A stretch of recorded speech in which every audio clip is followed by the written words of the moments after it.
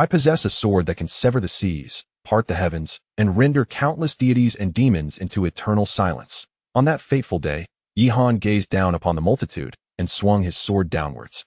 A decade prior, he had been coerced by the lord of the city into marrying into the family under the threat of his kin's lives, reduced to a mere vessel, enduring relentless torment.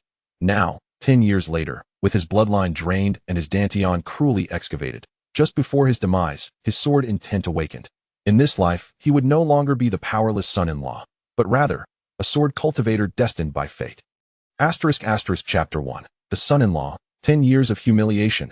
In Qingyang City, at the rear mountain, from the forsaken mine, a man's feeble roar echoed. Dream Qing Snow, you have finally achieved your desire. Yihan's voice was laden with boundless humiliation. Bare and shackled by iron chains, he lay upon the cold, damp ground, his body marred by alternating old and fresh whip scars, flesh torn and bones visible, smeared with blood and filth. With great effort, he lifted his gaze towards the proud woman adorned in fine garments before him, his eyes seething with unbridled rage. Indeed, 10 years have passed. Extracting your bloodline has proven quite the challenge. The woman before him was breathtakingly beautiful, the most renowned maiden in Qingyang City, the daughter of the Lord. She was also Yihan's wife, Dream Qing Snow. Tall and voluptuous, her skin was as smooth as snow, her enticing tongue caressing the crimson corners of her lips, her alluring apricot eyes glimmering with lingering desire. She raised a long whip, tilting his chin with a feigned tenderness. My husband, you were once the most talented individual in Qingyang City, awakening the supreme Yang bloodline, shining brightly and capturing the dreams of countless gifted maidens. Alas, you have been reduced to my vessel, barely surviving each day, akin to a half-dead dog. Doesn't that seem rather tragic? The whip, tainted with cruelty, grazed Yihan's face. A decade ago, when Yihan awakened his martial veins, he attracted attention with his rare supreme Yang body, filled with limitless potential. However, the Lord's estate had set their sights upon him. They threatened the lives of the hundreds from the Yi family, compelling Yihan to marry into the Lord's household. While others envied Yihan for embracing the city's most beautiful maiden, they were oblivious to the fact that from day one, he had been shackled in this abandoned mine by the Dream family, embarking on a torturous existence for 10 long years. Dream Qing Snow would whip Yihan daily, leaving him battered and bruised, fully stimulating his supreme Yang bloodline, before employing the vessel technique to engage with him. She siphoned his supreme Yang bloodline. Until today, Dream Qing Snow had drained the last drop of his supreme Yang spiritual blood, perfecting her own 9-yin bloodline. Her strength surged, presenting her with an opportunity to break through within 3 months, reaching the second realm of martial cultivation, opening the meridians. As for Yihan, his bloodline was exhausted, his body emaciated to the bone, every inch of him ravaged. After 10 years of torment, he was left a mere husk, utterly severed from the path of martial arts. Yihan, as per our agreement, after presenting a letter of divorce, you may leave the Dream family. Yet, I fear you may harbor resentment. What should I do? Dream Qing Snow was no fool to obtain all of Yihan's bloodline power. She spared no effort, employing every means to stimulate his bloodline over the past decade, with whipping merely being the most commonplace. She would even resort to flaying, shattering bones, and carving flesh. The various brutal tortures, even as she reflected upon them, sent chills down her spine. She did not believe that releasing Yihan would invoke gratitude. She feared retaliation. Even if Yihan were destined to become a waste, she remained uneasy. Yihan gritted his teeth, forcing a smile. With your allure, how could I possibly resent you? The experience of being with the most beautiful maiden in Qingyang City is not one everyone can enjoy for a decade. With a sharp dig, Dream King Snow's nails plunged into his shoulder. You still cannot change your obstinate nature. With a swift tug, she severed the tendons in his arm, causing his withered muscles to spasm violently, the excruciating pain nearly rendering him unconscious.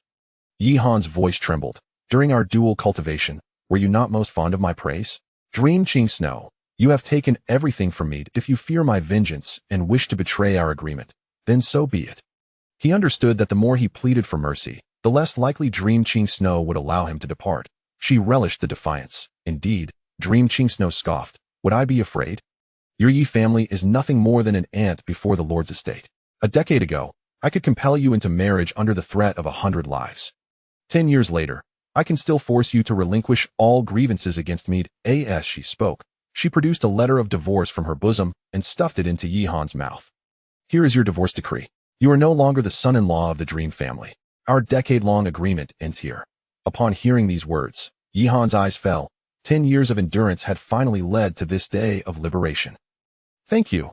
Yihan gritted out 2 words that in his heart. He began to anticipate the day he would turn the tide. When Yihan awakened his martial veins, he not only awakened the supreme young bloodline, but also the sword intent within his Dantian. This he had concealed deeply. Even when Dream Ching Snow nearly tortured him to death, he had steadfastly suppressed the sword intent within his Dantian.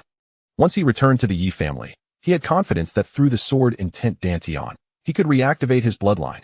There's no need for thanks. This divorce decree is not free. I shall exchange it for your Dantian. Dream Ching Snow chuckled coldly, her finger like a blade, piercing brutally into Yihan's abdomen. With a splatter, a surge of hot blood erupted, splattering across Dream King Snow's face, her smile growing ever more radiant. You have lost your bloodline. From now on, you shall be but a waste. Thus, destroying your Dantian bears no consequence. Even as husband and wife, let this serve as a memento before your departure. As she spoke, her palm gradually tightened, forcefully extracting Yihan's Dantian, inch by inch, from his body. Dream Ching Snow, you vile wretch. The agony was akin to having one's soul shattered, nearly causing Yihan to lose consciousness. His body trembled, his face contorted, every chain binding him rattling violently as he appeared like a specter risen from the depths of hell. Yet, no matter how he screamed, it was in vain. The sword intent Dantian he had concealed for a decade was obliterated by this malicious wretch. His only hope of reversal was crushed. At this moment, he yearned to tear Dream Ching Snow apart, to savor her piece by piece. Yet the more enraged he became, the brighter her smile shone. She produced a pill and forced it into his mouth. All right, my husband. The pain is merely temporary. After consuming this pill, you may awaken to find yourself in the Yi family, just as you have longed for. As she spoke, she casually tossed the shattered Dantian before Yihan, striking it upon the letter of divorce she had penned. Watching as blood and filth splattered across Yihan's face, she smiled in satisfaction before turning away without a backward glance. Yihan swallowed the pill, his insides rotting, his eyes bloodshot. He gazed at the blurred figure retreating, his eyes aflame with murderous intent. Dream Ching Snow, is this how you honor our agreement? I refuse to accept this. 10 years as a vessel, fulfilling your 9 bloodline's ascension, and this is how you repay me. I, Yihan, vow that if there is a next life, I shall kill you. Just as his vitality began to wane, a sudden explosion resonated in his mind. Boom! Endless sword intent surged forth, illuminating the chaotic soul palace. There, it gradually coalesced into a colossal sword of heaven and earth. Chapter 2.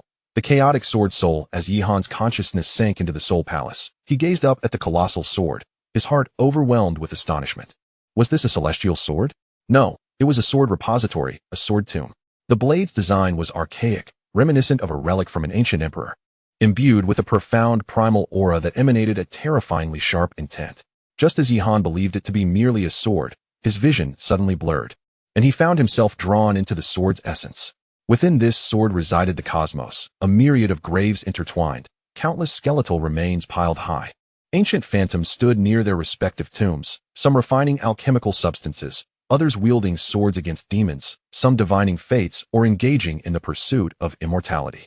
In the distance, colossal shadows of malevolent beings obscured the sky, intent on annihilating the heavens and the earth. Yihan was utterly stunned.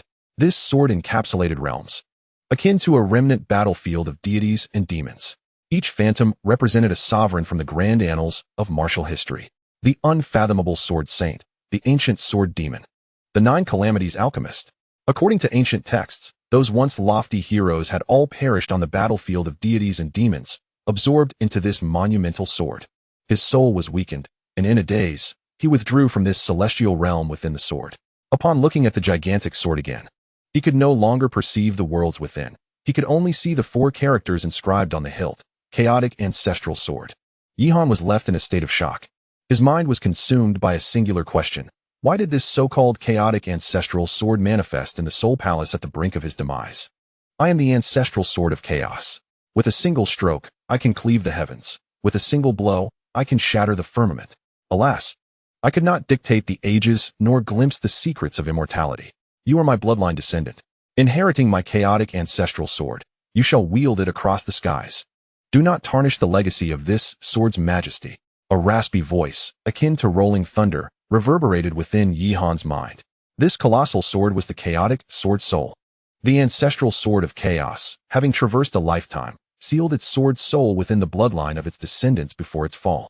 To awaken it required a sufficiently potent chaotic bloodline. For millennia, only Yihan had met the criteria. The Nine-Sun bloodline was merely a facade before the complete awakening of the chaotic bloodline. He was meant to awaken the chaotic bloodline once he entered the meridian opening realm and attained a measure of self-preservation, along with the emergence of the chaotic sword soul. However, he had not anticipated an unexpected encounter with the venomous hands of Meng Qingxue, which forced an early awakening before his life force waned. Heaven does not abandon me.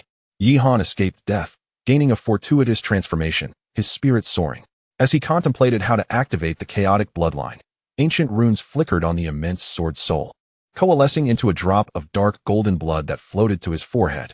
With a hissing sound, a wave of intense heat washed over him. That drop of dark golden blood seeped into his soul, while an overwhelming demonic aura surged forth. It transformed into an inexhaustible reservoir of pure power, enveloping Yihan's frail body. This was a drop of ancient demonic blood. Originating from the sword soul's tomb, it carried with it a remnant of ancient memories.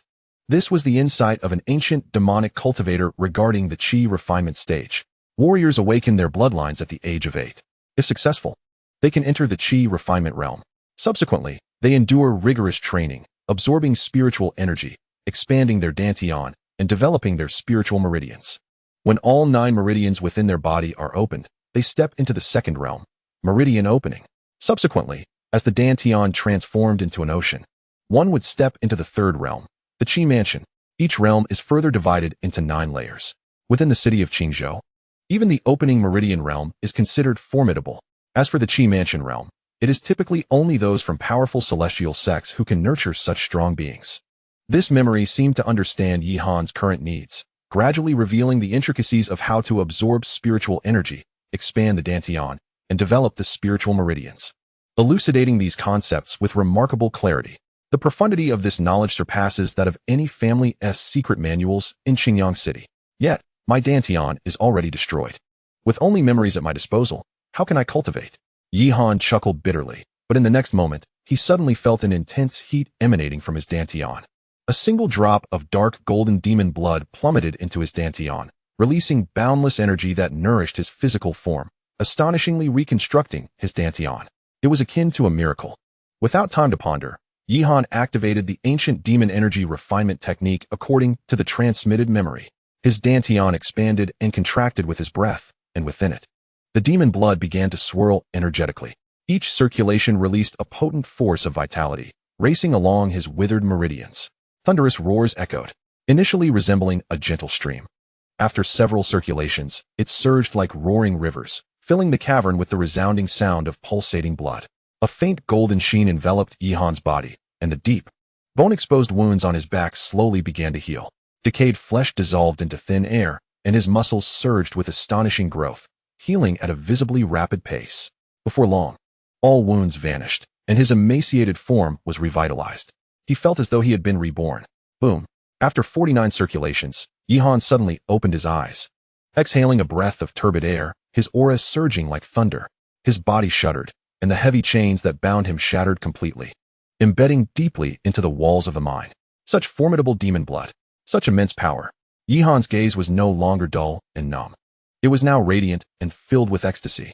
After enduring a decade of bloodshed, tormenting his body, humiliating his spirit, and extracting his essence, he had thought he would quietly perish in the filthy, stench-ridden, abandoned mine.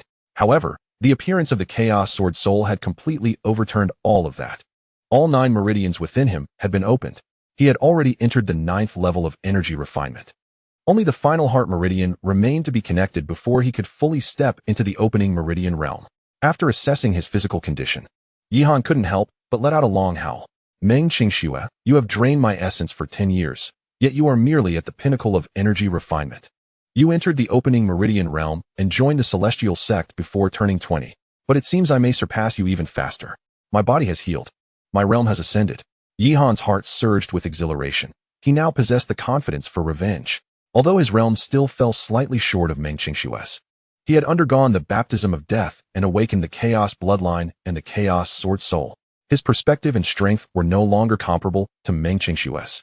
He was certain he would enter the opening meridian realm before her. As thoughts of Meng Qingxue crossed his mind, his eyes, ablaze with fury, reflected her enchanting figure, flashing before him like a revolving lantern. At the age of 8, during the first time she drained his bloodline, she bit down on her silver teeth, secretly enduring the pain. At the age of 12, beneath him, she quivered, beseeching with a plaintive whisper. At the tender age of 15, Yihan's bloodline began to wane. In a desperate attempt to awaken it, she wielded a whip and nails, mercilessly inflicting wounds upon him, only to tenderly envelop him with her supple form afterward, remorsefully drinking in every drop of his essence. By 17, she had grown as indifferent as the Grim Reaper, employing various instruments of torment to extract the last vestiges of his spiritual blood. She ravaged him with reckless abandon, fervently calling out as if possessed, yearning to drain him completely. Meng Qingxue, you were meant to fulfill our pact. We could have parted amicably. Though I bear scars, a fragment of affection lingers for you. Yet your cruelty knows no bounds, and I shall ensure you pay in kind for the blood you have shed. Just then, 2 guards, tasked with overseeing Yihan, entered the cavern. Chapter 3. Crush and Exploit. Collect the interest first.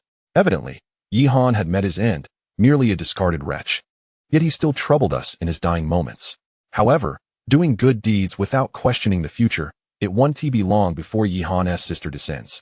We shall facilitate their reunion below, which can be deemed a benevolent act. The echoes within the cave grew ever closer. 2 guards, with furtive eyes, entered bearing torches. And upon spotting Yihan standing in scathe, they rubbed their eyes in disbelief. Yihan, how can you be unharmed? For a decade, they had been responsible for his sustenance, witnessing the torment he endured over the years. At times, he had been forced to crawl like a dog to eat, too weak to rise. Coupled with the lady's recent words, he was presumed to be on the brink of death. Yet how could he now stand intact? Yihan's gaze turned frigid. He overheard their conversation. Someone intended to harm his sister. What were you discussing just now? The 2 guards, named Meng San and Meng Si, had spent 10 years safeguarding this mine, redirecting their pent-up ire toward Yihan. When delivering his meals, they humiliated him, treating him like a beggar. After Yihan and Meng Qingxue's shared cultivation, they would come to inflict salt upon his wounds. Envious of Yihan's connection with Meng Qingxue, they subjected him to relentless beatings, which had become a routine affair. Years of animosity had accumulated, had it not been for the need to pose a few inquiries.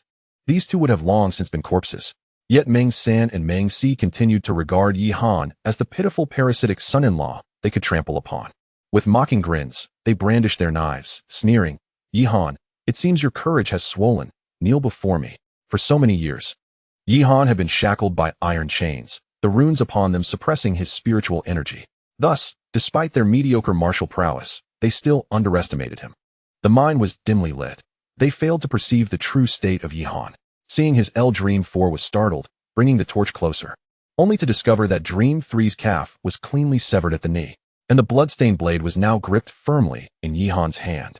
Yihan, were you not incapacitated by the young lady? How can you still wield a sword? No, the chain's on you. Your injuries. How could you possibly be unscathed? Before Dream 4 could finish his words, a large hand clutched his throat, lifting him effortlessly. Yihan's gaze was filled with murderous intent. I shall inquire once more. What has befallen my sister during your earlier conversation? Yihan, having lost his parents at a young age, was raised solely by his sister, who was the only sacred bond in his heart. Dream 4's face turned crimson as he struggled to speak. It is the Liu family from Qingyang City. They have set their eyes on your Yi family's floating leaf sword technique. Hence they wish to propose to your sister, seeking a pretext to obtain the floating leaf sword manual. Yihan's grip tightened like a vice. What does this have to do with my sister's life or death? Dream 4 spoke with great difficulty. For the past decade, your sister has been rendered immobile, reduced to a mere shell of her former self. Furthermore, the suitors are not one, but the Liu brothers, Liu Qing and Liu Yang. They are notorious lechers in Qingyang City, reveling in the torment of women. Leveraging the Liu family's influence, they have forcefully wed numerous women, always 2 brothers for 1 bride, jointly inflicting suffering. Over the span of 3 years, they have been responsible for the deaths of no fewer than 10 women. With your sister's frail constitution, she would likely not survive a single night. Crack. Before Dream 4 could finish, Yihan snapped his neck with a swift motion. He discarded the lifeless body onto the ground, crushing its skull beneath his foot. He turned his gaze towards the dismembered Dream 3. Before I joined the Meng family, Meng Qingxue promised to protect the Yi family for 10 years. She had clearly given her word, yet what has happened to my sister's legs? Now she is to be forcibly wed. Does she not care? At that moment, Dream 3. Terrified by the specter of death that was Yi Han, lost control of his bodily functions. Stammering, he explained, Miss Ming Qingxue indeed safeguarded your Yi family for a decade. However, today, the 10-year pact has reached its conclusion. Had it not been for the Ming family's influence, your sister would have already been abducted by the Liu brothers. Though she is paralyzed, her beauty is unparalleled. Such a woman, not just the Liu brothers, but any man would find it hard to resist. As he spoke, he noticed Yi Han advancing with deliberate steps, and he shrieked in panic, Do not come closer. Yi Han, I beg you, do not kill me. I am willing to be your servant, to toil for you. Treat me as I once treated you. Please, spare my life. Yi Han showed no mercy. He delivered a devastating kick that shattered Dream 3's chest, grinding his face into the ground. Do you understand? From the moment you first shouted at me, you had already signed your death warrant. You should be grateful to have lived this long. Crack, crack, crack. Yi Han slowly crushed Dream 3's skull, forcing him to savor the taste of death amidst his terror and despair. The ghastly demise served to purge the humiliations Yi Han had endured over the past decade. Yet, this was far from sufficient. Meng Qingxue, what you owe me cannot be settled with the deaths of 2 guards. The torment I have suffered, I demand you repay in full. What commotion is that? Dream 3? Dream 4? What has happened to you? Outside, dozens of valiant guards rushed in after hearing the anguished cries of Meng San just before his demise. Yi Han navigated the intricate labyrinth of the abandoned mine, deftly shaking off his pursuers. He raised his blade, envisioning the chaotic sword soul, and struck with tremendous force. A terrifying sword intent surged into the forsaken cavern, shattering rocks and causing a complete collapse, entombing the guards within. Let me collect some interest first, Meng Qingxue. Once I have dealt with the affairs of the Yi family, I shall return to indulge in our games. The sun shone warmly, accompanied by a gentle breeze that caressed Yi Han's face, which had not felt the light for a decade. His appearance was striking, with features chiseled like a masterful sculpture, and his eyes, profound as the stars, gazed ominously toward the direction of the Yi family. It had been 10 long years. I, who was once welcomed into the Yi family, endured endless humiliation and torment. Yet, why did my beloved kin disregard my plight? Even my only sister could not protect me? Chapter 4, A Forceful Marriage Proposal. You have lived in vain. In Qingyang City, the weather was delightful. However, the atmosphere above the Yi residence felt stifling and oppressive. Yi Yuan, your brother has endured 10 years in the Meng family for the sake of our clan.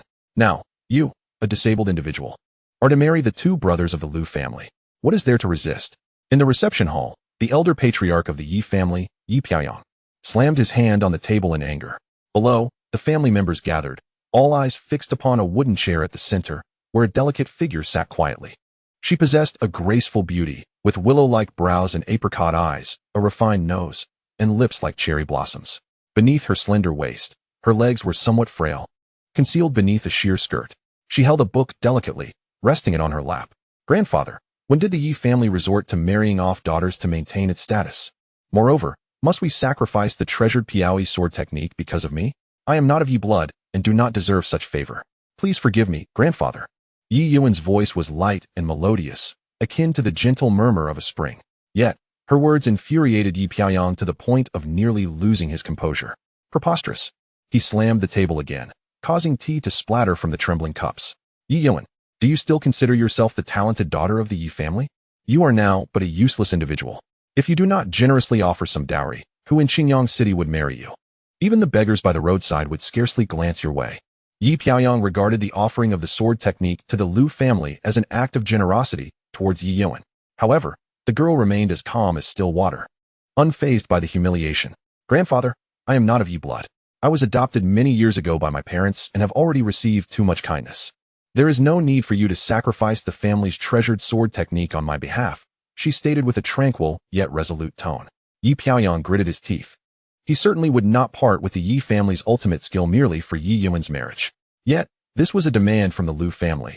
If he did not acquiesce, they would annihilate the Yi family. Please, persuade her. He turned to the crowd, and a few women related to Yi Yuan stepped forward. They were her cousins. Yuan, you are no longer a child. You must marry sooner or later. Your current circumstances, dear Liu brother's willingness to accept you are indeed a stroke of fortune. Do not fail to appreciate it. Indeed, Yi Wang, it is a pity that your sister-in-law married early. Otherwise, she would have eagerly wished to join the Liu family, which is currently flourishing. After your marriage, who in Qingyang City would dare to look down upon you? Yi Wang lifted her gaze, and since her cousin is willing, then she might as well marry into the Lu family. The Yi family is quite generous, even offering their sword techniques. Surely, her cousin would not mind. Yi Wang, you must not be excessive.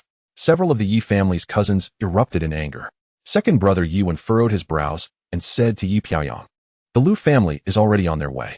I see this as Yi Wang's blessing. If she fails to cherish it, then let the clan leader arrange a marriage contract for her, lest she miss this fortunate opportunity. Third brother Yi Wu echoed, Yi Wang is already a burden. Keeping her in the family would only waste resources. Marrying her off could bring in 1,000 spirit crystals from the Lu family, thereby repaying the Yi family's kindness. Yi Wang's expression finally shifted. No, this is my own marriage. I must take charge of it myself. You cannot decide for me. Clan leader Yi Piaoyang sneered. You refuse to negotiate properly. Do not blame us for tearing apart our relations. Today, you shall marry, whether you like it or not. Yi Wang bit her lip. I refuse. My brother has been with the Meng family for 10 years. Now that the agreed period has expired, he should be returning. I want to see him one last time. She concealed a dagger within her sleeve, fully aware of the heinous deeds committed by the Lu brothers. Marrying them would be akin to descending into hell. She resolved that if she could at least see Yi Han one last time, she would have no regrets in death. Suddenly, a mocking laughter echoed from outside. The Lu brothers are not marrying you. They are merely purchasing you for their own amusement. You are nothing but a slave. What qualifications do you have to negotiate? Everyone turned to see two diminutive men, barely 5 feet tall, accompanied by 2 powerful guards. The Lu family, Lu Fun and Lu Xiang, had arrived. Despite their short stature, they possessed the strength of the opening veins realm, and no one dared to underestimate them. Welcome, esteemed young masters of the Lu family. Yi Piaoyang, seated at the head, wore a sycophantic smile and hurried down to greet them. Spare us the pleasantries. Lu Fun and Lu Xiang, upon entering, had their eyes fixed on Yi Wang. Their lecherous gazes roamed over her, nearly drooling as they demanded, Old fool, quickly draft a deed for us. Present this little cripple along with your Yi family's Piao Ye sword technique. Otherwise, I shall take both her and the sword technique. And not a single spirit crystal shall you possess. This was a condition the Lu family had long since presented. 1,000 spirit crystals could purchase 10 shops in Qingyang City. Not a trivial sum for the Yi family, but from the Lu brothers' perspective, it was already a generous offer. Yi Piaoyang immediately forced a smile. Of course, I have prepared the marriage contract. He produced a piece of paper and presented it before Yi Wang, whispering, hurry and sign it. Do not embarrass me in front of the Lu family. Otherwise, you will never see Yi Han again. The members of the Yi family looked at Lu Yiwang coldly. Very well, I will sign. Yi Wang turned her gaze towards the empty doorway, her eyes devoid of light. She feigned signing the marriage contract, but suddenly drew a dagger, resolutely aiming it at her own heart. She would rather die than become the plaything of 2 brutes. Yet, she was swift, but the brothers from the Lu family were swifter. Their gazes had never strayed from Lu Yuan, and at the moment she struck, a fierce surge of spiritual energy erupted, seizing her wrist with a vice-like grip. Lu Fan sneered, declaring that anyone the Lu brothers set their sights on must come alive to them. But fret not, for once they tire of their amusement, they shall grant her death. They would play with her until she was a helpless, quivering wreck, until her body was rigid and unresponsive. Ensuring their expenditure of 1,000 spirit crystals was not in vain. Would you not agree, my lovely maiden? As he spoke, he extended his blood-red tongue toward the tear-streaked face of Yi Yuan with a slow, predatory motion. At the same time, Lu Xiang reached out to her powerless legs. In the matter of humiliating women, neither brother would yield an inch to the other. Yi Yuan broke down in tears, sobbing, Yi Han, I'm sorry. The Yi family members sighed in despair, turning away and closing their eyes, unable to bear the sight. In the next moment, a series of slaps echoed across the room. Yi Piaoyang, his back turned to them, flushed with humiliation, said, Brothers Lu, might you wait until we return to act? The ancestral spirits of the Yi family are still watching. In response, Yi Han erupted with murderous rage. You wretched old fool. How dare you mention our ancestors while allowing outsiders to humiliate my sister? Your life has been a disgrace. Chapter 5. What is a sword cultivator in the opening veins realm? Yi Han, when did you return? Yi Piaoyang turned to see Yi Han standing beside a wooden chair, tightly embracing the tearful Lu Yuan. Below him, Lu Fun and Lu Xiang were clutching their swollen faces, bewildered. Damn it, you're a member of the Yi family. You're courting death. As the 2 brothers prepared to retaliate, Yi Piaoyang hurried to pacify them. Please, do not be angered. This rebellious child is the son-in-law of the Meng family, Yi Han. I shall deal with him and provide you both with an explanation. With that, he stood before Yi Han, reprimanding him. You wretched creature, who permitted you to return to the Yi family? Kneel and apologize. Wretched creature? Yihan laughed, though the mirth was colder than steel. What a fitting term. To preserve your lives, I endured humiliation by marrying into the Meng family, suffering for 10 long years. Your ingratitude does not surprise me. With that, his eyes seemed to emit a tangible blade-like energy, glaring at Yi Piaoyang as his words ground out through clenched teeth. Yet you dare collude with outsiders to humiliate my sister? Yi Piaoyang and several elders of the family were momentarily stunned by Yi Han's fierce demeanor. After a long pause, one of them finally spoke, but you should not have come back. Offending the Lu family means the end of good days for the Yi family. Who will cover the losses you've incurred? The Lu brothers rose, their expressions coldly amused. As for compensation, that is irrelevant. Because you struck me, you all shall pay with your lives. With that, the two men's clothing billowed as the chilling intent of their spiritual energy coalesced, causing Yi Piaoyang to tremble in fear. The Yi family has only one practitioner at the meridian opening stage, and he has ascended to this level solely through the family's spiritual herbs. The Lu brothers truly possess the strength to annihilate the Yi family. Slap. Before Yi Piaoyang could plead for mercy, Yihan delivered another brutal slap. This time, infused with sword intent, his hand struck Lu Fun's cheek, leaving it sunken. The flesh torn, and blood mixed with shattered teeth spilling onto the ground. Who invited you to meddle in the affairs of the Yi family? Lu Fun's eyes widened, bloodshot with rage. You insolent brat, I shall sever your limbs and knock out your teeth. Then, I will speak as I please. And you wretched sister of his. The Lu brothers instilled fear even in the dream family of the city lord's mansion, and other prominent families recoiled at their presence like mice before a cat. They had never endured such humiliation. As he spoke, he intended to thoroughly suppress Yihan. Yet, Yihan's response was swifter. With a palm strike as swift as lightning, he struck Lu Fun's neck, tearing his head clean off. Flesh hung in tatters, and the trachea was pulled out, leaving Lu Fun in bewilderment until his last breath, unable to comprehend how this could happen to him, a practitioner of the meridian opening stage. You, a mere boy. How could you possibly kill him? Yihan smashed his fist into Lu Fun's mouth, ripping his head away, plunging the arena into an eerie silence. Thud. He tossed the bloodied head at Lu Xiang's feet. It is your turn now. His murderous intent surged, concealing a hidden sword intent. A wisp of chaotic sword intent, combined with a body forged by demonic blood, bolstered his confidence as a practitioner at the 9th level of Qi refinement, enabling him to slay those at the meridian opening stage. Lu Xiang, jolted from his shock, exclaimed, You dared to ambush my brother. His teeth clenched, fury radiating from him. Like Lu Fun, he could not fathom that Yihan, at such a young age, could possess the strength to contend with those at the meridian opening stage. He summoned all his spiritual energy and commanded 2 peak body refinement guards to surround Yihan. At that moment, Yi Piaoyang finally reacted, but instead of aiding Yihan, he roared in anger, You wretched beast. You have slain Lu Fun, bringing calamity upon the Yi family. I truly regret not having crushed you and your crippled sister in the cradle when you were but a child. As he spoke, he too summoned his spiritual energy. Addressing Lu Xiang, Young Master Lu, Yihan is not one of us. He is a son-in-law of the Meng family. If we unite and capture him, we can present his head as an apology. Before his words could settle, Yihan drew the dagger from his waist. With a sudden flourish, the rampant sword intent stirred a gentle breeze. This old fool is nothing but a beast. He does not deserve the surname Yi. Very well, capture Yihan, and we shall deliver your Yi family's daughters-in-law, and this matter will be settled. Lu Xiang nodded in agreement. But suddenly, he felt a looseness at the back of his neck, something dropping from it. He widened his eyes, attempting to turn and look, only to find his head had completely separated from his body, thudding to the ground.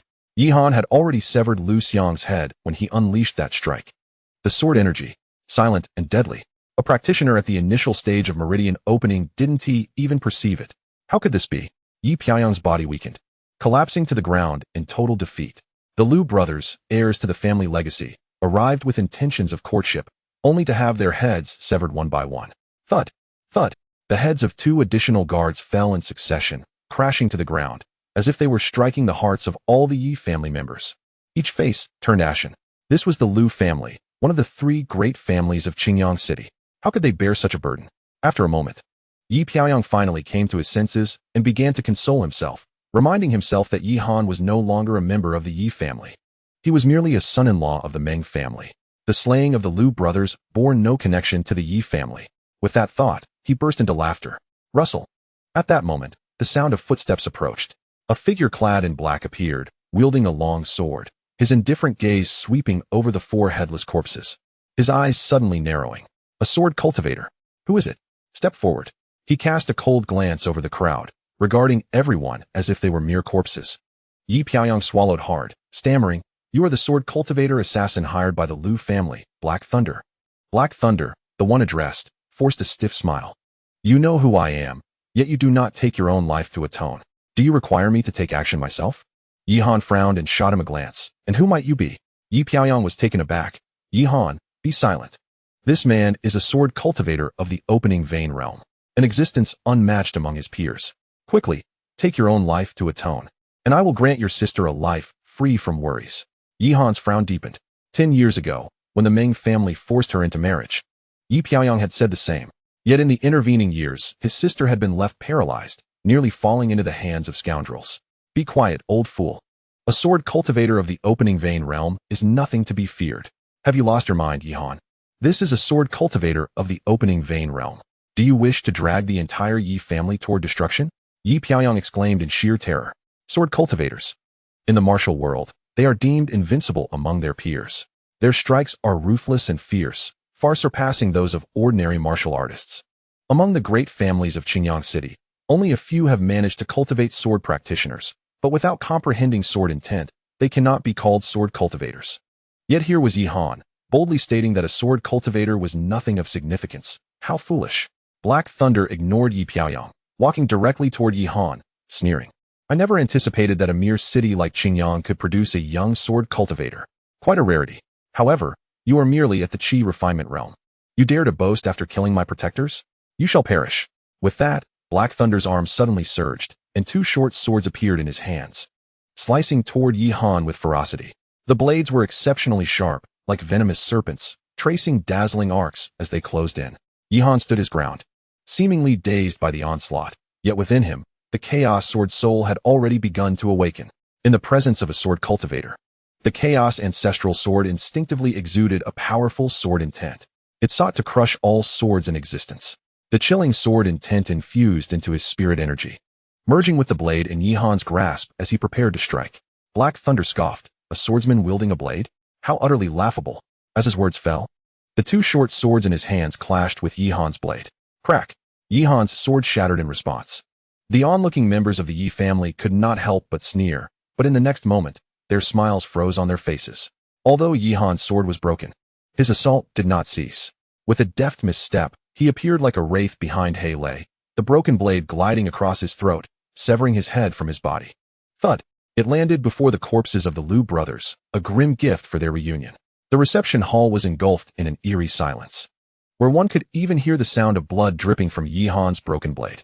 One by one, the Yi family members struggled to turn their heads, finally settling their gazes upon Yi Han. "Yi Han, you have slain the Liu brothers, and now you dare to kill He Lei. You have plunged the Yi family into an abyss from which there is no return. Every swordsman is backed by a formidable force, far beyond their immediate kin." Yi Piaoyang's countenance turned ashen, pointing to the wooden chair before Yi Han. He lamented, "Had you wed your sister off, the Yi and Liu families would have coexisted peacefully, and even had opportunities for future collaboration. But you, ungrateful wretch, have slaughtered them all. The Yi family is doomed because of you." A wave of despair swept through the hall. Some individuals even pointed fingers at Yi Han and Yi Yuan, hurling accusations at them. "Yi Han, have you spent 10 years in the Meng family and emerged as a swordsman?" On the chair, Yi Yuan was already in tears, gazing at her brother whom she had missed for a decade. Only she cared about Yi Han's strength and his safety. Upon hearing Yi Yuan's words, Yi Piaoyang finally reacted, hastily inquiring, "Yi Han, what on earth is going on? You were tormented in the Meng family. How could you possibly become a swordsman?" By his side were several elders of the Yi family. The corpulent second elder, his face flushed, gritted his teeth and declared, "Even if he has become a swordsman, so what? He has killed the Liu brothers. The head of the Liu family will surely not spare us. He is at the pinnacle of the Meridian opening realm, a top-tier powerhouse in Qingyang City."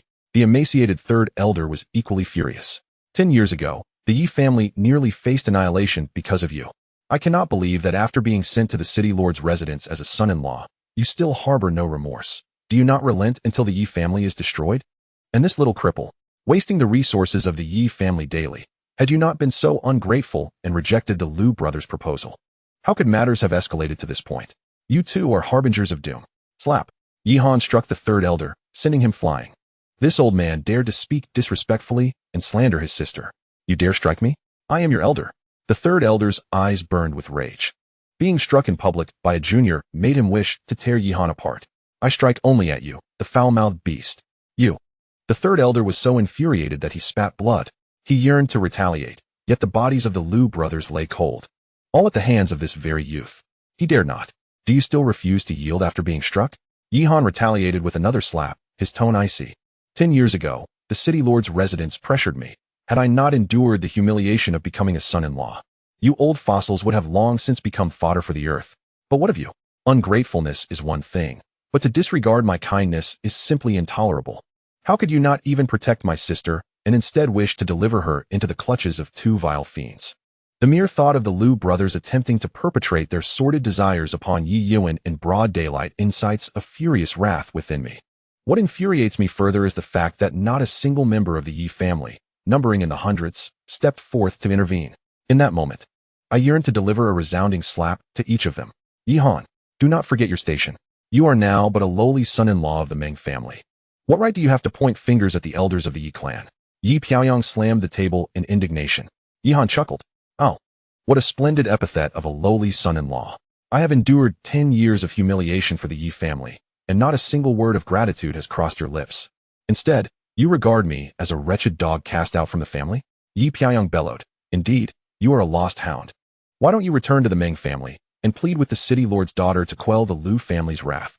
Yihan closed his eyes and inhaled deeply. When he opened them once more, the flames of anger had turned to ice. These people are unworthy of being my kin. You wish for me to seek aid from the city lord's residence? Then I pose a question. If you do not acknowledge me as a member of the Yi family, why should I beg for your sake? Yihan spoke with a calm demeanor. Yi Piaoyang instinctively retorted, because it is you who has slain these people. Yihan cast the broken sword upon the ground. But I am merely a son-in-law of the Meng family, a so-called useless being in your eyes. Do you think outsiders would believe I killed a sword cultivator of the opening veins realm? Yi Piaoyang was momentarily speechless. The long-suffering second elder, having reached his limit, stepped forward. Yihan, your Zhuyang bloodline has been drained. The city lord's residents will not come to your aid. Simply bind him and deliver him to the Liu family as an apology. If he becomes a sword cultivator, extracting the sword embryo from within him should appease the Liu family's anger. Chapter 7. Dismemberment. What did you say? Yihan suddenly bellowed, questioning the second elder. How do you know that my Zhuyang bloodline has been drained? What transpired a decade ago?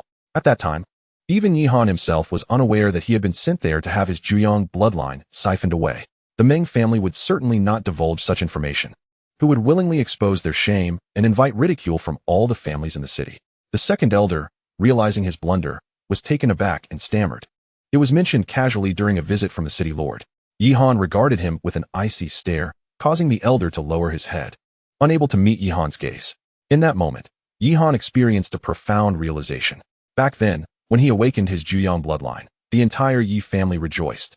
Yihan's great-grandfather had even decreed that all members of the Yi family conceal the true nature of the bloodline.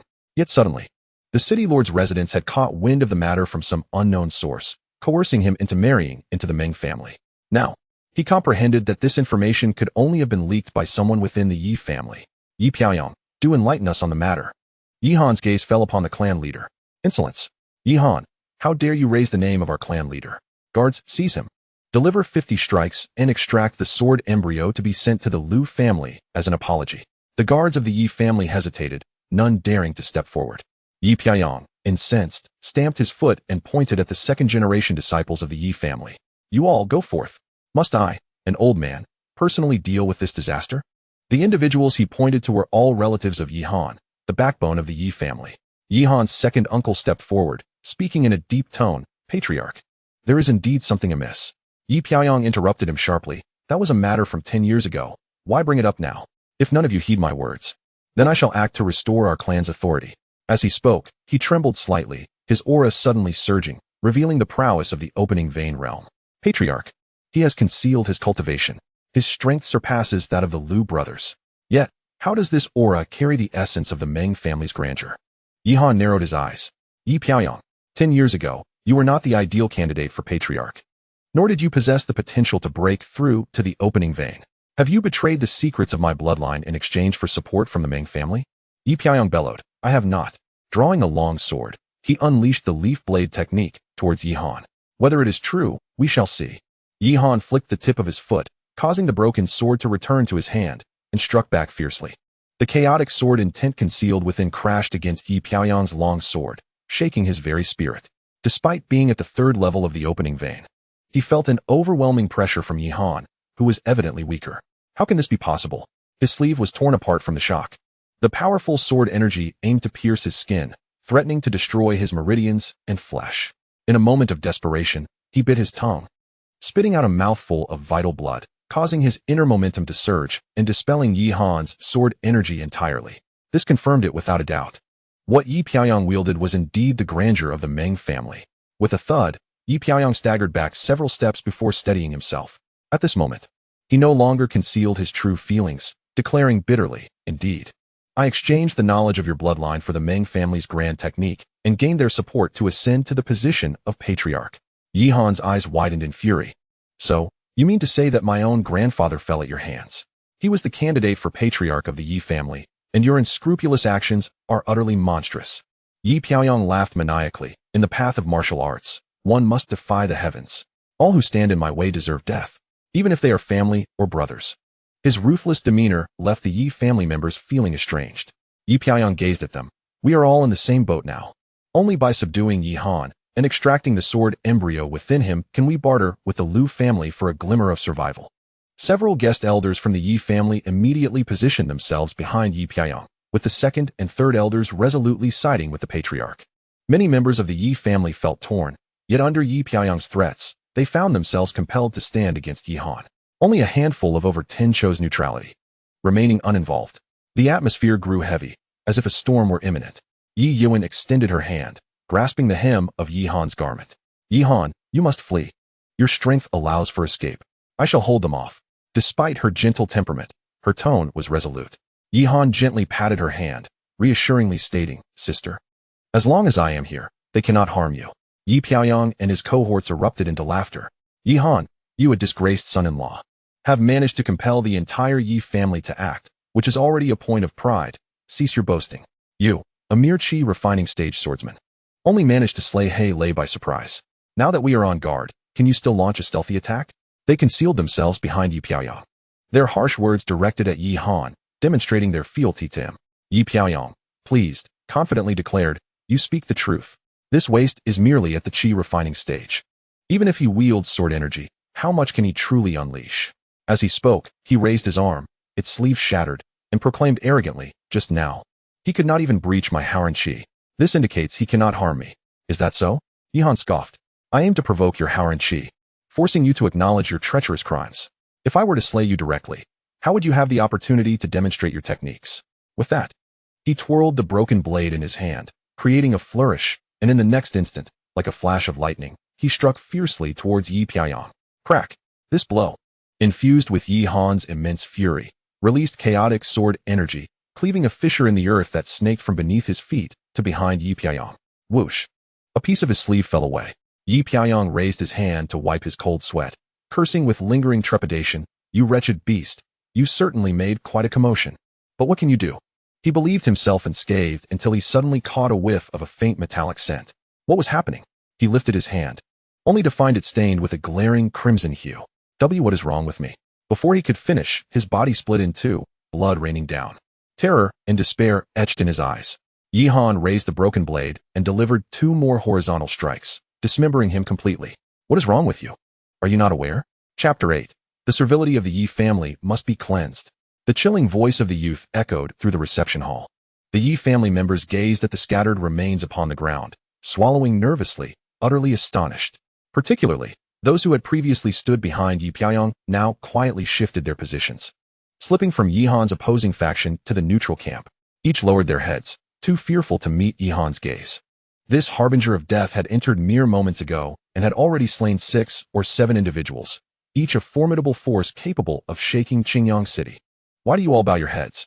Did you not proclaim to escort me to the Lu family to extract the sword embryo from my body as an apology?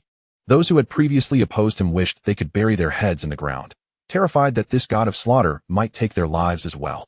Meanwhile, the members of the neutral camp were not overly concerned, relieved they had made the right gamble. The second elder and third elder now hid at the back of the crowd. Their faces still bore the vivid imprints of red slaps. Yet now they dared not harbor any resentment towards Yihan. They exchanged furtive glances before extending their arms to touch Yihan's second uncle, Yi Qingshan. His two nephews pondered. How could Yihan have killed the clan leader? He showed such disregard for his elders. The clan leader only sought to educate him for his own good, yet Yihan had taken his life. Moreover, he had dismembered him. Did this fellow possess any humanity?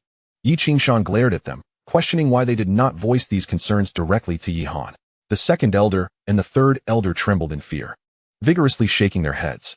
It would be sheer folly to step forward at such a moment. They would truly be courting death. Nevertheless, second uncle Yi Qingshan chose to speak up.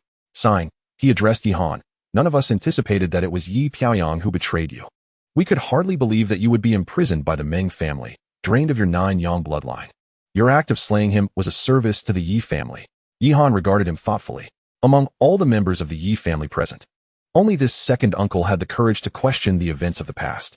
Thus, Yihan held him in relatively high esteem. What do you wish to convey? Speak freely, he urged. It was evident to Yihan that his uncle's intentions were not merely to offer praise. Yi Qingshan felt somewhat embarrassed, scratching his head. For reasons unknown, Yihan, though merely a youth, seemed to possess an insight that could pierce through all veils.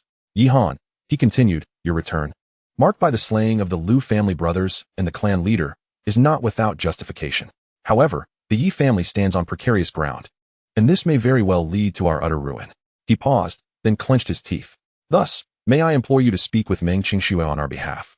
Her intervention might afford the Yi family a glimmer of hope. At the mention of Meng Qingxue, Yihan's lips curled into a cold smile. For the past decade, she has merely exploited my bloodline. Did you truly believe there was any bond between us? He silently added, while there had been some semblance of connection, it had been irrevocably severed when she ruthlessly struck him down. His return to the Meng family was solely for the purpose of vengeance. Yi Qingshan was taken aback. I apologize. I had no idea you had sacrificed so much for the Yi family. But must we simply stand by and watch our century-old legacy crumble to dust? He appeared somewhat cautious. In the neutral faction, a few middle-aged men devoted to the Yi family murmured their agreement. Indeed, Yihan, given your strength to slay those at the opening veins level, could you not devise a means to save the Yi family once more? Yihan let out a cold laugh. Previously, you regarded me as nothing more than a consort of the Meng family.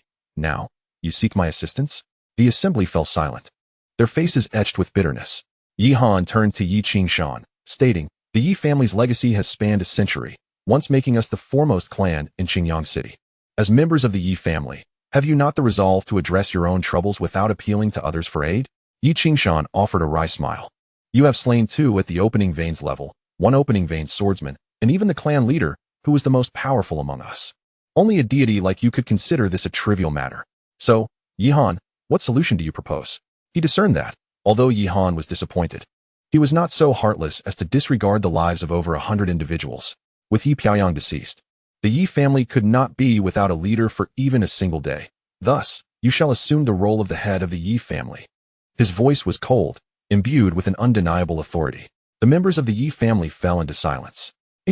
What? Do you not concur? Yihan kicked forth the bloodied remnants of Yi Piaoyang's corpse, which landed directly before the second and third elders of the Yi family. I agree. These 2 individuals were the most senior members of the Yi family hierarchy. Ordinarily, with Yi Piaoyang's demise, the clan leader would be chosen from among them, but now, with Yihan having thrust Yi Piaoyang's body before them, they felt utterly bereft of the courage to refuse. Witnessing this, the others quickly assented, pledging their unwavering support for Brother Qingshan as clan leader, provided he rescued the Yi family. Though they voiced such sentiments, their gazes were fixed upon Yihan, who could effortlessly slay powerful adversaries with a single stroke of his sword. In the eyes of the Yi family, he was the sole beacon of hope. Even Yi Qingshan felt himself merely an acting clan leader under Yihan's influence. Very well, let us heed Yihan's counsel. I shall temporarily act as the clan leader. Yihan, should you have any commands, feel free to convey them directly. Yihan was somewhat gratified by their reactions. Find a few individuals to bury Yi Piaoyang's remains. As for the Liu brothers, display them outside the door, demanding they bring 10,000 spirit crystals for their redemption. The second and third elders, incredulous, interjected. Is that truly advisable, Yihan? Having slain their kin, should we not offer an apology instead? Precisely. to demand their redemption instead. One fears they may retaliate. And your identity as the son-in-law of the Meng family may not hold sway then. Yihan's gaze, sharp as a blade, swept over them, declaring, the subservience of the Yi family must be eradicated from your beings. The Lu family dare to insult my sister and expect me to apologize? The second and third elders hesitated, stuttering. Well, perhaps we should consult the old clan leader. Yihan's eyes gleamed with interest. What did you say? The old clan leader. My great-grandfather? I believed he had perished long ago. Chapter 9. The forbidden grounds of the Yi family 10 years prior, when he was cornered by the Meng family. His great-grandfather had already been in a state of unconsciousness. A decade had passed, and he presumed that his great-grandfather, Yi Baoyun, had long since departed this world. Yet now, from the lips of the two elders, he learned that he was, astonishingly, still alive. The second elder stammered, the old clan leader's condition is rather peculiar. However, he did indicate that in times of peril for the Yi family, one may awaken him. Where is my great-grandfather? In the forbidden grounds of the Yi family. Within a secluded chamber, seated upon a wooden chair, Yi Yuan addressed Yihan, stating, Yihan, I will guide you there. Yihan nodded, replying, very well. The second and third elders hastily added, allow us to escort you. We, too, have missed the old clan leader dearly. Yihan cast a cold glance at them, scoffing. Ah, you wish to report me, do you? Second uncle, please serve the second and third elders tea in the reception hall. For the time being, let them remain here for sustenance. He issued a direct command, placing the two elders under house arrest in that very location. Yi Qingshan promptly acquiesced. Yihan, pushing Yi Yuan's wheelchair, departed the reception hall. Stepping away from the gaze of the crowd, Yi Yuan could no longer contain her feelings of longing, tears streaming down her face. Sister, over these 10 years, you have endured much at the Yi family. But now that I have returned, no one shall bully you again. His heart ached for her. In their childhood, Yi Yuan had treated him with utmost kindness, yet now she was left paralyzed, her body nearly weightless. It was important to remember that her talent had once been nearly on par with his own. After all, if she were merely an adopted daughter, how could the cunning elders of the Yi family have tolerated her for so long? Wiping away her tears, she forced a smile. I am not wronged. I only worry for you. You have been in the city lord's mansion for a decade, with no news. I am deeply concerned. Naturally astute. She understood that Yihan's absence from the Yi family must indicate troubling circumstances. However, witnessing Yihan's formidable power transformed her worries into care. Yihan, though life in the city lord's mansion may not be easy for you, you possess incredible strength. I will not pry into what has transpired. But you must promise me to keep your secrets safe. Yihan nodded. His sister had always possessed a keen insight, her repetitive reminders unchanged since their youth. Rest assured, dear sister, from now on in Qingyang City, no one shall dare to bully you. Their conversation continued as they swiftly departed from the main courtyard of the Yi family, venturing into a wild, overgrown forbidden area where their great-grandfather Yi Baoyun's secret chamber lay hidden within. From their dialogue, he learned that although his great-grandfather had been in a comatose state for a decade, he had not succumbed. Rather, he had preserved his life force, entering a unique form of seclusion. Yihan, if you project your spiritual energy upon the chamber door, you will awaken great-grandfather. Looking up, Yihan noticed that the chamber was suffused with an intensity of spiritual energy far surpassing that of other locations. Upon closer inspection, he could discern a rhythmic breathing within, reminiscent of thunder. A thought crossed his mind. Could it be that his great-grandfather had inadvertently awakened the bloodline of the Chaos Sword ancestor? Was there a chance for him to break through to the Qi Mansion realm? Judging by the sound of that breath, it was entirely possible. Should he succeed, he would become the first Qi Mansion powerhouse in Qingyang City. At that point, neither the Lu family nor the city lord's mansion would dare to act arrogantly. However, his elation was short-lived. After a deep exhale from within the chamber, he sensed a trace of deathly energy. He realized that his great-grandfather had not awakened the chaos bloodline after all. What state, then, had he entered to achieve such deep seclusion? Yihan did not delve further nor disrupt his great-grandfather's meditation. Turning to Yi Yuan, he reassured her, Sister, we need not involve grandfather in dealing with the Lu family. I have come merely to check on him. I shall handle the Lu family myself. Yi Yuan opened her mouth to respond, but thought better of it. Very well. However, should you find yourself unable to cope, we must call upon great-grandfather. Yihan nodded in agreement. As he prepared to escort Yi Yuan away, she declined, aware that he harbored secrets of his own. She chose to leave, allowing him to focus on regaining his composure. Regardless of any hidden cards, one must always be thoroughly prepared, she said. Yihan wholeheartedly endorsed her sentiment. As Yihan watched Yi Yuan's figure fade away, he settled down on the ground, entering a meditative state. He chose this location for its rich spiritual energy and the protective formation at the entrance, which would alert him to any intruders. This forbidden area resembled an open retreat chamber. He delved into his bloodline, discovering that his chaotic bloodline had been completely activated, its power far exceeding that of the Nine-Yang bloodline. Moreover, with a drop of demonic blood enhancing him, his vitality surged, allowing him to wield his sword without any hint of weakness or depletion. The only concern was the chaotic sword soul within him, which emanated sword chi. This sword chi belonged to the chaotic sword soul, which had only recently coalesced. It had yet to be fully absorbed, allowing Yihan to utilize the dispersing sword chi when he struck. The sword chi could slay meridian opening sword cultivators due to its inherently high tier, with much of its potential remaining untapped. Thus, the immediate priority was to truly comprehend the essence of sword intent, mastering the control of the sword chi as if it were an extension of himself. Yihan calmed his mind, visualizing the rune-illuminated chaotic sword soul, gradually gaining insight into the path of the sword. In the reception hall, the second and third elders, despite being confined, were nonetheless brimming with curiosity. What was Yihan's true condition? Over the past decade, he should have been completely drained of his bloodline by Meng Qingxue. How could he possess such formidable combat prowess? It was utterly unreasonable, especially considering that he had seemingly mastered sword chi. Could it be that he had deconstructed our family's Piao Yi sword technique to an entirely new level? Their eyes lit up. The Piao Yi sword technique had always been a closely guarded secret of the Yi family. Initially, it was merely of the low yellow rank. However, as the family's prodigies trained, they discovered that the nuances of the technique were far more profound than they appeared. Individuals continuously deconstructed it, unveiling various interpretations of the same sword moves, significantly enhancing their power. Therefore, the two elders speculated that Yihan had elevated it to a higher tier, capable of producing a terrifying sword cultivator. If this were true, they must compel Yihan to surrender the deconstructed secrets. Thus, they resolved to contact the Lu family, collaborating from within to capture Yihan. Surely, they could not allow the Yi family to fall into the hands of a despicable son-in-law. The next morning, Yi Qingshan burst into Yi Yuan's courtyard, where she was reading at the door. Seeing the agitated Yi Qingshan, she felt an ominous premonition. Second uncle, what's the matter? Yi Qingshan's face was etched with urgency. Don't ask. Quickly take Yihan and leave the Yi family. Yi Yuan furrowed her brow. Yihan has been cultivating in the forbidden area all night. Tell me what happened, and I will fetch him. Yi Qingshan stamped his foot. Alas, there's no time. Just then, Yihan, who had been cultivating all night, walked in.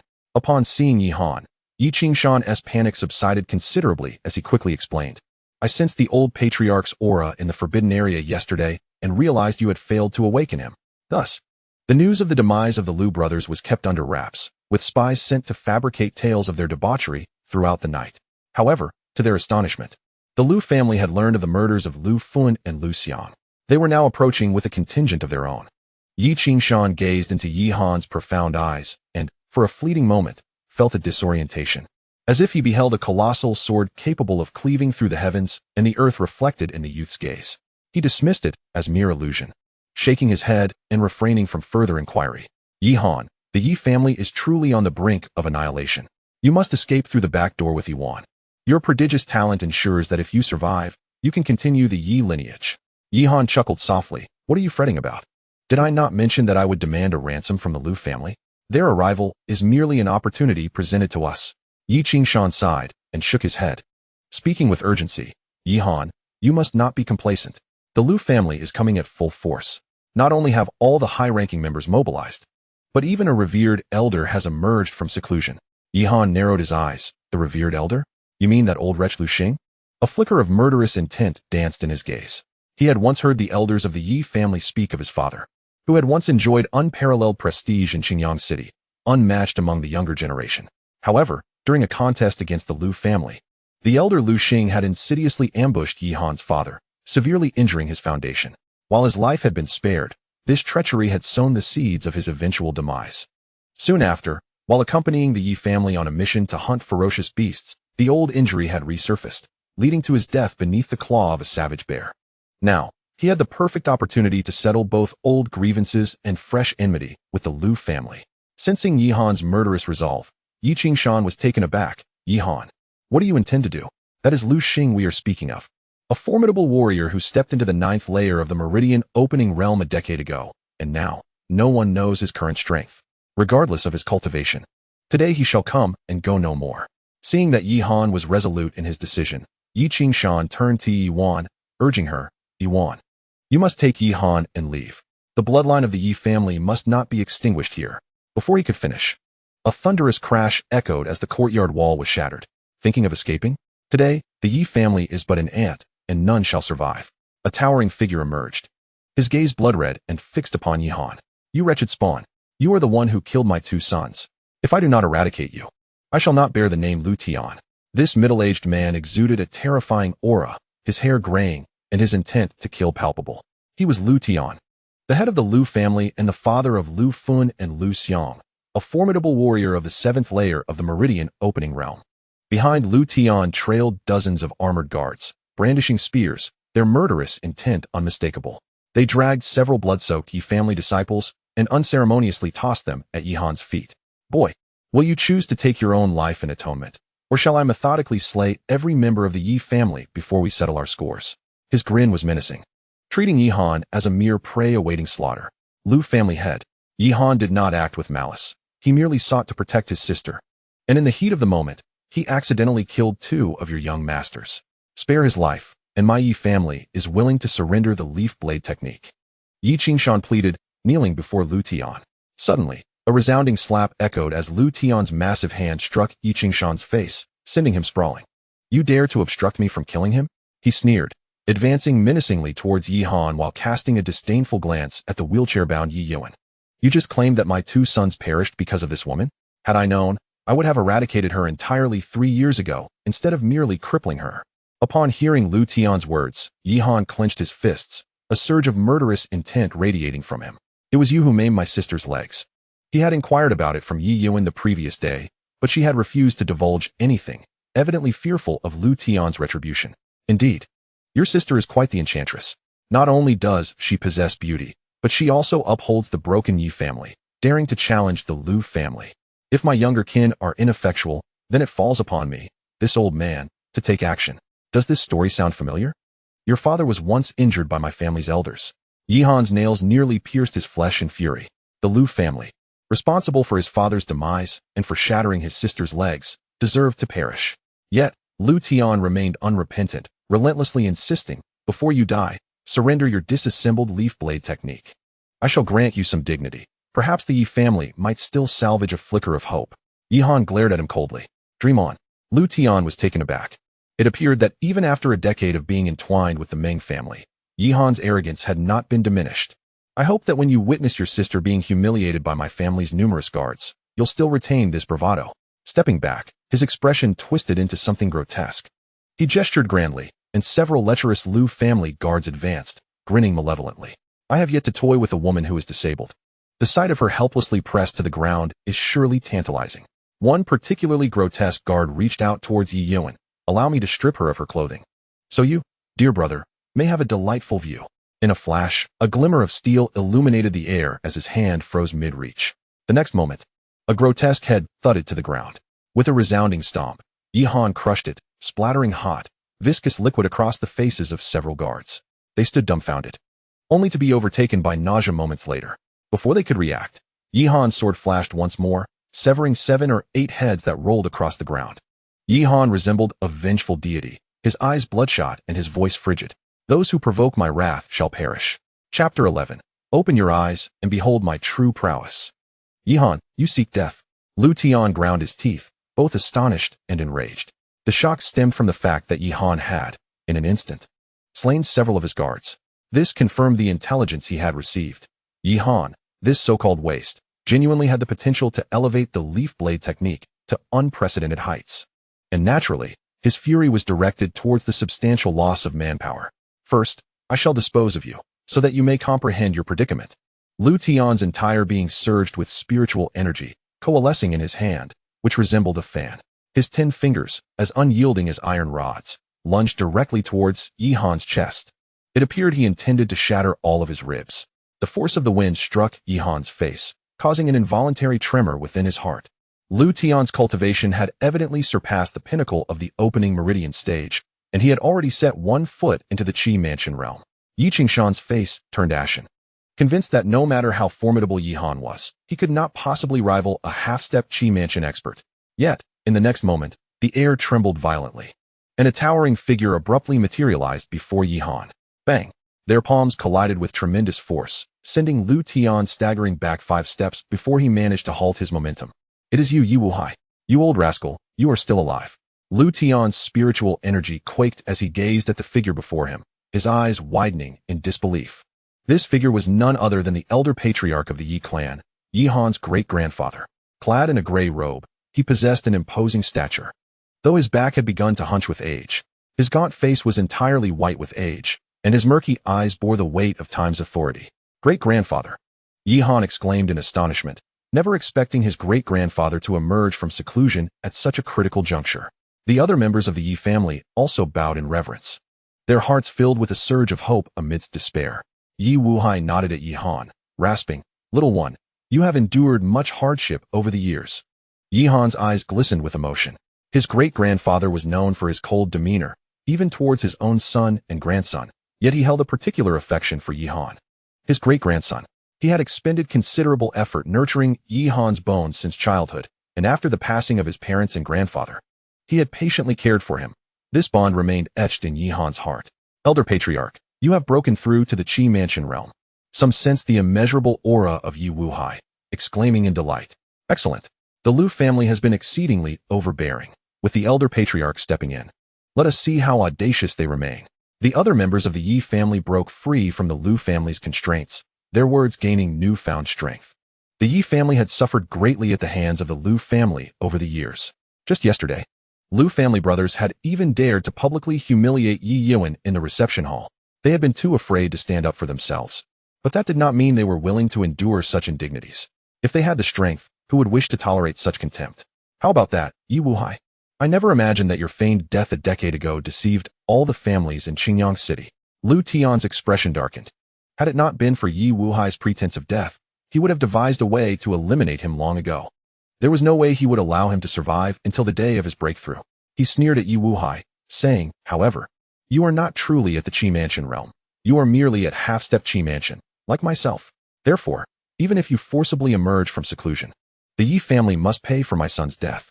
Now, let this worthless Yihan surrender the floating leaf sword technique he has dismantled. I will leave a few seeds for your Yi family." Yi Wuhai rasped in response. "You wish to acquire my Yi family's sword technique? Dream on, dream on. Yi Wuhai, your foul temper remains unchanged." Another aged figure stepped forth from the Lu family's ranks. The elderly man had a hooked nose and triangular eyes, and at the moment their gazes met, a fierce killing intent flashed in Yihan's eyes.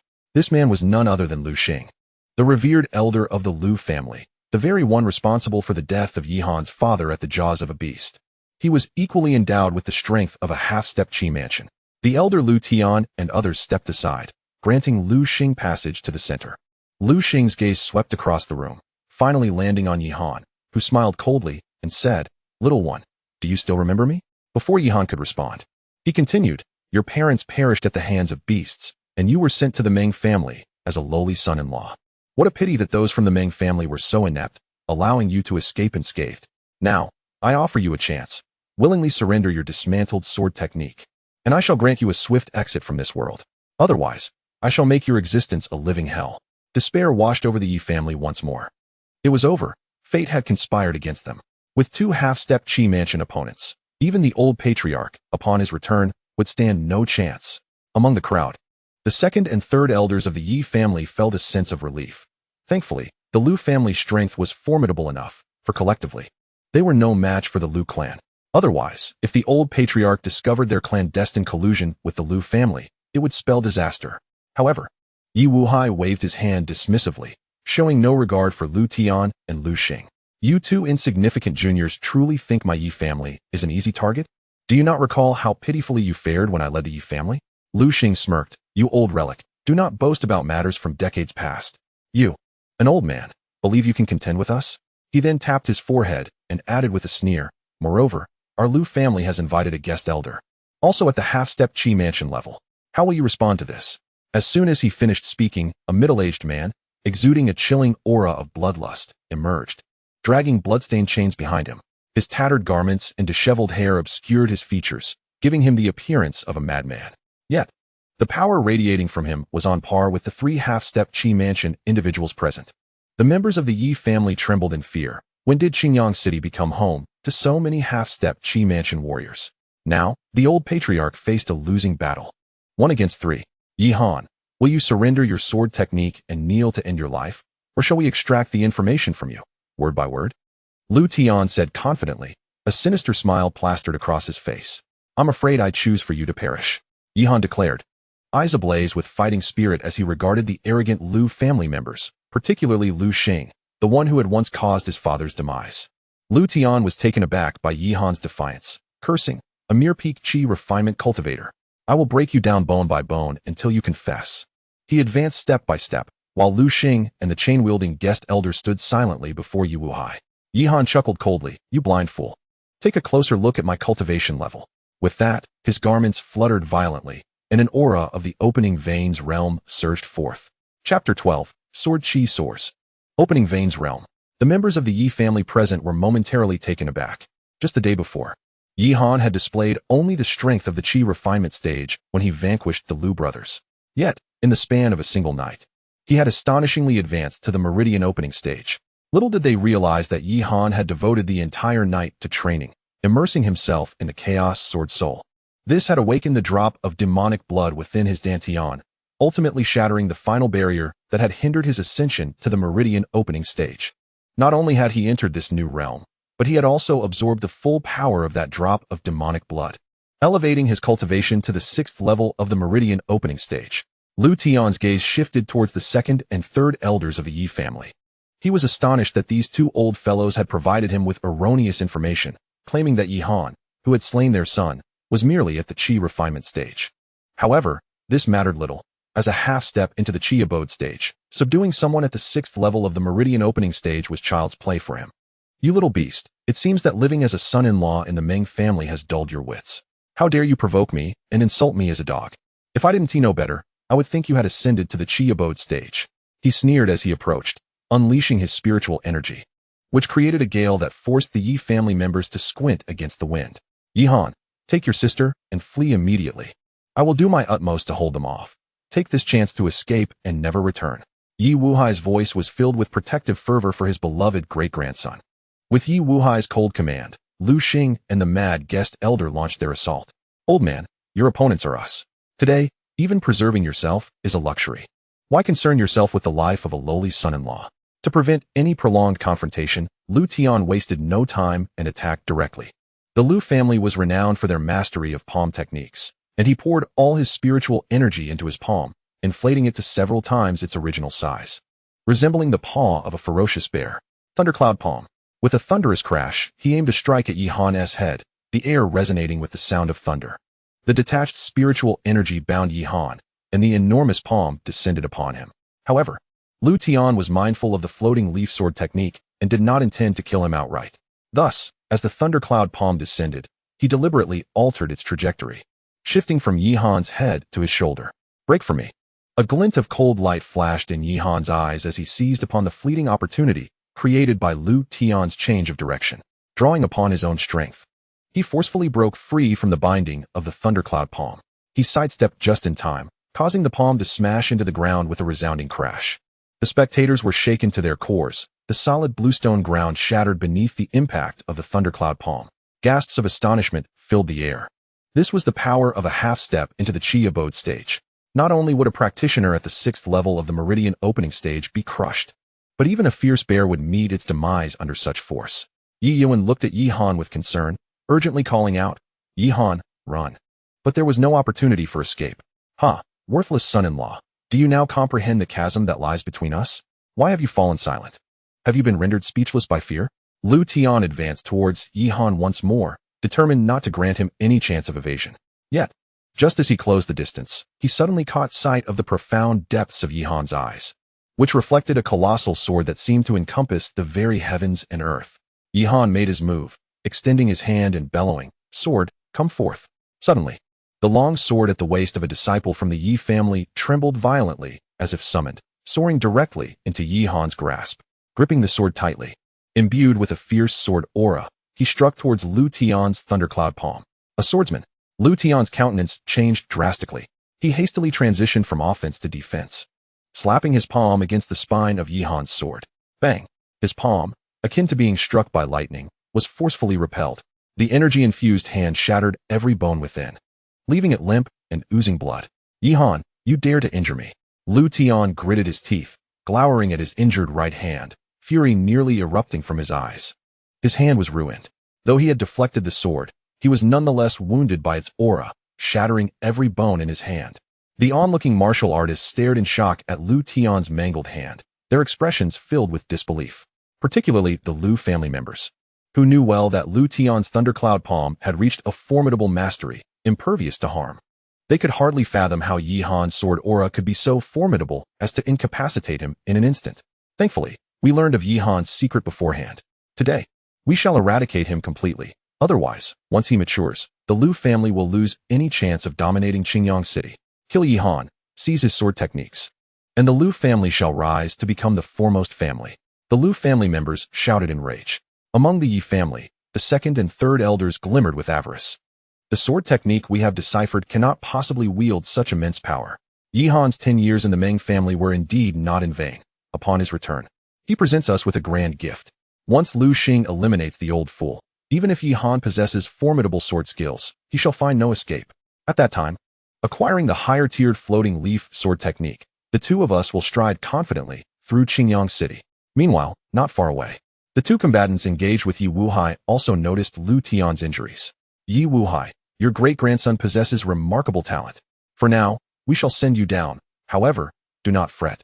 Once we extract his sword technique, he shall join you. Their onslaught intensified. Crack!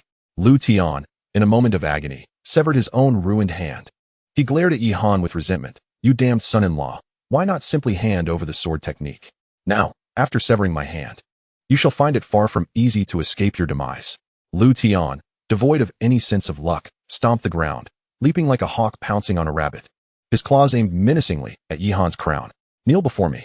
Yet, as his claws swept through, striking Yihan, he felt no resistance. He had merely struck Yihan's illusion. Where is he? Lu Tian trembled, a chill coursing through him, his scalp prickling. How could a mere sixth-layer opening vein realm waste possess such speed? Before he could voice his thoughts, a sudden coldness enveloped his legs. A flash of sword light severed them. The terrifying sword aura rendered his internal armor as fragile as paper. Thud!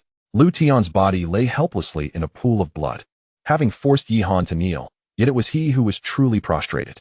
Yihan, resembling a deity of death, emanated an icy sword aura, surveying the wailing Lu Tian from a position of dominance.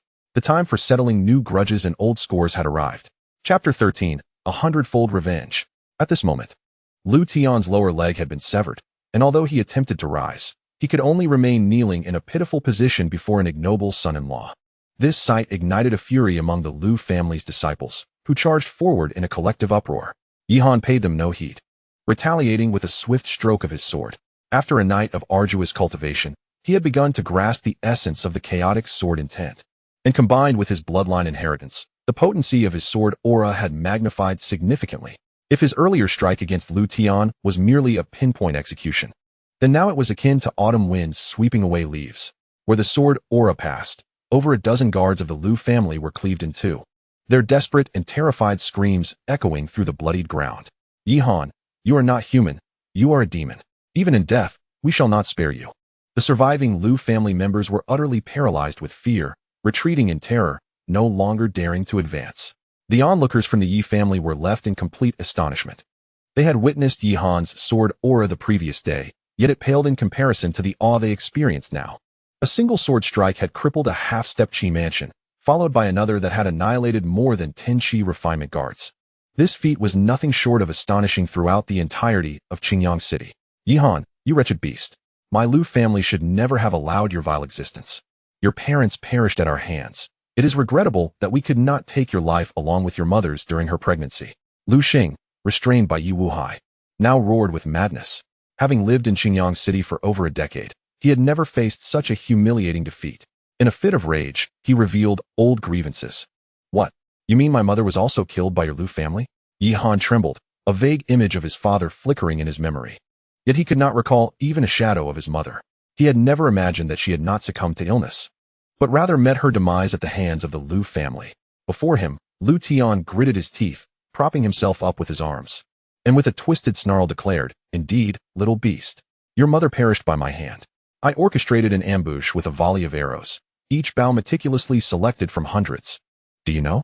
In mere moments, she was turned into a sieve by thousands of arrows, not a single intact bone to be found. Did your father never tell you? Of course not. He was so inept that he couldn't even uncover who struck the blow. How could he face you with the truth of your mother's death?" Ha! Lu Tian's eyes burned crimson, his laughter echoing with madness. Having lost his leg to Yi Han, he was now rendered a cripple. This injury had stripped him of all reason. "Lu Tian, you butcher. Today, I shall avenge my parents." Though he felt a depletion of spiritual energy after his previous strike, his murderous intent alone was enough to instill fear in anyone who dared to gaze upon him. Yet Lu Tian appeared utterly unperturbed. "Little beast, do not presume that I am unaware. Your 2 strikes have already reached your utmost limit. At this moment, a mere warrior of the Qi refinement stage could easily vanquish you. Though your leg has been severed, your vision remains keen. Indeed, the reality aligns with his assertions. Your internal energy has been completely expended. You, a waste, have erred in not utilizing your singular opportunity to pierce my Dantian directly. Now, it is time for me to impart a lesson," Lu Tian declared, forcibly channeling his remaining energy. He concentrated it into his arm, pressing forcefully against the ground to propel himself toward Yi Han. Simultaneously, his left hand lunged toward Yi Han's abdomen. Clang! The sound of steel clashing echoed, leaving Lu Tian's left hand numb as he stood there in shock. Slowly raising his gaze, he was met with Yi Han's chilling stare, as if gazing upon the deceased. "How could this be? My thundercloud palm still possesses half its power. Yet you, Yi Han, have exhausted all your energy. How could you possibly withstand my strike?" Yi Han's eyes glowed a deep crimson, his voice resonating as if from the depths of the underworld. "A dead man has no need for such knowledge. You once brought ruin upon my family, and today, I shall repay you 100-fold. As Yi Han spoke, he grasped Lu Tian's throat, lifting him slowly. Lu Tian, undeterred by fate, struggled desperately, but Yi Han's grip was like a vice, unyielding. A closer inspection would reveal a faint golden glow upon Yi Han's skin. This was the result of a single drop of demonic blood from the Chaos Ancestral Sword.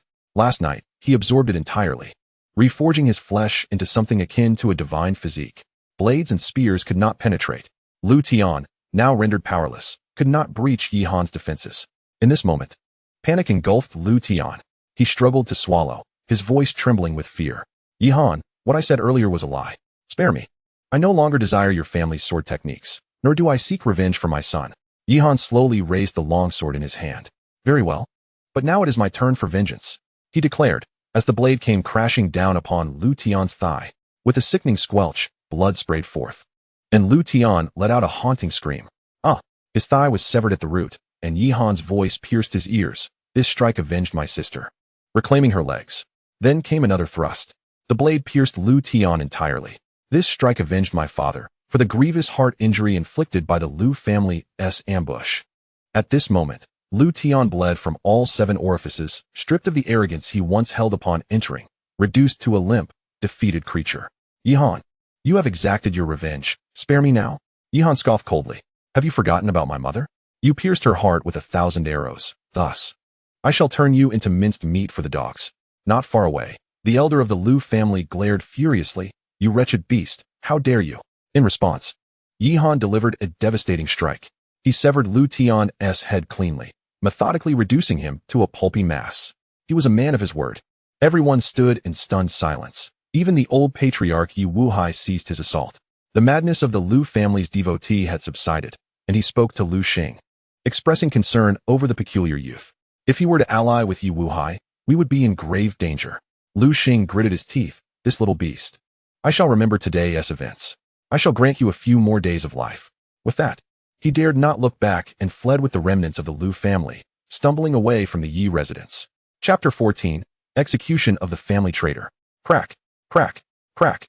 Yi Han did not lift his gaze as he struck down Lu Tian, his vengeful demeanor sending shivers down the spines of those from the Yi family. They dared not utter a word, having anticipated disaster for the Yi family today, only to witness a stunning reversal of fortune.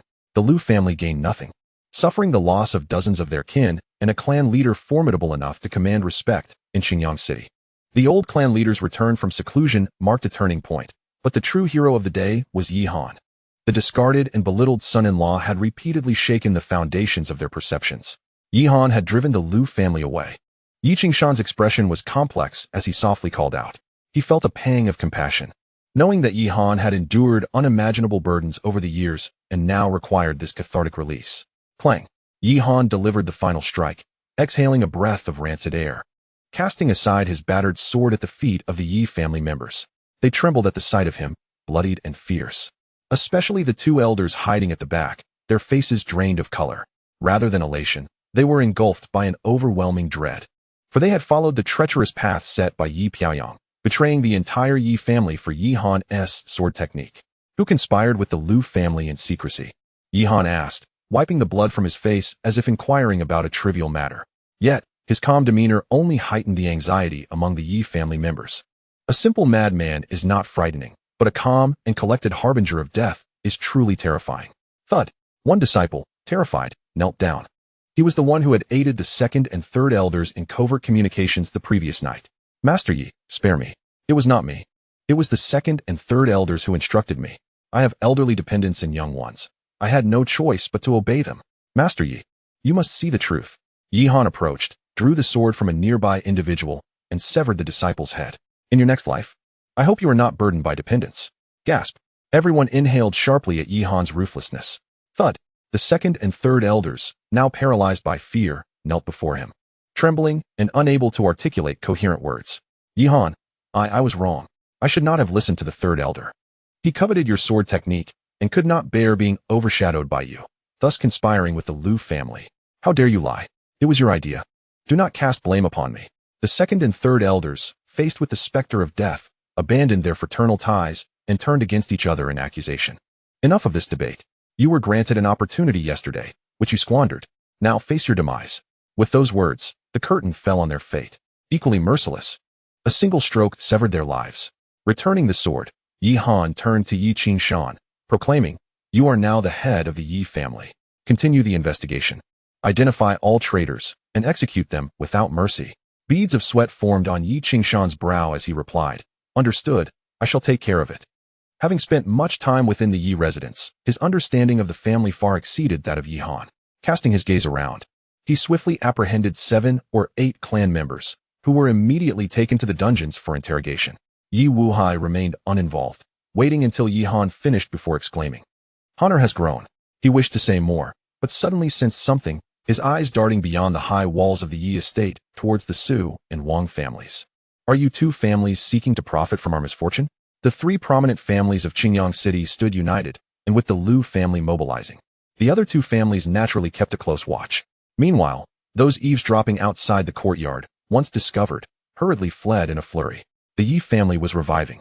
A transformation was impending in Qingyang City. Honor, follow me. Once matters were resolved, Yi Wuhai led Yi Han back to the ancestral shrine's forbidden grounds. Upon stepping into the formation, he abruptly spat out a mouthful of blood. Great-grandfather, are you all right? Yi Han quickly supported Yi Wuhai, having long sensed the turmoil within his great-grandfather's aura. In his advanced years, Yi Wuhai had forced himself to break through for the sake of the Yi family, battling 2 masters at the semi-chi mansion level alone, sustaining hidden injuries in the process. Yi Wuhai sighed. Honor, you have endured much over the years. He refrained from discussing his health, yet both understood that his days were numbered. 10 years ago, when you were coerced into marrying into the Meng family, I had already begun my seclusion, yet I was aware of this news. At that time, my vitality was waning severely. Had I emerged, perhaps I could have prevented your marriage, but I could not have endured until now. I have been selfish. His aged face bore an expression of helplessness. I once believed that by utilizing a secret technique, I could break through to the Qi Mansion realm and forcefully bring you back to the Yi family. Yet I have proven inadequate. I have languished for a decade, only achieving the semi-Qi Mansion level, allowing you to suffer for 10 years in vain. He had already learned of Yi Han's imprisonment by the Meng family, where they exploited his 9-yang bloodline. Yi Han smiled faintly. It is all in the past. The humiliation of these 10 years will be reclaimed by my own hands. However, Yi Wuhai seemed to sense Yi Han's thoughts. Honor, I am sorry for you. This old bone of mine cannot last much longer, yet I am still capable of one last fight. Suddenly, a fierce battle intent radiated from him, reminiscent of his youthful fervor. Meng family, Lu family, tonight I shall pay you a visit. For my dear grandson, this old life of mine shall finally fulfill its last purpose. Yihan grasped his hand. Great-grandfather, do not act in haste. I will handle these matters myself. You need only focus on recuperating within the Yi family. Yi Wuhai chuckled. Silly child, what are you saying? Your current strength is beyond my comprehension. Yet, you should be able to discern my condition. My body has long accumulated a great deal of death energy. Death is merely a matter of days. What is there left to nurture? He possessed a certain nonchalance, wishing only to exert himself for his honor before his demise. Desperate. I must engage in a life-for-life exchange with the upper echelons of the Meng and Lu families. However, Yihan remains resolute in his convictions. Great-grandfather, did you not say that once one breaks through to the Qi Mansion realm, one can dispel the death energy? For martial practitioners, each elevation in rank extends life. And the Qi Mansion realm represents a significant threshold, intimately linked to the heavenly principles, making it exceedingly challenging to surpass. Otherwise, Qingyang City would not be devoid of even a single authentic Qi Mansion practitioner. Such beings can only be nurtured within the sacred sects of powerful factions. Yi Wuhai lamented. My secret method has already failed. This life holds no hope for me. Yet Yihan disagreed, lowering his voice and speaking enigmatically. What if there were a pill? Do you think, great-grandfather, that there might be a chance? Chapter 15. I can refine pills. A pill? Yi Wuhai trembled slightly.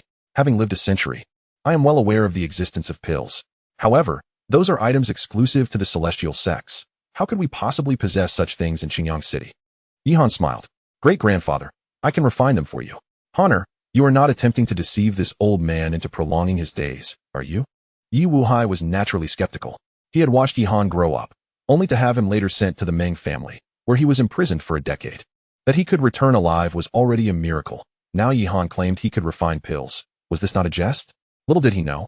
Yihan had awakened the bloodline of the Chaos Sword ancestor, and the Chaos Sword spirit within his soul palace had suppressed countless powerful remnants from the annals of history, including some remnants of alchemists and pill saints.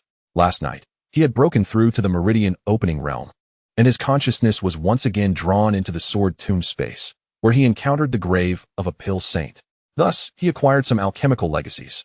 These legacies were not mere cold, lifeless words from books. They were the memories of pill refinement from that pill saint. Upon merging with his soul, it felt as though he had personally refined millions of cauldrons of pills. Great-grandfather, I am serious, Yihan declared earnestly, observing Yihan's earnest demeanor. A glimmer of hope arose in Yi Wuhai's eyes. If there were a chance to live, no one wishes for death. As martial practitioners, they seek the path to longevity. Truly entering the Qi Mansion realm would signify a genuine embarkation on the journey of enlightenment. With an extended life, he would have the time to explore the more profound mysteries of martial arts. Honor, if what you say is true, what do you require? Great-grandfather has only a few days left to live. Whatever you desire, I shall do my utmost to procure it. Yihan did not hesitate. Great-grandfather was a top-tier elder in Qingyang City, and even after 10 years of seclusion, he emerged with great prestige. What he needed were a pill furnace and the spiritual herbs necessary for alchemical refinement. If even great-grandfather could not find them, then no one else in Qingyang City would be able to. Yihan fetched paper and ink, inscribing the names of several pills.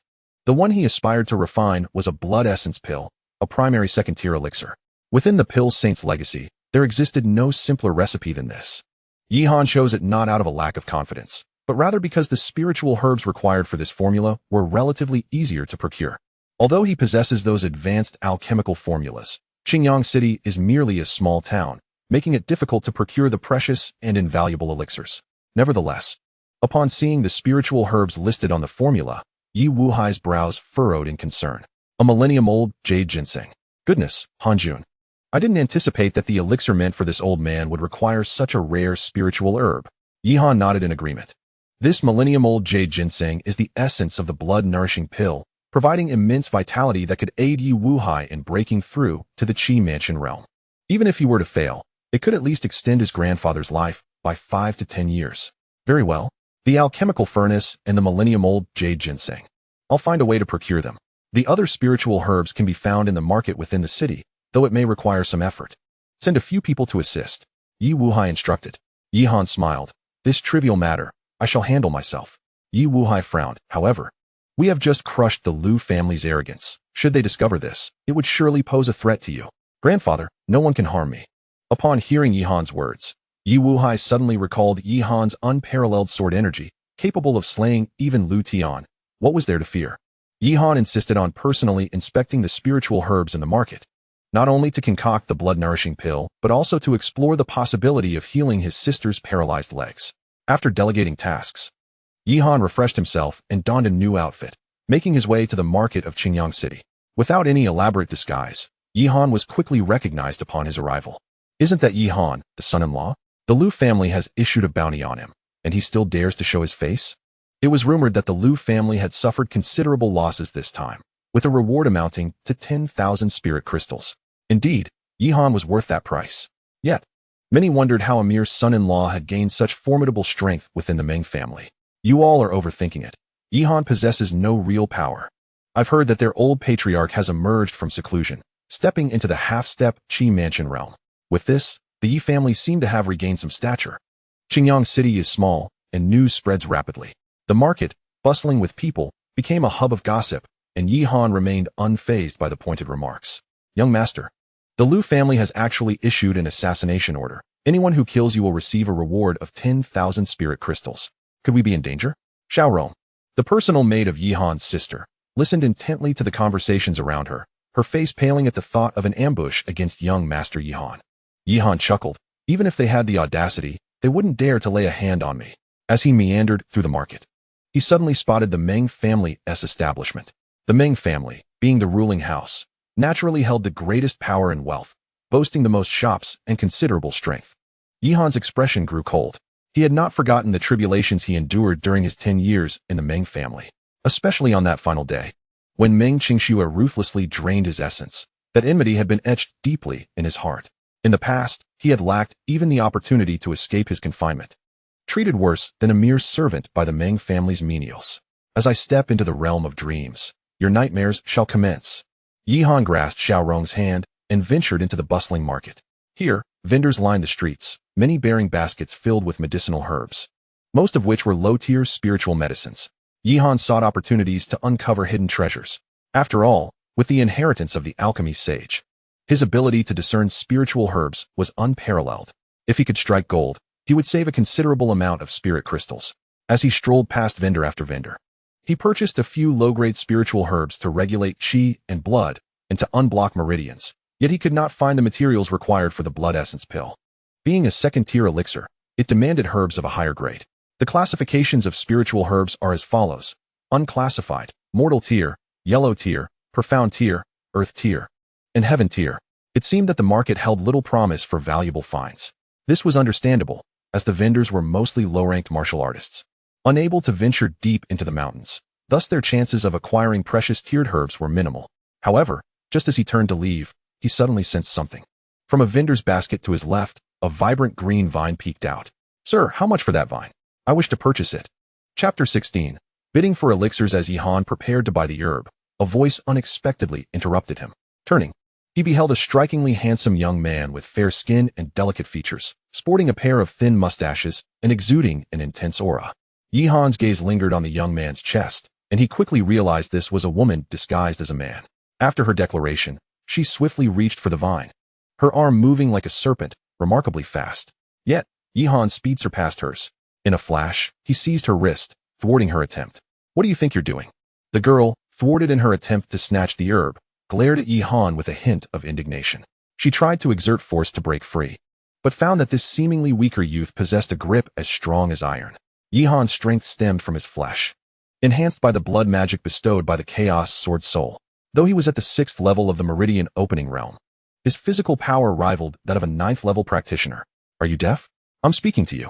Seeing Yihan remain silent only fueled her anger further. She lifted her knee, aiming a strike at his groin. What a fierce little thing.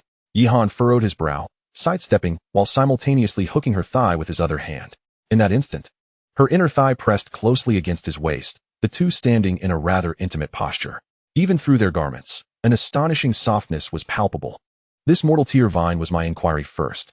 If you wish to acquire it, you must consult me first. However, since I have not spoken, you cannot simply seize it. Release me." The girl, her cheeks flushed, struggled a few times but found herself unable to escape. In a fit of rage, she declared, "What I, the noble one, have set my eyes upon can only belong to me. Besides, you have not paid for it. I shall purchase this herb regardless." Although she donned a male guise, her speech bore a hint of willfulness. unmistakably indicating her origins as a young lady from a prominent family. However, upon encountering Yihan, she found herself confronted by someone who would not indulge her whims. Turning to the bewildered herbalist, she commanded, "Pack that vine spirit herb for me, whatever the cost. I shall settle it at the Yi family's treasury." The herbalist, caught in a predicament, recognized both individuals as formidable warriors beyond his reach. In desperation, he sought assistance, glancing around for support. At that moment, a crowd had gathered around the stall, initially drawn by mere curiosity. Upon hearing the mention of the Yi family, they quickly recognized his figure. Who could it be? Ah, it is Yihan. Why has he come to the market instead of visiting his family's store? What is he doing here among the stalls? They cast mocking glances at the young man in Yihan's arms. After 10 years of being a son-in-law to the Meng family, has he failed to earn the favor of Miss Meng Qingxue and resorted to associating with a man? Has he lost his senses? He just slaughtered the 2 young masters of the Lu family. What is so unusual about his fondness for men? Yet, despite their chatter, they knew the implications of Yihan's actions. They were aware he had killed the Lu brothers, and whether or not he would face retribution was beyond their concerns. The Lu brothers were warriors of the Meridian Opening Realm, and Yihan's ability to vanquish them indicated his own strength was not to be underestimated. Most of the warriors present had yet to reach such heights. Meanwhile, the young woman in Yihan's arms, seizing an opportunity while he was distracted, pinched him sharply at the waist and swiftly retracted her leg. With an air of curiosity, she raised her chin and inquired, "So, you are Yihan? The one who has been toyed with by Meng Qingxue for a decade?" She scrutinized him from head to toe, noting his tall stature and handsome features. "No wonder you could linger in Meng Qingxue's bed for so long. I have heard she treats you well and has trained you as a sword cultivator, which is why you were able to slay the Lu brothers yesterday, correct?" Yihan was taken aback. This woman seemed out of place, yet appeared to possess an intimate understanding of affairs in Qingyang City. Truly, she was an intriguing figure. "I am here to purchase medicine, not to answer your inquiries. As I stated, I shall inquire about the price of the spirit herb first, which grants me the privilege to make the initial offer." The woman regained her composure, responding, "Very well, you may make the first offer, and I too can raise the bid. It ultimately depends on the proprietor's decision as to whom he will sell." She held her head high, exuding confidence. Yihan nodded. "Then I shall make my offer. I bid 100 spirit crystals. In the realm of martial arts, spirit crystals serve as the most fundamental currency, with spirit stones being far more valuable. One spirit stone equates to 10,000 spirit crystals. However, spirit stones are a true rarity, especially in cities like Qingyang. To put purchasing power into perspective, 100 spirit crystals could procure a small shop in a remote area of Qingzhou City. 100 spirit crystals? The young man in disguise expressed surprise. This amount far exceeded the value of the spirit herb. However, she quickly realized that you were deliberately opposing her. "Very well. I shall offer 101 spirit crystals. Have you decided whether to raise your bid? This herb is of little importance to me. Perhaps I shall withdraw, leaving you at a loss." Even disguised with a little mustache, her playful demeanor was unmistakable in her words. Upon overhearing their conversation, the apothecary before them nearly fainted from excitement. A lifetime spent gathering herbs, and all the potions he had sold combined were worth far less than this. It seemed today would be a windfall. "Whoever bids the highest, I shall sell to them. Young Master Yihan, will you place another bid?" He eagerly rubbed his hands together, a glint of cunning shining in his eyes. Yihan narrowed his gaze. This vendor was clearly a mercenary at heart. And although the woman claimed to be indifferent, her gaze towards the herb betrayed her true feelings. Furthermore, Yihan sensed that among the onlookers, several formidable warriors were subtly locking onto him with their energy. At least they were of the strength that hovered at the threshold of the Qi Mansion realm. They were not residents of Qingyang City and were likely bodyguards for the young master before him. "Very well, this herb belongs to you." With this thought, Yihan decisively withdrew from the bidding. Upon hearing this, the young master chuckled triumphantly, acknowledging your perceptiveness. Yihan ignored her, weaving through the crowd with his maid, Xiaorong. She gazed curiously at Yihan's retreating figure, huffing, "This fellow has caused me to lose a considerable amount of spirit crystals. Do you think if he knew my true identity, he would kneel and beg for mercy?" Chapter 17. The Decision of the Three Great Families. Once away from the throng, Xiaorong inquired with some confusion, "Young master, that gentleman appears to be quite exceptional. You offered a sum far exceeding the herb's value. Might he harbor resentment towards us?" Having spent years alongside her sister, Yi Yuan, Xiaorong had become quite astute. Yihan shook his head. "My high bid was intended to compel her to forfeit. However, I did not anticipate her determination to acquire it." He paused before continuing. "Had she not raised her bid, I would have gladly purchased it for 100 spirit crystals. for that herb could greatly benefit my sister's leg. What? It is merely a common grade herb, yet it has the potential to heal the young lady's leg? Xiao Rong appeared anxious. Had she known, she would have offered her savings for a dowry to procure the medicine for her mistress. Her feelings for Yi Yuan ran deep, and she frequently looked back, regretting the loss of that herb. Yi Han smiled. It is not an ordinary spirit vine. Beneath the roots, I detected a hint of golden tendrils. This is a golden tendril spirit vine. Xiao Rong was nearly in tears. Then we have lost even more. I have a plan. The golden tendril spirit vine has already surpassed the common grade. Depending on the quantity of golden tendrils, its value varies. Should all tendrils be golden, its worth could ascend to the third tier, the yellow grade. However, this golden tendril spirit vine possesses a unique characteristic. It does not grow singularly, but rather, it is female and symbiotic. Thus, if one could ascertain the approximate location of the spirit vine, there would be a means to uncover another golden bearded spirit vine. Contemplating this, he melded into the bustling throngs of the marketplace, observing a greedy apothecary who, after acquiring 100 spirit crystals, departed in high spirits towards the renowned brothel of Qingyang City. He continued on his way. However, before he had traversed far, he was ambushed and seized by a group of assailants in a secluded alley. Regardless of the circumstances, the peril of sudden wealth becoming known is immense, particularly for someone as defenseless as he, who was utterly oblivious to the destructive implications of the phrase, to possess a treasure is to invite calamity. Thud, thud, thud. Several thugs brutally assaulted the apothecary, leaving him battered and robbing him of his spirit crystals before making their escape. It was then that Yi Han made his entrance with measured steps. Esteemed sir, I truly have no spirit crystals left. They have all been taken from me. Please spare me. Yi Han, shrouded in a mask, coldly inquired, where did you procure this spirit herb? I shall grant you but one chance. As night fell, Yi Han's figure hastened towards the woods 30 miles away, cloaked by the darkness. Simultaneously, in the Liu family's council chamber, discussions regarding Yi Han were underway. On one side was the Liu family, and on the other, the alliance of the Su and Wang families. These were the three prominent families under the city lord's domain in Qingyang City. Today marked the occasion when Liu Xing informed the other two families of the scheme devised to jointly confront the Yi family. Su San, the head of the Su family, furrowed his brow and remarked, Elder Liu, with your family's strength, should it not be effortless to crush the Yi family? Must we intervene?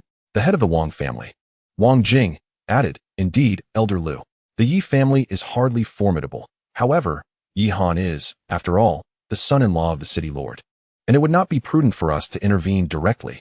All present were cunning old foxes. Absent absolute advantages, they were unlikely to assist the Liu family. Internally, Liu Xing cursed, though his face remained inscrutable, projecting a demeanor of earnestness. Gentlemen, you are both aware that Yi Han is merely a son-in-law. My spies within the Yi family have ascertained that Yi Han has been sent to the Meng family solely to serve as a vessel for extracting their bloodline. Thus, in the eyes of the Meng family, he is worth less than a dog. Why would they concern themselves with Yi Han's fate? Su San and Wang Jing exchanged glances, but remained silent. Liu Xing was clearly losing his wits, uttering mere drivel. How could they assist if no benefits were to be offered? What foolishness! Noticing their silence, Liu Xing silently cursed the two old foxes. He then made his intentions explicit. To be candid, Yi Han is now a sword cultivator. How did he achieve this? It is due to the Yi family's floating leaf sword technique. I suspect Yi Han has deconstructed the floating leaf sword technique to a higher echelon, perhaps even reaching the level of Xian rank. Cultivation techniques and manuals are categorized from low to high into 4 tiers: yellow, Xian, earth, and heaven. In the great Qian dynasty, where Qingyang City resides, Xian rank techniques are exceedingly rare. Sword techniques are even more precious, likely found only within certain celestial sects and ancestral families. Liu Xing continued, should we join forces to annihilate the Yi family and acquire the floating leaf sword technique, we could potentially become a new aristocracy within the great Qian dynasty. At this revelation, Su San and Wang Jing instantly straightened in their seats, their breaths growing heavy with excitement. Qian rank sword techniques. They were immensely moved, yet did not lose their composure.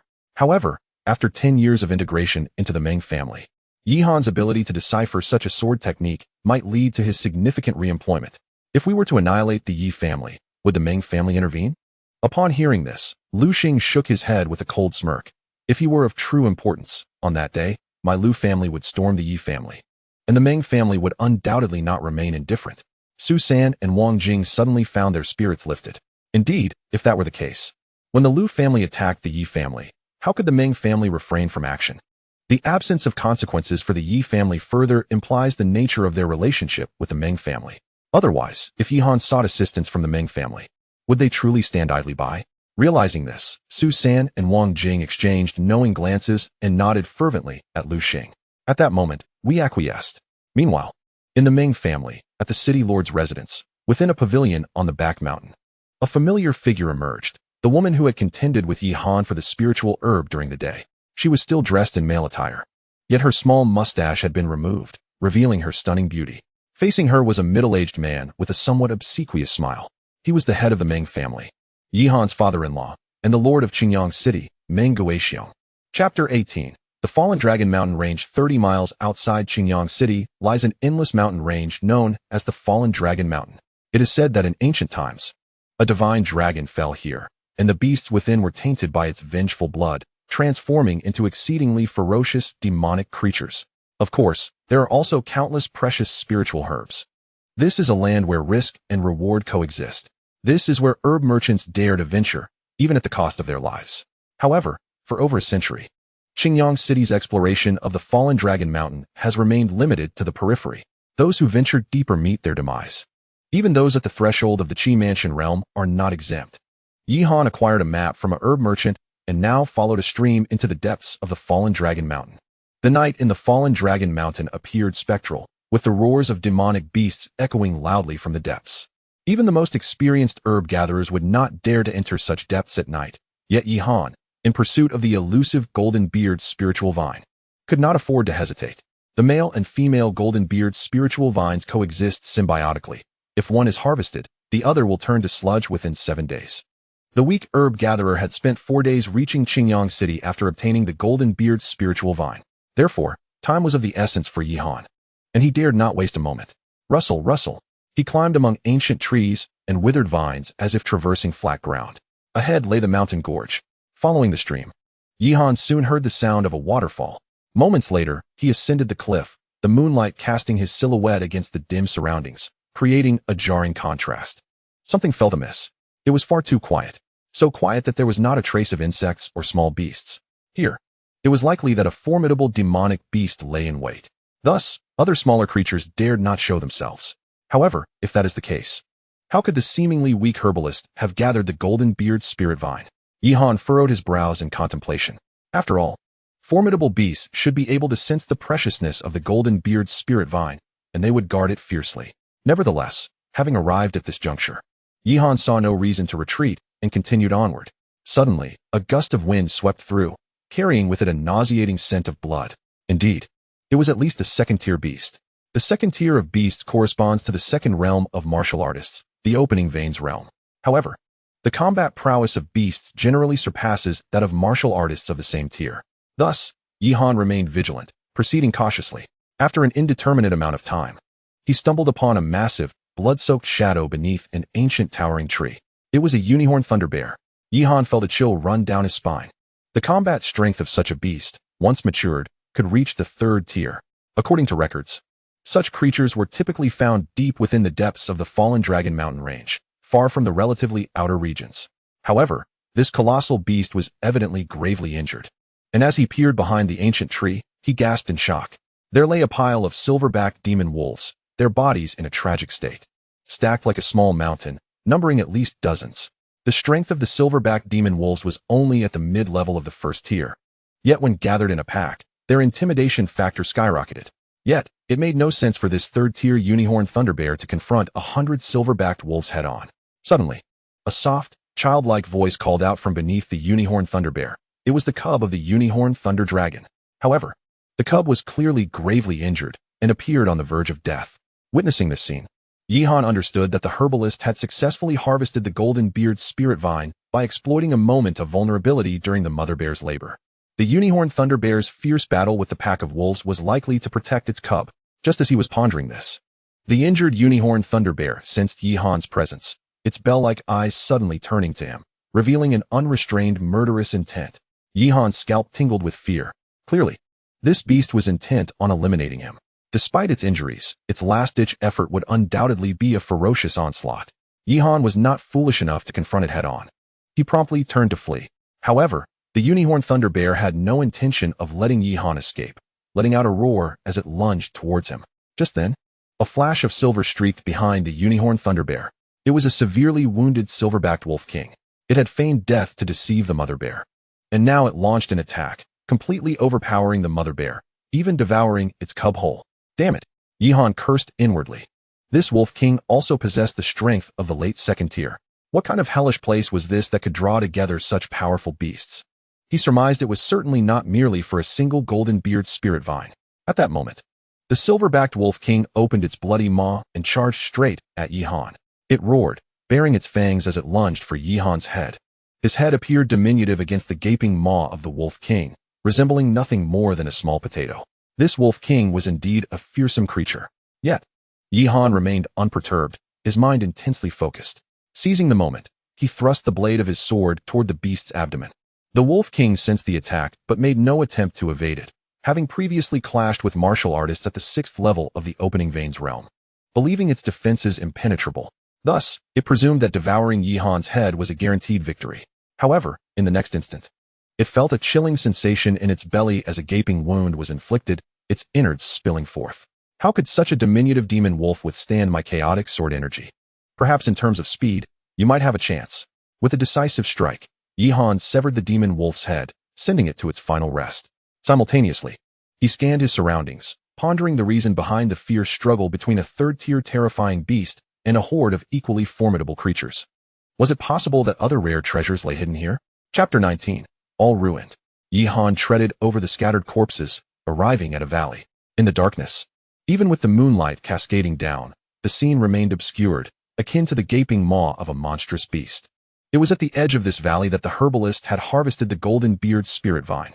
Approaching, Yihan recalled the memory imparted by the alchemist's legacy and invoked a secret technique. This was a minor method for locating herbs, manageable with his 6th level prowess. Moments later, Yihan's brow furrowed. He detected no trace of the golden beard spirit vine, not due to a failure of the technique, but because a potent formation was at play here. Beneath the valley lay an ancient and formidable array, long neglected, leaking some spiritual energy. At this moment, he comprehended why such powerful third-tier beasts had congregated in this location. Beasts, lacking the knowledge of cultivation techniques, relied on spiritual herbs and a rich environment to gradually ascend in power. Thus, their sensitivity to spiritual energy was exponentially greater than that of ordinary martial artists. What secrets did this valley hold? To establish such a formidable formation, the cultivator's strength must have surpassed that of the Qi Mansion realm.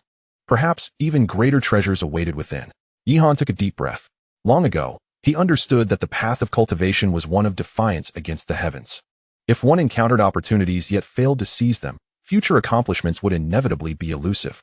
Having faced death once, what was there left to fear? I shall enter and uncover the truth. Yihan's resolve had been forged into unyielding steel through countless humiliations and injuries. He steadied his mind, meticulously observing the terrain of the valley. Although the Chaos Sword Tomb contained the memories of an array master, he could not yet access them and had to rely solely on himself.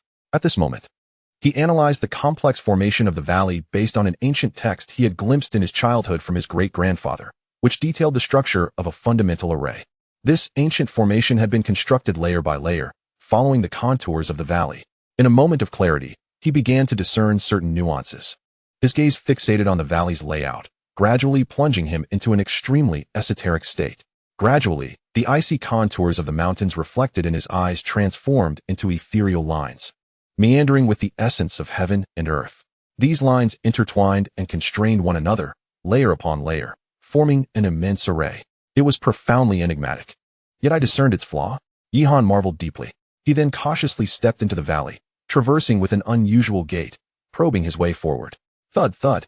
At times, his steps faltered, rebuffed by a formidable force, leading him to endure failure time and again, only to restart anew. Ultimately, after thoroughly familiarizing himself with the structure of the array, he discovered a correct route as the dawn light began to blur the horizon. Success! He took the final step and beheld the dim valley, which underwent a complete transformation. Here, the air was fragrant with birdsong and blossoms, akin to an everlasting day. It was indeed a medicinal field suffused with spiritual energy. Goodness! Such a treasure exists even within Qingyang City. A cursory glance revealed an abundance of spiritual herbs. Though their grades were not exceedingly high, there were still plenty of yellow-grade herbs among them. Most of the materials Yihan needed to concoct the blood-nourishing pill for his great-grandfather were present here. Even the golden-beard spirit vine was available. He surveyed the valley and found it devoid of people, venturing deeper until he arrived at a pavilion where some ancient tomes lay scattered. On a stone table was a tattered beast hide, which appeared to be a recipe, albeit with numerous sections missing. Not far from the pavilion, a pitch-black alchemical furnace stood, indicating that the owner had likely attempted to refine pills here. However, the debris and chaos surrounding the cauldron revealed that this individual had faced many failures. Yihan shook his head and picked up the incomplete beast hide recipe, glancing over it to ascertain that it was a first-tier pill formula. As expected, it was a first-tier refining chi pill. This pill could enhance the cultivation speed of martial artists in the refining chi realm and even increase their success rate in breaking through to the open meridian realm. Most notably, the refining chi pill had minimal drawbacks and could be taken in large quantities. If he could truly concoct this pill, not only would his status soar, but it would also signify an endless supply of spiritual crystals. Yihan devised a plan. I require your spiritual herbs, and you need this complete pill formula. Let us simply make an exchange. He would not take someone else's belongings without due cause. With adept strokes, he completed the formula for the refining chi pill and generously included a technique to enhance the pill's success rate. Now, with your herbs in hand, I can act with a clear conscience. Haha. He chuckled heartily, pulled out a large burlap sack, and wielded his sword, moving gracefully through the medicinal field. Before long, he filled 7 or 8 sacks, sweeping away all the spiritual herbs. Yet, there were still a few herbs that could not fit into his bags. Adhering to the principle that waste is a sin, he uprooted those herbs and consumed them whole. With his robust physique, tempered by demonic blood, he was unfazed by devouring these spiritual herbs raw. Looking at the once lush medicinal field, now devoid of even a single strand of foliage, Yihan wiped his mouth in satisfaction. Shouldering the 7 or 8 burlap sacks, he made his way out of the valley without a backward glance.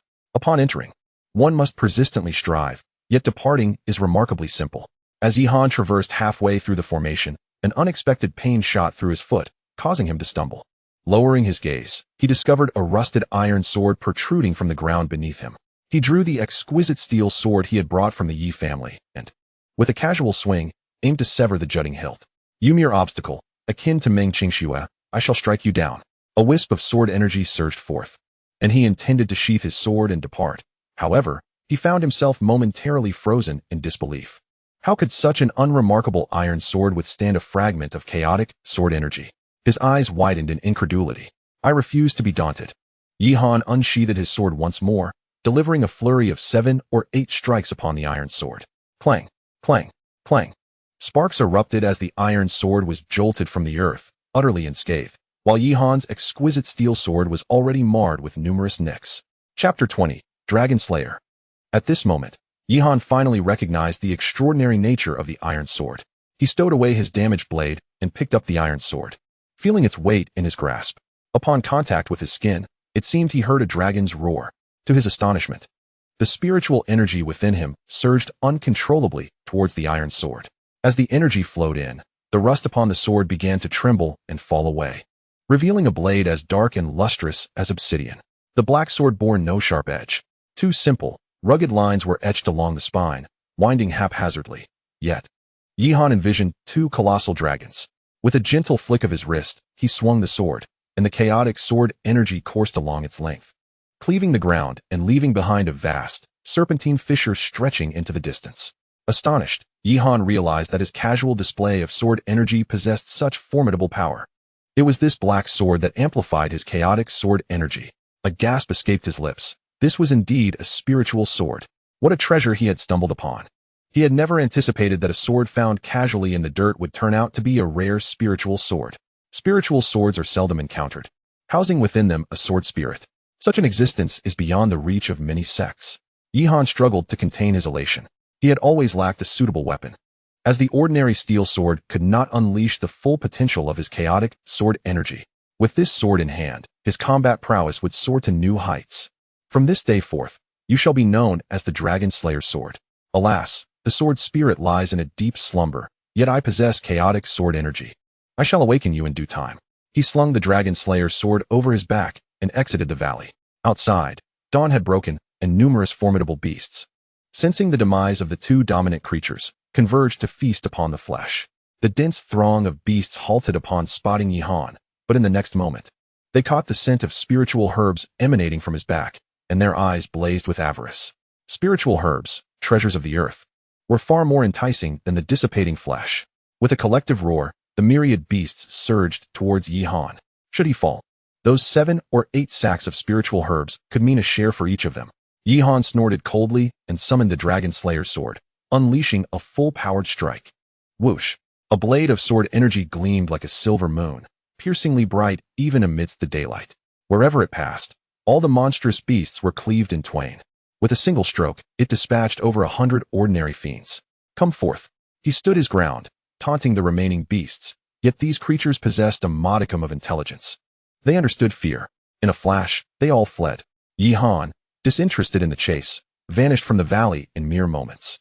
He wished not to linger, lest he be discovered by the master of the valley, a being at least of the Qi Mansion realm.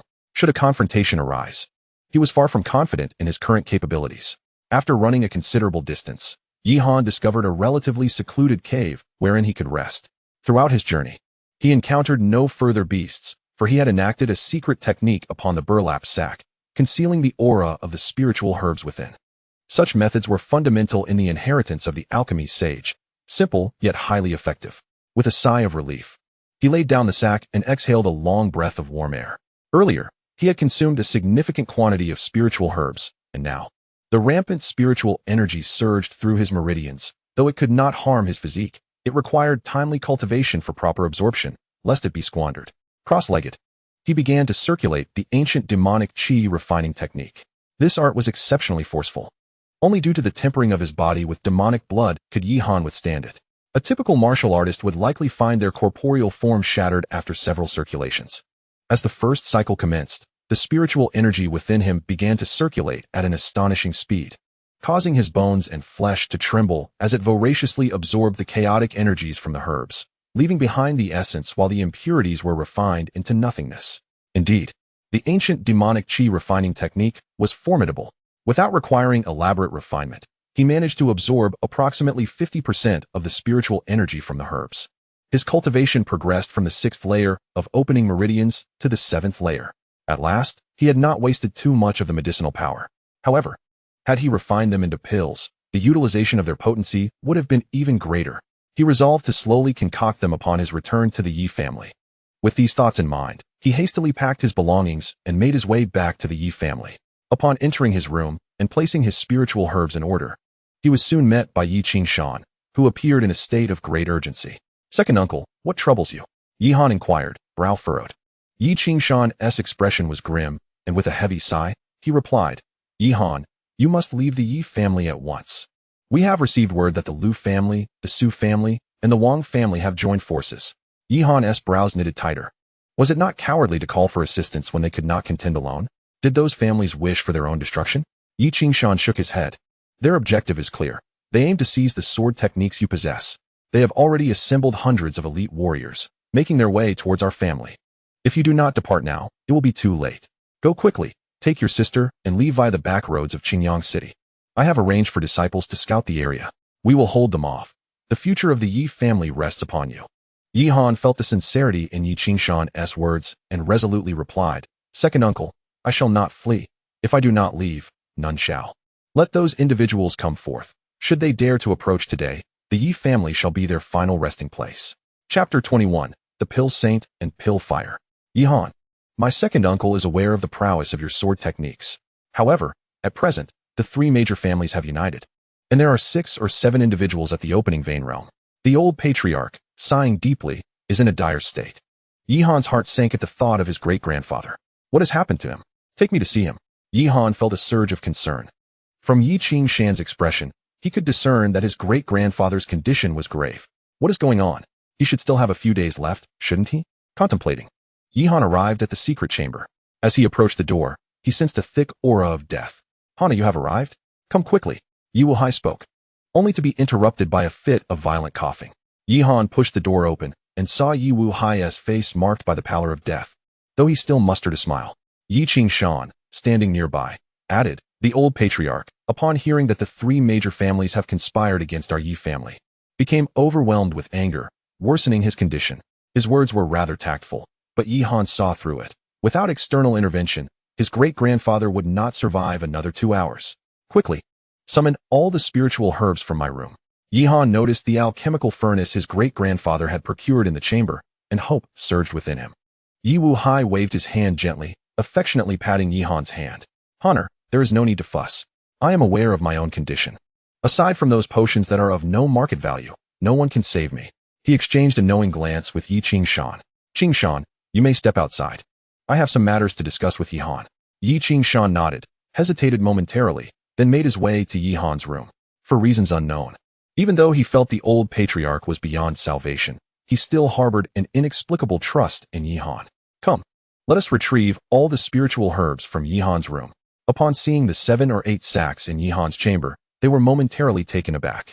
Where did Yihan acquire such a multitude of spiritual herbs? Yet, what good are these herbs if they cannot be refined into pills? The rampant spiritual energy would only hasten the old patriarch's demise. Silence. If I instruct you to move, then do so swiftly. Within the secret chamber, Yi Wuhai grasped Yihan's hand and said, Honor, while the heavens seem intent on bringing ruin to our Yi family, I do not wish for our legacy to perish in my hands. I shall reveal a secret regarding the Yi family. Yihan paid little attention to Yi Wuhai's words. As he held his great-grandfather's hand, his fingers had already found their way to the old man's wrist. Possessing the legacy of the Pill Saint, he understood that alchemy and medicine are intertwined, thus swiftly assessing Yi Wuhai's condition.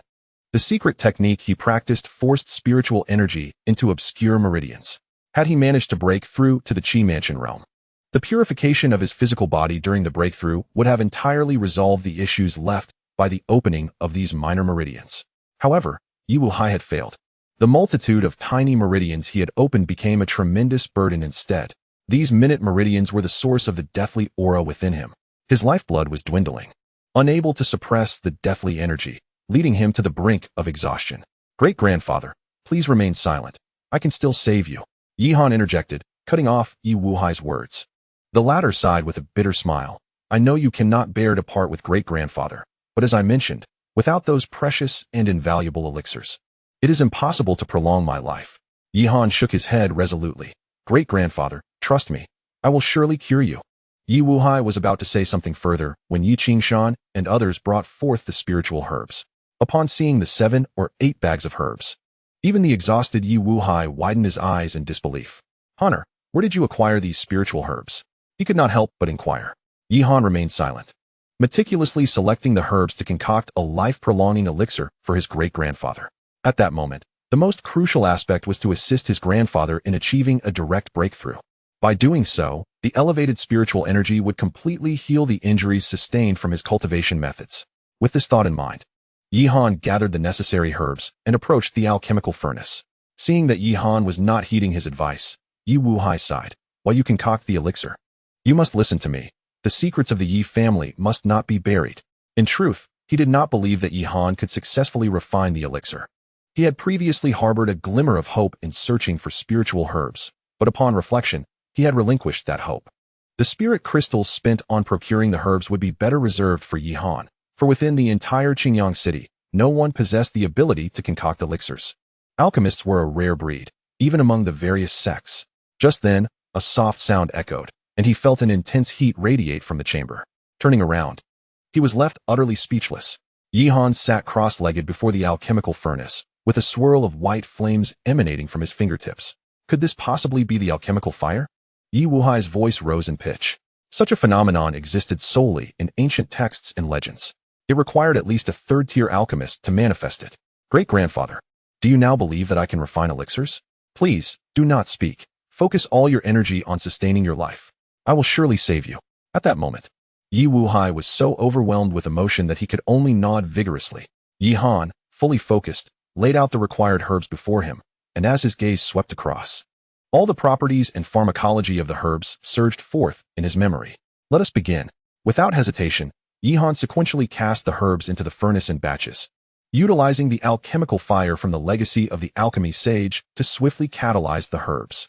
If it had been ordinary mortal fire, this process would have taken at least a day. However, with the alchemical fire, it was completed in an instant. Merge, Yihan shouted, carefully controlling the temperature of the alchemical fire to amalgamate the liquid within the furnace, coalescing it. Within the span of a single incense stick's burn, a lustrous elixir gradually took shape. The entire process left Yihan astonished. His first attempt at alchemy proceeded so smoothly. Could it be that he possessed a talent for the art of alchemy? Yihan murmured to himself, then retrieved the elixir and administered it to his great-grandfather, ensuring he understood the precautions before reopening the furnace to continue refining. After a brief half-hour, another batch of crystal-clear elixirs appeared within the alchemical furnace.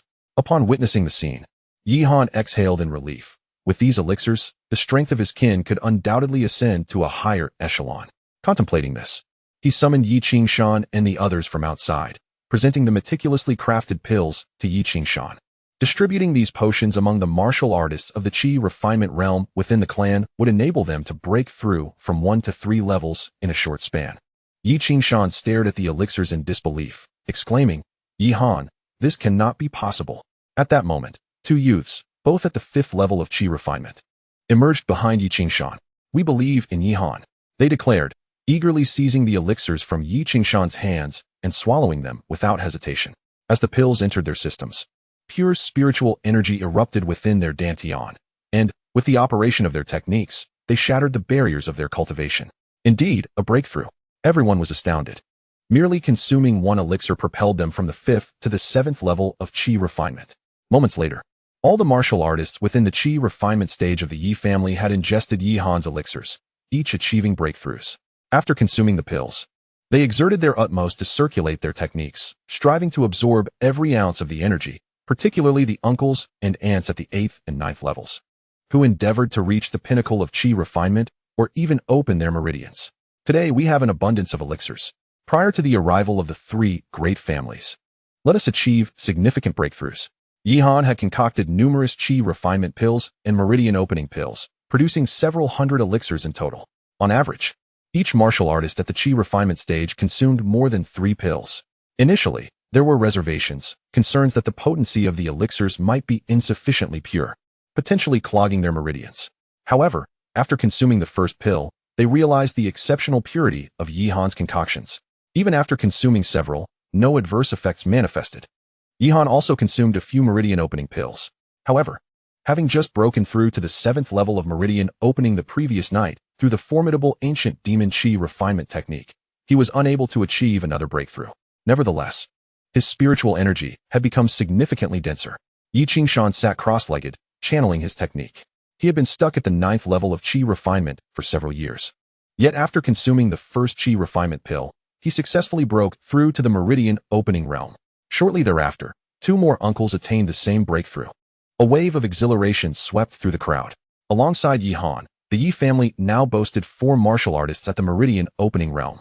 Among the 3 great families, Lu Xing of the Lu clan stood at the precipice of the Qi mansion realm, unrivaled in strength, accompanied by an elder at the 4th level of meridian opening. The heads of the Su and Wang families were at the 9th level of meridian opening, each with an elder at the 3rd level. Thus, in terms of top-tier combat power, the Yi family still fell short against the 3 great families, yet they now possessed the capability to contend. Meanwhile, the mid to lower-tier combat strength of the Yi family had become superior. All of this was attributable to the elixirs crafted by Yihan. Yi family, come forth to meet your demise. The descendants of the 3 great families, led by Lu Xing, surrounded the Yi residence. Outside Yi Wuhai's secret chamber, Yihan suddenly opened his eyes, a glimmer of murderous intent radiating from them. They have finally arrived. Last time, I allowed you to escape by a stroke of luck. This time will mark your final day. Yihan's killing intent surged forth. He struck his knee, the dragon-slaying sword resting across his legs, and suddenly let out a resounding cry. Although his great-grandfather had not yet fully broken through, his aura had stabilized, and it would not be long before he achieved his breakthrough. Second uncle, let us advance to battle. The members of the Yi family were already primed for conflict. At this moment, they drew their long swords, following closely behind Yihan, their momentum formidable. Boom!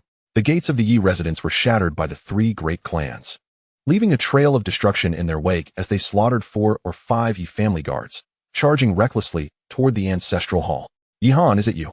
The little beast, who dares to confront us? I've heard your great-grandfather still lives. Let him come forth and kneel before me.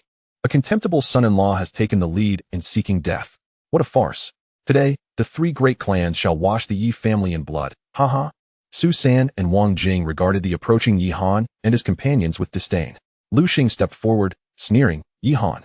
The disgrace of having slain my Lu family's patriarch. I shall make you pay 100-fold today. Kneel before me. Yi Han surveyed the densely packed ranks of the three clans.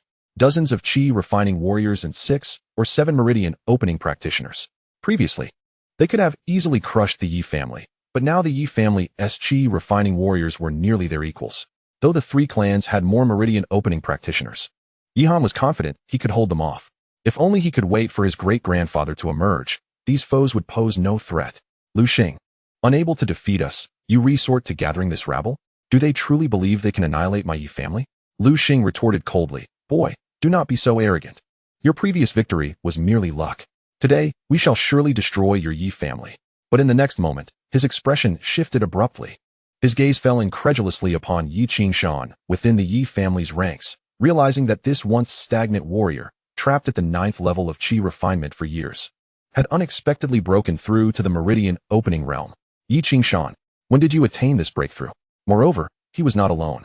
Behind him stood 2 elderly elders of the Yi family, both having reached the meridian opening realm as well. Was this still the same weak Yi family? Yi Qingshan stepped forward, his spirits soaring, declaring, Are we to be the only ones forbidden from having practitioners of the meridian opening realm? He gestured toward the zealous Qi refining disciples behind him, stating, The Yi family is no longer a soft persimmon. If you wish to extinguish us, we shall fight fiercely to strip the skin from your bones. Upon witnessing this scene, Su San and Wang Jing's expressions changed. In just a day, the Yi family had undergone such a tremendous transformation. Their strength could easily position them as the 4th great clan of Qingyang City. Lu Xing, noticing the shift in morale among Su San and Wang Jing, coldly scoffed, And so what? Even if you possess 4 meridian opening practitioners, how could you possibly compare to our 3 clans? Wang Jing and Su San quickly regained their composure, retorting, You lot must be fearful of annihilation, hence resorting to forbidden techniques, willing to sacrifice your life force to forcibly attain the meridian opening realm? Even if your Yi family escapes this calamity, you shall be rendered utterly useless in the future. In the martial world, such temporary and forceful enhancements often inflict horrific hidden injuries upon the body. After the conclusion of the forbidden technique, there would be no hope for breakthroughs in their lifetime. Yet, they remained oblivious to the fact that the Yi family possessed Yi Han, who could concoct celestial elixirs, rendering the so-called forbidden techniques utterly unnecessary. Even if they were aware, this belief would prevail. They preferred to believe that the Yi family had been driven to desperation, resorting to forbidden arts. Lu Xing evidently shared this sentiment. His gaze ablaze with fury as he ominously declared, Unfortunately, the Yi family has no future. Attack. At his command, a warrior from the Lu family at the 9th level of Qi refinement charged at Yi Han, a wicked grin on his face. You worthless son-in-law. You slaughtered my 2 cousins for that useless sister of yours. I will drag her out before you and have my fun. He was the cousin of Lu Fun and Lu Xiang, a young disciple of the Lu family with the greatest potential to break through to the meridian opening realm. Without hesitation, he lunged towards Yi Yiwan's wheelchair, having set his sights on her long ago. However, as he took merely 3 steps forward, a flash of sword light erupted from Yi Han's hand, severing his head from his shoulders. Blood splattered forth, and the clash between the Yi family and the 3 great clans erupted in full force. Chapter 23. Suspicion as the 3 great clans besieged the Yi family. Within the tea house of the city lord's mansion, the fragrance of tea wafted through the air. City Lord Meng Guixiong poured a cup of tea for a young girl dressed in elegant attire, smiling. Princess, I hear that Yi Han defied you in the streets. He is about to face the annihilation of his entire clan. Would you care to witness the spectacle? I have no desire to see that scene. Just ensure that Yi Han is brought to me when the time comes. A dangerous yet beautiful smile graced her lips. At the Yi family, as Yi Han dispatched a direct descendant of the Lu family, the battle truly ignited. Disciples of the Yi family in the Qi refinement stage surged forth to engage in fierce combat with the disciples of the 3 factions. However, the warriors at the meridian opening stage did not take action. Lu Xing glared at Yi Han, bellowing, Yi Han, you deserve to die? Yi Han regarded him coldly. And what can you do about it? Lu Xing's teeth ground in frustration at Yi Han's demeanor. He certainly did not wish to endure. Yet he was wary of Yi Han's swordsmanship. Just the day before, he had witnessed Yi Han slay Lu Tian, the head of the Lu family, whose cultivation was not inferior to his own. Before arriving, he had strategized, knowing that as a half-step Qi mansion cultivator, along with the heads of the Su and Wang families, they could all besiege Yi Han, leaving him with no escape. Yet, Who could have anticipated that the Yi family had 3 additional warriors at the Meridian opening stage? Now, it was imperative to allocate their combat power wisely. Heads of the Su and Wang families. I and the Lu family's offerings will hold Yihan back.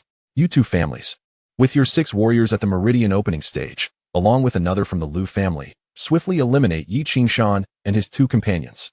Afterward, we will join forces to subdue Yihan. Upon hearing Lu Xing's words, Su San and Wang Jing frowned. Lu Xing, you 2 half-step Qi Mansion cultivators are the strongest among us. Yet, Yihan is merely at the 7th level of Meridian opening. Why do you still need to collaborate? They had never witnessed Yihan in action, perceiving him as an ordinary 7th level Meridian opening cultivator. In their estimation, either Lu Xing or the Mad Offering could easily dispatch Yihan. Lu Xing shook his head. This little brat may have low cultivation, but his swordsmanship is extraordinarily exquisite. Certainly not someone at the half-step Qi Mansion realm can contend with.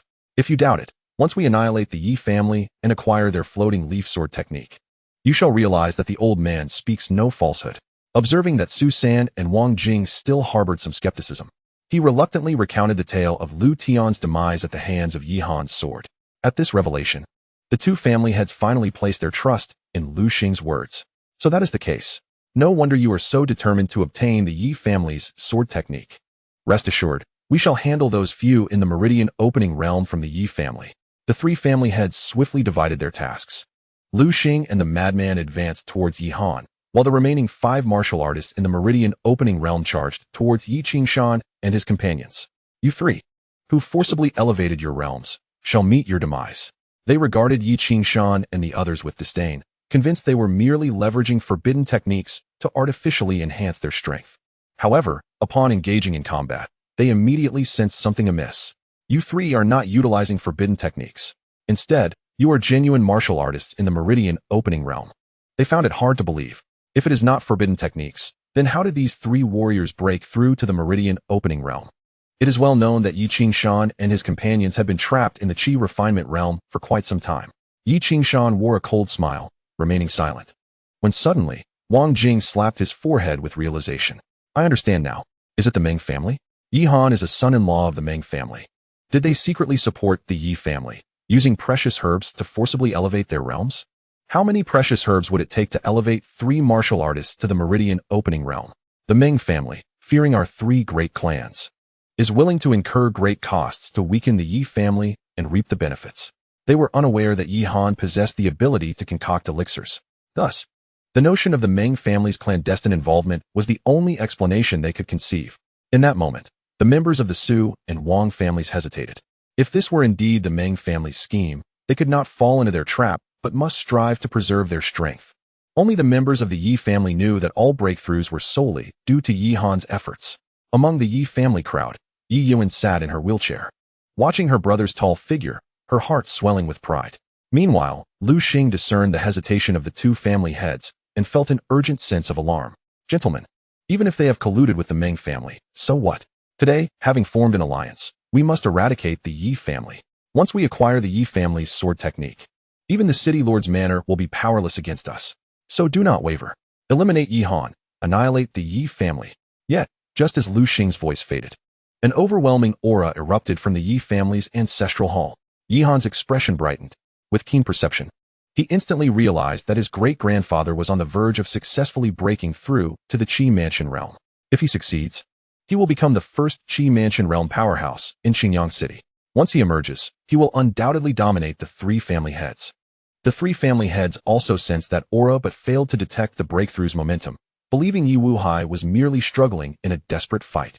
That old codger, even in seclusion, creates such a commotion. Does he intend to break through to the Qi Mansion realm? Humph, breaking through to the Qi Mansion realm is not so simple. He resembled a flickering candle in the wind, yearning to break free, yet merely deceiving himself. By the time he emerges from seclusion, we shall have already annihilated the Yi family completely. Indeed, after vanquishing Yihan, we shall turn our attention to him, ensuring that the old fool remains trapped. They have long disregarded Yi Wuhai. After all, they have received word that Yi Wuhai is on the verge of extinguishment. His very life hangs by a thread. And what talk is there of breakthroughs? However, in the next moment, a terrifying aura erupted from the ancestral hall, rendering Lu Xing momentarily breathless. This was a suppression of momentum. It was enough to indicate that Yi Wuhai was perilously close to the Qi Mansion realm. Realizing this, his expression abruptly shifted, and he finally grasped the gravity of the situation, his voice trembling. Yi Wuhai, could it be that he is truly about to break through to the Qi Mansion realm? Chapter 24, Can You Wound Me? Lu Xing's complexion turned ashen. The rise in strength among the other members of the Yi family posed no significant threat to him. However, if the Yi family produced a Qi Mansion realm expert, it would utterly extinguish all his hopes. The Qi Mansion realm is to the open meridian's realm what a tiger is to a sheep, capable of crushing it effortlessly. Yet, he still could not fathom how the nearly extinguished Yi Wuhai had achieved such a feat. It left him utterly perplexed. Nevertheless, bewilderment aside, he had no time for further contemplation. His sole desire now was to survive. With this thought, his anxious gaze shifted from the direction of the Yi family's ancestral hall to rest upon Yi Han. Kid, I shall lead the three great families to retreat. The matter of the Yi family killing my family's master and the young master shall be put aside. How does that sound? He had capitulated. All grievances and sword techniques were rendered irrelevant. Survival was paramount. Yi Han chuckled coldly. You thought my Yi family to be a soft target, quick to threaten annihilation. Now that you realize my great-grandfather is on the verge of a breakthrough, you think a mere retreat will suffice? Clutching the dragon-slaying sword, he had no intention of letting Lu Xing escape. Setting aside old grievances, his own father had been secretly ambushed by this scoundrel. Lu Xing's expression shifted dramatically. Yi Han, do not overestimate your position. Even if Yi Wuhai has yet to truly break through, what of it? Should he indeed ascend to the Qi Mansion realm? We three great families, like a pack of wolves, can still bring down a fierce tiger. His voice was fierce yet cowardly as he attempted to retreat. Kill. Yi Han discerned Lu Xing's intention to flee and immediately summoned the dragon-slaying sword, lunging at Lu Xing. Today, Lu Xing must be retained. Bang, bang, bang. Lu Xing parried several strikes, seeking an opening to glance at Su San and Wang Jing. Gentlemen, do not concern yourselves with Yi Qingshan and his cohorts. Let us strike together, eliminate Yi Han first, and then disrupt Yi Wuhai's seclusion. Otherwise, once that old cur emerges from his retreat, we shall have no chance of victory. Upon hearing this, Su San and Wang Jing nodded in agreement. They had already irreparably offended the Yi family by infiltrating their domain. The only viable course now was to eliminate Yi Han. Once that was accomplished, they could still have a chance to survive by disrupting Yi Wuhai's cultivation. Swoosh. Su San and Wang Jing appeared at Lu Xing's side. Two individuals had opened their meridians to the 9th level, and together with the madman and the offerings, there were a total of 4 formidable beings, restoring confidence in Lu Xing. You little beast, prepare to meet your end. Lu Xing unsheathed his sword and charged towards Yi Han first. The madman wielding chains, along with Su San and Wang Jing, followed closely behind. The clash of blades and the dance of swords formed a web of deadly intent, enveloping Yi Han. Yi Han, be cautious. With Su San and Wang Jing having withdrawn from the battlefield, Yi Qingshan and the other three with open meridians finally had a moment to breathe, urgently warning him. Yi Han, you are now the treasure of the Yi family. Yi Han, unfazed, moved with the grace of a drifting leaf, advancing and retreating, avoiding a direct confrontation with the 4 adversaries.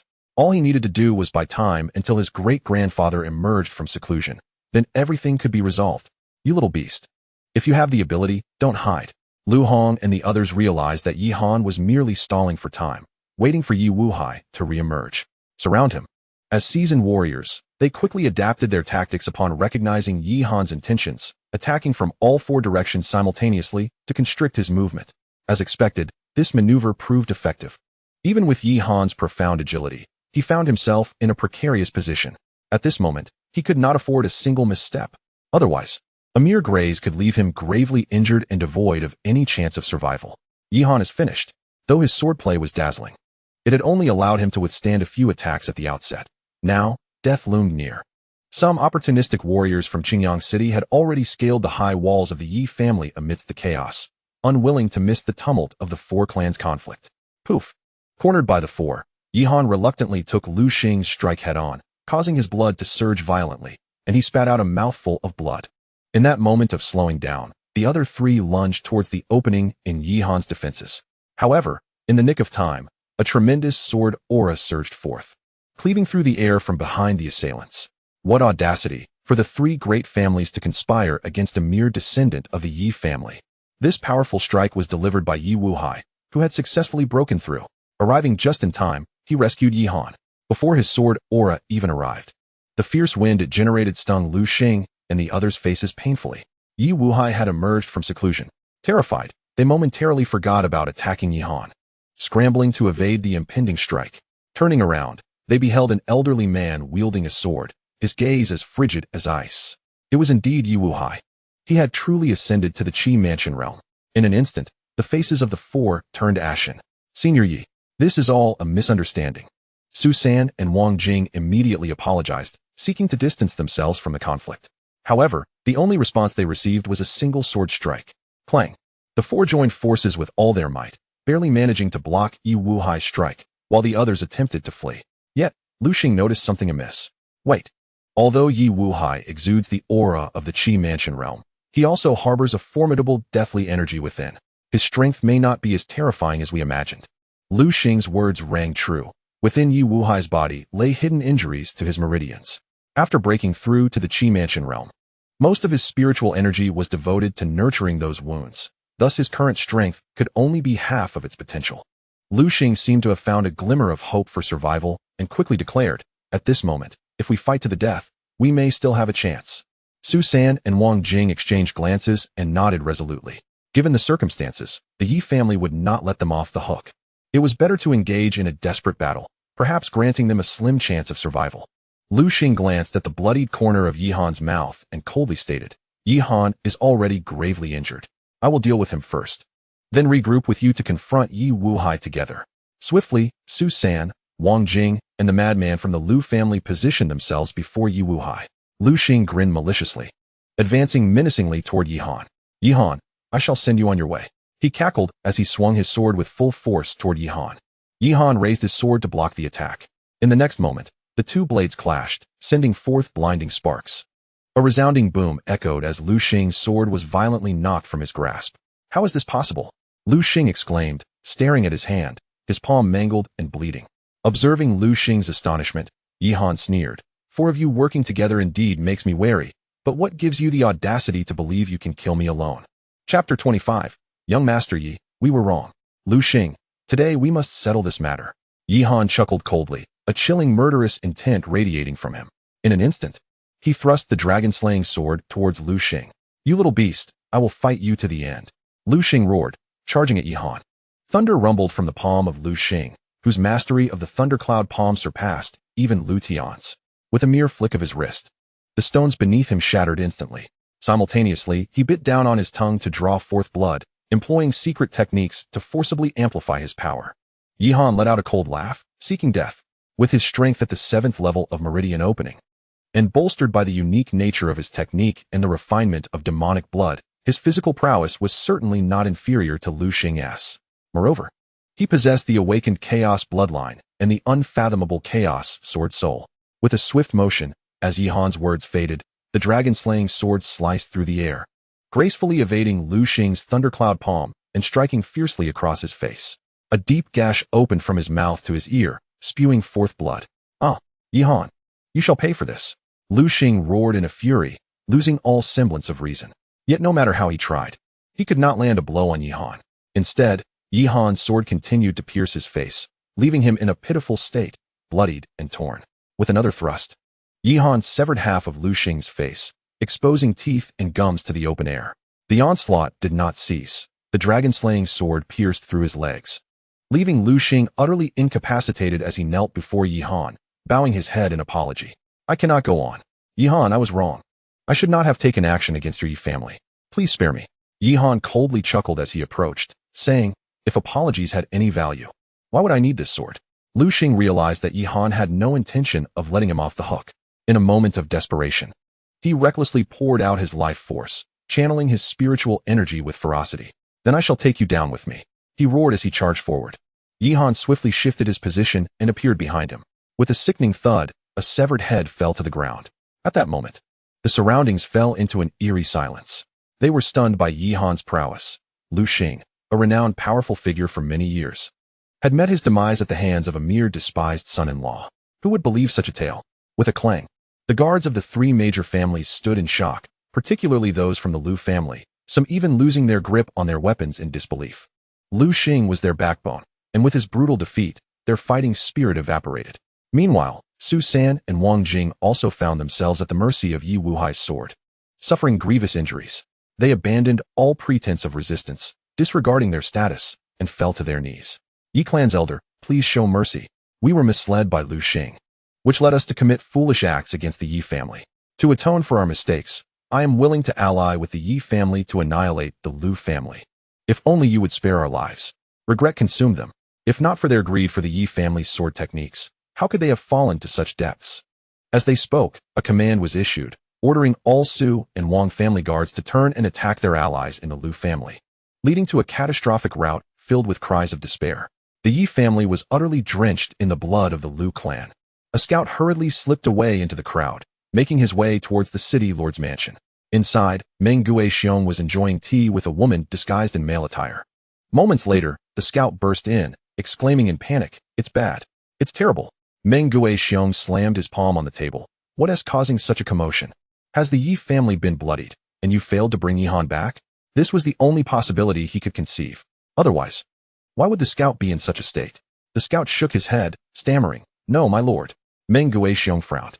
Then is it that the three major families suffered excessive losses in their attempt to eliminate the Yi family? If so, that would be beneficial for us. My lord, that is not it. I'm flustered because the Yi family remains intact, while the Lu family has been annihilated. How can that be? Meng Guixiong exclaimed in disbelief, fully aware of the disparity in strength between the Yi family and the three major families. The scout's voice was filled with bitterness. My lord, it is Yi Wuhai. That old fellow has actually broken through to the Qi mansion realm. And as for Yihan, he possesses the strength to have slain Lu Xing. Not only that, but overnight, several elders of the Yi family, who had been trapped in the Qi refinement realm for years, have also broken through to the meridian opening realm. Meng Guixiong collapsed into his seat. How can this be? How is this even possible? He murmured to himself. It took him a long time to accept the reality of Yi Wuhai's breakthrough, while simultaneously feeling immense regret over Yihan's rise. Had he known this would happen, he would have ensured that this man was turned into mincemeat. With both Yihan and Yi Wuhai, after today, the Yi family would undoubtedly become the foremost family in Qingyang City. The days ahead for my lord's mansion will likely be quite arduous. His face wore a bitter expression. Had I known this would be the case, Yihan should have been treated with a touch more kindness during his time as a son-in-law. The woman in male attire opposite him, however, was filled with insatiable curiosity. With a flicker of her eyes, she inquired, "Lord Meng, the affairs of the Yi family appear rather peculiar. 10 years ago, Yi Wuhai sustained severe injuries, seemingly losing all hope of advancing to the Qi mansion realm. Yet not only has he broken through, but several others from the Yi family have also reached the meridian opening realm, resulting in a significant enhancement of their overall strength.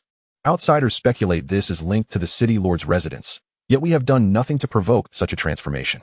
Leaning forward, her eyes shimmering with intrigue, she pressed, "What do you suppose is the reason behind this?" Chapter 26. The invitation from the heavenly heart. Sect Meng Guixiong's expression stiffened. Such an outcome was equally unexpected for him. Rumors circulated that this young man possessed an extraordinary talent for swordsmanship, having elevated the Yi family's floating leaf sword technique to the profound tier. In my humble opinion, there may be some truth to this, for it serves to explain the recent changes within the Yi family. Is that so? The woman, referred to as a princess, now regarded him with shining eyes, a hint of profound significance reflected within them. However, as far as I am aware, Yihan has been a son-in-law to your Meng family for a decade, only recently returning to the Yi family. During these 10 years, were you entirely oblivious to his circumstances? Meng Guixiong felt a bitter taste in his mouth. He lowered his head, cold sweat beading on his forehead. Naturally, he was reluctant to mention the coercion of forcing Yihan to serve as a vessel for his daughter in front of the princess. Thus, he could only speak vaguely. This young man possesses a profound depth of character. Even after spending 10 years with my daughter, she has not discerned any unusual traits. He is a perilous individual. I find myself increasingly intrigued by him. The princess replied with a gentle smile, her exquisite beauty rendering all else dim in comparison. Observing that the princess did not delve deeper into the matter, Meng Guixiong breathed a slight sigh of relief. Yet, within his heart, confusion and astonishment swirled. Meng Qingxue, with a temperament akin to his own and a ruthless demeanor, would, upon the conclusion of the 10-year period, drain Yihan's pure Yang bloodline entirely, leaving him devoid of any value. His inherently cautious and suspicious nature had led him to advise Meng Qingxue to eradicate any potential threats completely. Yet, How could it be that Yi Han managed to escape from his lair, even returning forcefully to the Yi family and spearheading their resurgence? The myriad peculiarities in this matter left Meng Guoxiong questioning whether his own daughter had deceived him. Within the tranquil chamber of the Meng family, Meng Qingxue had just concluded her cultivation. She opened her brilliant eyes, two distinct hues of light converging within the depths of her pupils, intensifying before gradually dissipating. This pure young bloodline was indeed extraordinary.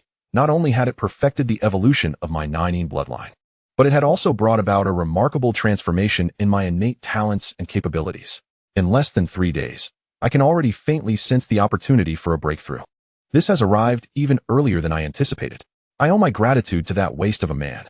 She delicately licked her enticingly crimson lips, a hint of nostalgia flickering in her gaze. That dim, damp cave, perhaps his corpse has already succumbed to decay? Meng Qingxue shook her head, slowly rising. Her beautiful eyes as cold as ice, devoid of any emotion. 3 days after departing from the cave, she promptly arrived at the tranquil chamber to immerse herself in her cultivation, acclimating to the newly transformed bloodline. She felt the urgency of time pressing upon her. For a month prior, she had received an invitation from the Tianqin sect. She vividly recalled that morning when a master from the sect, soaring on a flying sword like an otherworldly being piercing through clouds and mist, passed by the Meng family. Yet, he was stirred by the aura of Meng Qingxue's bloodline, hovering above the Meng residence for an extended period. It was at that moment that the entire Meng family emerged in a flurry.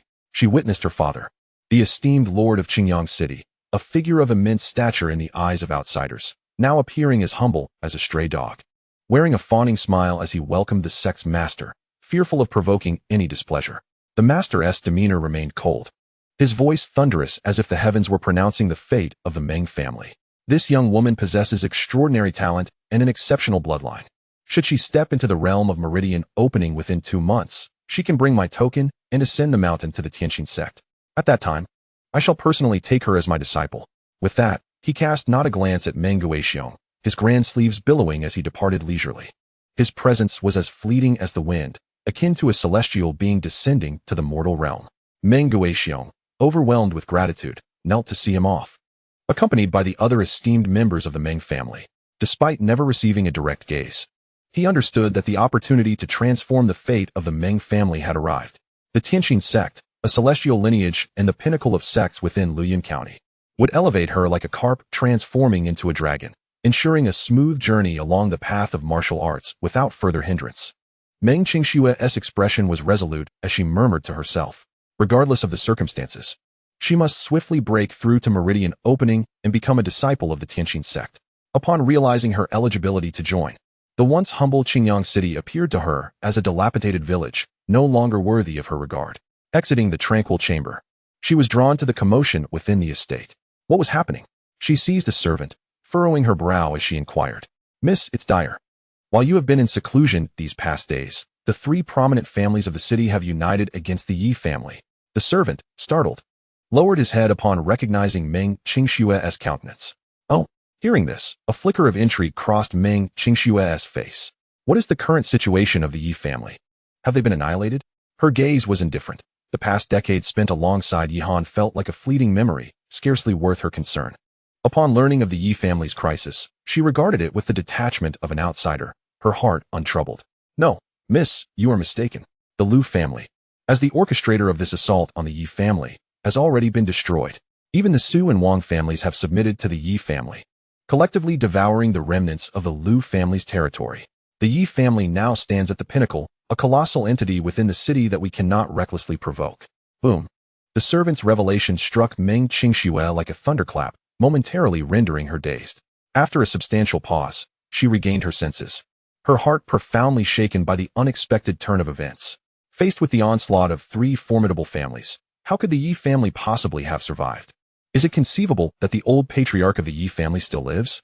Meng Qingxue's gaze turned cold and piercing. The rise of the Yi family was, to her, anything but fortuitous.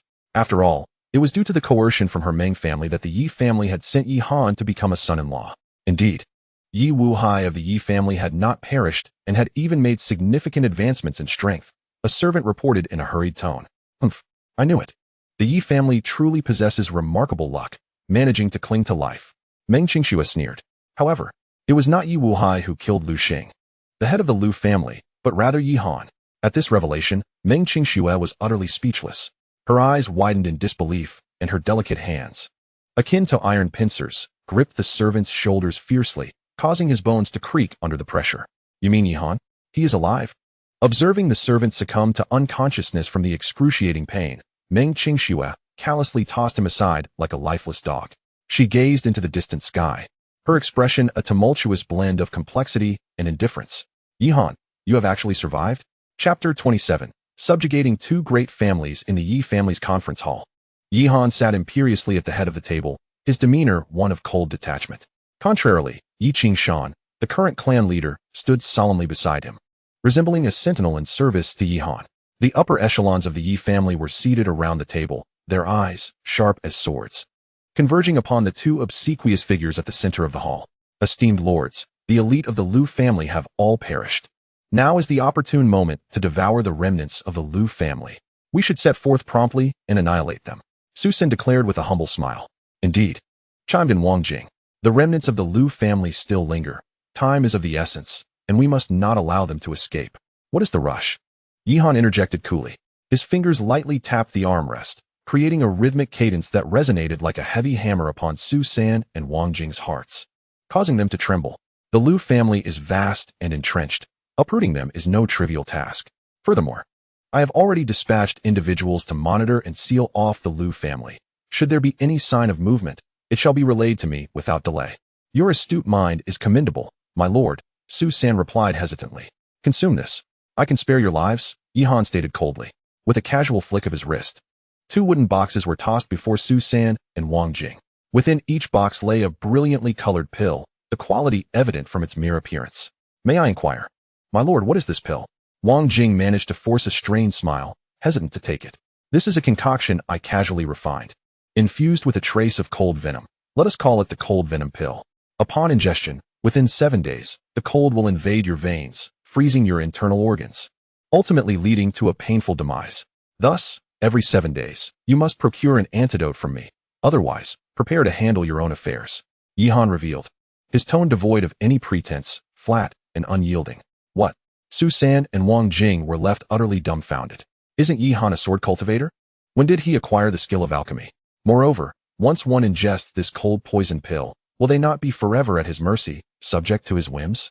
How can the heads of the two great families accept such a fate? Not only you, but every senior member of your esteemed families must partake. Otherwise, I will end your lives this very moment. Yihan's eyes glinted with frost, exuding an aura of lethal intent. Su San and Wang Jing trembled uncontrollably. Under the roof of another, one must bow their head. Yet, as heads of their respective families, they were loath to relinquish control of their destinies to another. Yihan, do not overstep your bounds. We are willing to lead our families to ally with the Yi family, to hold you in reverence. However, if you force us into a corner, do you not fear our desperate retaliation? Wang Jing retorted, even a cornered rabbit will bite. Should we be driven to desperation? Are you not afraid of a mutual demise with the Yi family? I do not trust you. If you refuse to consume the cold poison pill, I shall eradicate you to prevent future troubles. Yihan rose slowly, his expression cold and imposing. Moreover, you lack the qualifications to engage in a mutual downfall with the Yi family. Do not forget, the Yi family already possesses a formidable expert in the Qi Mansion realm. The annexation of your two families is merely a matter of time. Observing the two men's faces flush with indignation and their silence, Yihan shook his head and sighed lightly. In that case, let us begin with you two heads of families, to serve as an example. Those who wish to submit may be spared. Otherwise, there shall be no mercy. With a sudden flourish of his sleeve, the Dragon Slayer sword was gripped tightly in Yihan's hand. An ominous aura of death permeated the grand hall, casting a shadow over Su San and Wang Jing. As Yihan prepared to strike, Su San could no longer withstand the mounting pressure and fell to his knees. Do not kill me. I will swallow it. Is that not enough? With that, he hastily opened the wooden box before him and swallowed the cold poison pill on the spot. Seeing this, Yihan turned his cold gaze towards Wang Jing, redirecting the Dragon Slayer in his direction. The sword's tip shimmered with a chilling light, sharp and menacing. Wang Jing's countenance shifted, and as the Dragon Slayer was poised to strike, he sank despondently to the ground. I, Wang Jing, concede. His eyes dimmed. Trembling hands reached for the wooden box, and he, too, swallowed the cold poison pill. Regardless of whether it was the ancient monster Yi Wuhai or Yihan himself, they realized they were no match. To persist in futile resistance would only lead to their demise at the hands of the relentless blades within this grand hall. Yet the thought of being forever subservient to the Yi family cast a pall over their futures, leaving these prominent figures in Qingyang City feeling desolate. Soon, under the duress of Su San and Wang Jing, the remaining senior members of the two great families also consumed the cold poison pill. From that moment forth, they wholly submitted to the Yi family, acknowledging their supremacy. Such was the thunderous method, truly extraordinary. Yi Han had indeed undergone a transformation. Unbeknownst to them, Yi Wuhai had appeared at the entrance of the grand hall. Observing the two great families rendered compliant by Yi Han, a glimmer of admiration surfaced in his murky old eyes. "Great-grandfather, you have arrived." Yi Han approached Yi Wuhai respectfully. He cast a discerning glance at Yi Wuhai. Following the earlier fierce battle, Yi Wuhai had retreated to his quiet chamber for seclusion, leaving Yi Han and the senior members of the Yi family to handle the aftermath. At this moment, Yi Wuhai had firmly established his realm, truly embodying the prowess of an expert in the Qi Mansion stage. Yet, Yi Han was perplexed. It appeared that the hidden injuries within Yi Wuhai remained unresolved. The murky, deathly aura clung to him like a persistent parasite, refusing to dissipate. "Great-grandfather, what is the meaning of this? Are your hidden injuries still unhealed?" Yi Han furrowed his brow. "Honor, did I not mention before that I had a secret to share with you?" Yi Wuhai replied with a bitter smile. "This secret is of immense significance, capable of influencing the very survival of the Yi family. Now that you have grown, becoming the pillar of the Yi family, it is time I revealed this to you." Yi Han's expression turned grave as he observed a flicker of melancholy, nostalgia, and a hint of resentment in Yi Wuhai's demeanor. "Great-grandfather, please tell me. Follow me," Yi Wuhai instructed, leading Yi Han to his secluded chamber. It was a rather modest retreat, sparsely furnished, with the most striking feature being the meditation mat at its center. Behind the mat, there stood a stone platform. Upon the platform lay a jade talisman, resplendent and translucent, inscribed with the grand character for Yi in an elegant, swirling script, exuding an extraordinary aura. This was Yi Han's first time entering his great-grandfather's sanctuary, and he surveyed the surroundings with a sense of wonder. In his youth, he had not possessed the privilege to enter this sacred space. "Great-grandfather, what is the secret you wish to impart?" Yi Han inquired. Yi Wuhai closed the door of the chamber, plunging the room into darkness. He lit a candle and carefully lifted the talisman from the stone platform. "Honor, this is a relic left behind by your father." He spoke tremulously, caressing the talisman, his murky eyes filled with indescribable emotions. "What?" Yi Han's eyes widened in disbelief. He had never heard of any legacy his father had left for him. "In truth, our Yi family was once a prestigious lineage." Yi Wuhai sighed deeply, his expression complex as he regarded Yi Han. "Have you heard of the Yi family in the capital?" "The Yi family in the capital?" Yi Han's expression grew serious. How could he have not heard of the illustrious name of the Yi family in the capital? Among the three great families of the capital, they stood united, each holding sway, constituting a formidable martial lineage within the Dantian dynasty. All esteemed sects and renowned schools bowed low before the three great families, acknowledging their supremacy. It was said that during the expansion of the Dantian dynasty, the ancestors of these three families had contributed significantly, earning them the title of founding heroes. This was why the three great families had endured in the capital for a millennium, allied with the imperial family. Having received considerable favor from the royalty when they established their clans 1,000 years ago, Yi Han was perplexed as to why his great-grandfather would suddenly mention the Yi family of the capital during such a solemn moment. What connection did they have? He scrutinized the token in Yi Wuhai's hand, and an absurd thought suddenly crossed his mind. "Honor, you may have already guessed," Yi Wuhai said solemnly. "In truth, we are members of the Yi family of the capital." His words struck Yi Han like a thunderclap, echoing in his mind. Yi Han was taken aback. "Great-grandfather, what are you saying? We are actually descendants of the Yi family of the capital?" "Indeed." Yi Wuhai set down the token and sighed. "Once, your father awakened a trace of chaotic bloodline, possessing extraordinary talent that overshadowed all other warriors of his realm. He was undoubtedly the greatest prodigy of our Yi family. He began his training at 7, opened all 9 meridians by 8, and after 8 years, he condensed his Qi palace, becoming the youngest and most dazzling martial genius in the capital. Subsequently, he encountered numerous fortuitous events, and his chaotic bloodline became increasingly refined. In just 10 years, he transcended several major realms, rising to prominence and earning unparalleled fame. Even the royal family was stirred, sending a princess to propose marriage to your father, elevating the Yi family's reputation to new heights, seemingly on the verge of becoming the foremost family in the capital. But then, misfortune struck. Yi Wuhai's expression darkened with pain. We are merely a branch of the Yi family, not the main lineage. Your father's brilliance incited jealousy among the main family. One night, incited by members of the main family, the princess summoned your father.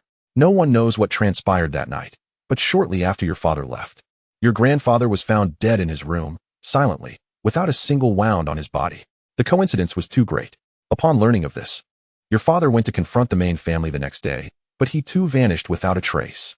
The following day, we, the branch family, found your nearly lifeless father on the street. At that time, he was already gravely injured, with shattered meridians and broken bones. Had he not encountered your mother later, even if he had managed to cling to life, he likely would not have survived 3 days. Listening to Yi Wuhai's account, Yihan unconsciously clenched his fists, veins bulging on his forehead. Even without having experienced the events firsthand, he could imagine the torment his father must have endured. A once glorious genius, reduced to being crippled and wandering the streets like a stray dog. He could hardly fathom the anguish his father must have felt. Moreover, his grandfather had also met such an untimely and mysterious end. How could Yihan bear it? Is my father really so easily discarded? Is there no one to speak a word of justice? What about that royal princess? Did she not admire my father greatly? How dare the Yi family treat my father like this under the pressure of the royal family? Yihan gritted his teeth. Yi Wuhai cast a complex glance at Yi Chun.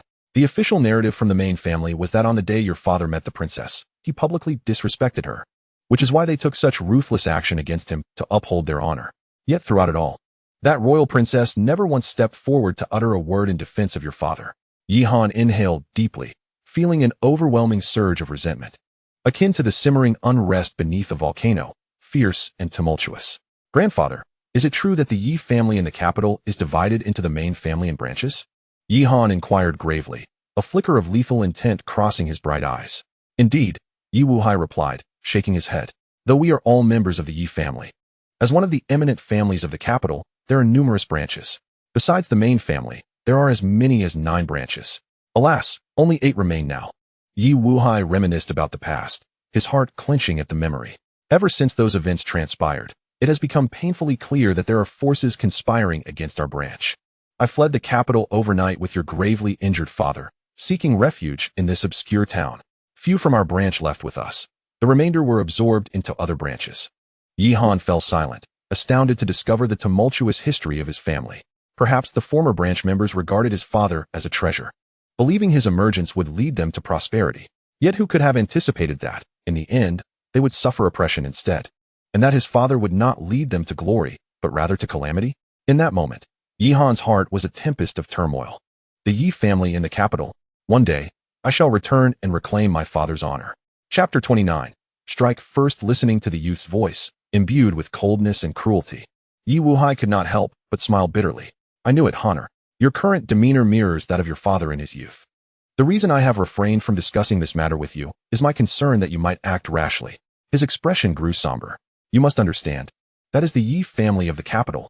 Even across the entirety of the great Qian dynasty, it stands as an indomitable behemoth. Even your father's exceptional talent met with such a tragic fate. You must not act recklessly. At this juncture, a flicker of anguish crossed Yi Wuhai's features. If you were to follow the same path, our branch might truly face extinction. Yihan took a deep breath, the flames of hatred burning fiercely within him. He could not let go of this grudge. After hearing his great-grandfather's account, he had silently vowed to return to the capital, to dismantle the Yi family, and restore his father's name. And he would not spare that royal princess. Yet he did not wish to burden Yi Wuhai with worry. Moreover, the fire of vengeance did not cloud Yihan's judgment. He was acutely aware that with his current strength, challenging the Yi family in the capital would be as futile as a mantis trying to stop a chariot, or a mayfly attempting to shake a tree. Rest assured, great-grandfather, until I acquire sufficient strength, I will keep the words you shared today locked away in my heart, uttering not a single word of them. The youth's gaze shimmered with an unprecedented determination. I will not act recklessly, but I shall strive towards this goal. When the day comes that I possess enough power, I will unhesitatingly level the Yi family. Upon hearing this, Yi Wuhai let out a heavy sigh of relief and smiled, saying, transforming hatred into the impetus for cultivation, rather than allowing it to cloud one's judgment, brings me great solace. He could discern that the young man before him had shed his youthful naivety after enduring numerous trials. Indeed, Yihan had matured significantly. This token once represented our identity, yet it has long since become obsolete, relegated to the shadows where it must remain concealed. For if our true identities were to be revealed, it could very well summon calamity upon us. The members of our clan are ruthless and unyielding, often resorting to extermination to eliminate future threats. Yi Wuhai carefully stowed the token away. Once, this emblem had symbolized honor and reliance for them. Now, it had transformed into a harbinger of dread. Great-grandfather, does this imply that the malevolent energy within you stems from that time? Yihan furrowed his brow. It seems to be a remnant of past misfortunes. Yi Wuhai sighed. When your grandfather was assassinated, they certainly would not have spared me. The tea I consumed was laced with the clan's concealed poison, colorless and tasteless. It was nearly imperceptible. Were it not for your mother's intervention, I might have followed your grandfather into oblivion. Yihan's expression grew grave. He had never imagined that his great-grandfather had also fallen victim to the clan's treachery. No wonder Yi Wuhai bore such hidden injuries within his meridians. He had assumed these were merely the remnants of flawed cultivation techniques. However, it appeared the blame ultimately lay with the Yi family in the capital. One day, I shall undoubtedly eradicate you. Yihan vowed silently. Rest assured, great-grandfather, I will find a way to rid you of this malevolent energy. For now, focus on your recovery and stabilizing your realm. Yihan advised Yi Wuhai. Alas, I am acutely aware of my own condition, Yi Wuhai replied. The breakthrough to my energy center has merely allowed me to hang on by a thread. It will not be easy for me to falter again. You should reserve the elixirs for the younger generation of our clan.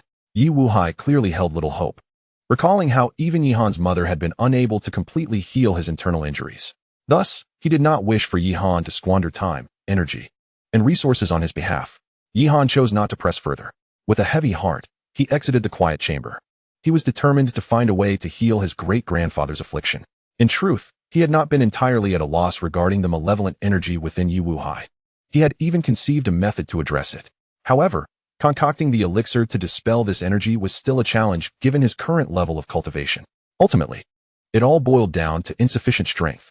I must become stronger. I must. Yihan's gaze shimmered with an intensity of desire for power that had never been so profound. Returning to the Grand Hall, he found Yi Qingshan and declared, Prepare yourself. I intend to take action against the City Lord's Manor. The City Lord's Manor? Yi Qingshan was taken aback. The Meng family was the foremost power in Qingyang City, with profound roots intertwined with the influence of other cities. Engaging in conflict with the Meng family could lead to devastating consequences. In my opinion, this matter warrants careful deliberation, and we must not act recklessly. Yihan replied nonchalantly. We have already consolidated the strength of the Liu, Wang, and Su families. The Yi family stands unrivaled. Do you think the City Lord's Manor will allow such a formidable tiger to linger at their doorstep without taking action? Uncle, this is not rashness but rather prudent preparation. I believe that before long, the Meng family will strike against us. It would be wiser for us to take the initiative. Yi Qingshan remained somewhat hesitant. Having lived in Qingyang City for so long, he had never heard of anyone daring to challenge the authority of the City Lord's Manor. Yihan's sudden decision left him somewhat disoriented. I believe Honor is correct. Yi Wuhai entered the Grand Hall, his hair graying, yet his voice resonating throughout the chamber. We are already at odds with the Meng family. They will not passively observe as we consolidate the powers of the other three families. This battle is inevitable. With the elder patriarch Yi Wuhai affirming this, Yi Qingshan had no further objections. Then I shall prepare at once, he responded, hastily departing. In no time, the entire Yi family was fervently mobilizing. Meanwhile, the Su and Wang families, under the leadership of Su San and Wang Jing, had already begun to aggressively encroach upon the Liu family's territory. Under the threat of the cold poison pill, they dared not disregard Yihan's commands. After thoroughly clearing out the Liu family storages, vast quantities of resources were transported to the Yi family, quickly accumulating into several small mountains. Chapter 30, Qi Nourishing Pill. Yihan, inheriting the memories of the pill sage, was adept with various elixirs and potions. Thus, it was only fitting for him to manage the resources from the Liu family stockpile. Yi Wuhai also made a public declaration, announcing that Yihan was now the true backbone of the Yi family, and the resources of the family could be freely utilized by him. Take whatever you need, he stated, and no one voiced any objections. After all, they had recently benefited from Yihan's generosity. Having consumed the elixirs refined by Yihan, their strength had improved to varying degrees. It was evident to all that resources would be maximally utilized only if entrusted to Yihan. Moreover, Yi Wuhai had clearly indicated his intention to cultivate Yihan as the next clan leader, a role Yihan undoubtedly qualified for. Yihan, naturally, was not one to be modest. After carefully selecting some useful spiritual herbs from the Yi family treasury, Yi Qingshan soon returned with a new batch of spiritual herbs. These were provided by the Su and Wang families, he reported. Oh, they are quite perceptive, Yihan chuckled, his gaze falling upon the newly delivered herbs. A sudden brightness illuminating his eyes. Is this a tri-leaf lotus? And a century-old Ganoderma? With the materials he had previously obtained for crafting the chi-nourishing pill now complete, he organized them neatly, momentarily recalling the solitary and desolate figure of Yi Yuan seated in her wheelchair. Indeed, after successfully addressing the crisis confronting his family, Yihan's foremost concern was not himself, but rather to heal Yi Yuan's legs. Over the past decade, despite enduring immense suffering, one must ponder the plight his sister faced. Upon returning to his courtyard, he devoted an hour to skillfully concocting a batch of vitality elixir. This elixir harbors astonishing vitality, possessing the remarkable ability to nourish flesh, blood, and meridians. Uncertain of the precise nature of Yi Yuan's leg injuries, he surmised that if the damage was merely to the nerves, the elixir's nourishing properties would suffice to restore the impaired meridians.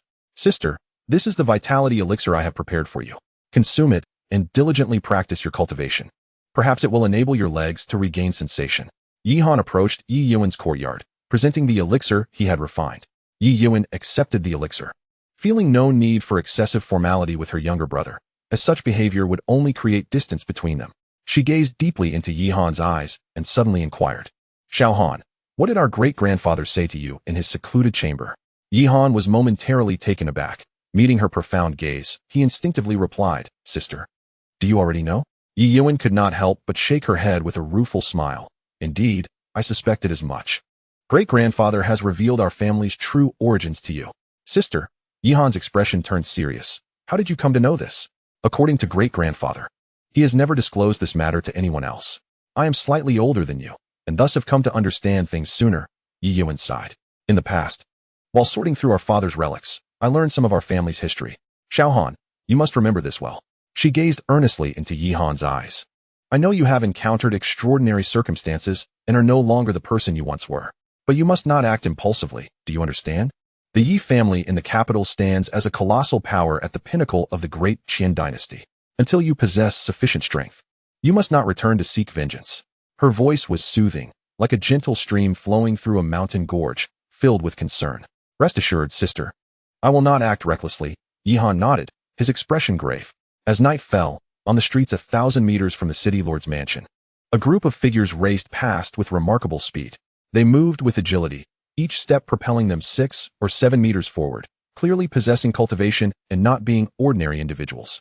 They hurriedly made their way toward the city lord's mansion, panic etched upon their faces. Faster, more quickly, those damned foes are hot on our heels. Once I find refuge in the city lord's mansion, I will seize the opportunity to annihilate those families. One of the remaining elders of the Lu family, Lu Fuyun, exclaimed. His face was marked by murderous intent. A deep, bone-visible scar adorned his chest, and his garments were soaked in blood, presenting a truly dismal sight. It's all the fault of the Su and Wang families. They betrayed us at the critical moment and colluded with the Yi family. They are all nefarious individuals. Should I find the chance to rise again, I will not spare a single one of them. The other elder, Lu Hong, chimed in. In the face of the united assault from the 3 prominent families, the Yi, Su, and Wang clans, the Lu family has already been shattered, reduced to a mere shadow of its former self, with remnants fleeing like lost dogs through the alleys of Qingyang City. Regrettably, no matter the direction they choose to flee, formidable warriors from the 3 families stand guard at every juncture. Time and again, they encounter obstacles, ultimately seeking refuge at the city lord's mansion. If the mansion is willing to accept them, they would have successfully navigated this calamity. Given the mansion's formidable foundation, it is unlikely that the 3 families would dare to provoke it lightly. Yihan, all of this turmoil is the fault of that detestable individual. If given the chance, I shall flay him alive, dismember him into pieces. Hatred ignited in Lu Fuyun's eyes. In his perspective, the catalyst for the Lu family's downfall lies squarely with Yihan. Had Yihan not been the first to eliminate the Lu family's 2 young masters, the 2 families would not have so swiftly torn their alliance asunder. Moreover, this wretch has also led to the demise of Lu Xing, causing the very foundations of the Lu clan to crumble. At last, they have arrived. Indeed, they dare not obstruct the path to the city lord's mansion. Lu Fuyun felt a surge of excitement. Exactly. No matter how audacious they are, they would never dare to provoke the city lord's mansion. Lu Hong also exhaled in relief. However, as they gazed upon the eerily silent street before the mansion, a wave of unease washed over them. What is happening? Something feels amiss. Lu Fuyun's gaze flickered, and his steps involuntarily slowed. As the heart of Qingyang City, the vicinity of the city lord's mansion is typically bustling with activity. Today, however, it seems unnaturally quiet. I've been waiting for you, old dog. At that moment, a cold, mocking voice echoed ominously from ahead. The sudden laughter, laced with derision and contempt, spread through the darkened night. What? Who is it? Come out. You sneaky coward. Exhausted and on edge, Lu Fuyun and his companions resembled cornered beasts startled into alertness. They immediately braced themselves, their eyes gleaming with a murderous intent as if painted with a hue of blood. Under their tense scrutiny, a frail figure emerged slowly from the shadows. It was Yihan. He appeared to have been waiting here for quite some time, a smile that was neither entirely a smile nor entirely a frown gracing his features. To Lu Fuyun and the others, that expression was nothing short of a taunt, mocking their current plight. Lu Fuyun glared fiercely at Yihan, gritting his teeth. What are you doing here, you wretched creature? What am I doing? I am simply here to personally escort you all on your final journey, Yihan replied, his blade, the dragon slayer, glinting with a sharp cold light that seemed to illuminate half the night sky. Escort us? Just you alone? Lu Fuyun glanced back at the city lord's mansion. Having come this far, they were certainly unwilling to relinquish their hope easily. As long as they could pass this last hurdle, salvation awaited them. I alone am more than enough, Yihan scoffed, stepping forward. In the eyes of Lu Fuyun and his companions, at that moment, Yihan exuded an entirely different aura. The Lord's residence loomed ahead, and with determination. Lu Fuyun inhaled deeply and spoke slowly. We cannot falter here. He was well aware of Yihan's formidable prowess, yet their numbers presented a distinct advantage, allowing for the possibility of confrontation. Why waste words with this boy? We must strike first. Lu Hong interjected, raising his hand and launching an attack aimed directly at Yihan's chest. Despite his weariness, as an elder of the Lu family and a practitioner at the initial stage of the Meridian opening realm, he commanded respect, unleashing a fearsome display of power. A flash of sword light appeared, followed by a piercing scream. Blood gushed forth, staining the street crimson. An aged hand lay motionless in the center of the thoroughfare. Lu Hong clutched his severed arm, his face contorted in agony, nearly collapsing to the ground. Second elder. Lu Fuyun gasped, his expression hardening as he grit his teeth. Let us attack together. Even if we perish, we must take a piece of this boy with us. He rallied the remaining Lu family warriors to encircle Yihan. However, they were but a band of weary remnants, barely managing to escape, each bearing different wounds. Even united, how could they stand against Yihan, who had been conserving his strength and awaiting their approach? After several exchanges, numerous high-ranking members of the Lu family lay lifeless in pools of blood. Yihan wielded the dragon-slaying sword with a technique both profound and unpredictable, tracing extraordinary arcs with each strike. Each sword descended effortlessly, piercing the chests of Lu family warriors. Even Lu Fuyun was not spared. The already grievous wound on his chest was exacerbated by Yihan's attack, tearing even deeper. Ultimately, Lu Fuyun met his demise at the hands of Yihan's blade. He collapsed into the blood-soaked ground, his aged eyes wide open, fixed on the sky, as if unwilling to succumb just before the final step. Yihan sheathed his sword, standing amidst the sanguine pool, his garments unblemished, pristine as when he first arrived. He surveyed the lifeless bodies of the Lu family. Today, I have finally exacted my vengeance upon the Lu family. The old grievances and new enmities were thus resolved. The youth exhaled deeply, as if a heavy stone had been lifted from his heart. His father, once so resplendent, had suffered relentless humiliation at the hands of the Yi family in the capital, ultimately being forced to relocate to Qingyang City. Yet, even here, peace eluded them. Although his father's cultivation had been rendered useless, after years of recuperation, he could still stand strong in Qingyang City, protecting their family. However, he was ultimately ambushed by Lu Xing, leading to his inevitable demise. It was likely that his father never imagined that he, once hailed as a prodigy in the talent-rich capital, would meet such a tragic end. The Lu family has been eradicated. The Yi family in the capital will not be far behind. One day, I shall return personally to reclaim all that rightfully belongs to my father. Yihan's gaze flickered, and tumultuous thoughts surged within his mind, refusing to settle for an extended period. In a fleeting moment, the annihilation of Lu Fuyun and his faction transpired in mere minutes. By the time the servants of the city lord's mansion noticed the gruesome scene outside, the young man had vanished without a trace. Report. Master, there are numerous corpses outside. Upon receiving this alarming news, Meng Guoxiong emerged with a countenance marked by surprise and uncertainty. What? Even though he was typically composed and seasoned by the vicissitudes of life, The overwhelming stench of blood in the streets took him aback. Were all these bodies from the Liu family? Had the Liu family truly been eradicated? A somber expression enveloped Meng Guoxiong's features. Father. At that moment, Meng Qingxue approached him, her exquisite visage betraying no emotional fluctuation, embodying an icy detachment. The Yi family has truly risen. Qingxue, why did you not eliminate that boy? He inquired, his expression complex. Could it be that after a decade of companionship, you have developed feelings for him, hence your reluctance to strike? Father, Yi Han is merely a stepping stone on my martial path. How could I harbor any other sentiments towards a stone I might tread upon? Meng Qingxue shook her head, a hint of confusion flickering in her beautiful eyes. I cannot fathom it either. The elixir I administered should have extinguished all vitality within him. Yet he emerged alive from that cavern. Humph. Moreover, our Meng family's guards stationed to secure the cave were all buried within. I suspect someone intervened covertly to rescue that boy, Meng Guoxiong stated solemnly. Although circumstances have shifted, I have already garnered the favor of the Heavenly Heart sect. Once one attains success, even the lowly shall rise. It will not be long before I join the Heavenly Heart sect, and even if the Yi family appears formidable, they shall be reduced to mere insignificant ants. Meng Qingxue spoke indifferently. Chapter 32, The Ancient Dragon's Secret Art. Well, it all depends on you, Qingxue. How long until you can break through to the meridian opening? Meng Guoxiong inquired. Not more than 3 days. Tomorrow, I should be ready, Meng Qingxue replied with a smile. Tomorrow? Is it? Meng Guoxiong furrowed his brow, a sense of unease creeping into his heart. I have a foreboding that the Yi family will not let this opportunity to strike against us pass, especially with their recent surge in activity. Should you not strive to break through tonight? Perhaps after your breakthrough, we could summon assistance from the Heavenly Heart sect. Meng Guoxiong mused. Tonight? Though the timeline was indeed tight, Meng Qingxue nodded. I shall do my utmost.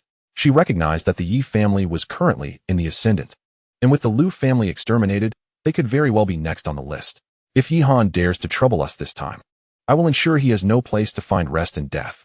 Upon returning to the Yi family estate, Yi Han first checked on Yi Yuan's injuries. After consuming the nourishing qi pill, her complexion indeed improved significantly. Her delicate face was now flushed and radiant, exuding a captivating glow. Even her figure appeared less emaciated than before. Yi Yuan was utterly astonished. She had never anticipated that the elixir bestowed upon her by Yi Han would yield such remarkable results. As for her legs, perhaps due to the prolonged state of disability, there was no immediate change. Yi Han resolved to wait patiently, allowing Yi Yuan to fully absorb the effects of the qi-nourishing pill before proceeding. If necessary, he would strive to enhance his own prowess and concoct higher-quality elixirs to aid her recovery. Hunter, why not also cultivate within the Forbidden Grounds? Suggested Yi Wuhai to Yi Han. The Yi family's forbidden zone was safeguarded by formations, ensuring a far greater concentration of spiritual energy than elsewhere.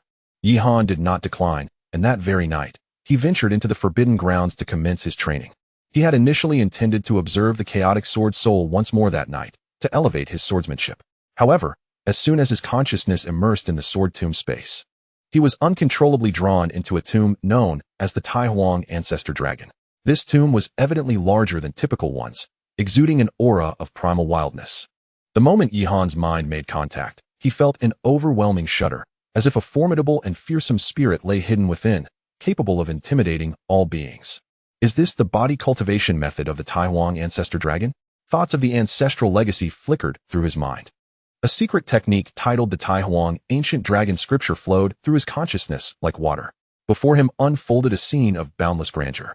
In a colossal world shrouded in crimson, an ancient dragon spanning heaven and earth spread its wings, soaring to an altitude of 90,000 miles. As it ascended, its form grew increasingly immense, soon towering over the blood-soaked realm, surrounded by countless stars. It opened its maw and devoured the vast crimson world, erupting into a myriad of light points that dissipated into the cosmos. Yet, the ancient dragon seemed insatiable, subsequently beginning to consume the stars around it. Such visions were almost surreal, sending tremors through Yi Han's heart. Could this be the Tai Huang Ancestor Dragon buried within the tomb? How powerful could it be? Capable of swallowing an entire world? Time slipped away, and eventually, Yi Han's consciousness gradually returned from that ethereal realm. The Tai Huang Ancient Dragon scripture was indelibly etched in his heart. To master this body cultivation technique, one must ensure an unobstructed and fluid Tao heart. So that was it. The very act of eradicating the remnants of the Liu family had alleviated his pent-up frustrations, allowing his Tao heart to flow freely. thus attracting the attention of the Taihuang ancient dragon scripture. Yi Han savored the insights within the scripture, his emotions ablaze with fervor. It was evident that this was a uniquely powerful body cultivation method. Once he cultivated the Taihuang ancient dragon scripture to profound depths, he would forge a physique strong enough to rival that of the Taihuang ancestor dragon. At that time, he would be invincible in the Qi Mansion realm, facing no rivals. A night passed in the blink of an eye. When Yi Han returned to his senses from his cultivation, he discovered that the dawn had already painted the horizon with a pale white light. Morning had arrived. Meng Qingxue, it is time we settle our accounts. Yi Han slowly rose to his feet, his eyes gleaming with a chilling light. As he stretched his limbs, a series of crackling sounds erupted from within his body, reminiscent of thunderclaps reverberating through his very being. Could this be the power of the ancient Dragon Sutra? Yi Han clenched his fists, feeling his physical prowess elevate to a terrifying level he had never imagined. A vast surge of energy coursed through him like a volcano on the brink of eruption, flowing seamlessly through every sinew and vein, inexhaustible and boundless. At that moment, the quiet chamber opened, revealing Yi Wuhai at the doorway. He surveyed Yi Han, momentarily taken aback as if he had mistaken him for another, before approaching with measured steps. Han, it seems you have undergone a significant transformation. If yesterday's Yi Han was akin to a sharp-edged sword cultivator, then today's Yi Han resembled an ancient beast, harboring formidable power within. Great-grandfather, why are you out so early today? Yi Han smiled, choosing not to elaborate further on the topic. Observing this, Yi Wuhai wisely refrained from probing further. He shook his head, letting out a sigh. I have heard that you plan to launch a full-scale assault on the Meng family today. I cannot help but worry. His expression turned grave as he locked eyes with Yi Han. How confident are you in this endeavor? I know you harbor a deep-seated hatred for the Meng family, but you must understand that they are not like the Lu family.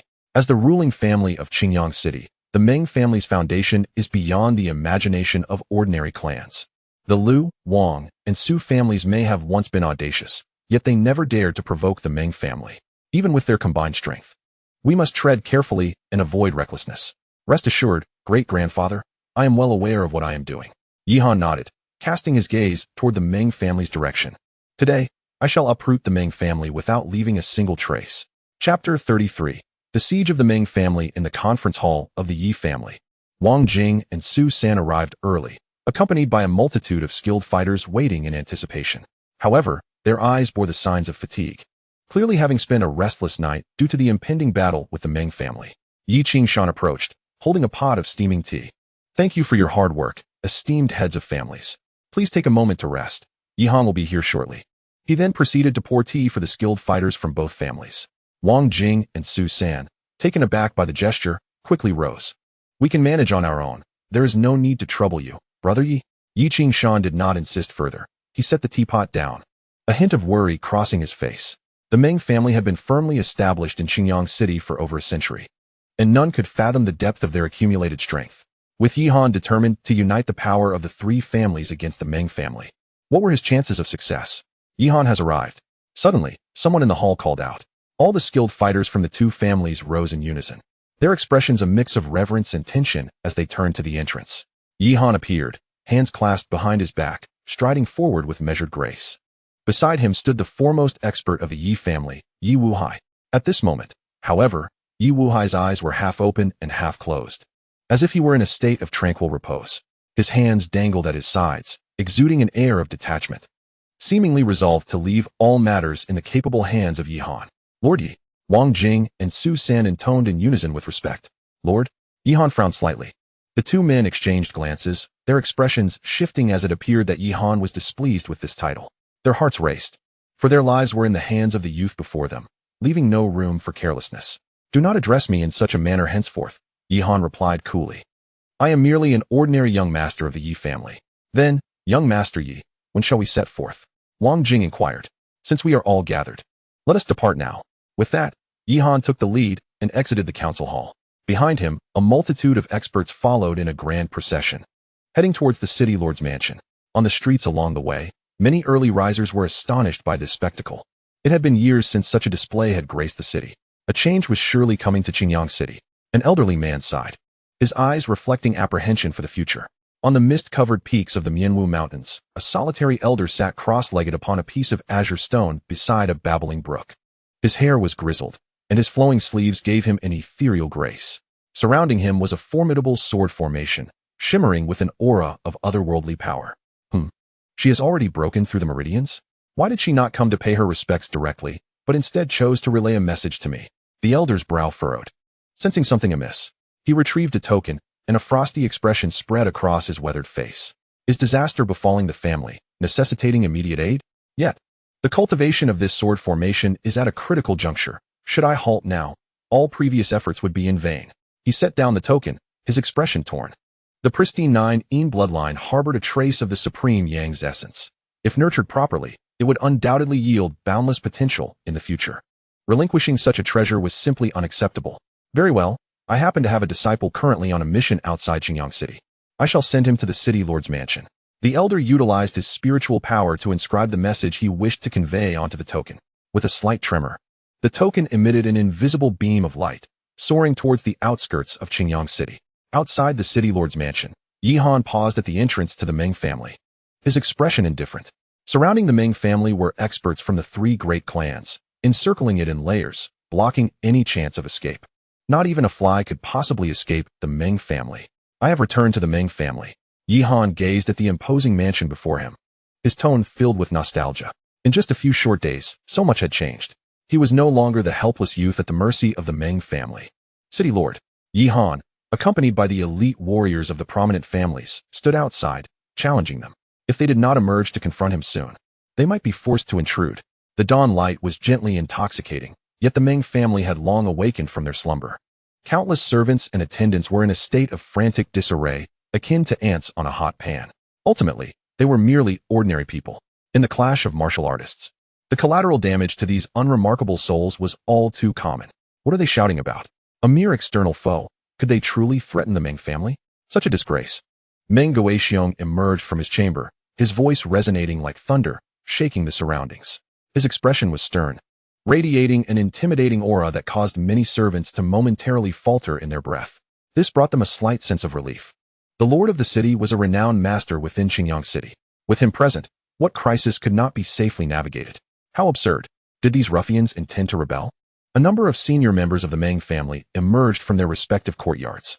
The voice that spoke belonged to an elder, stooped in stature. Yet his murky eyes sparkled with a fierce brilliance, revealing a formidable presence.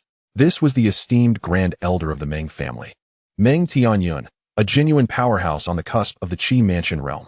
Indeed, that little wretch has just eradicated the Lu family and has so swiftly turned his sights upon us. Does he truly believe that within Qingyang City, no one can bring him to justice? Perhaps I shall confront him myself, to ascertain whether he is as formidable in swordsmanship as the rumors suggest. The second elder, Meng Hanqing, snorted coldly, his tone laced with disdain. The second elder spoke wisely. Our Meng family has stood tall in Qingyang City for a century. What crisis have we not faced? What adversity have we not overcome? To dare challenge us, these fellows are audacious beyond measure, utterly oblivious to the peril they invite. In my view, we ought to charge forth and demonstrate our might. We have concealed our strength for too long. Some in the city may genuinely believe that our Meng family is without defenders. Meng Tianyun echoed with a cold smirk. I shall not tarnish the reputation of the Meng family. Meng Guoxiong surveyed the assembly of Meng family warriors and solemnly declared, Please, everyone, remain calm. Allow me to inquire a few matters first. He approached Meng Qingxue and spoke gravely. Qingxue, have you disseminated the message? Chapter 34, Fierce Battle. Rest assured, Father. The message has been sent out. Meng Qingxue nodded slightly, her vigorous vital energy swirling around her. Last night, Meng Guoxiong had specially prepared an array of rare and precious medicinal herbs, cherished by the Meng family for a century. Through relentless effort, she had successfully broken through to become a genuine practitioner of the opening veins realm. At such a young age to achieve this level, even within the storied history of Qingyang City, it was truly unprecedented, a talent of extraordinary caliber. Even Meng Guoxiong could not help but feel a swell of pride, understanding why his daughter had caught the attention of a celestial sect such as Tiangximen. Given that the message has reached its destination, we shall await favorable news. May the celestial beings of Tiangximen come to our aid. Meng Guoxiong sighed. Father, do we truly lack the strength to deal with that ragtag bunch? Dreaming of a snow-laden landscape, Qingxue furrowed her delicate brows, seemingly perplexed by Meng Guoxiong's actions. How can this be? Meng Guoxiong's expression was grave. One must always strategize before acting and contemplate thoroughly before proceeding. Today's battle is destined to reshape the landscape of Qingyang City, and I must ensure that I am adequately prepared for any unforeseen circumstances. Father is indeed wise. Upon hearing this, Meng Qingxue was instantly captivated by Meng Guoxiong's profound deliberation. Though still young, having already achieved the opening veins realm, she brimmed with youthful vigor, yet her impetuousness often led her to overlook critical details. Rest assured, ever since the news of the Yi family's rise reached us, I anticipated this day would come. For today, I have made ample preparations. This Qingyang City rightfully belongs to the Meng family. No external foe can ever shake our position. With an authoritative demeanor, Meng Guoxiong surveyed the assembly of Meng family elites, his words resonating with strength. Everyone, stand ready to confront the enemy. At the command of the city lord, we shall vow to defend the Meng family to the death. Just as the elite Meng family members voiced their agreement, the courtyard's gate was suddenly kicked open with a resounding crash. Meng Guoxiong, you old dog. Come forth and meet your demise. It was Yihan's voice. The youth stood at the entrance of the Meng family courtyard, his demeanor frosty, resembling an unyielding mountain that obstructed the entire Meng family. Behind him, experts from the three prominent families stood in formation, exuding an imposing aura, their expressions stern. Yihan, you dare to disrupt my Meng family? The second elder of the Meng family, Meng Hanqing, spoke coldly. You are but a mere furnace vessel.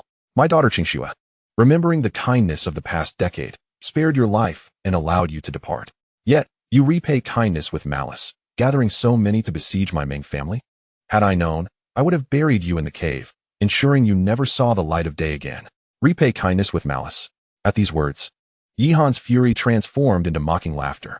How shameless you Meng family old dog are, turning truth upside down and spouting nonsense.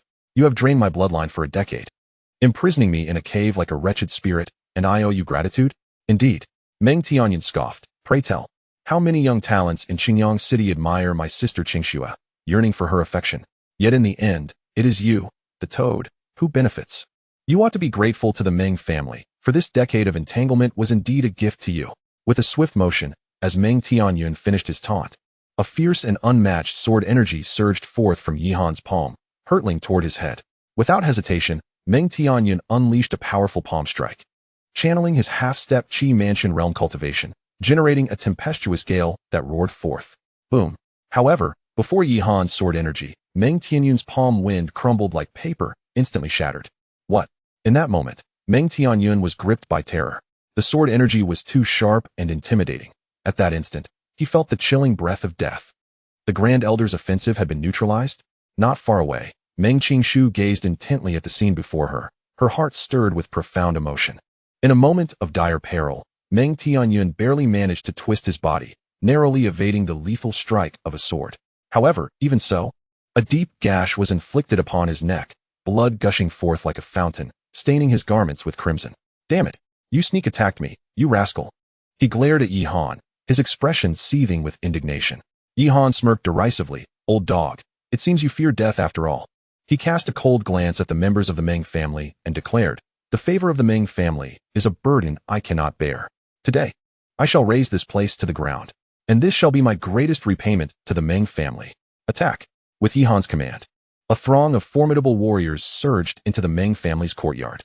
The walls of the courtyard were trampled down, and powerful energies erupted, plunging the scene into chaos.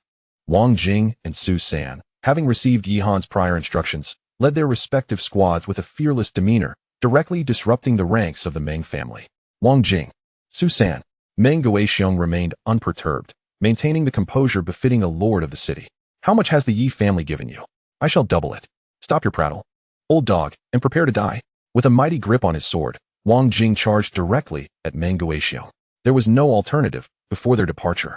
Yihan had warned them that if they failed to claim Meng Guoxiong's head today, the antidote for the cold poison would not be provided to them.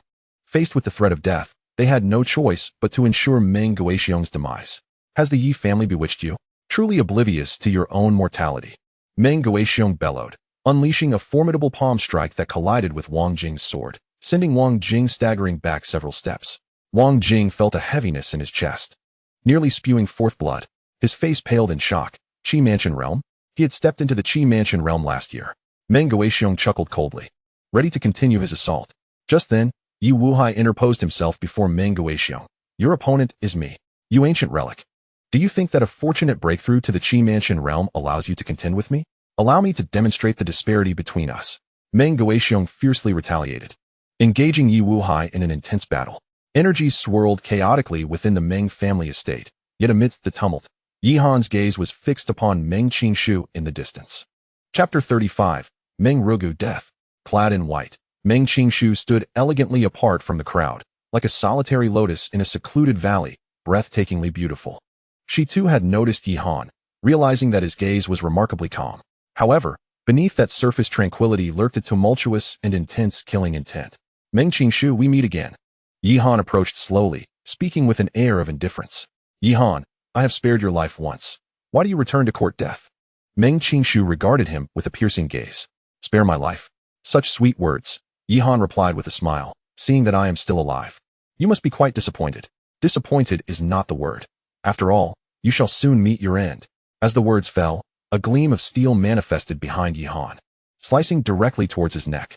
A sudden, jarring crack echoed, as one of the Meng family's guards stared incredulously at the shattered blade in his hand. His face contorted in horror. How could this be possible? This time, even Meng Qingshue's complexion altered. She had intended to divert Yi Han's attention personally, allowing the formidable warriors of the Meng family to seize the opportunity and severely wound him, just as victory seemed within reach. How could that razor-sharp blade fail to even breach Yi Han's skin? So, you can only resort to such trivial tactics? After breaking through to the Meridian realm, have you lost the courage to face me? Yi Han casually crushed the guard's skull, an expression of mockery and derision on his face. After cultivating the ancient dragon art, the strength of his physique had reached an unfathomable level for ordinary beings. Merely relying on his physical prowess, Yi Han was confident he could contend with martial artists of the Qi Mansion realm. Yi Han's disdainful tone seemed to provoke Meng Qingshu, her delicate features twisting in barely concealed rage. She had expended a decade's worth of effort to completely absorb Yi Han's supreme Yang bloodline, forging a perfect 9-yin bloodline. Furthermore, she had utilized the resources accumulated by the Meng family over the years, enduring countless hardships to break through to the Meridian realm. She had clearly gained the recognition of the celestial sanctuary known as Tiangxinmen, poised to leap through the Dragon Gate and attain a new life. Yet, why did her once proud talents and roots seem so trivial before Yi Han?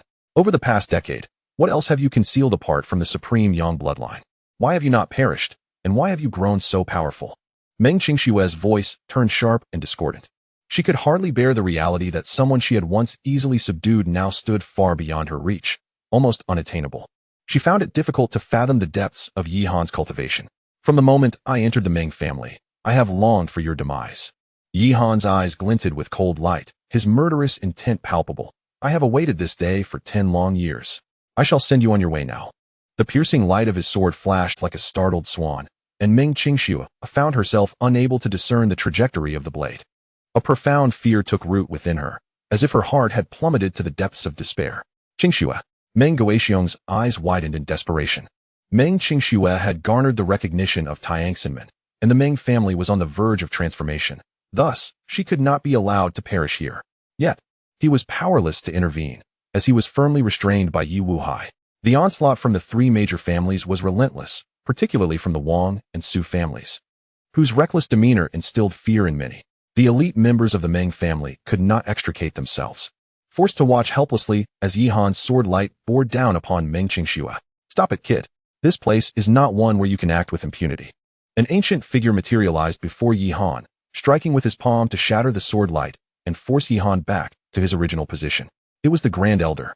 The Grand Elder had returned from the Myriad Beasts mountain range. Excellent.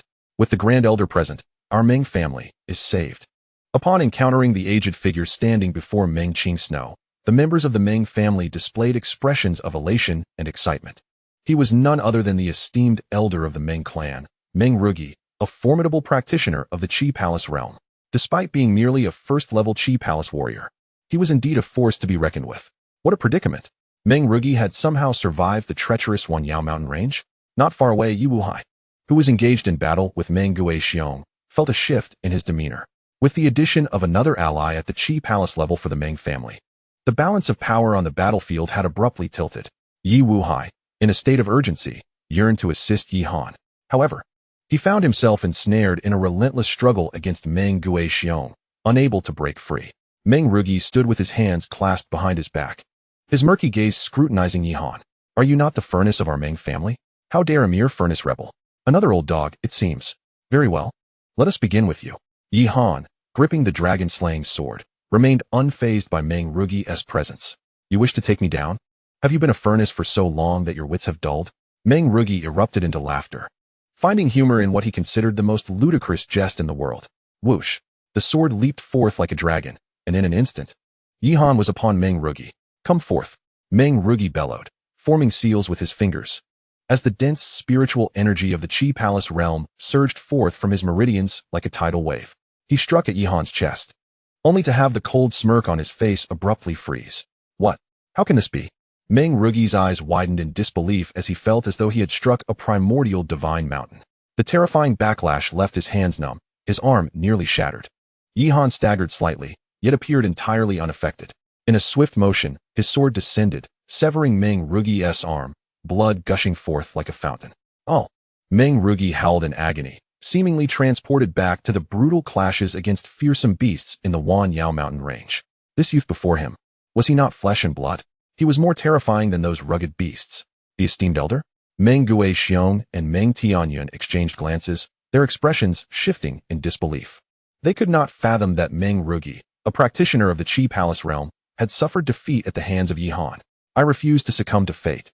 Meng Rugi, consumed by fury, summoned the remaining spiritual energy within his intact arm, unleashing a vast and overwhelming force from his palm. Yet, Yihan regarded this with indifference, once more bracing himself against Meng Rugi's strike. This time, the dragon-slaying sword swept across Meng Rugi's head. Thus, a once mighty warrior of the Qi Palace realm fell to Yihan's blade. The arena fell into a profound silence, as all combatants halted their actions, staring in shock at Meng Rugi's lifeless body. The esteemed elder has perished? Chapter 36, a decade of efforts, reduced to ashes in an instant. A heavy and oppressive silence enveloped the Meng estate. Meng Qingsnow covered her lips with her delicate hand, her beautiful eyes brimming with astonishment. Even the elder of the Qi Palace realm had proven no match for Yihan. What on earth had Yihan experienced during these days? Why has he become so formidable? Yihan, you have slain the esteemed elder of the Meng family. How dare you?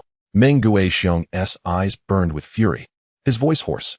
Meng Rugi was indeed the true pillar of the Meng family, having stepped into the realm of Qi Mansion long before him.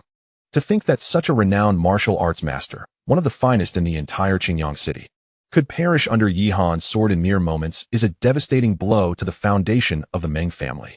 Even if they manage to weather this storm, their prestige will undoubtedly suffer a significant decline. Old dog Meng, your adversary is me. Yi Wuhai scoffed coldly, his excitement for Yihan overshadowed by the urgency of the moment. Seizing an opening while Meng Guixiong was distracted, he thrust his palm into Meng Guixiong's chest. Bang! As a fellow Qi Mansion realm martial artist, Meng Guixiong was sent hurtling backward like a cannonball, crashing through the brick wall of the courtyard, his body racked with pain. Father, City Lord, the members of the Meng family turned pale, especially Meng Qingshui, whose heart plummeted into despair. The elder had already fallen to Yi Chun. Her father was the last remaining powerhouse of the Meng family within the Qi Mansion realm. The consequences of his potential defeat were utterly unimaginable. Vile woman, do you have the luxury to concern yourself with others? Fear not. I shall soon send you and your father to reunite in the underworld. Yihan's expression was frigid as he gazed at Meng Qingshui's delicate visage, memories of the past decade flooding his mind. He had never been regarded as a person by her. Each day had felt like an eternity, and now, all grievances were destined to reach their conclusion. Please, do not kill me. Meng Qingshui finally panicked, her face taking on a pitiful expression as her tear-filled eyes pleaded with Yihan. You are my husband.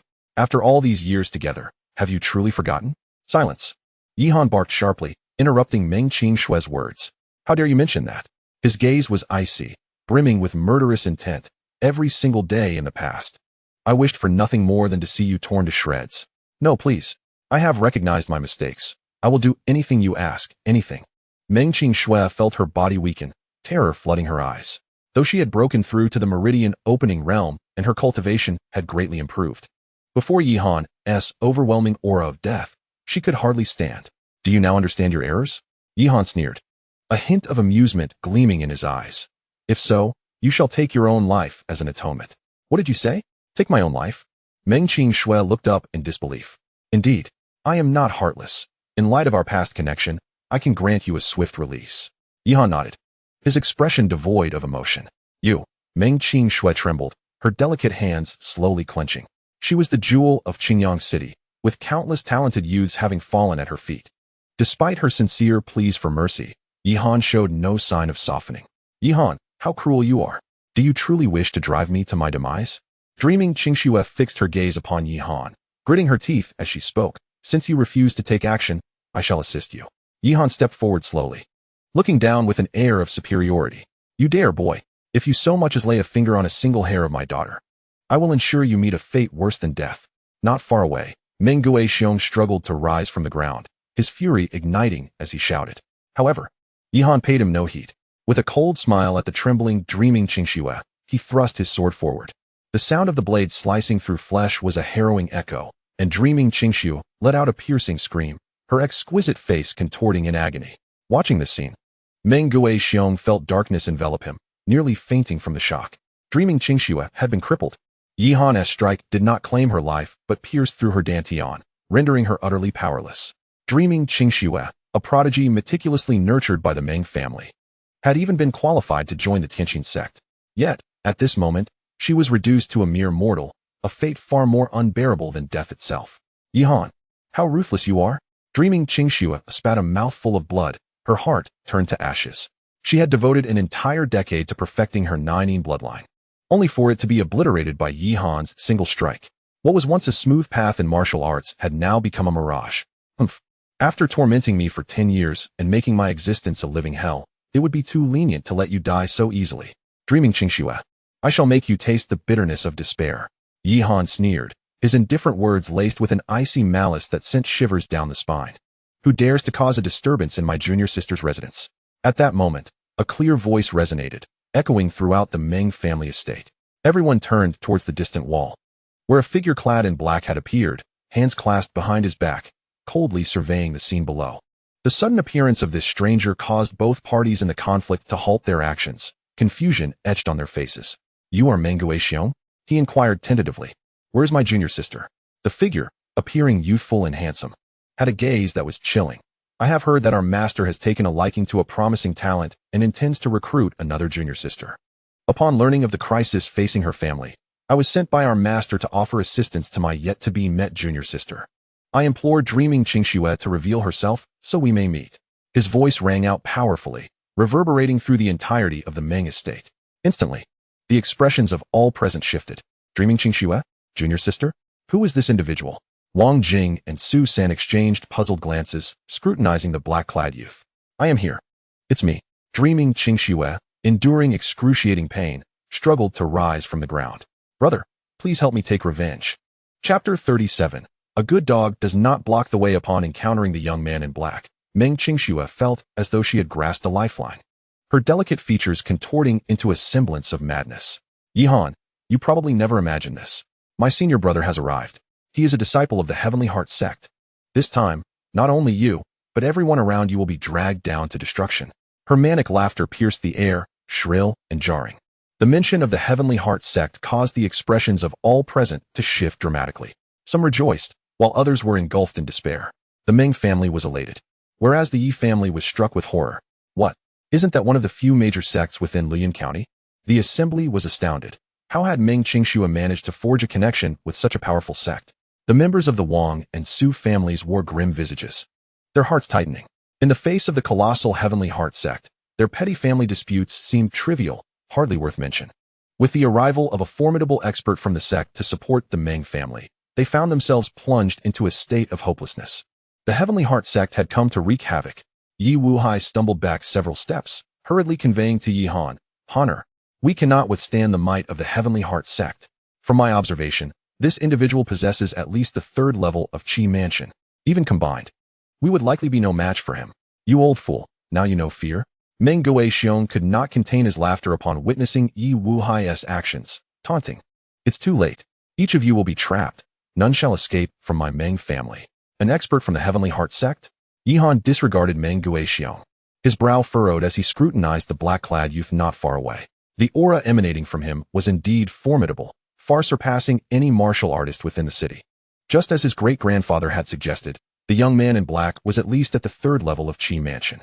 The sudden emergence of such a powerful ally explained the Meng family's fervor. Could it be that the third level of Qi Mansion was insurmountable for me? Yihan's gaze flickered, thoughts swirling within. You are the new disciple of my master? The black-clad youth approached Meng Qingxue with swift strides. His expression a mixture of skepticism and uncertainty. Yes, it's me, brother. Meng Qingxue struggled to kneel before him, her demeanor alluring, her voice sweet and pleading. Brother, you will help me, right? It was that man who has wronged me. You must kill him. She extended a trembling hand toward Yihan, her face contorted with rage. What a waste. However, no sooner had her words left her lips than the black-clad youth delivered a resounding slap, sending Meng Qingxue sprawling to the ground. The scene left everyone in stunned silence. Meng Guixiong's smile abruptly froze, disbelief etched across his features. Brother, why did you strike me? Meng Qingxue struggled to lift her head, clutching her burning cheek, her voice trembling with shock. Even a shred of spiritual energy is absent. My master would never accept a waste like you. The black-clad youth regarded Meng Qingxue with cold disdain. It was that scoundrel who ruined my Dantian. Brother, you must stand up for me. Meng Qingxue wept, her cries echoing with heart-wrenching anguish. Are you aware that your Dantian has been destroyed? A glimmer of mockery danced across the face of the young man in black. Since you have become a mere shell of your former self, my master will never accept you as a disciple. So, do not attempt to ingratiate yourself with me. With a swift kick, he struck Meng Qingxue, sending her sprawling to the ground with a heavy thud, nearly losing consciousness on impact. Daughter. Meng Guixiong's eyes widened in anguish. Yet he found himself powerless to intervene. He had never anticipated that the situation would escalate to such a dire state. Meng Qingxue struggled to cough out a mouthful of blood, believing she had glimpsed a glimmer of hope for salvation, only to be met with the betrayal of the disciple from Tianqin sect. The agony coursing through her body paled in comparison to the despair festering within her heart. Yihan observed the scene with an icy detachment, his expression unperturbed. Young man, do not linger in your observations, the young man in black retorted, turning slowly with a disdainful huff. Though she has rendered herself useless and unworthy of being my junior sister, do not presume that I shall let you off so easily. Oh, Yihan arched an eyebrow, his demeanor calm and unruffled. You wish to defend her? Despite her current state, she was once favored by my master. Since I have been entrusted with aiding her, I must ensure my master receives due acknowledgement. The young man in black replied indifferently, I am reluctant to burden you mortals. But since it was your actions that led to my junior sister's downfall, you shall take your own life before me. Take my own life? Yihan regarded the young man with keen interest, a cruel smile slowly curling at the corners of his lips. Or else, do you wish to sully your hands with my blood? The young man retorted coldly. Moreover, should I be forced to act, the consequences would be far more excruciating than self-termination. You would do well to contemplate your choice. He stood as an aloof celestial being, looking down upon the warriors on the ground with disdain, having unilaterally decreed Yihan's fate with a mere few words. What are you waiting for? Hurry up. He barked impatiently. I have no desire to linger in this barren place. Provide me with an explanation, and I shall take my leave. Instantly, all eyes were drawn to Yihan, as if awaiting his decision. Yi Wuhai's heart brimmed with trepidation. The Tianqin sect was rumored to be a sacred realm of the immortals, with each disciple possessing unfathomable prowess. Their words echoed like divine judgment, instilling fear in the hearts of ordinary warriors who dared not defy them. In the midst of the oppressive silence, Yihan suddenly burst into laughter. No one expected that even in such dire circumstances, facing the pressure of the Tianqin sect, he could still find amusement. Even the young man in black furrowed his brow, coldly inquiring, What is so amusing, boy? Are you unable to hear my words? Do not delay your own demise. At this, Yihan suppressed his laughter, slowly raising the dragon-slaying sword, his expression cold and indifferent. What audacity for a wild dog to bark before me. A good dog stays out of the way, be gone. Boom. The young man's audacious words resonated like thunder on a clear day, reverberating in the minds of all present. Everyone's eyes widened in disbelief as they gazed at Yihan. What was he saying? How dare he? Do you even know who you were speaking to? Upon hearing this, the expression of the young man in black gradually darkened. Chapter 38. Celestial quality. A chilling aura emanated from the young man, his gaze fixed ominously on Yihan, the overwhelming fluctuations of spiritual power rippling around him. It had been many years since anyone had dared to speak to him in such a manner. He licked his lips, a cruel smile creeping across his face. You brought this upon yourself, boy. I initially intended to show mercy and grant you a chance to take your own life in atonement. But I have since changed my mind. Since you wish to play the hero, I shall demonstrate the consequences of your misguided bravado to everyone here. With a swift motion, the young man in black advanced, appearing before Yi Han like a specter. His smile was icy as he unleashed a punch. His cultivation at the third level of the Qi Mansion realm erupting without reservation. In that moment, an immense pressure enveloped the entire Meng family estate. Yi Wuhai's pupils constricted, and he quickly cautioned, "Honor, be careful." Yi Han's victory over Meng Rugi had already caused quite a stir, but the young man before him hailed from the esteemed Tianqin Gate, possessing profound lineage and the formidable cultivation of the third level of the Qi Mansion realm, far beyond what Meng Rugi could compare. Could Yi Han possibly stand against him? Under the watchful eyes of the crowd, Yi Han stood firm, refusing to evade, and instead clenched his fist to meet the young man head-on. Boom! With a resounding explosion, Yi Han's feet skidded back, sliding more than 10 meters.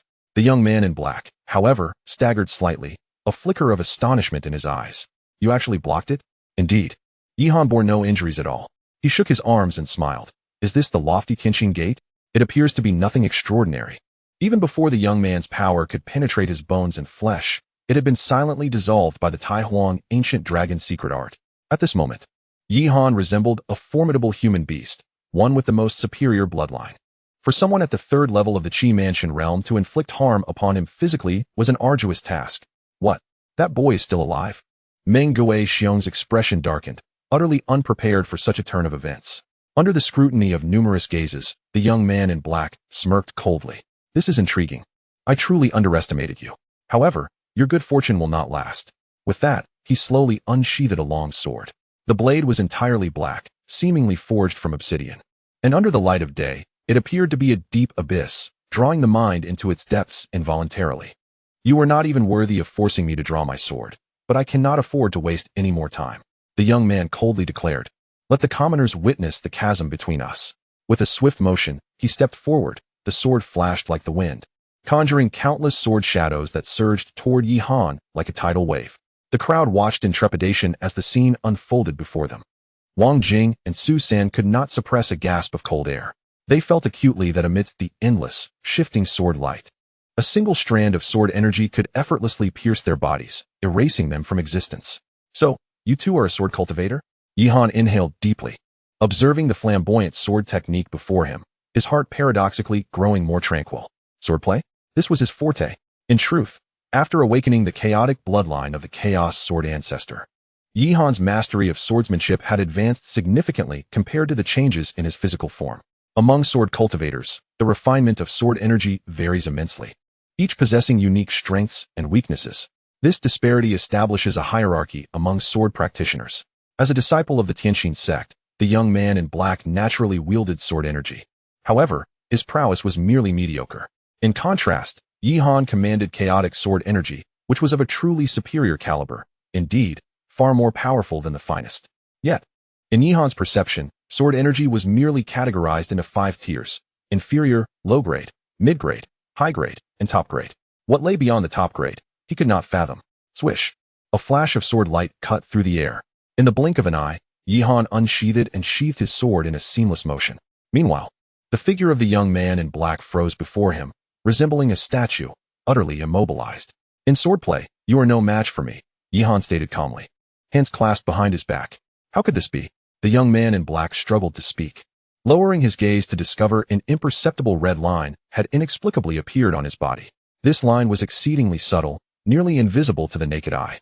Yet, he discerned that it originated from his lower abdomen, extending upward to his neck. Could this be the legendary immortal grade sword energy? How could you possess immortal grade sword energy? The young man murmured in disbelief. His throat constricted painfully as he managed to utter a couple of sentences, each word seemingly draining every ounce of his strength. His eyes dimming rapidly. In the next moment, the red line abruptly ruptured, revealing a gruesome wound on the young man's body. Blood gushed forth, staining his garments crimson as he collapsed backward, breathless. Yi Han regarded the lifeless form with cold indifference, remaining silent. The young man, as fate had been sealed the instant he chose to draw his sword. After cultivating the Ta Huang ancient dragon sutra, Yi Han's physical strength underwent a remarkable transformation.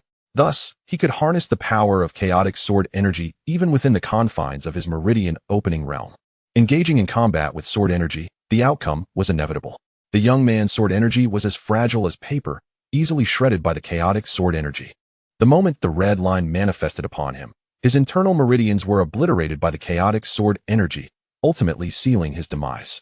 As the lifeless body of the young man in black lay sprawled on the ground, an eerie silence enveloped the entire Dream family estate. The faces of all present were marked by disbelief, particularly those of the Dream clan, whose expressions were filled with terror and despair. What had they just witnessed? Even the disciples of the Heavenly Heart sect had perished at the hands of Yihan? How could this be possible? Meng Guoxiong's lips trembled as he gasped in shock, feeling darkness cloud his vision, nearly collapsing to the ground. Just then, Yi Wuhai seized the moment and struck with a powerful palm. In that instant, Meng Guoxiong appeared utterly disoriented, unable to mount any defense. Bang! His skull was shattered on the spot, blood and brains splattering everywhere. Thus fell the once mighty patriarch of the Dream family in Qingyang City. Chapter 39. Close the gates. Unleash the hounds. With Meng Guoxiong dead, the remaining individuals surged into the inner hall, leaving none alive. Upon witnessing this, Yihan let out a thunderous command that reverberated throughout the heavens and the earth. Obey my orders. The elite warriors accompanying the Yi family responded in unison, their morale soaring and battle fervor ignited as they charged deeper into the Dream estate. The demise of Meng Guoxiong had undoubtedly been the final straw for the Dream family. Without expending much effort, the remaining members of the Dream clan either perished or surrendered. The Dream estate had completely fallen. What shall we do with these two old men? The guards of the Yi family escorted two frail figures forward. Their faces were ashen, resembling those of the deceased.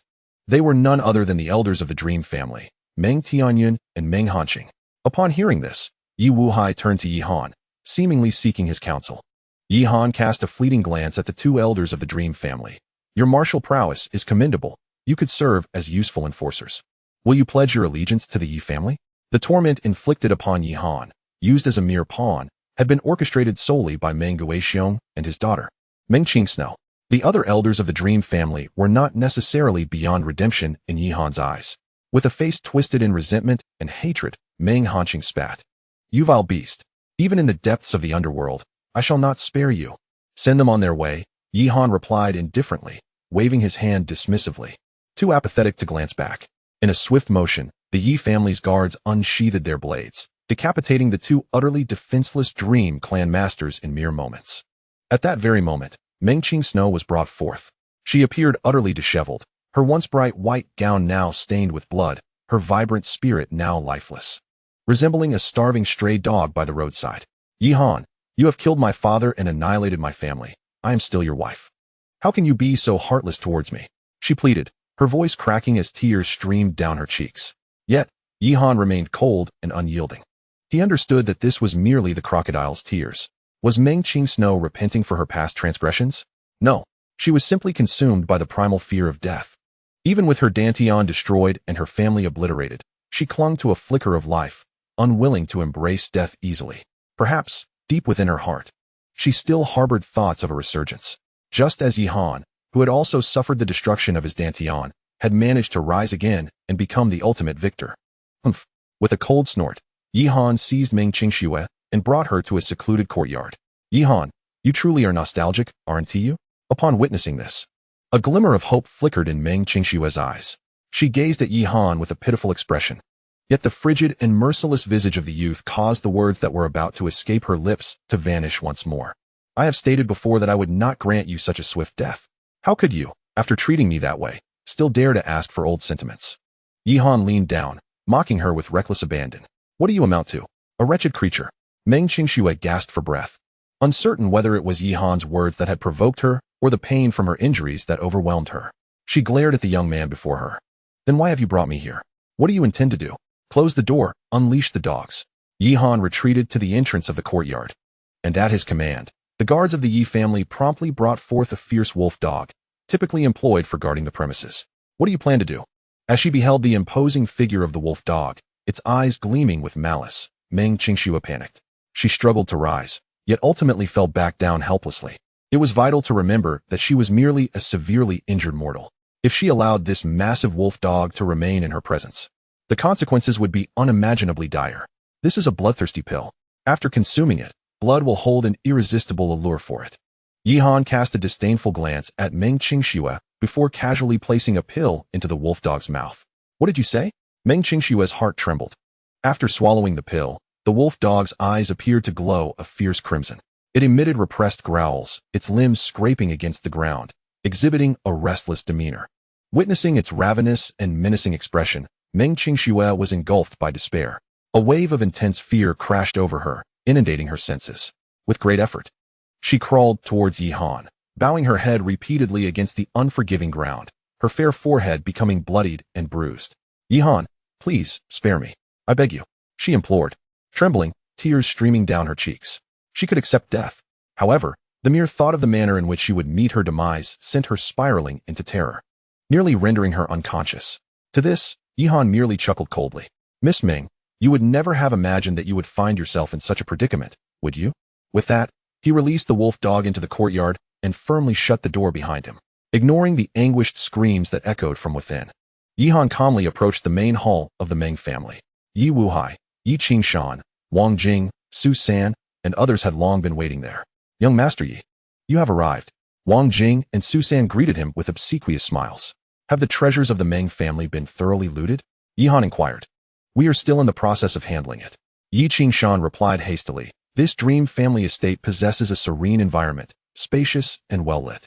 Once the bodies here are cleared away, it could serve as a stronghold for our Yi family. Upon hearing this, Yi Han nodded in agreement. He stepped outside the grand hall and lifted his gaze toward the sky. The heavens were a brilliant azure, boundless and infinite. The dream family has finally been eradicated. The young man inhaled deeply, feeling as though a great weight had been lifted from his heart. The grievances of the past decade dissipated like mist at this moment. A sense of elation coursed through him. Vaguely, Yi Han sensed something within him had shifted. Boom! To the astonishment of those around him. A powerful surge of spiritual energy erupted from Yi Han. Before everyone's eyes, he ascended to the 8th level of the Meridian Opening Realm.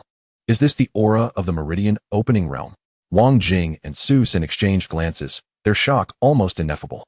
They themselves were practitioners of the Meridian Opening Realm. Yet the disparity between their auras and Yi Han's was staggering. Chapter 40. The identity of the young girl within the Dream family estate. Yi Han closed his eyes. Standing firm in the courtyard, it appeared he was comprehending a new realm, and the onlookers dared not disturb him. After a considerable time, the fluctuations of his aura gradually subsided. He exhaled deeply, his profound eyes shining like stars. As he drew closer to the Qi Mansion realm, he could distinctly feel the magnitude of his transformation amplifying. He had a premonition that when he truly stepped into the Qi Mansion realm, he would undergo an unprecedented metamorphosis. At that moment, a surging aura akin to a deluge suddenly erupted, causing the Yi family guards to stagger and cry out in distress. What is happening? Yi Wuhai, Yi Qingshan, and others advanced with solemn expressions. The Dream family had been eliminated. Could there still be some overlooked threat? Yi Han also focused his attention. To his astonishment, the source of this aura emanated from the pile of bodies. Who is it? Who has slain my disciple? From the body of the black-clad youth, a phantom figure slowly materialized. It was an elderly man, yet the image was so indistinct that none could discern his features. Yi Wuhai furrowed his brow, sensing a hint of familiarity. Wait, disciple? Could he be from the Tianqin sect? The moment this thought crossed his mind, a chill ran through the gathered crowd. The Tianqin sect was no ordinary family. It was a colossal entity beyond their reach. To many ordinary folk, the Tianqin sect was akin to a divine sanctuary, where warriors soared on flying swords and commanded immense power. The very technique that manifested this thought into form was beyond the imagination of their mundane forces. Who killed my disciple? Step forward. Though the old man was merely a specter, he exuded a formidable presence, radiating authority without uttering a word. A chilling voice resonated in the hearts of the crowd, causing some of the weaker ordinary martial artists to feel dizzy, nearly losing their balance. It was I who did it. Under the anxious gaze of the onlookers, Yi Han suddenly stepped forward and spoke indifferently. It was you? You killed my disciple? The elder appeared taken aback upon seeing Yi Han, his tone inadvertently tinged with suspicion. He seemed incredulous that a mere youth, lacking even the cultivation of the Qi Mansion realm, could possibly have slain his disciple, who was at the 3rd level of that realm. Indeed, what guidance do you have? Senior? Yi Han replied calmly. At his words, the elder suddenly let out a derisive laugh, his piercing gaze scrutinizing Yi Han from head to toe. He coldly declared, Boy, regardless of whether it was you or not, my disciple certainly met his demise here. I have memorized the auras of all of you. When I personally arrive in Qingyang City, I shall slaughter every last one of you without exception, especially you. He cast a deep glance at Yi Han before seemingly unable to maintain his ethereal form, which gradually began to dissipate. However, the elder's disappearance did not alleviate the crowd's tension. The atmosphere was heavy and oppressive, with each person feeling a weight upon their hearts, uncertain of how to confront the impending bloodshed. It's over. That was a formidable figure from the Tianqin sect. Once targeted by such a powerful entity, we are doomed. Wang Jing's face was pale with terror, his hands gripping his hair in anguish. Beside him, Su San's expression was one of despair, his face ashen. They had hoped that everything would soon reach a resolution, and that peace would return for a time. Who could have anticipated that the death of the young man in black would so swiftly attract the gaze of a formidable member of the Tianqin sect? Honor. If it comes to it, we should flee as soon as possible. Once we leave Qingyang City, in this vast world, he may not be able to track us down, Yi Wuhai suggested, a hint of a bitter smile gracing his features as he looked at Yi Han. Flee. Yi Han furrowed his brow. Who exactly was that old man? And what is the Tianqin sect? The Tianqin sect is one of the 3 top-tier sects in Luoyang Prefecture, second only to our local government, Yi Wuhai explained. That old man, known as Ling Shuzi, is one of the most powerful figures within the Tianqin sect, having ascended to the 4th realm of cultivation. A melodious voice rang out from the entrance of the Meng family residence. Young Master Yi, if you are willing to cooperate with me, I can provide protection for your Yi family. A graceful young woman stood at the door, her features striking, with sparkling, expressive eyes. Her skin was as fair as jade, reflecting the beautiful daylight, making it difficult to behold her brilliance. It's you? Yi Han's expression shifted to one of astonishment as he recognized her. Wasn't she the one who had previously disguised herself as a man to compete with him for medicinal herbs? Before Yi Han could respond, Wang Jing, Su San, and the others had already approached respectfully, exclaiming, "We welcome your highness, the princess." Yi Wuhai also stepped forward, whispering to Yi Han, "Honor, this young lady before you is none other than the current princess of our Luoyang Prefecture." Yi Han's heart stirred, though he maintained an outward composure. He could never have anticipated that the previously rude and insolent individual harbored such an esteemed identity behind the scenes, with the girl's influence and background. If she were to insist on competing with him for medicinal herbs, she could likely seize them without spending a single coin. Enough of the pleasantries. The young lady was utterly disinterested in conversing with Wang Jing and Su San. Her gaze remained fixed on Yi Han, unwavering. Well, are you willing to acquiesce to my request? What about that young master? Where has he gone? Yi Han cast a glance at the girl and replied nonchalantly. Upon hearing this, the girl was not at all perturbed. Instead, she smiled gently. I merely wish to conceal my true self to avoid unnecessary troubles. Now that I reveal my genuine identity, it is to convey my sincerity to you. I genuinely wish to collaborate with you. Is that so? Yi Han did not readily agree. Instead, he responded with caution. You, a dignified princess, possess such a noble status. Why would you desire to partner with someone as insignificant as me? Ah, young Master Yi, you underestimate yourself. You are far from insignificant. The girl replied with a charming smile. I have yet to encounter any minor character capable of slaying a master of the Qi Mansion realm with mere opening pulse cultivation. Moreover, this master hails from a place as formidable as the Tianqin sect. Were it not for witnessing it with my own eyes, I would have deemed such a feat unbelievable. Pausing for a moment, she continued, the world claims your swordsmanship is a gift from Meng Qingxue. Yet it seems that rumors are merely rumors. Chapter 41. The Mirror Flower Cave. Even warriors of the Qi Mansion realm can be vanquished. Such exquisite swordplay could hardly be mastered by Meng Qingxue. The girl shook her head repeatedly, her words brimming with praise for Yi Han. Yet, Yi Han remained unfazed, merely observing her with cold indifference. After all, she was the princess of Luoyang County. This undoubtedly indicated her intricate ties to the royal family of the great Qian. Someone of her stature was no ordinary person. Her sudden friendliness and desire for collaboration likely concealed ulterior motives. So, are you considering discussing matters with me? Noticing Yi Han's silence, the girl beamed at him and inquired.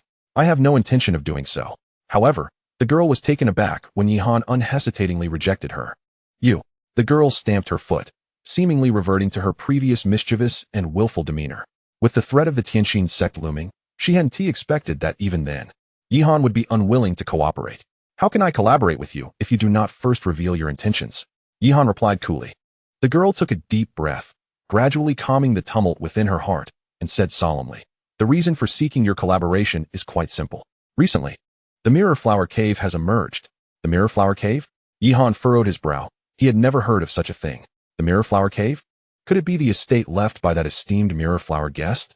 Beside him, Yi Wuhai's eyes widened in disbelief, as if he had encountered something extraordinary. Indeed, It seems that not all the martial artists in Qingyang City are devoid of knowledge. The girl cast an approving glance at Yi Wuhai. Yet, her slightly arrogant demeanor caused Yi Han to frown. The mirror Hua guest, the most enigmatic warrior of the Luoyuan County a millennium ago, stands unrivaled. He once ventured alone into the forbidden grounds of the Seven Xin sect and emerged unscathed. He also contended with the ancient masters of the Tianxin sect for a coveted celestial paradise, proving himself invincible. Only when the sect master of Tianxin arrived did he gracefully depart, untouched by any speck of dust. Numerous legends surround him within Luoyuan County. Despite residing in the Fourth Realm, he repeatedly vanquished formidable foes, instilling terror in various factions. All of this is attributed to his mastery of a singular mirror Hua sword qi, capable of slaying adversaries beyond his rank. The young lady seemed well prepared, recounting the illustrious history of the mirror Hua guest with eloquence. Sword qi?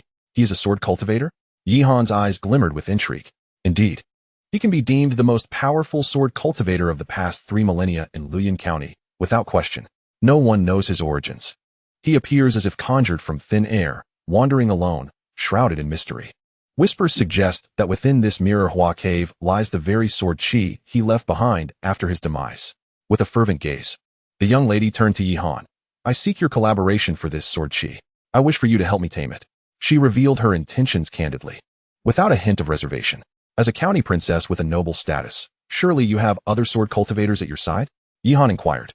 Sword cultivators are often endowed with extraordinary talents, embodying the essence of the sword path. The number of mortals who embark on the martial journey is already scarce, let alone those who can align with the sword path. The young lady sighed. The mirror Hua sword qi is rumored to be of exceptional quality, remarkable in nature. It contains the profound insights into the sword path cultivated by the mirror Hua guest. Its transformations are elusive and difficult to grasp. To tame such sword qi, an ordinary martial artist without sword path attainments can only rely on brute force. Yet that is the sword qi left by the mirror Hua guest. I harbor little hope for success. However, should one be a fellow sword cultivator, the situation would differ. If your sword path mastery surpasses his, you could effortlessly subdue the sword qi he has left behind. Are you serious? Do you truly believe my current sword path mastery can surpass that of the mirror Hua guest? Yi Han scoffed, finding the notion absurd. That is simply impossible. The young lady shook her head. Yet I have been quietly observing your battles. Your sword path talent appears remarkably formidable. And the sword qi you have refined is of exceptional quality, far exceeding anything I have encountered in my lifetime. If I can enlist your aid, I am confident that the prospects of subduing the mirror Hua sword qi will significantly improve. Gazing at the young lady's radiant smile, Yi Han refrained from giving an immediate affirmation, merely stating, I will contemplate this matter.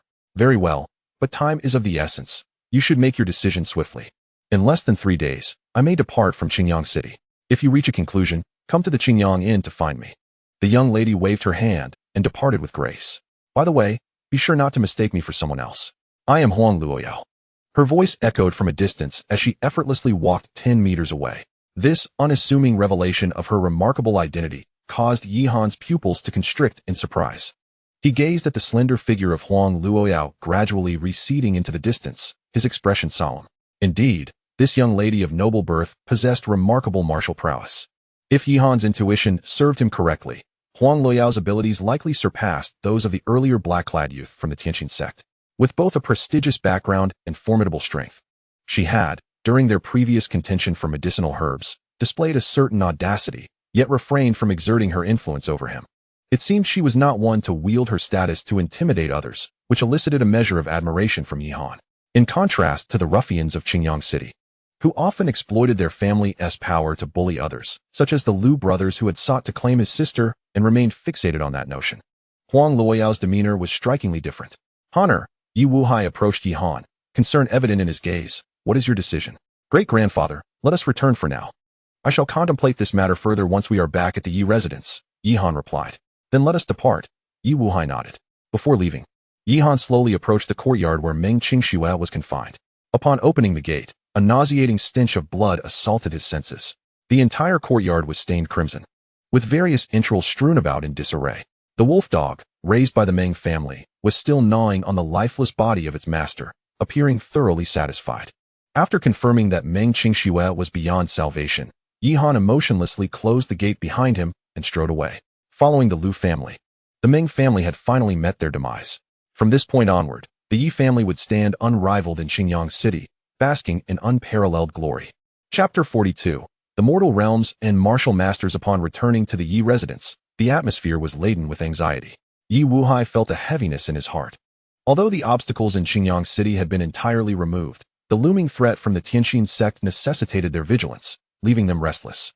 Had the princess not fortuitously been present in Qingyang City, they would have been at a loss.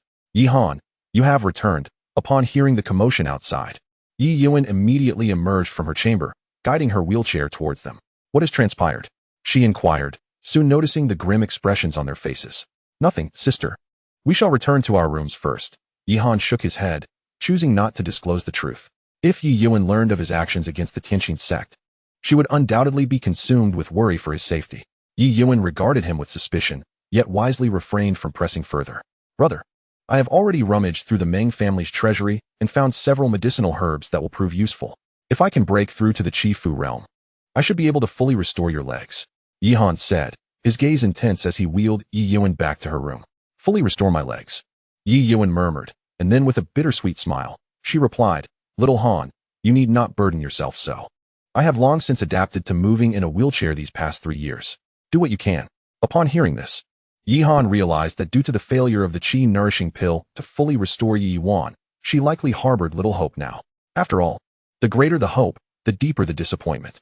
Only Yi Han understood that, having mastered the memories of the pill sage, curing Yi Yuan's legs would be a trivial task for him, with countless methods at his disposal. Yet the problem lay in his current weakness.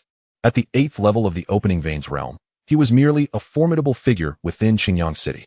In truth, many of the alchemical formulas passed down from the pill sage's legacy were beyond his ability to concoct, even with the necessary ingredients. Strength ultimately equates to strength. My current capabilities are insufficient. I must become stronger. Yi Han took a deep breath, silently affirming this in his heart. Never before had he yearned for power as intensely as at this moment.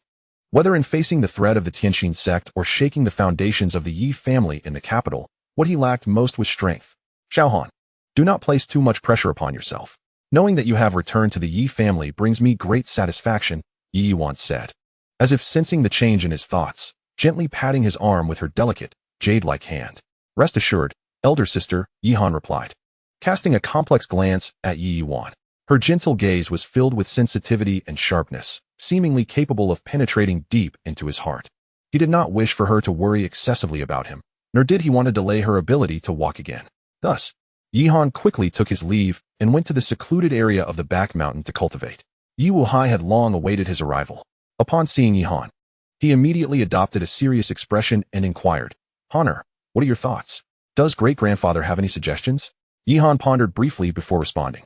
He felt a degree of hesitation regarding Huang Luo Yao's proposal.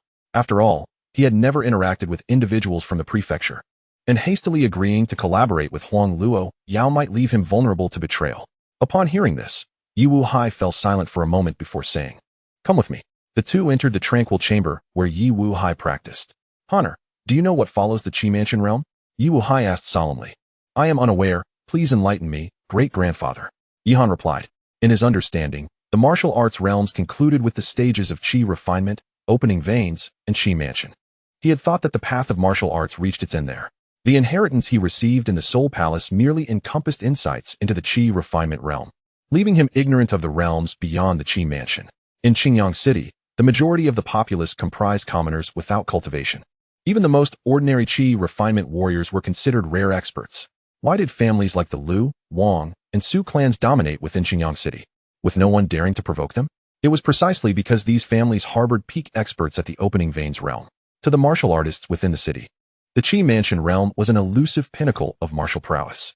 The vast majority of martial artists dedicate their lives to the pursuit of this realm, trudging along the arduous path of martial arts. Qingyang City, resource-deprived, is merely an inconspicuous small town on the outskirts of the great Qin dynasty. Consequently, the martial community within the city has fallen into decline, with many of the teachings passed down being either incomplete or riddled with errors. Yi Wuhai spoke solemnly. In truth, the journey of martial arts is far from the simplicity it appears. Honor, your cultivation is now approaching the Qi Mansion realm. Today, I shall reveal to you what lies beyond this realm. What lies beyond? Yi Han was momentarily taken aback, instinctively filled with doubt. His great-grandfather lived in Qingyang City. Just like most of the martial artists here, how could he possibly know about the realms that follow Qi Mansion? Wait, a glimmer of realization crossed Yi Han's mind. They were not locals of Qingyang City. They hailed from the capital Yi family, one of the 9 branches of the esteemed Yi family. The path of martial arts emphasizes the honing of muscles, tempering of skills, and transformation of one's very essence to transcend the mundane and glimpse the possibility of immortality. At the inception of martial arts lies the 4 mortal realms. These 4 mortal realms encompass the realms of Qi refining, meridian opening, Qi mansion, and master, marking the metamorphosis of a mortal's essence. Once the shackles of these realms are broken, one can significantly elevate their essence, achieving a lifespan exceeding 1,000 years. Soaring through the clouds like an immortal in the eyes of the mundane, shrouded in mystery. Beyond the 4 mortal realms is the 4 sage realms. Unfortunately, at this juncture, Yi Wuhai suddenly heaved a deep sigh. The 4 sage realms are, in the eyes of mortals, realms of divine beings, utterly unattainable. Our branch, being the weakest and most destitute of the Yi family in the capital, possesses limited understanding of the sage realms, confined merely to the knowledge of the mortal realms. He turned his gaze towards Yi Han, his expression grave. As far as I know, within Luoyuan County, various major forces, be it the Tianqin sect or the county government, house martial artists who have stepped into the master realm. They are hailed as martial arts masters, capable of establishing sects and defending their territories, true martial experts. Far beyond the comparison of Qi Mansion warriors. Could that Link Suzy also be a martial arts master? Yi Han maintained his composure, inquiring calmly. I am uncertain. Yi Wuhai shook his head, but given his position within the Tianqin sect, his strength cannot be underestimated. Chapter 43. Qingyang. And once you involve yourself in the affairs of the county government, the situation may spiral beyond expectations, and with the Yi family's resources, it would be challenging to provide you with support. Yi Wuhai's expression was solemn. Therefore, what my great-grandfather implies is, Yi Han raised an eyebrow.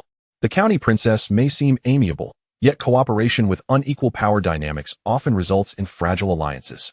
Rather than relying on others, it would be wiser for us to confront the crisis ourselves. Once embroiled in the disputes among those major forces, extricating oneself will not be an easy feat. As for the threat from the Tianqin sect, if it proves insurmountable, we could simply withdraw from Qingyang City. Given the vastness of Luoyuan County, it is unlikely they could search every nook and cranny. Seeking out the Yi family would be akin to finding a needle in a haystack. Moreover, the distance between Tianqin Gate and Qingyang City is quite considerable, and with the imminent opening of the Jinghua Cave, it is certain that much attention will be diverted, providing us ample time to prepare for relocation. Yi Wuhai exhaled slowly, expressing his innermost thoughts. Observing the deep concern reflected in Yi Wuhai's eyes, Yi Han felt profoundly moved. The Yi family had painstakingly eliminated their past adversaries and established such a solid foundation in Qingyang City. Compared to previous times, the current Yi family is remarkably formidable. With the assistance of the Wang and Su families, their future development is destined to flourish and prosper. Yet, due to worries about Yi Han's safety, Yi Wuhai, as the pillar of the Yi family, would rather relinquish the hard-earned assets in Qingyang City to venture to a distant land and start anew. How could Yi Han not be touched by this? It is crucial to remember that Yi Han had been the one to inadvertently cause the death of Ling Shuzi's disciple. Yet, Yi Wuhai willingly chose to abandon the entire foundation in Qingyang City due to the troubles brought forth by Yi Han. Sensing Yi Han's thoughts, Yi Wuhai merely stroked his beard, shaking his head with a smile. Honor, our Yi family stands united with you at all times. No matter the formidable adversary we face, do not confront it alone. Furthermore, when we joined forces to besiege the Meng family, who could have anticipated the involvement of Tianqin Gate? This matter is not your fault. No need to say more, great-grandfather. Yi Han interjected, interrupting Yi Wuhai's words. He felt a warmth enveloping his heart. In the past, under the leadership of Yi Piaoyang, the Yi family had never made him feel this way. This, perhaps, is the essence of familial warmth. What is it?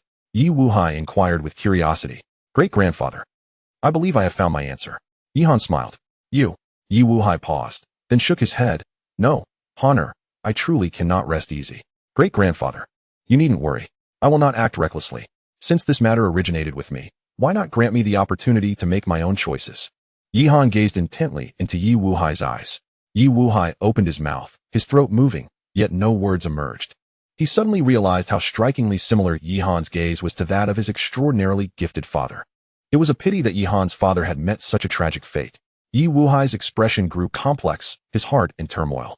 Honor, whatever decision you make, I will lead the Yi family, firmly standing behind you, even if it means confronting Tianqin Gate directly. He sighed, choosing not to elaborate further. Seeing this, Yihan took his leave and returned to his secluded chamber. This was another quiet room within the family's forbidden grounds, previously unoccupied, now temporarily occupied by Yihan. The aura within the forbidden grounds is abundant, greatly enhancing the efficiency of cultivation compared to the outside world. Had he not been preparing to meet Huang Luoyao, Yihan had originally intended to seclude himself in the forbidden grounds for a period to break through to the Qi Mansion realm. I must become stronger. Yihan inhaled deeply. Having made his choice, he planned to visit the Qingyang in the following day. As for today, it is prudent to solidify the recently breached realm. Soon, the dawn of the following day arrived, with the sun rising brightly. Yihan emerged from his secluded meditation chamber. Without further ado, he made his way to the Qingyang Inn. The Qingyang Inn, the largest establishment within Qingyang City, is situated on the most bustling street of the area. A glance around revealed a throng of people, bustling with activity, while the cries of street vendors echoed incessantly. Is that young Master Yi? Upon entering the inn, the innkeeper immediately recognized Yihan, hastily donning a humble smile and rushing over to greet him. Young Master Yi, are you here to stay? If it's you, I would be delighted to offer a 20% discount, or even provide accommodations free of charge. Yihan was taken aback. What was this situation? How did the innkeeper recognize him so readily and treat him with such deference? What? It's young Master Yi? Have you heard? The Yi family has successively annihilated the Liu and Meng families, and has now subdued the Wang and Su families, establishing themselves as the foremost clan in the city. Indeed, it is said that during the confrontation with the Liu and Meng families, young Master Yi demonstrated extraordinary prowess, ultimately securing victory. My goodness. They say he suffered greatly at the hands of the Meng family for the past decade. From my perspective, young Master Yi has been enduring humiliation while secretly amassing strength. Listening to the chaotic discussions around him, Yihan realized that the Yi family had undergone a remarkable transformation, now standing unrivaled in the city. It was no wonder the innkeeper treated him with such reverence. After all, the Liu and Meng families were among the top clans in the city, with the Meng family having held dominion over Qingyang City for countless years. Who could have anticipated that they would be utterly vanquished overnight? The downfall of these two prominent families undoubtedly showcased the formidable power of the Yi family. In the vast expanse of Qingyang City, no one dared to underestimate or disrespect the Yi family any longer. Yihan found himself somewhat uncomfortable under the intense gazes of those around him. He shook his head and casually remarked, I am not here to stay. I am here to find someone. Find someone? The innkeeper paused, asking, May I inquire who you are looking for, young Master Yi? Huang Luoyao. Yihan replied coolly. Huang Luoyao. Observing the innkeeper's puzzled expression, Yihan could not help but frown. As a county princess, the name Huang Luoyao seemed to be little known to outsiders. Wait, I know who you mean. The innkeeper's expression shifted abruptly, and he quickly said, That young lady was attacked last night and hastily left the inn not long ago. Chapter 44, Cold Poison Attacked? At the innkeeper's words, Yihan's complexion changed. He had never anticipated such an incident occurring the previous night. Could it be that the Tianqin sect had come looking for her? Yet, that did not seem right. Even if the Tianqin sect had truly come, they ought to have sought him instead. Did you see which direction they went? Yihan asked in a low voice. If memory serves me correctly, it seems they headed toward the northern gate. The innkeeper pondered thoughtfully. He turned to Yihan with a look of utmost respect, inquiring whether the young lady Huang was an acquaintance of Master Yi and if he required any assistance. Yihan shook his head, indicating that it was unnecessary. With that, he departed from the inn, making his way towards the north gate of Qingyang City, which, though not particularly large, boasted a labyrinthine network of streets. Should Huang Luoyao and her companions wish to evade capture and blend into the bustling crowd, locating them would prove to be a daunting task. Suddenly, Yihan caught a whiff of a familiar scent, one that was cold and accompanied by a sharp, acrid undertone, something he had encountered frequently while concocting the cold poison pill. Had someone succumbed to the cold poison? Yihan's brow furrowed. Such poison was rare, typically found in dark, damp, and toxic wilderness areas. Its presence in a densely populated city was particularly jarring and pungent. Resolute, he slowed his pace and followed the scent towards the north gate. In a dim alleyway, Huang Luoyao appeared pale, stumbling forward with the support of her bodyguards. Beside her, a young alchemist, fraught with urgency, busily prepared various herbs. Is it not ready yet? Luowen, a tall middle-aged man, impatiently cast a glance at the young man and spoke in a low voice. Almost. I just need to find the last ingredient. Luowen exclaimed, exhaling heavily. Let the princess rest for a moment. I can begin the alchemical process now. Are you certain? The middle-aged man, arms crossed and muscles bulging like rocks, eyed him skeptically. Do we not need to wait for your master to take action? No need. It is merely the cold poison. While ordinary folk may recoil at its scent, I am a genuine alchemist. I have already assessed the princess's condition. She is afflicted only by common cold poison, which I can easily remedy without requiring my master's intervention. Luo when dismissed with a wave of his hand, his demeanor casual and flippant. The middle-aged man furrowed his brow, feeling a twinge of unease despite the lack of other alchemists in their company. Xiaoyao, what do you think? He asked, turning to Huang Luoyao for her opinion. She appeared in distress, shivering, and with great difficulty, she shut her eyes to respond, then let it be as he says. The middle-aged man, filled with concern, helped Huang Luoyao to sit down. Then you may begin, he commanded coldly. Others, guard the entrances of this alley. If anyone approaches, ensure they are turned away. Understood. The guards acknowledged as they dispersed. Only Luo Wen remained, fervently concocting the elixir. The flames of the furnace roared to life, and a wave of heat surged through the alley, causing the middle-aged man to sweat profusely as he awaited anxiously. However, Huang Luoyao's complexion grew increasingly pale. A layer of frost began to form on her porcelain-like skin, a sight that was truly alarming. Hurry, please hurry. The middle-aged man paced anxiously back and forth. Uncle Hong, do not fret. Huang Luoyao gently grasped his arm and murmured, we will be all right.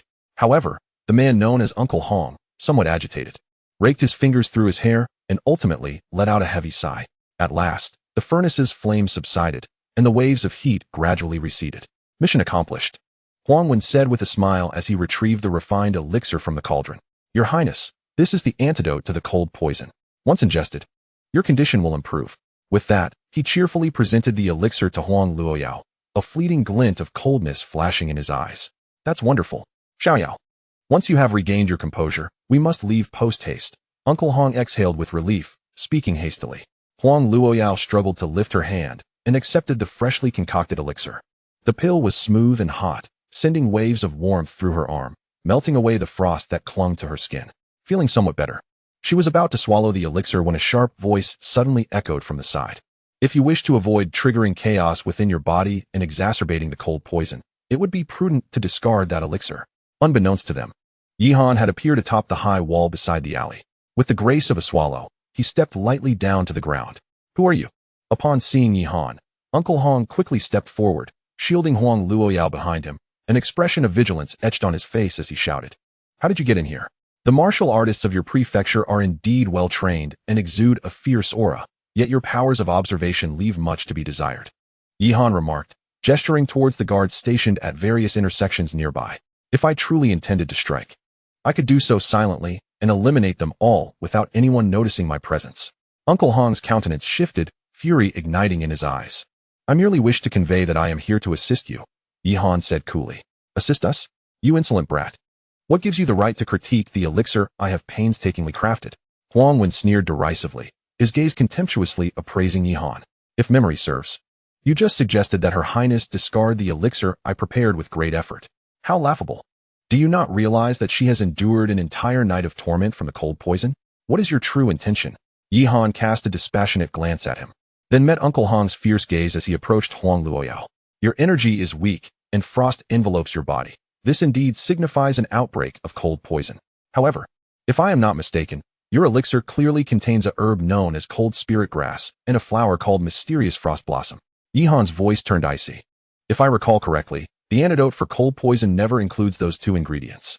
Conversely, consuming them would only exacerbate the symptoms of the cold poison, causing the victim's organs to be enveloped in frost, ultimately resulting in respiratory failure. Chapter 45. The reverse scale. Upon hearing Yihan's chilling words, Huang Wen's expression shifted dramatically. You insolent fool, what nonsense are you spouting? Upon hearing this, Yihan let out a cold laugh. As far as I am aware, both the Hanlian grass and the Xian frost flower thrive in frigid terrains, making them exceedingly rare to find. Their medicinal properties are unique, imbued with an intense chill. They are highly restricted materials. To put it plainly, their primary purpose is the concoction of cold poisons. You claim to be an ordinary alchemist, yet coincidentally possess these obscure herbs, which you have seamlessly integrated into your meticulously crafted antidote. Yihan's gaze was frigid, sharp as a blade, as if he had pierced through Huang Wen's thoughts with clarity. In my view, your intention is unmistakably to bring harm to Miss Huang. Boom. Yihan's words resonated in Uncle Hong and Huang Wen's minds like a thunderclap. Their expressions shifted dramatically. Uncle Hong's face twisted with rage, while Huang Wen appeared utterly flustered and disoriented. He could scarcely fathom that this young man, emerging from seemingly nowhere, had seen through his methods and unveiled his motives. In terms of alchemical prowess, he felt utterly crushed. Is what he said true?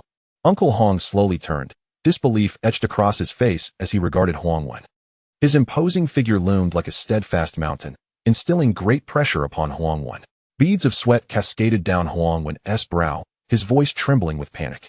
How could I harbor any ill intentions toward Her Highness? You must be mad to trust the words of an outsider. Is that so? Uncle Hong narrowed his eyes. Then why are you so anxious? I merely. Huang Wen's throat seemed to constrict, his eyes suddenly fierce as he attempted to flee. However, Uncle Hong's hand gripped his arm like a vice. Release me, Huang Wen shouted, flinging 3 silver needles. Uncle Hong scoffed dismissively, raising his hand to swat them away. Yet, Yihan's voice abruptly interjected from the side. Do not catch them with your hands.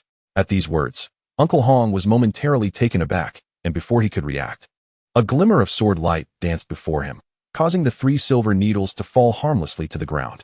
However, as the needles touched the surface, they emitted a rustling sound, and to everyone's astonishment, the once sturdy ground began to emit plumes of black smoke, as if melting away.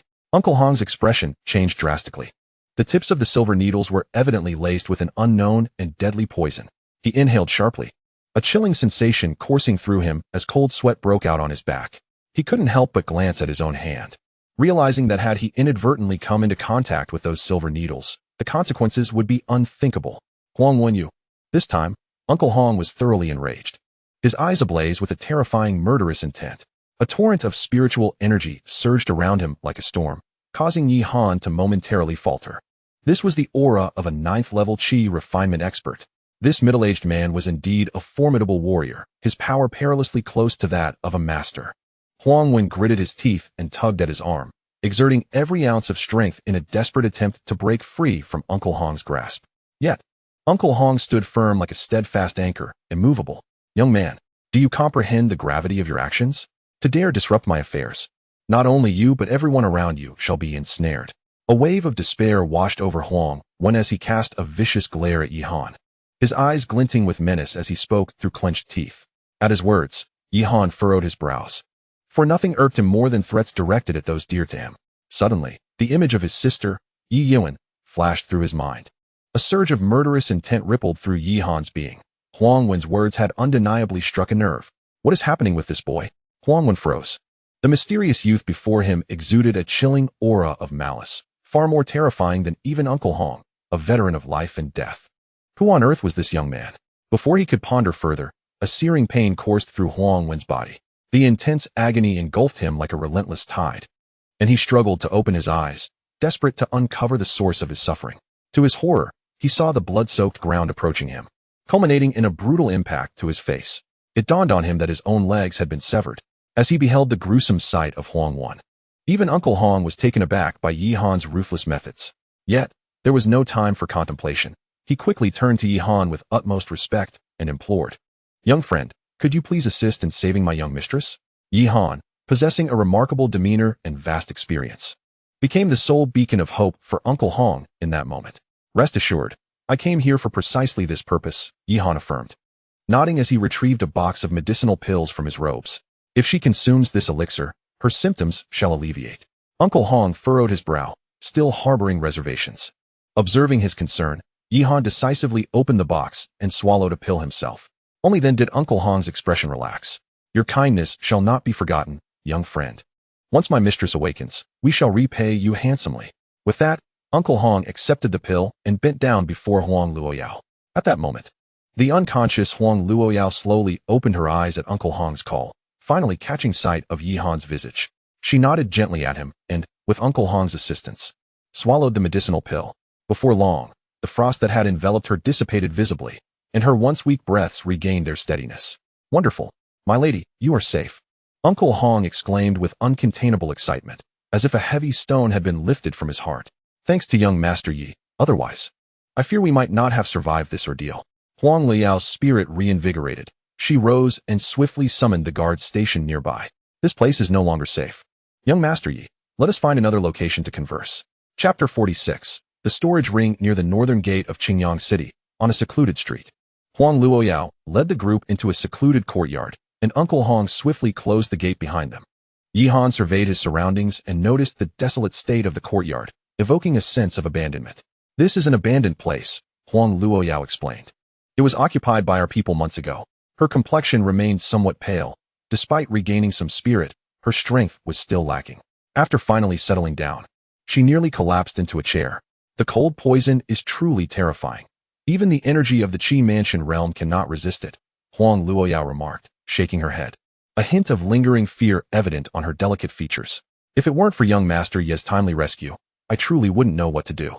As she spoke, her gaze turned gratefully toward Yi Han, her beautiful eyes sparkling with curiosity. A youth who had been trapped in the Meng family for a decade, honing an unexpectedly remarkable sword technique, yet also possessing commendable alchemy skills. It was nearly unbelievable. Both the sword path and alchemy require immense time and dedication to master.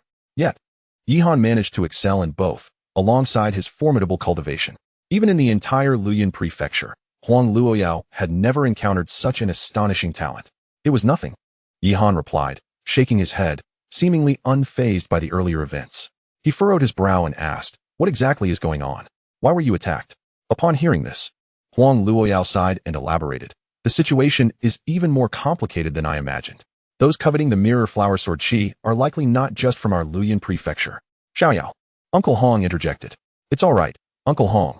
Young Master Yi is no outsider," Huang Luoyao replied, her gaze fixed intently on Yi Han. "I specifically sought young Master Ye's assistance to subdue the mirror flower sword Qi." Subdue the mirror flower sword Qi? Uncle Hong was taken aback. Quickly assessing Yi Han's cultivation, a youth at the 8th level of the Qi opening realm. While impressive, such prowess would be merely average within the broader context of Luoyang Prefecture. Could this lad be a swordsman? Is there a force from beyond Luoyang Prefecture infiltrating us? Yi Han inquired. Ignoring Uncle Hong's confusion, Huang Luoyao continued, "Indeed. There are many who wish to undermine our prefectural authority. If I am not mistaken, the attackers from last night were likely warriors from the 7 Mysterious Sect. The 7 Mysterious Sect is not known for using poison. They must have colluded with forces outside Luoyang Prefecture, which emboldened them to act against me. I was initially puzzled about how they learned of my whereabouts, but it seems I have overlooked something. The leak of my location came from someone close to me." At this point, Huang Luoyao cast a cold glance toward a nearby room where Huang Wen was being detained and interrogated. "Miss Huang, given your current predicament, I begin to doubt whether you possess the capability to protect my Yi family," Yi Han stated calmly. He held no interest in the intricate power struggles between the county government and the various factions. His purpose for coming here was solely to seek collaboration with Huang Luoyao. However, this sudden turn of events made Yi Han question the strength of the county government. Upon hearing this, Huang Luoyao decisively commanded, "Uncle Hong, when the county's support arrives, allow them to establish a base in Qingyang City and oversee the Yi family." Uncle Hong's expression shifted slightly. After all, 3 masters from the county had come this time. And without their accompaniment, no need. Huang Luoyao shook her head, her tone imbued with an undeniable authority. "Those individuals dare not act against us openly. They can only resort to some petty tricks behind our backs. Just trust me."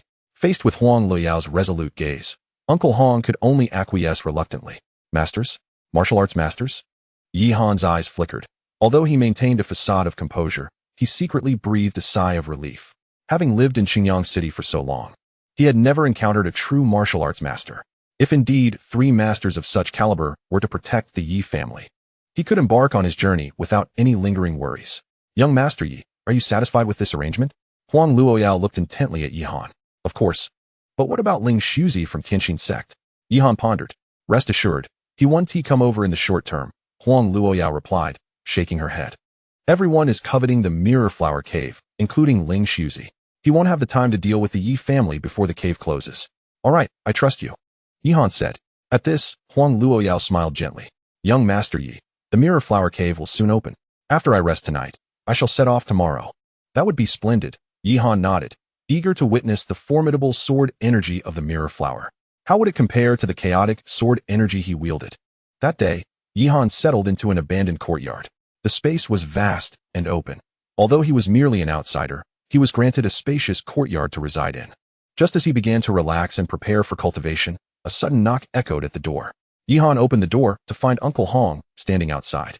Upon seeing Yi Han, Uncle Hong immediately broke into a smile. Young brother, this is the reward from my young lady. With that, he handed a ring to Yihan. Is this a storage ring? Yihan's heart stirred, and a glimmer of surprise flashed in his eyes. Indeed, I didn't expect you to know about storage rings. Uncle Hong exclaimed in astonishment.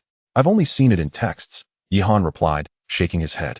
The storage ring harbors a space within, allowing one to store items that were once refined. For martial artists, it is an unparalleled convenience, alleviating a great deal of burdens. Not to mention, Yihan was also an alchemist.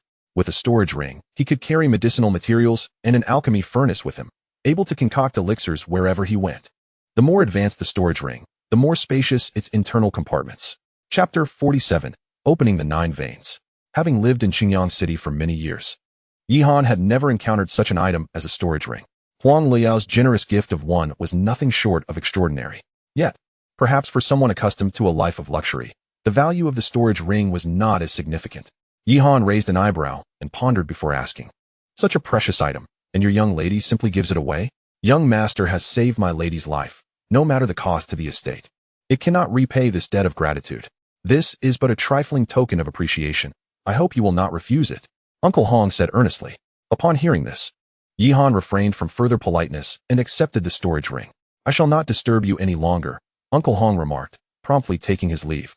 Once the door was closed, Yihan returned to his couch, sitting cross-legged. With a flicker of thought, he swiftly refined the storage ring. This was his first experience with such an item, and he felt a rush of novelty. However, as his consciousness delved into the storage space, he was astonished to find it was far from empty.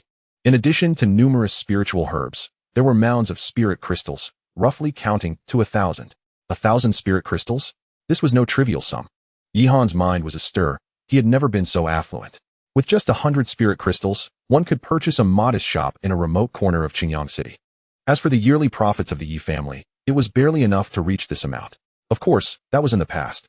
Now that the Yi family dominated Qingyang City, their prosperity was on an entirely different scale. Yihan took a deep breath, exhaling slowly. Clearly, this storage ring was not merely a token of gratitude, but also a gesture of goodwill towards him, perhaps upon recognizing his considerable alchemical talents. Huang Luoyao and her companions no longer viewed him as just an ordinary collaborator, but rather as a promising individual worthy of their attention. After all, even in the estate, alchemists were a rare breed. No significant force would allow a remarkable alchemist to slip through their fingers. With such an abundance of diverse herbs prepared for me, do they wish for me to showcase my alchemical skills? Or do they imply that by joining the affluent estate, I would have an endless supply of spiritual herbs at my disposal? Yihan mused to himself, thoughts swirling in his mind. As time passed, darkness enveloped the sky.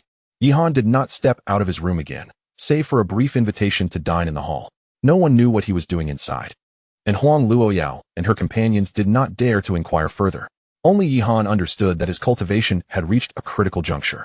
With the elixirs contained within the storage ring, along with those he personally carried, Yihan successively concocted several pills capable of deepening one's comprehension and enhancing one's cultivation. Although the efficacy of these pills was rather limited given Yihan's current foundation, and despite possessing a chaos bloodline that inherently bestowed him with exceptional insight, he was acutely aware, after acquiring the memories of the pill sage, of how to consume these elixirs to maximize their effects. Even if their impact was minimal, any enhancement was still progress. What Yihan desperately needed to seize at this moment was time. As long as he could expedite his cultivation, the resources utilized would not be in vain. With his meticulous combinations, he ingested the pills and gradually activated the ancient demon qi refining technique. In an instant, an overwhelming surge of energy erupted from within his meridians. Remarkably, as the vast spiritual energy flowed through his veins and flesh, an indistinct sound reminiscent of thunder and wind resonated. The thunderous sound reverberated within the room, echoing for quite a while, and after a series of crackling noises, Yihan felt as though he had broken through a certain threshold in his cultivation. Indeed, his strength had ascended to a new level. He was but a step away from the 9th layer of the opening meridian's realm, bearing the chaos bloodline. The vitality coursing through him was as boundless as the ocean, making each breakthrough infinitely more challenging than for ordinary cultivators.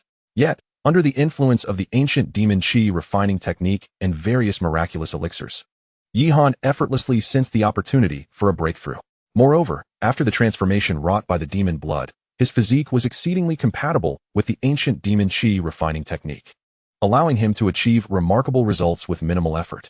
Finally, in the midst of the long night, Yihan took that pivotal step and successfully advanced to the 9th layer of the opening meridian's realm. His aura surged with vigor, radiating outward like a tidal wave. Had he not exerted great effort to restrain his energy, he might have alarmed all the martial artists within the courtyard. Such a significant commotion from merely breaking through to the opening meridian's realm? Yihan opened his eyes, their brilliance akin to the stars in the night sky, exceedingly profound. He clenched his fists, acutely attuning to the power coursing within him. The continuous and abundant sensation filled him with a profound sense of satisfaction. With my current strength, a single punch should suffice to vanquish a martial artist at the Qi Mansion realm, he murmured to himself. If he were to unleash the dragon-slaying sword, even those at the 5th layer of the Qi Mansion realm would find themselves challenged.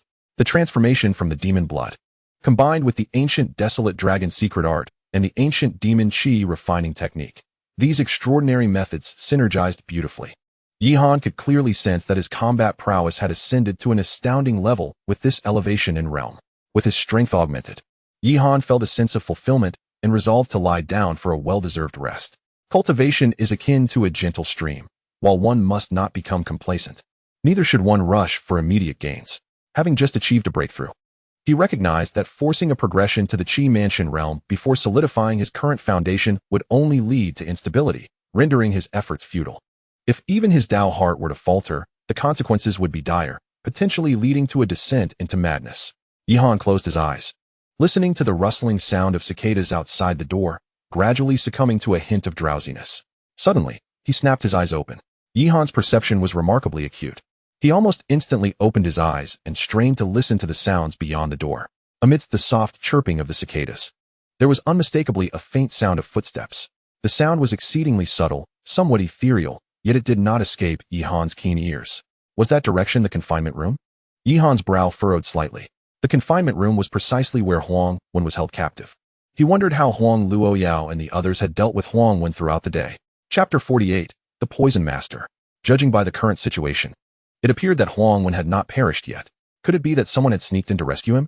Contemplating this, Yihan immediately sat up, stealthily got out of bed, and instead of opening the door, he deftly climbed out of the window. The wooden door, old and decayed, would produce a series of creaking sounds if forced open, easily alerting the intruder outside. Once outside in the courtyard, Yihan, aided by the dim moonlight, fixed his gaze on the distance. Sure enough, before the confinement room, a shadow lurked stealthily. The figure appeared to be holding something, seemingly preparing to breach the main door. Yihan's eyes flickered. Just as he took a few steps forward, he suddenly felt an itch on his skin. Is this poison gas? His expression shifted slightly, and he retreated a step, experiencing only a brief moment of disarray in his breathing. Yet, this minute change was enough to draw the attention of the intruder. The figure abruptly turned around and coldly demanded, "Who goes there?" Realizing he had been exposed, Yihan no longer concealed his presence and stepped out from his hiding place. The moment he moved, a flying dagger hurtled towards him with the force of thunder. Accompanied by a sharp whistling sound, Yihan let out a cold laugh. Without even drawing the dragon's slashing sword, he unleashed a punch that shattered the dagger into dust, then steadily advanced forward. How is he unaffected? The mysterious figure seemed taken aback by Yihan's actions, momentarily frozen in place. It was known that the tip of that dagger was coated with potent poison. Even a practitioner at the Qi refining stage would lose their combat ability upon contact. Yet, this individual before him appeared entirely unharmed. What was happening? A flicker of unease passed through the mysterious figure's mind. He had no intention of lingering any longer and turned to flee the abandoned courtyard. However, before he could make a move, flames suddenly erupted around him as Uncle Hong, accompanied by a group of guards, entered the courtyard. His expression was cold. Wielding a torch, he positioned himself in front of the mysterious figure. Illuminated by the bright flames, Yihan finally discerned the stranger's features. It was a young man with a shadowy expression, clad in black, his arms marked with intricate and ancient runes, exuding an extraordinary presence. "Who are you? What is your purpose for sneaking in at this hour?" Uncle Hong stepped forward, coldly interrogating. "This has nothing to do with you. If you wish to avoid death, step aside," the mysterious figure replied in a deep voice. "Utterly ridiculous. Come and go as you please. What do you take this place for?" Uncle Hong scoffed, preparing to take action when a frail, aged voice unexpectedly echoed nearby. "Hong Yun, considering our past camaraderie, might you release my disciple?" An elderly man appeared at the gate of the courtyard, his hair streaked with gray and his posture stooped. He wielded a dragon-headed cane, and a flicker of shrewdness occasionally glinted in his half-closed eyes. "Old fellow, is it you? Hong Yun's expression changed slightly. This elder was none other than Huang Wen's master, a renowned alchemist recently summoned by the prefecture. No one anticipated that before they could seek retribution from the old alchemist, he would arrive in Qingyang City, seemingly intent on rescuing his disciple. No wonder the people in the prefecture informed me that you departed 3 days ago without a trace, Master Gu. Have you been trailing us all along to Qingyang City? Gu Master, with a solemn demeanor, emerged from behind Hong Yun, her beautiful eyes blazing with fury. It was evident to all that Gu Master had ulterior motives when he brought his disciple Huang Wen to the prefecture. In response, Gu Master merely shook his head slightly. There is no need for pretenses, Your Highness. The mirror Hua Sword Qi is beyond your reach. Gu Master's words prompted Huang Luoyao to narrow her eyes. Wishing to retort further, there is no need for idle chatter with him. Xiaoyao, I will subdue him now and interrogate him thoroughly, Hong Yun declared in a grave tone. Just as he was about to move, Gu Master calmly interjected, I advise you to refrain from rash actions. This courtyard is permeated with a colorless, odorless poison mist. The closer you come to me, the denser it becomes. If you draw on your energy and inhale the mist, it will soon lead to your flesh rotting and your meridians twisting, ultimately resulting in a painful demise. If you doubt my words, feel free to test it. His declaration left Hong Yun momentarily paralyzed with fear. With a grave expression, he hesitated. For reasons unknown, perhaps due to psychological factors, as he took merely 2 steps forward, he felt a tingling sensation creeping along his exposed arms. His cultivation was considerable, so his symptoms were still mild. However, the ordinary guards were not as fortunate. As time passed, one by one, they began to collapse in agony. Not good. Xiaoyao, retreat quickly. Hong Yun's countenance shifted dramatically as he realized Gu Master was not deceiving them, hastily leading everyone backward. Damn it. What else are you hiding? Are you an alchemist or a poison master? Hong Yun gritted his teeth in frustration. Ha. The reason I dared to come alone with so few companions is that I possess ample confidence, Gu Master laughed heartily. To be frank, upon learning that 3 masters from the prefecture had arrived, I initially had no intention of orchestrating this operation. After all, I am but an alchemist. Attempting to poison a martial arts master would be sheer folly. However, to my surprise, I observed that there isn't even a single martial arts master among you. Such carelessness, do not blame me for taking action. Having said that, he could not suppress his laughter, feeling quite pleased with himself, merely by uttering a few casual words. He had managed to intimidate even the more skilled warriors like Hong Yun. This exemplifies the terrifying prowess of a renowned poison master. Alchemists and poison masters exist on opposite ends of the spectrum. An alchemist who devotes themselves to concocting harmful substances can indeed be regarded as a poison master. Rescue my disciple, Master Gu instructed the youth in the distance. Just as the young man was about to take action, a clear voice unexpectedly resonated behind him. If you wish to avoid death, cease your movements. Chapter 49, Invulnerable to Blades, the might of the flesh in the quiet courtyard of midnight. The cicada's chirps grew increasingly pronounced as Hong Yun and the others refrained from recklessness. In this oppressive silence, the cold voice of the youth stood out, echoing clearly in everyone's ears. Are you addressing me? The mysterious young man turned, narrowing his shadowy eyes as he scrutinized Yihan. Young Master Yi, that old fellow is a poison master. You mustn't act rashly. Hong Yun could not help but warn. Yihan nodded, seemingly oblivious, and took a few steps forward. He could distinctly sense the acrid scent of poison in the air, yet remained unfazed, standing tall as the toxic miasma encircled him. What is happening? Master Gu, noticing something amiss, furrowed his brow in confusion.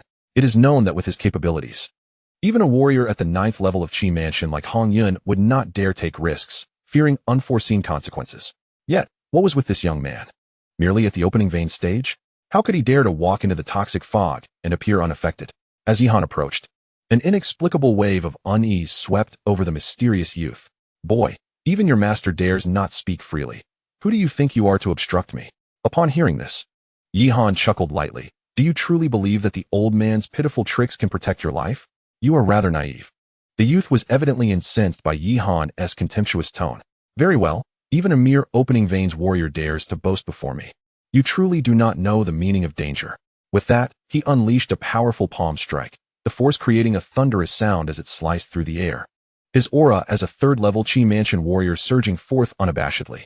Yihan stepped forward, showing no intention of evasion. He raised his fist and struck out with equal fervor. This scene caused Huang Luoyao's heart to leap, nearly prompting an exclamation. After all, Yihan was merely at the 9th level of opening veins. How could he dare to act so boldly against a far stronger opponent, opting to confront him with sheer physical strength rather than employing his skilled sword techniques? Even Hong Yun was taken aback by Yi Han's actions, his expression resolute, teeth clenched, as he had already made up his mind. Once Yi Han was injured, he would unhesitatingly step forward to save him. Regardless of the recklessness of Yi Han's actions, he was still the savior of the young lady. Therefore, Hong Yun could not remain indifferent to Yi Han's fate. "You brat, perish." The youth laughed heartily, his gaze cold and frenzied. Before the watchful eyes of the crowd, he confronted Yi Han head-on. As their fists collided, an invisible wave of energy surged forth from the epicenter. Under the anxious scrutiny of Huang Luoyao and others, the youth's expression suddenly changed.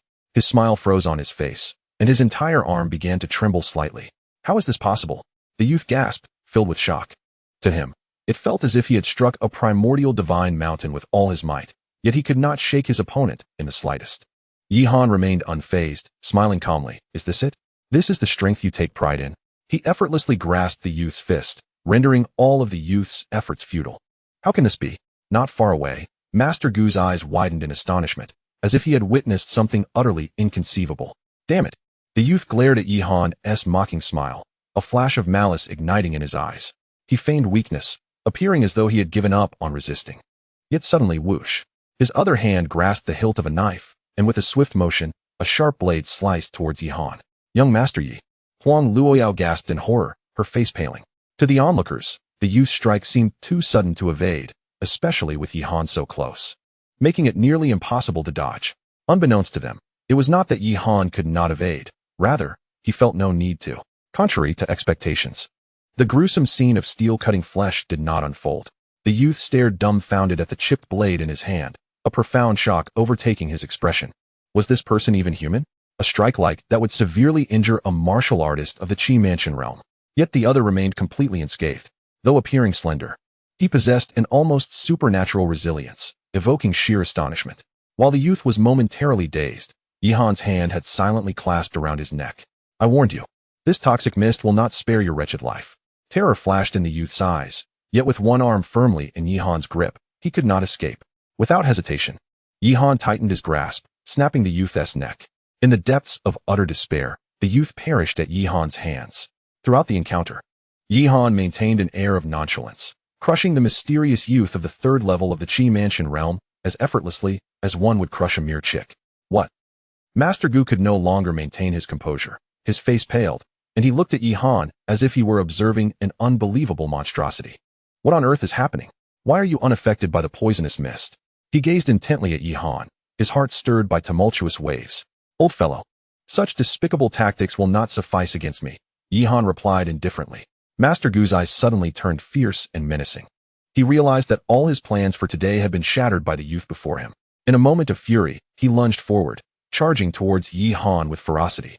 The surging aura emanating from his opponent made Yi Han's expression grow increasingly grave. This was a master at the 7th level of the Qi Mansion realm. He dared not slacken his resolve and, without hesitation, summoned the dragon-slaying sword, preparing to engage in combat with Master Gu. However, unexpectedly, Master Gu merely struck Yi Han with a palm and then used the recoil to escape in another direction of the courtyard. Not good. He intends to flee. Hong Yun's expression was one of reluctance, yet he dared not act recklessly, fearing the poisonous mist. At that moment, Yi Han raised his hand, and a pill fell into Hong Yun's grasp. "Take this," Yi Han commanded, his tone leaving no room for dispute. Hong Yun was taken aback, but without a moment's hesitation. He swallowed the pill. He trusted his young mistress's judgment. Huang Luoyao had always possessed keen insight. Indeed, as the pill melted upon entering his mouth, it transformed into waves of warmth, gently coursing through his muscles and veins. He felt as though he were soaking in a hot spring, the pill's efficacy washing away all his fatigue, including the slight discomfort he had felt from the toxic gas, which now vanished completely. Taking a healing pill now? It's too late. Master Gu scoffed, and in a few steps, he had reached the courtyard's entrance. "Where do you think you're going?" However, at that moment, Hong Yun suddenly looked up and shouted, his figure darting like the wind, swiftly positioning himself in front of Master Gu, leaving him no avenue for escape. "What?" Master Gu exclaimed in shock. He beheld Hong Yun, whose blood surged like a tide, his gaze fierce and intimidating. Where were the signs of poisoning? That pill not only instantaneously neutralized the toxins within him, but also rendered him immune to the effects of the poisonous mist. What extraordinary elixir is this? With such astonishing effects, Master Gu could scarcely believe it, and a trace of horror crept into his gaze as he looked at Yihan. Who exactly is this young man? Could he be a descendant of an esteemed alchemist family? He could never have imagined that it was merely 100 resolve pill that Yihan had casually concocted. Once ingested, it was sufficient to render a martial artist immune to all poisons for a short duration. You cannot escape, Master Gu. Surrender now, Hong Yun declared coldly, unleashing a punch. Fully activating his 9th level Qi Mansion realm power. Boom.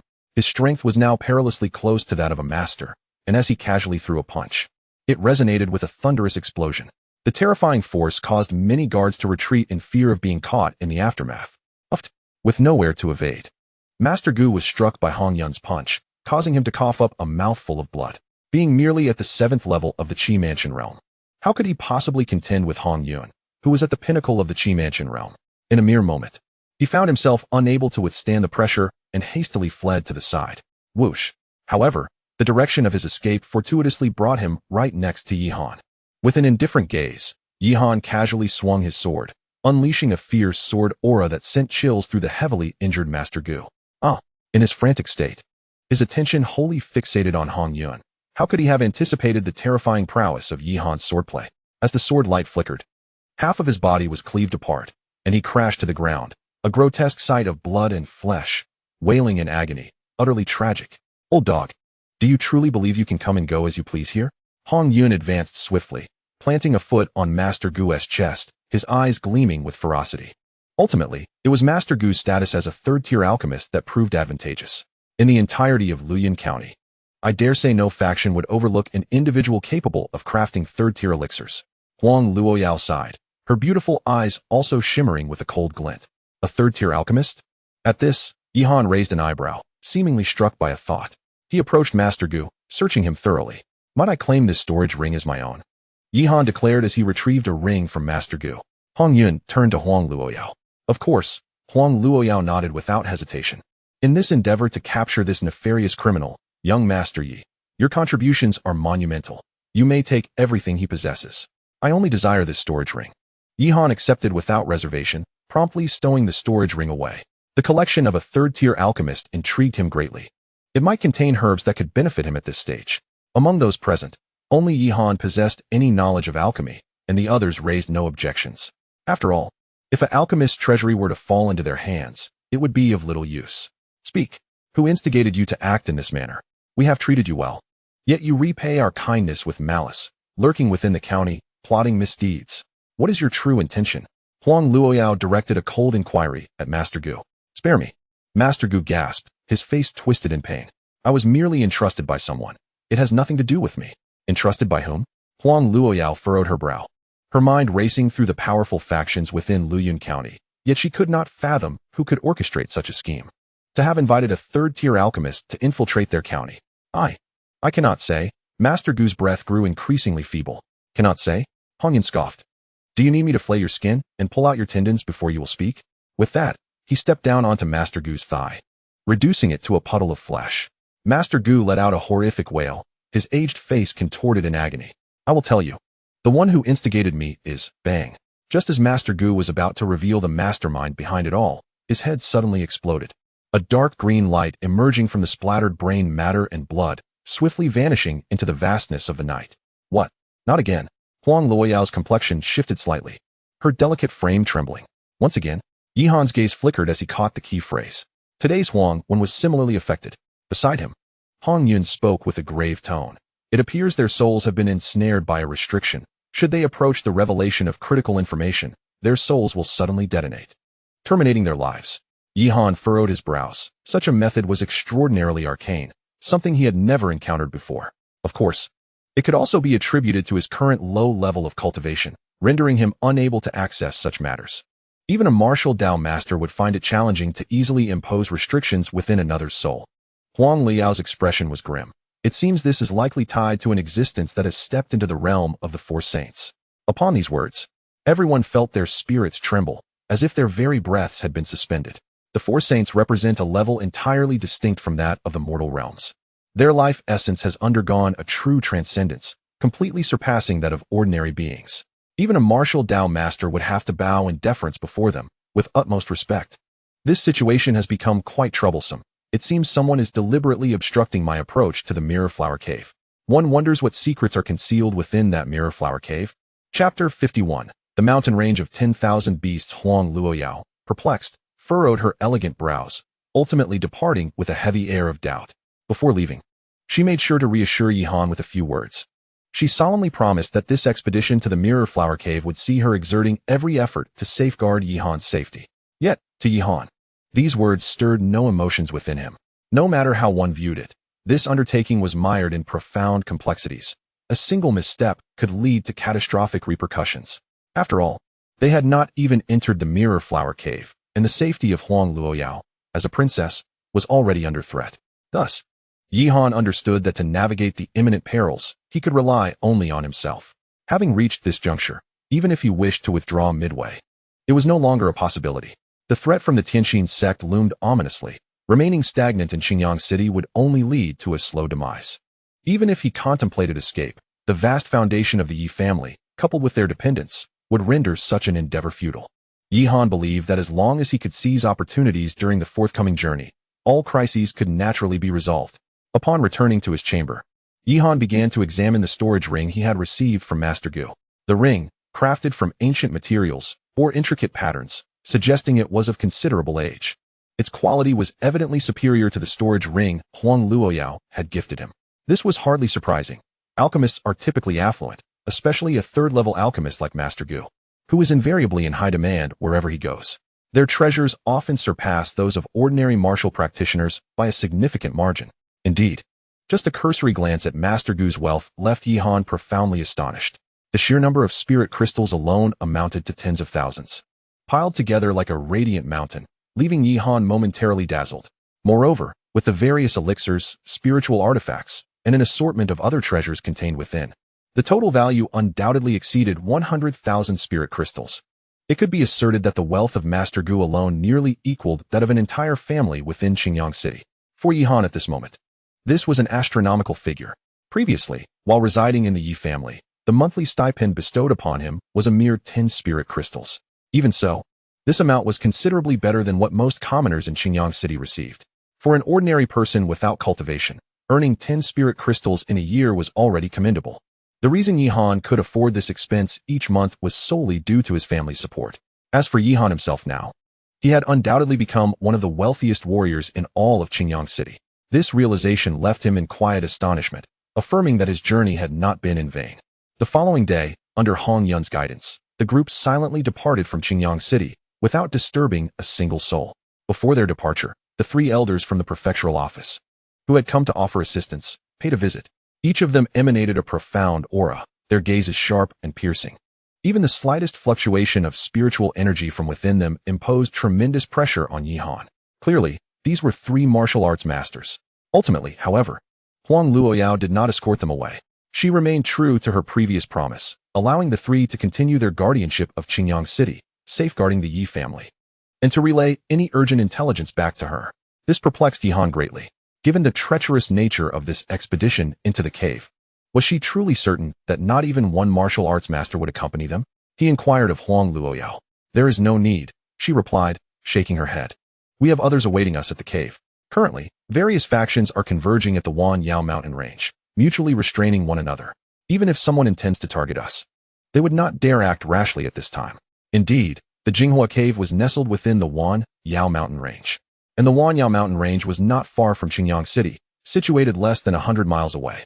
For these agile warriors, it would take merely a few days to reach their destination. Even Yihan was taken aback to discover how close Jinghua cave was to Qingyang City, explaining why Huang Luoyao, a noble princess, had traveled such a long distance to arrive there. The journey was relatively smooth, and after 2.5 days, the group finally reached the Wan Yao mountain range. This vast expanse was a haven for beastly creatures, with increasingly powerful beasts lurking deeper within. No one knew what lay in the heart of the mountains. Even the once mighty Meng family of Qingyang City had little knowledge of the Wan Yao mountain range. Legends spoke of several experts at the Qi mansion level who had attempted to traverse the mountains together, only to meet their demise in this barren wilderness. Subsequent adventurers who dared venture forth found only half-eaten corpses scattered in the outer regions. This undoubtedly added an air of treacherous mystery to the Wan Yao mountain range. earning it a fearsome reputation, deterring anyone from venturing too deep. There lay the Jinghua Cave, our destination. Huang Luoyao pointed towards the distant foot of the mountain and spoke softly. Yihan focused his gaze and beheld a scene shrouded in mist, ethereal and far-reaching, resembling a celestial realm that had descended upon the mortal world. Within the hazy clouds, an ancient cave dwelling faintly came into view. It appeared that the formation surrounding the Mirror Cave had yet to dissipate.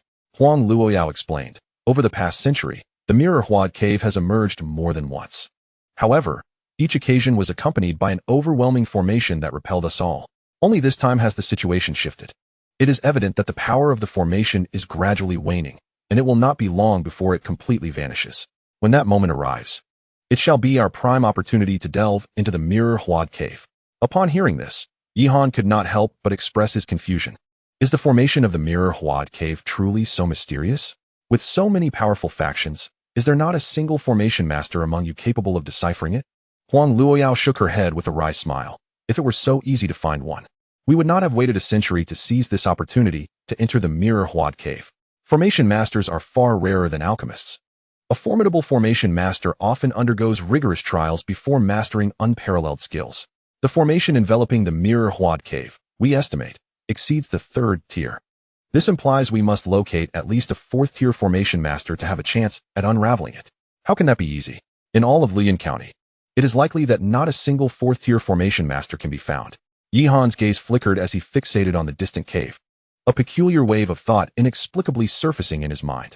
Like alchemists, formation masters are classified by tiers, each tier corresponding to a martial realm. A 4th-tier formation master must possess not only extraordinary formation skills, but also the strength of a martial arts grandmaster. Those who reach the realm of martial arts grandmaster are already few and far between, let alone those who dedicate time to the study of formations.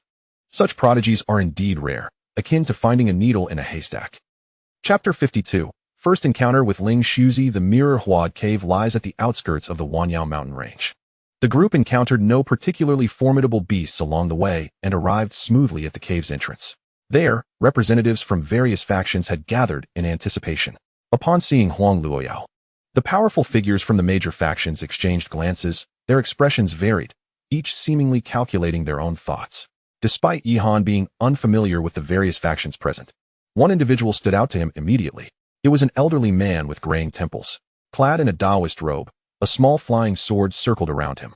He sat with his eyes closed atop a mountain peak, undisturbed by the external clamor, as if wholly absorbed in comprehending the profound laws of the universe.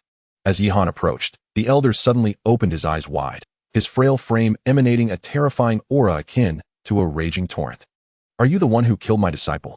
He fixed his piercing gaze upon Yihan, his hoarse voice brimming with a chilling murderous intent. Not only does he not shy away from the old man, but he also dares to present himself at my doorstep, truly believing that the county government serves as his shield and that I am powerless against him. Indeed, he is Ling Shuzi of the Tianqin sect, a genuine master of martial arts. Even from a considerable distance, Yihan could still feel an overwhelming pressure descending upon him. His steps seemed to encounter an unseen obstruction, instinctively slowing down. A martial arts master. That is the pinnacle of existence among the 4 realms of the mundane world. Presently, despite Yihan's remarkable growth, he still appeared somewhat inadequate in the presence of such a master. With a grave expression, Yihan quietly assessed the gap between himself and the martial arts master. The opponent's perception was extraordinarily acute. Even having merely sensed Yihan's aura through a single thought, it remained etched in his memory. From afar, he recognized Yihan. Beside him, Huang Luoyao, Hong Yun, and others also wore grim expressions. While the Tianqin sect may refrain from openly opposing the county government, Ling Shuzi was an entirely different matter. He was notoriously capricious, with methods that were ruthless and brutal. Even the county government often found itself beneath his disdain. The abrupt turn of events instantly captivated the attention of all present. A myriad of gazes, some mocking, some amused, swept across the scene. All were competitors, and everyone adopted a stance of watching the unfolding drama with keen interest. At that moment, another thunderous voice resonated in the ears of the crowd. Ling Shuzi, when did my county government become your target for bullying? Do you truly believe I am non-existent? A robust middle-aged man appeared before Yihan and the others, shielding them from Ling Shuzi's oppressive aura.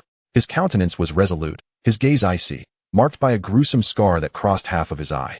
It was evident to all that he was a hardened figure, shaped by the trials of life and death. Yihan felt a sudden lightness envelop him. Yet the astonishment in his eyes remained undiminished. Another martial arts master.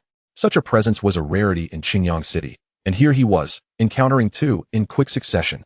Moreover, the aura emanating from these two martial arts masters was evidently more formidable than that of the three who remained at the Yi residence. Elder Su. Huang Luoyao exhaled deeply, her previously anxious heart finally easing, her expression softening considerably. Miss. The middle-aged man referred to as Elder Su nodded in acknowledgement. His name was Su Ming, one of the esteemed elders of the county government. Those invited back to serve as elders by such a powerful faction were undoubtedly individuals of exceptional talent, whether they possessed remarkable alchemical skills or extraordinary martial prowess. They were distinguished figures. Su Ming, for instance, was a martial arts elder who had stepped into the realm of masters several years prior, with profound depth rarely matched by others. This undertaking is of great significance.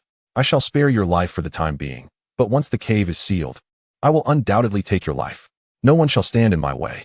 Ling Shuzi cast a distant glance at Yihan before retracting his gaze, choosing silence over confrontation. Despite his impulsive temperament, he possessed the discernment to recognize the gravity of the situation and refrained from attacking Yihan immediately. Upon hearing his words, the various factions began to regard Yihan with an increasing sense of pity and curiosity. Ling Shuzi was notorious for his vengeful nature.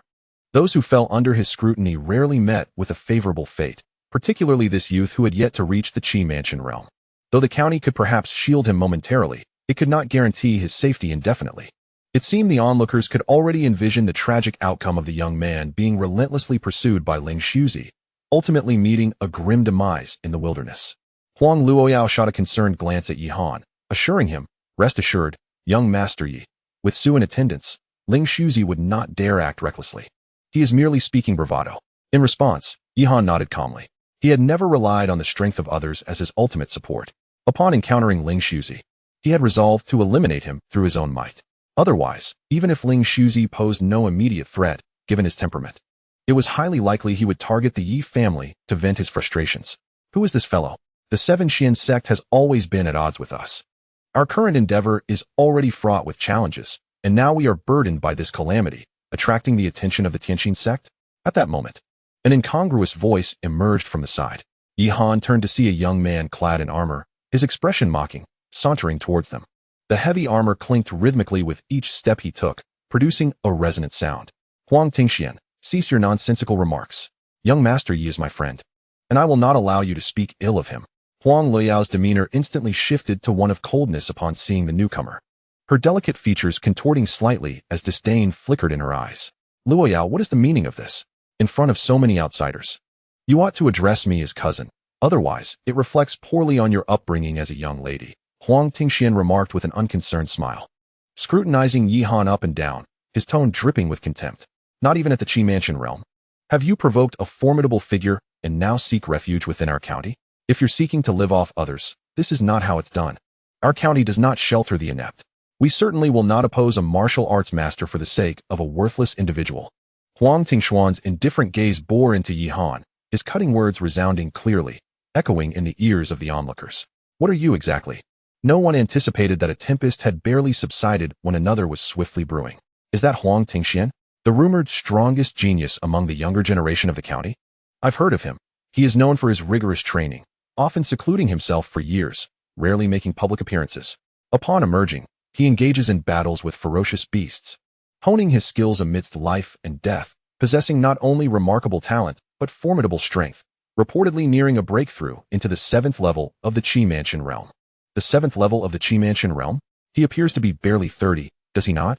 In less than 5 years. This county will likely witness the emergence of another martial arts master. What is there to fear? He and the princess are not united. Ever since the disappearance of Prince Xuanyo, the princess's status has plummeted, attracting countless envious eyes. Among them, of course, is Huang Tingxian. Now it makes sense. No wonder there is an air of hostility between him and the princess. Indeed, the current princess's status is far from what it once was. The pretty boy she has brought back may well be in peril. Ha ha ha, it seems we have a splendid show to watch. Whispers and murmurs erupted from the surrounding crowd. Even from a distance, Ling Shuzi seemed to sense the commotion, slightly parting his closed eyes and surveying the scene with a gaze as sharp as a blade. Yihan furrowed his brow, casting a cold glance at the tall young man clad in armor before him. Unfamiliar and without any enmity. The sensation of being targeted upon arrival was quite irksome. Enough. Before Yi Han could speak, Huang Luoyao had already stepped forward, positioning herself protectively in front of him, and shouted angrily at Huang Tingxian, "Huang Tingxian, what do you mean by this? He is someone I brought. If you wish to oppose me, so be it. But why direct your wrath at my friend?" "Friend?" Huang Tingxian replied with a playful smirk, stroking his chin. "From what I know, dear cousin, you have always been a proud person. What manner of friend could elicit such devotion from you that you would stand against a martial arts master on his behalf? Not to mention, this fellow seems rather unremarkable. Aside from his decent looks, his cultivation is mediocre, lacking even the Qi mansion stage." He chuckled. "Why use a friend as a shield? A pretty boy is merely a pretty boy. Aha, I finally understand. So, you spent these past few days sneaking away from the county to frolic with a rugged man. Too bad this rugged man is a calamity, provoking the wrong people and, unfortunately, has drawn the ire of a martial arts master. Are you sure you wish to set yourself ablaze for such a person, dear cousin?" Whoosh. No sooner had Huang Tingxian finished speaking than Huang Luoyao could no longer contain her fury, delivering a slap aimed at his cheek. "Oh, cousin, are you intending to strike me?" Huang Tingxuan's eyes sparkled, his smile unwavering. Just as he was about to retaliate, Hong Yun stepped forward, blocking Huang Luoyao. "Miss, please, do not act impulsively," Hong Yun advised, concern etched across his face. Huang Luoyao's expression shifted tumultuously, her chest rising and falling rapidly with indignation. She was well aware that Hong Yun spoke the truth. Huang Tingxian had a penchant for provoking her with words, compelling her to act first. Should that occur, he would naturally have a reason to teach her a lesson. After all, despite her diminished status, she remained a princess. Even Huang Tingxian would not dare to strike first within the county. Enough. This matter ends here. A multitude of onlookers eagerly awaits the spectacle of our county. Your bickering is utterly unbecoming. An elderly man with a stern visage interjected from the crowd. His name was Huang Ziyuan, a clan elder of Huang Tingxuan's lineage, and a significant figure who had also attained the realm of a master. Upon the arrival of the visitor, Huang Liao's countenance instantaneously shifted. As a martial arts master, Huang Ziyuan held a prominent position within the county's administration, having once fought alongside King Xuanyo across the lands, earning him profound respect. As a direct elder of the clan, he alone possessed the authority to intercede in the conflict between Huang Luoyao and Huang Tingxian. Huang Luoyao clenched her teeth, refraining from further speech. The elders of her faction had been dispatched to guard Qingyang City, ensuring the safety of the Yi family, perhaps in a united front against external threats.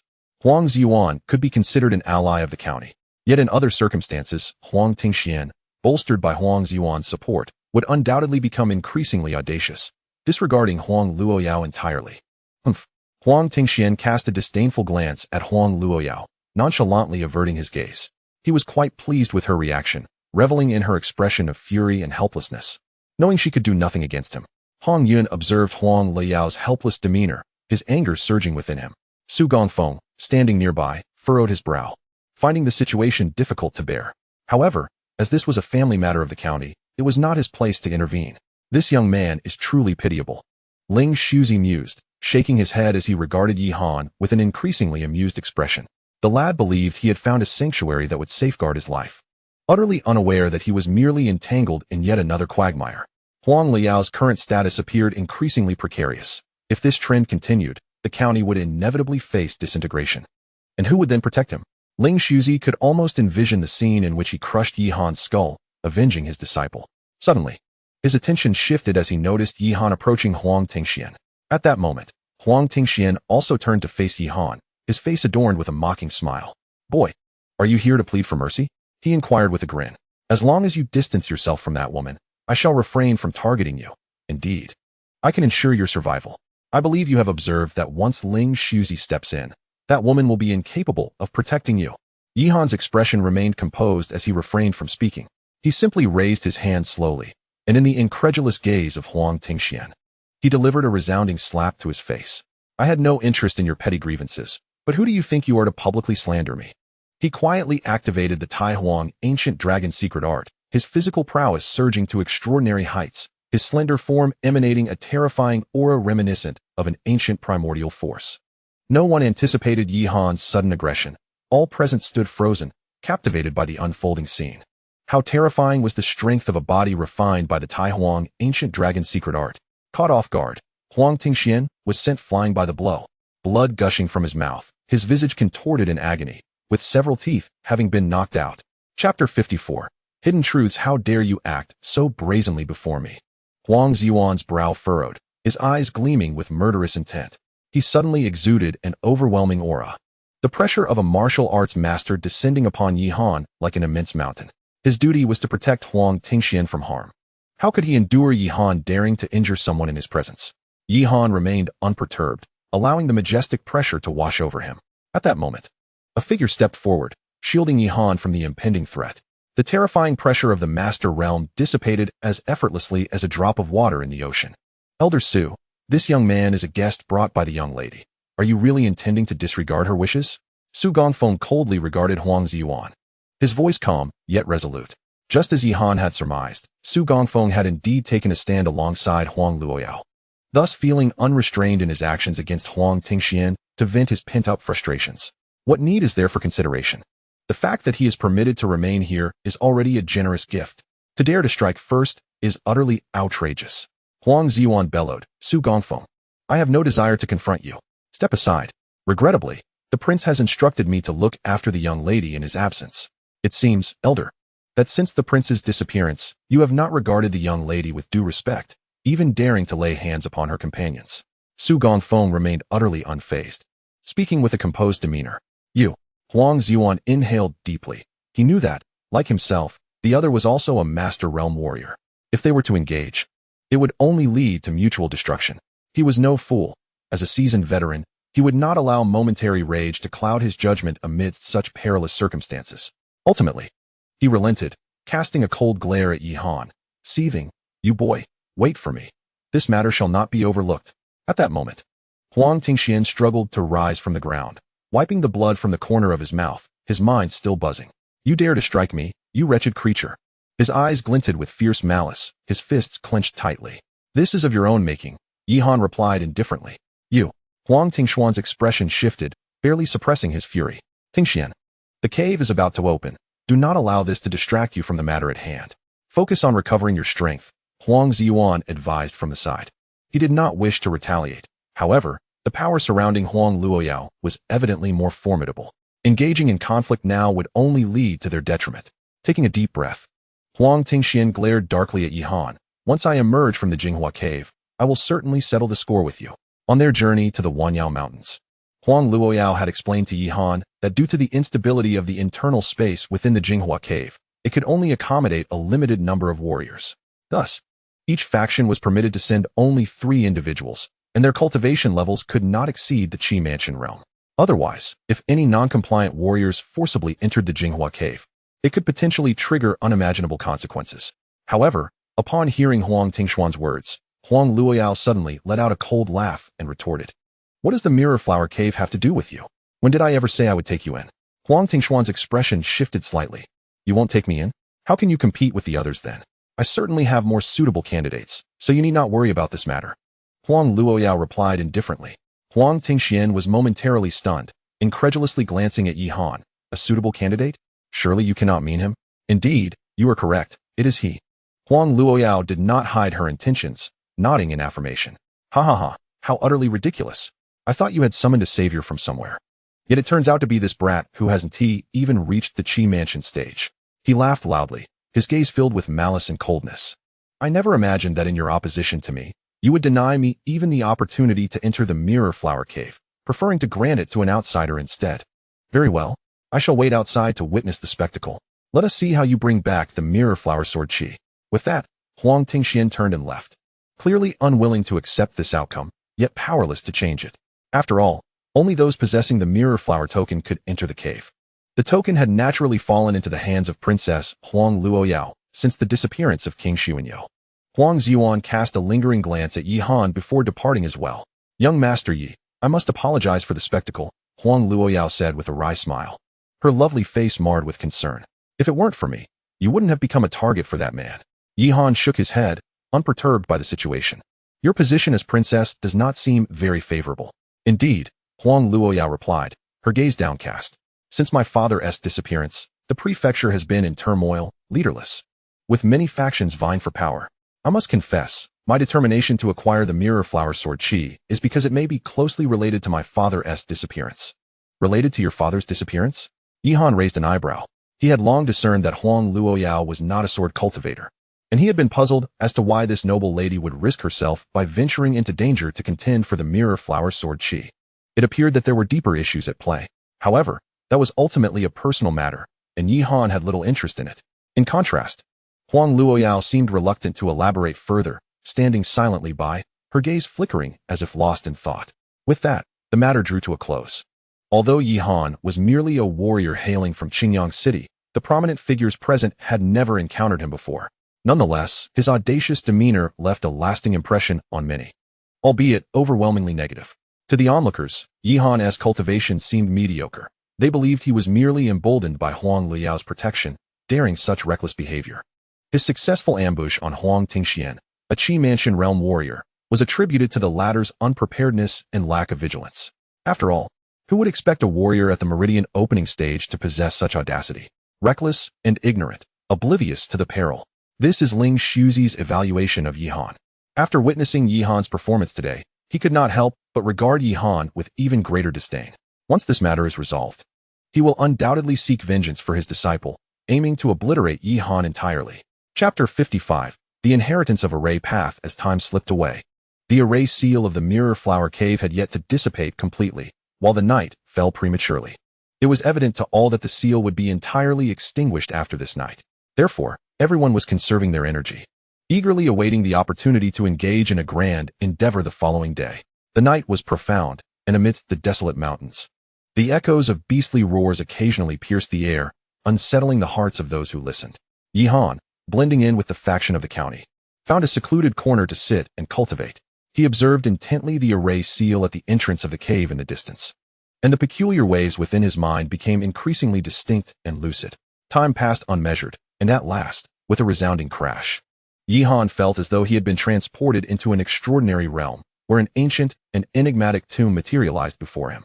He recognized that his consciousness had once again been drawn into the sword tomb space. This grand tomb belonged to a master of array, who had traversed the river of time and established a devastating array capable of eradicating an entire realm's beings. His mastery of the array path had reached an unimaginable pinnacle. Upon acquiring the inheritance of this array master, Yihan's mind was instantly flooded with an immense stream of information. Characters reminiscent of ancient runes intertwined, ultimately coalescing into a torrent of text that washed over Yihan's brain, deeply etching itself within. In the blink of an eye, Yihan had obtained the legacy of a top-tier array master. The path of the array was as vast as the ocean. Were it not for Yihan's currently feeble cultivation and insufficient spiritual power, he could have constructed a monumental array capable of encompassing the entire Luoyuan County with just a single thought. Such astounding proficiency. What level of existence did this array master possess? 8th rank. 9th rank. Yihan exhaled deeply, his heart tumultuous with emotion. Ever since awakening the sword tomb space, he frequently experienced a sense of awe and enlightenment. Even a single tomb within it housed such a formidable being. What then of the Chaos Sword Ancestor, the master of the sword tomb space? What an extraordinary figure must he be? Yihan could hardly fathom the origins of the Chaos Sword Ancestor.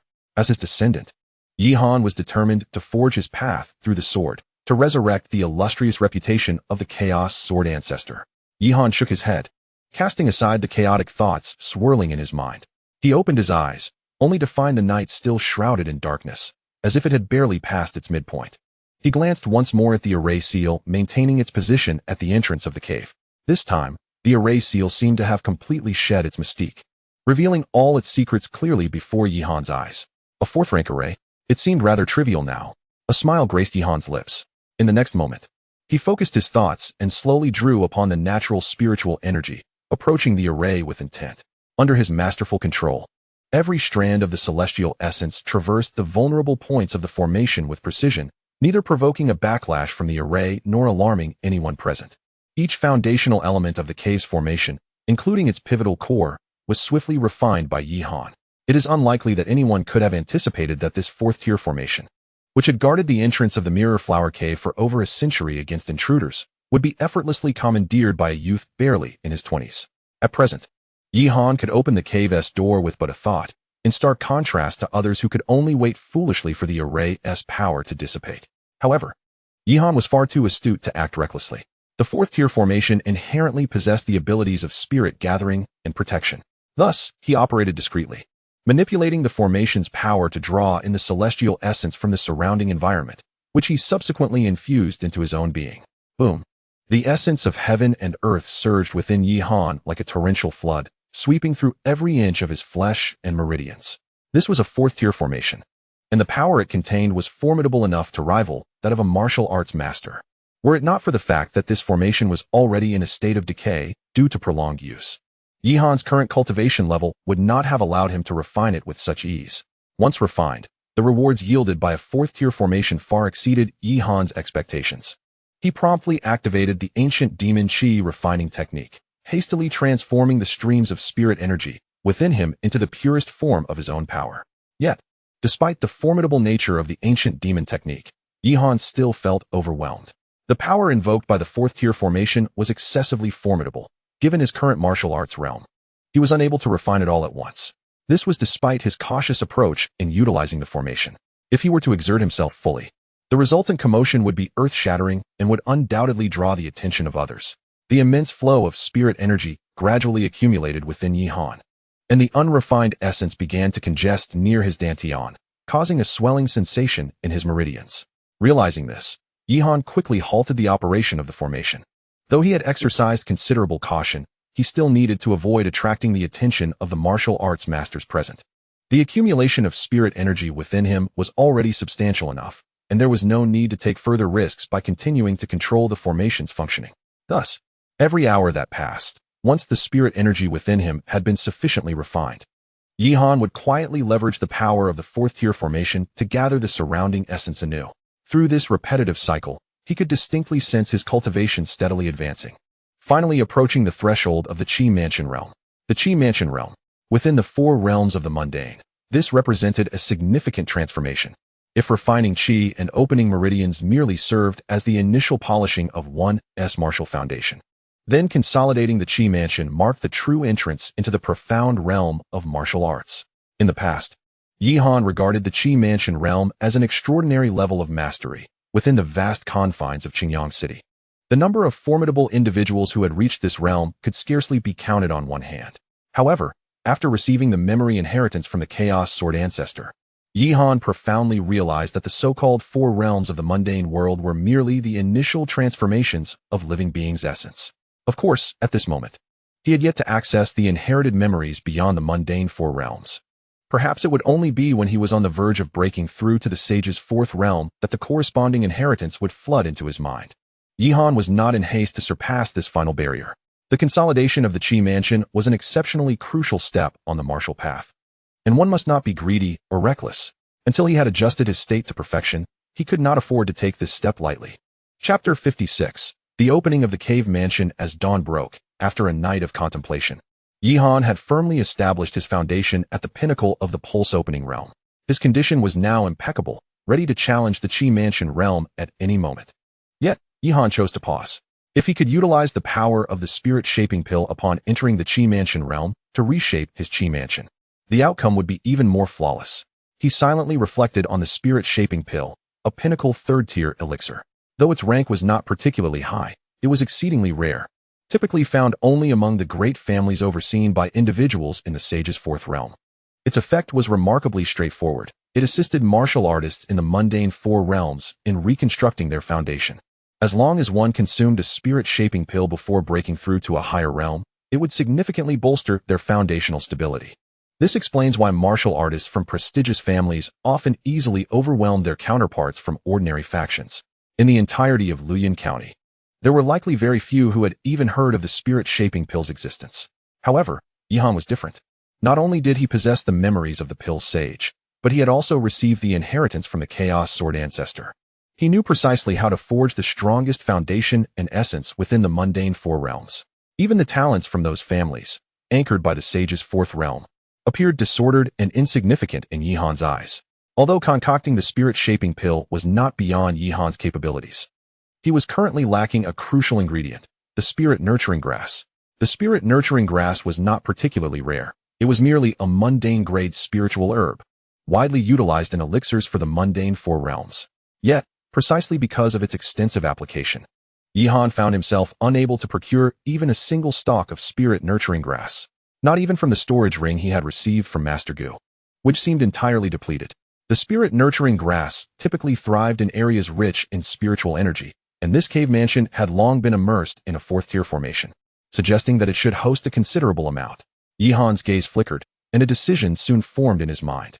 After entering the cave mansion, he would seize the opportunity to acquire the spirit-nurturing grass.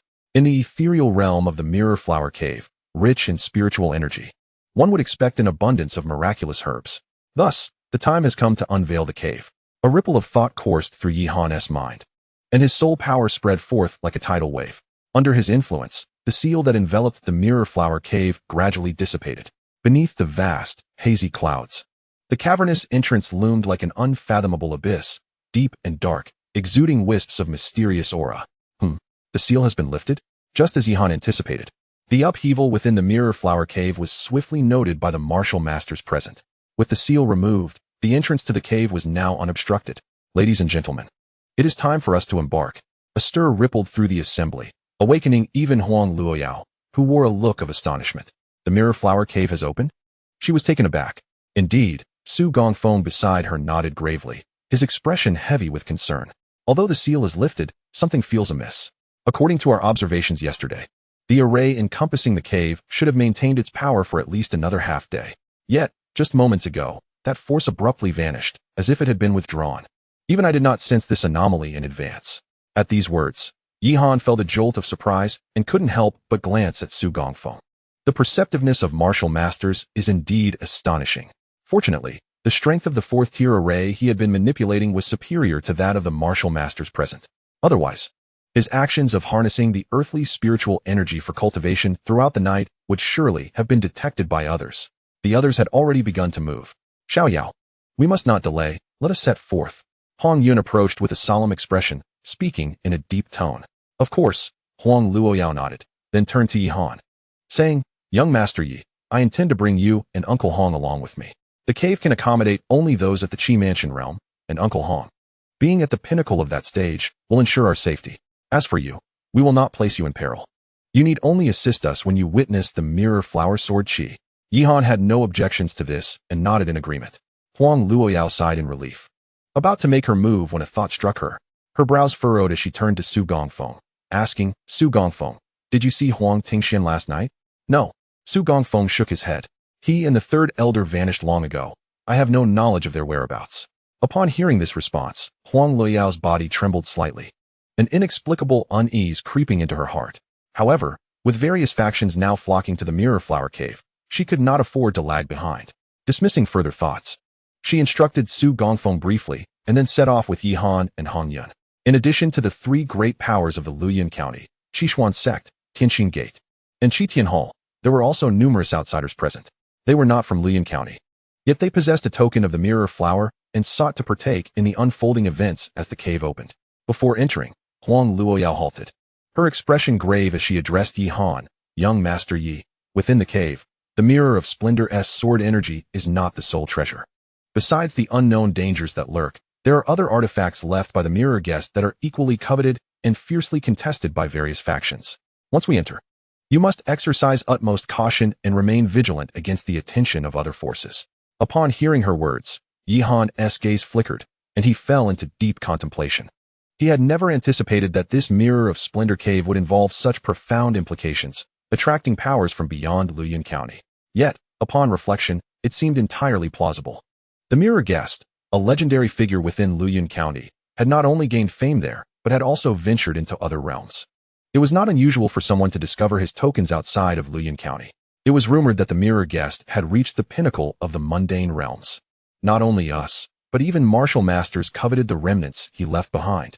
Huang Luoyao spoke in a serious tone. Thus, even with Su Fengong awaiting us outside, we must remain extra vigilant and cautious of others. Chapter 57. The location of the spirit-infusing herb. While we can confront the perils within the cave ourselves, once we emerge, we may find ourselves embroiled in disputes among martial masters. At that point, our situation could become even more perilous. With that, she guided Yihan and Hong Yun to the entrance of the Mirror of Splendor cave, producing the mirror token. To Yihan's surprise, they did not enter the cave directly. The token emanated a stream of colorful light, coiling around them and gradually coalescing into a luminous sphere that enveloped all three of them. Suddenly, Yihan felt the world shift before his eyes. After a dizzying whirl, the surrounding scenery transformed astonishingly. The mirror of splendor cave had vanished, and they found themselves in a wild and untamed expanse of wilderness. Gazing around, they beheld rugged mountains and treacherous waters, yet sensed little trace of life. The lush forest stretched endlessly into the distance, seemingly without end. The group stood awestruck by this scene, as if they had been transported to an entirely different realm. Truly, this was the pinnacle of existence within the mundane realms. Hong Yun could not help but exclaim in admiration. The mirror guest abilities are akin to those of a sage in our eyes. However, Yihan furrowed his brows, his thoughts in turmoil. Even the most powerful practitioners of the mundane realms could not create a space from nothing with mere bare hands. He had grasped all the insights of the mundane realms and understood that such transcendent capabilities could only be attained upon reaching the sage realm. Could it be that the mirror guest harnessed the power of a sage to fabricate this cave space? Or did he possess some unknown treasure? Yihan surveyed the surroundings, his gaze flickering with intrigue. In the external world's whispers, the most lauded aspect of the mirror guest was undoubtedly his formidable sword energy, rendering him invincible in battle. However, from the current circumstances, it seems that the secrets surrounding this legendary figure are far from simple. The concentration of spiritual energy here is exceedingly high. Cultivating for a single day within this realm is equivalent to 10 days in the outside world. Huang Luoyao sensed the fluctuations of spiritual energy around her and murmured, "The opening duration of the cave is limited to 3 days. Within this time frame, we must swiftly locate the mirror Hua sword chi and then exit the cave." 3 days? Yihan was taken aback. Why? The cave is enveloped by a 4th-tier spiritual array, Huang Luoyao explained. According to the martial masters of Luoyang County, once the sealing power is depleted, that 4th-tier spiritual array will resume its operation, gathering the energies of heaven and earth. It will only take 3 short days for the seal to reform. By that time, even if we wish to leave, we may find it impossible. Is that so? Yihan stroked his chin, instinctively dismissing this threat. Now, he could effortlessly manipulate the 4th-tier spiritual array of the Mirror Hua Cave. Even if the seal were to reform, entering and exiting would require merely a thought. Consequently, he found himself with ample time. Given that the concentration of spiritual energy here is tenfold that of the outside world, remaining here for cultivation in the future might indeed be a splendid choice. Before Yihan could ponder further, Huang Luoyao had already taken the lead, moving forward. Through the Mirror Hua token, we can pinpoint the location of the Mirror Hua sword chi. Let us proceed. I can sense that the Mirror Hua sword chi lies at the end of this mountain range. Huang Luoyao stood amidst the wild mountains and forests, straining her gaze towards the distance. The mountain range beneath their feet was vast, flowing endlessly like water into the unknown. If the Mirror Hua sword chi truly resides at the end of the mountains, then given their cultivation levels, they would need to seize every moment within the 3-day limit to find it. The 3 of them ceased their chatter and promptly set off. Due to the expansive nature of this space, the group had dispersed upon entering the cave. Thus it took them a full 2 hours before Yihan and his companions encountered another faction. Upon recognizing the faces of the newcomers, Yihan's brow furrowed in concern. Among them was a familiar figure, Huang Tingxian. "What a coincidence, cousin. I didn't expect to run into you here," he said, clad in heavy silver armor with a broad smile. Huang Liao's expression tightened. She understood that this individual was akin to a smiling tiger, and thus she remained on high alert. Behind Huang Tingxian stood 2 figures cloaked in black robes, their faces obscured in shadow, rendering them indistinct. Yet, anyone could sense the chilling, sinister aura emanating from them. "Huang Tingxian, how did you manage to enter?" Huang Luoyao took a deep breath, feeling that the situation was turning dire. "Naturally, I entered using the Mirror Hua token." Huang Tingxian replied with a cold smile. "I broke through to the 7th level of the Qi Mansion realm a month ago, within this Mirror Hua cave. No one dares to underestimate my power." With that, he cast a disdainful glance at Yihan, who stood beside Huang Luoyao. "Cousin, only someone as foolish as you would bring along a worthless individual who has yet to attain the Qi refinement stage into the Mirror Hua cave. You." Huang Luoyao glared fiercely at Huang Tingxian, barely restraining herself from striking him. She was acutely aware that Yihan's strength could not be judged merely by his surface level. Moreover, it was she who had invited Yihan into this murky situation. Thus, she found it intolerable that he was being brazenly humiliated in her presence. "Calm yourself." However, Yihan shook his head at Huang Luoyao, seemingly indifferent to the unfolding events. Observing this, Huang Luoyao managed to regain a semblance of composure.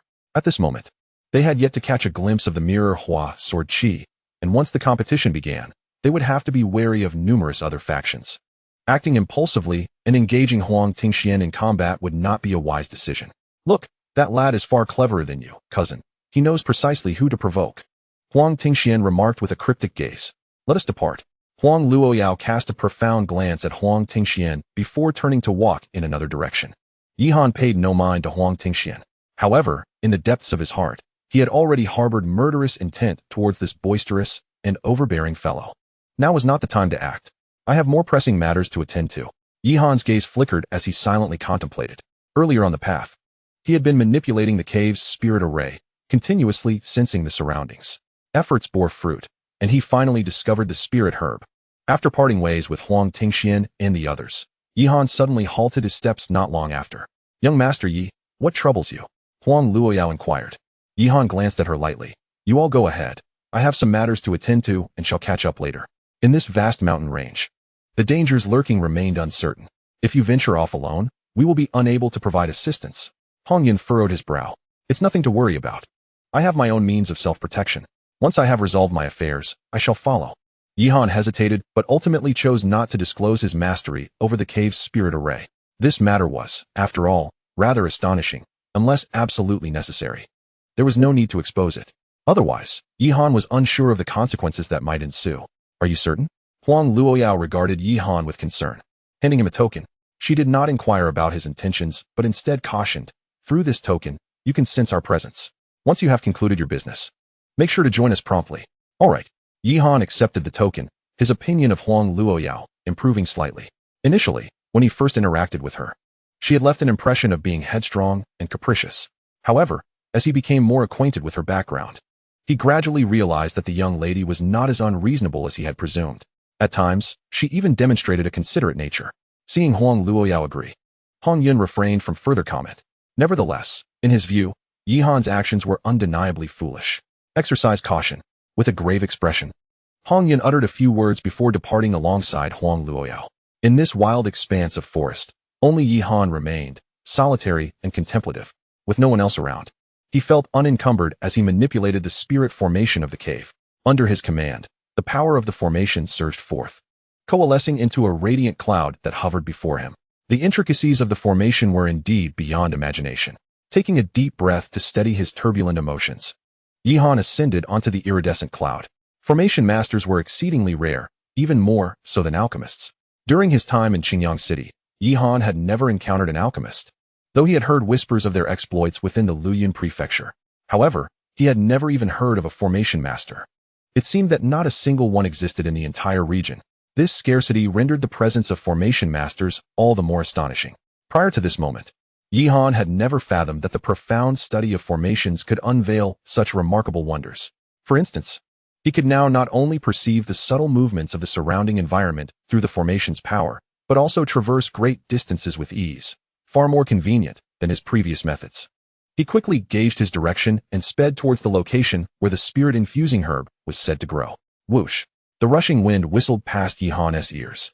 The strength of the fourth-tier formation was overwhelming, allowing him to cover over 100 meters in the blink of an eye, a speed far superior to that of his own 2 legs.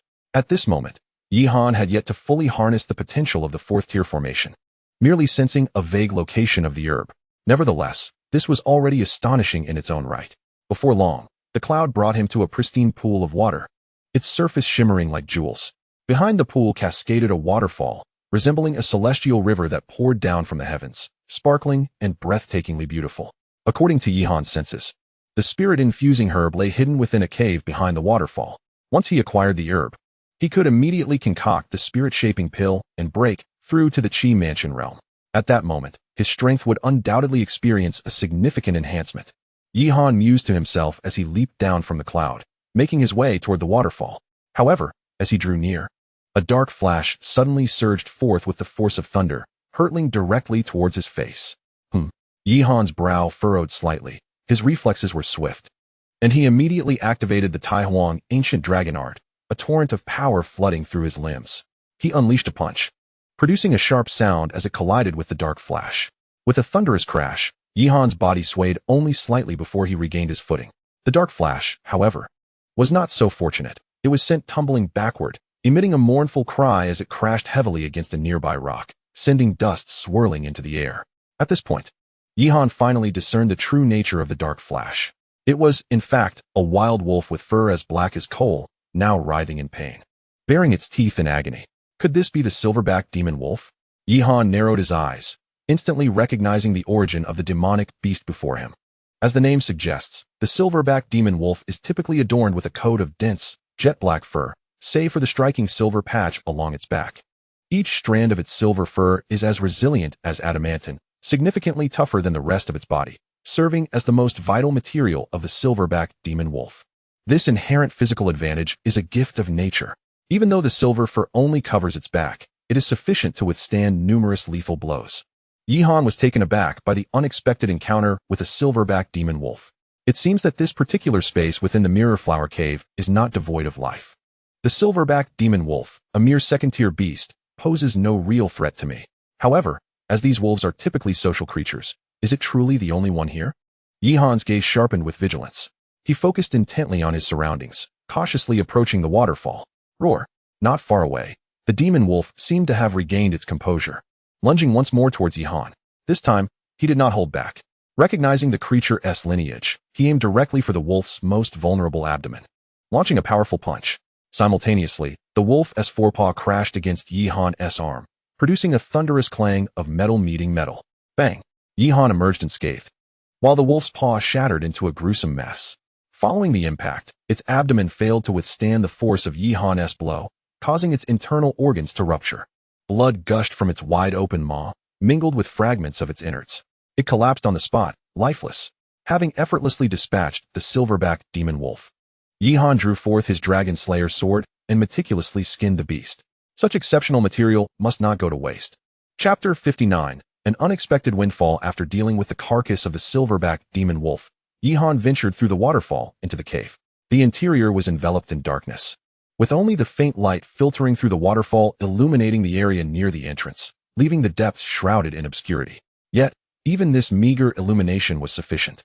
Beyond the waterfall, a vast expanse of spirit-infused grass thrived under the celestial light, nourished by the cascade's mist. Could there truly be so much spirit-infused grass? This place has proven to be fortuitous. Yihan felt a surge of excitement. The bounty was unexpectedly abundant. He collected the spirit-infused grass, preparing to concoct the spirit-forming pill on the spot. Just then, a faint rustling sound emanated from the depths of the cave, causing him to furrow his brow and glance into the darkness. Distinctly, he perceived heavy breathing resonating from within. Without hesitation, Yihan ignited a torch. The brilliant flame dispelled the darkness, allowing him to finally discern the scene inside. He could not help but gasp in astonishment. Just as he had suspected, the silverback demon wolf was indeed a pack-oriented creature. Emerging slowly from the depths of the cavern were at least a dozen silverback demon wolves, their sinister gazes fixated on Yihan. A few of them had already ventured perilously close. Their movements were utterly silent, which is why it wasn't until now that Yihan noticed the anomaly. Had it been anyone else, they might have fled in terror. Despite the fact that silverback demon wolves are merely second-tier beasts, possessing strength comparable to that of a martial artist at the opening Pulse realm, their sheer numbers made them formidable. Fearless and robust, they could easily overwhelm even a peak martial artist in a fray. However, Yihan was not to be trifled with. As he surveyed the vast horde of silver-backed demon wolves before him, his eyes gleamed with visions of extraordinary materials. The pelts of these beasts, even if he had no use for them himself, could fetch a handsome sum in the city, converting into a substantial amount of spirit crystals. Within the myriad beast mountain range, he might have hesitated to provoke the more terrifying beasts lurking within. Yet here, it was different.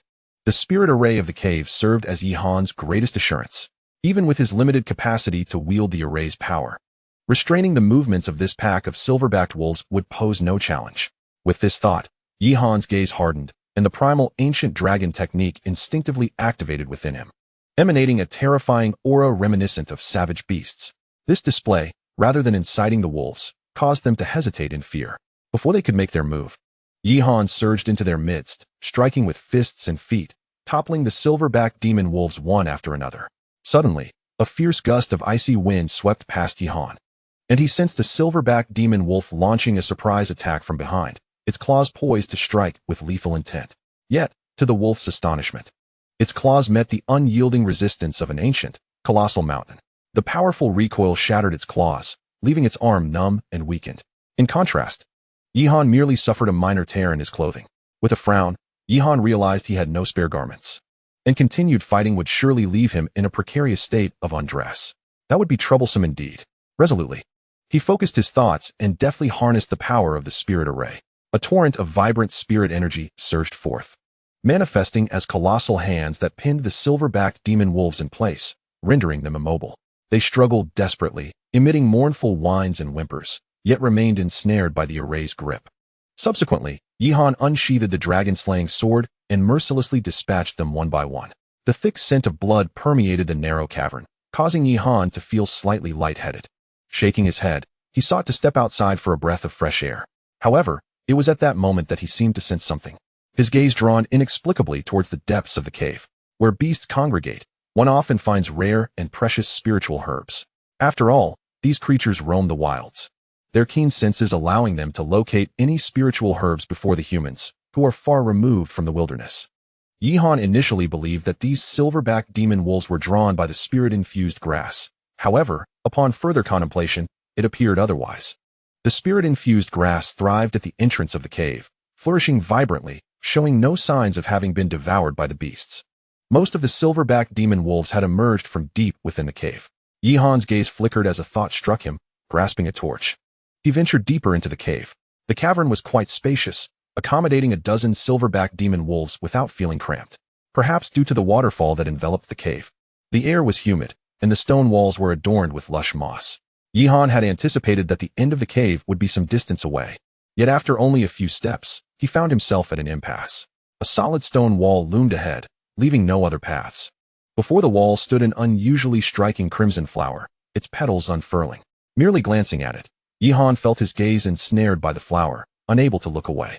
In an instant, a horrifying vision of a mountain of corpses and a sea of blood materialized before him, an overwhelming aura of malevolence enveloping him. Sending chills down his spine, Yihan's mind shuddered. He hastily summoned the power of his spiritual array to sever the connection with the blood-red flower. Only then regaining his clarity. Humph, a mere blood ghost orchid dares to disrupt my mind? Yihan scoffed, swiftly drawing his dragon-slaying sword to sever the roots surrounding the blood ghost orchid. He uprooted the flower, and from the severed roots, scalding blood gushed forth, staining the ground crimson, an utterly gruesome sight. With its roots severed, the blood ghost orchid, now bereft of its source, lost much of its seductive power. Its petals drooped, wilting in Yihan's grasp. To his astonishment, he had encountered such a spiritual entity in this place. This journey was truly not in vain. Yihan examined the resplendent crimson flower in his hand, excitement swelling within him. The human body is an intricate construct, with the most enigmatic aspect being the spirit. To martial artists, the spirit is a profoundly mysterious entity, and spiritual objects that can enhance its power are exceedingly rare. Fortuitously, the blood ghost orchid is a medicinal herb intimately connected to the spirit. Chapter 60. The yellow sparrow lurks behind. Consuming the blood ghost orchid can significantly improve the foundation of one's spirit, augmenting its depth. With an enhanced spirit, one's comprehension of the world's spiritual energy will also be elevated, greatly aiding martial cultivation. Yet, these considerations are not the crux of the matter. As an alchemist and array master, Yihan understood that the spirit was a vital component. If martial prowess is the foundation, then the cultivation of the spirit represents the pinnacle. Refining the blood ghost orchid would render the crafting of third-tier elixirs far more manageable, and controlling the spiritual arrays within the cave would become increasingly effortless, unleashing more formidable power. In essence, any spiritual object that enhances one's foundation is a rare and invaluable treasure in this world, even in the memories of the revered Dan sage. The blood phantom orchid is an extraordinary and exceedingly rare treasure. Yihan suppressed the excitement burgeoning within him and carefully stored the blood phantom orchid away. To fully refine, it would undoubtedly require a considerable amount of time. The immediate priority, however, was to concoct the spirit-shaping pill and strive for a breakthrough into the Qi Mansion realm. Just as he secured the blood phantom orchid in his storage ring, a voice tinged with mockery and darkness suddenly emerged from behind him. Hand over that flower. Yihan was taken aback, realizing that he was not the only one fixated on the blood phantom orchid. What troubled him more was the familiarity of this unexpected voice. Not long ago, he had just parted ways with its owner. Maintaining a calm demeanor, Yihan turned around to behold a tall figure clad in heavy armor. Under the flickering firelight, Huang Tingshuan's expression was imbued with a playful, yet mocking demeanor. Do not worry, there is no one else here. Even if you scream at the top of your lungs, no one will come to your aid. If you wish for a swift demise, you would do well to surrender that flower. Huang Tingshan shrugged, the clashing of his armor resonating with a sharp clang. Intriguing, Yihan mused, stroking his chin, revealing none of the panic and disarray that Huang Tingxian had anticipated. You've been following me? He inquired coolly. Indeed, Huang Tingxian replied with a sneer, his intent to conceal his feelings entirely absent. It took considerable effort for us to cross paths. How could I allow you to slip from my sight so easily? You have quite the patience to follow me this far, Yihan remarked, shaking his head. It seems you harbor quite the grudge against me. Huang Tingshuan's movements were exceedingly deft, and he executed them with utmost caution. Throughout their journey, Yihan had not sensed anyone trailing him. While he had been somewhat inattentive, it was not wholly unexpected. In such a foreign and complex environment, it was only natural that a 7th-tier Qi Mansion martial artist could follow him undetected. Of course, had he been able to further harness the powers of the cave's spirit array, every blade of grass and tree around him would have served as his eyes and ears. At that point, unless a martial arts master intervened, no one could approach him unnoticed. A grudge, you say? Huang Tingshan scoffed, a mocking glint in his eyes as he regarded Yihan. Do you truly believe that by associating with my cousin, you can act with impunity? Who dares to strike me? In all of Luoyuan County, you are the only one bold enough to do so. With that, his expression hardened, his deep-set eyes radiating a chilling glare. You can blame your own ignorance for provoking me. With me here today, you shall not escape this place. Rest assured, my cousin and her companions are being monitored by my allies. They cannot assist you. This time, captured as you are, no one can save you. His voice dripped with cold malice, as if he sought to overwhelm Yihan with sheer intimidation. Yet, to Huang Tingshuan's astonishment, the seemingly youthful lad before him remained unfazed, exhibiting an air of nonchalance as though he were entirely untroubled. The indifferent and tranquil gaze instead sent a shiver down Huang Tingshuan's spine. He furrowed his brows slightly, perplexed by the origin of this sensation. To him, Yihan was already beyond salvation, with no escape in sight. Although he was taken aback by Yihan's swift and decisive maneuvers during the battle with the silverback demon wolves, it was merely a fleeting surprise. He did not regard him with any significant trepidation. These silverback demon wolves were merely 2nd-tier beasts, and any warrior at the Qi Mansion stage could have achieved similar results. The oppressive silence pervaded the damp, dark cavern. Can you not hear me? Hand over that flower. Do not force my hand. Huang Tingxian narrowed his eyes, a cold glint surging from within. Though he could not discern the origins of the blood-colored flower, he recognized that it was no ordinary spirit herb. To avoid inadvertently harming the precious herb during a struggle, Huang Tingxian planned to secure it before thoroughly tormenting the youth before him. However, in the face of Huang Tingshuan's aggressive demeanor, Yihan suddenly smiled. How amusing, he chuckled, shaking his head. I had intended to let you live a few more days, but it seems you are intent on seeking your own demise. Very well, since you have come to my doorstep, I shall not waste the effort to hunt you down. Upon hearing this, Huang Tingxian suppressed the urge to laugh, his face betraying nothing but disdain. What nonsense are you spouting? Have you been overwhelmed by fear? You will find out soon enough. Yihan chose not to act recklessly. During their earlier standoff, he had utilized the powers of the cave's spirit formation to meticulously assess the surrounding threats. He was certain that, aside from Huang Tingxian, there were no other enemies nearby.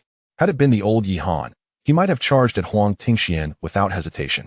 However, after enduring a decade of torment from the Meng family, he had developed a habit of caution. One must navigate carefully through treacherous waters, especially in unfamiliar territory.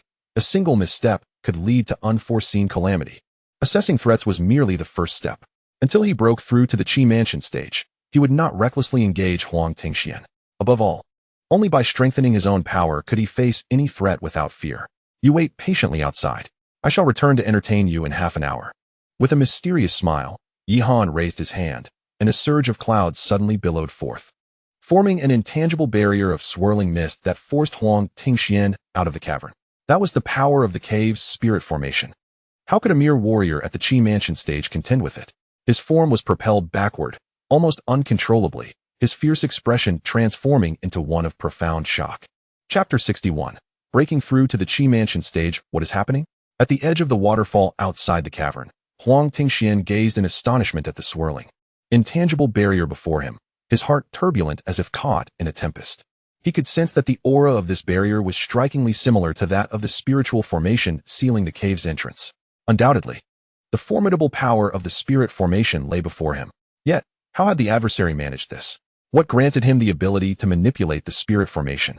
The more Huang Tingxian pondered, the more alarmed he became. However, he soon seemed to arrive at an understanding, and his expression shifted to one of relief. Apparently, this young man was exceedingly fortunate. It seemed he had stumbled upon a treasure left behind by the mirror Hua guest during his journey, for it was inconceivable that he could wield the power of this spirit formation otherwise. Huang Tingshuan's gaze darkened, and his countenance soured. The spirit formation of the mirror Hua cave had shrouded its entrance for a century, and throughout this lengthy duration, he had never heard of anyone in Luyun County possessing the means to control it. Clearly, Yihan's success in this endeavor was largely due to the serendipity he encountered upon entering the cave, a boon left by the mirror Hua guest. Yet, Huang Tingxian remained perplexed. How had this young man evaded the notice of his cousin and the others? If they had indeed encountered the treasure left by the mirror Hua guest, there was no reason for his cousin to entrust such a valuable item to this lad for safekeeping. Very well, consider it your good fortune. But can you truly evade forever? Huang Tingxian shook his head, unwilling to delve further into the matter, and his expression grew fierce once more. I refuse to believe that within these 3 days, I cannot breach your protective shell. If you possess the capability, then never emerge again. Within the cavern, Yihan paid no heed to the commotion outside. Instead, he sought a dry spot, seated himself cross-legged, and retrieved his alchemical furnace, commencing the process of refining pills. He meticulously arranged the medicinal herbs he would require beside him, and under the control of his spiritual power, a faint green flame ignited at his fingertips. Though the flame appeared somewhat feeble, it was undoubtedly sufficient for concocting elixirs suitable for the mundane realms.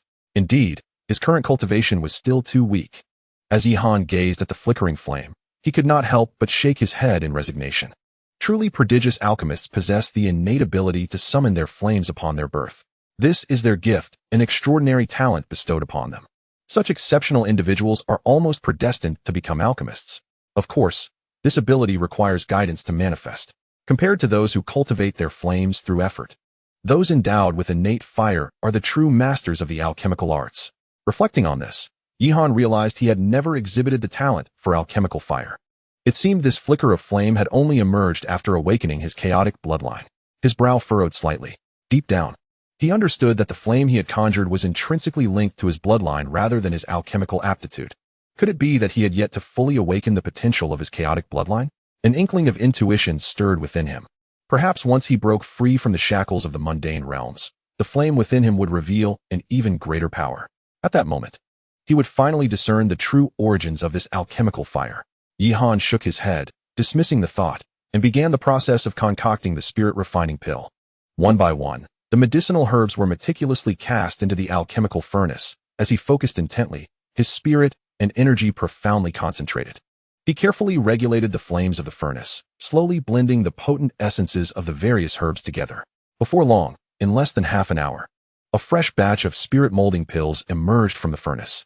The quality of the elixir is often contingent upon the techniques employed by the alchemist, categorized into inferior, average, superior, and extraordinary grades. The spirit-molding pills refined by Yihan undoubtedly reached the pinnacle of excellence, with their efficacy seemingly distilled to its utmost potential. With this batch of spirit-molding pills, Yihan could finally embark on his audacious quest to break through to the Qi Mansion realm without hesitation. He consumed the pill, assumed a meditative posture, and began to circulate the ancient demon Qi refining technique, his blood and energy surging like a tempest. The overwhelming medicinal force transformed into an incessant torrent, coursing through Yihan's limbs and veins, cleansing every inch of his flesh and meridians. Yihan could distinctly perceive that he was gradually surmounting the bottleneck before him. The Qi Mansion realm holds great significance within the mundane four realms, representing a gateway to higher mastery. If the Qi refining and meridian opening stages are merely the initial steps for a martial artist, then the Qi Mansion signifies an achievement along the martial path.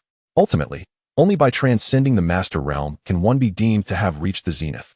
As the essence of life begins its metamorphosis, progressing towards the saintly four realms, the mundane four realms serve as the foundation, with the Qi Mansion being the most crucial cornerstone. Only by meticulously honing this foundation can one ensure a smoother path when striving for the saintly four realms in the future. Yihan's expression was resolute as he silently reflected. For every martial artist, The first step in breaking through to the Qi Mansion realm involves condensing a Qi Mansion within their Dantian.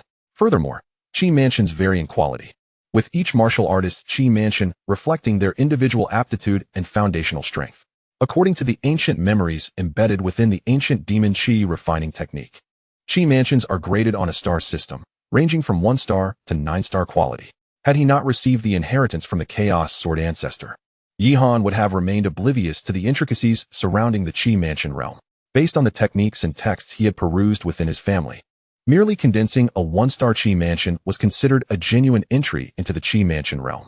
Few would recognize that such a tier of Qi Mansion signifies the martial artist's potential had reached its limit, with their future achievements confined within the mundane 4 realms, leaving them nearly incapable of glimpsing the mysteries of the saintly 4 realms.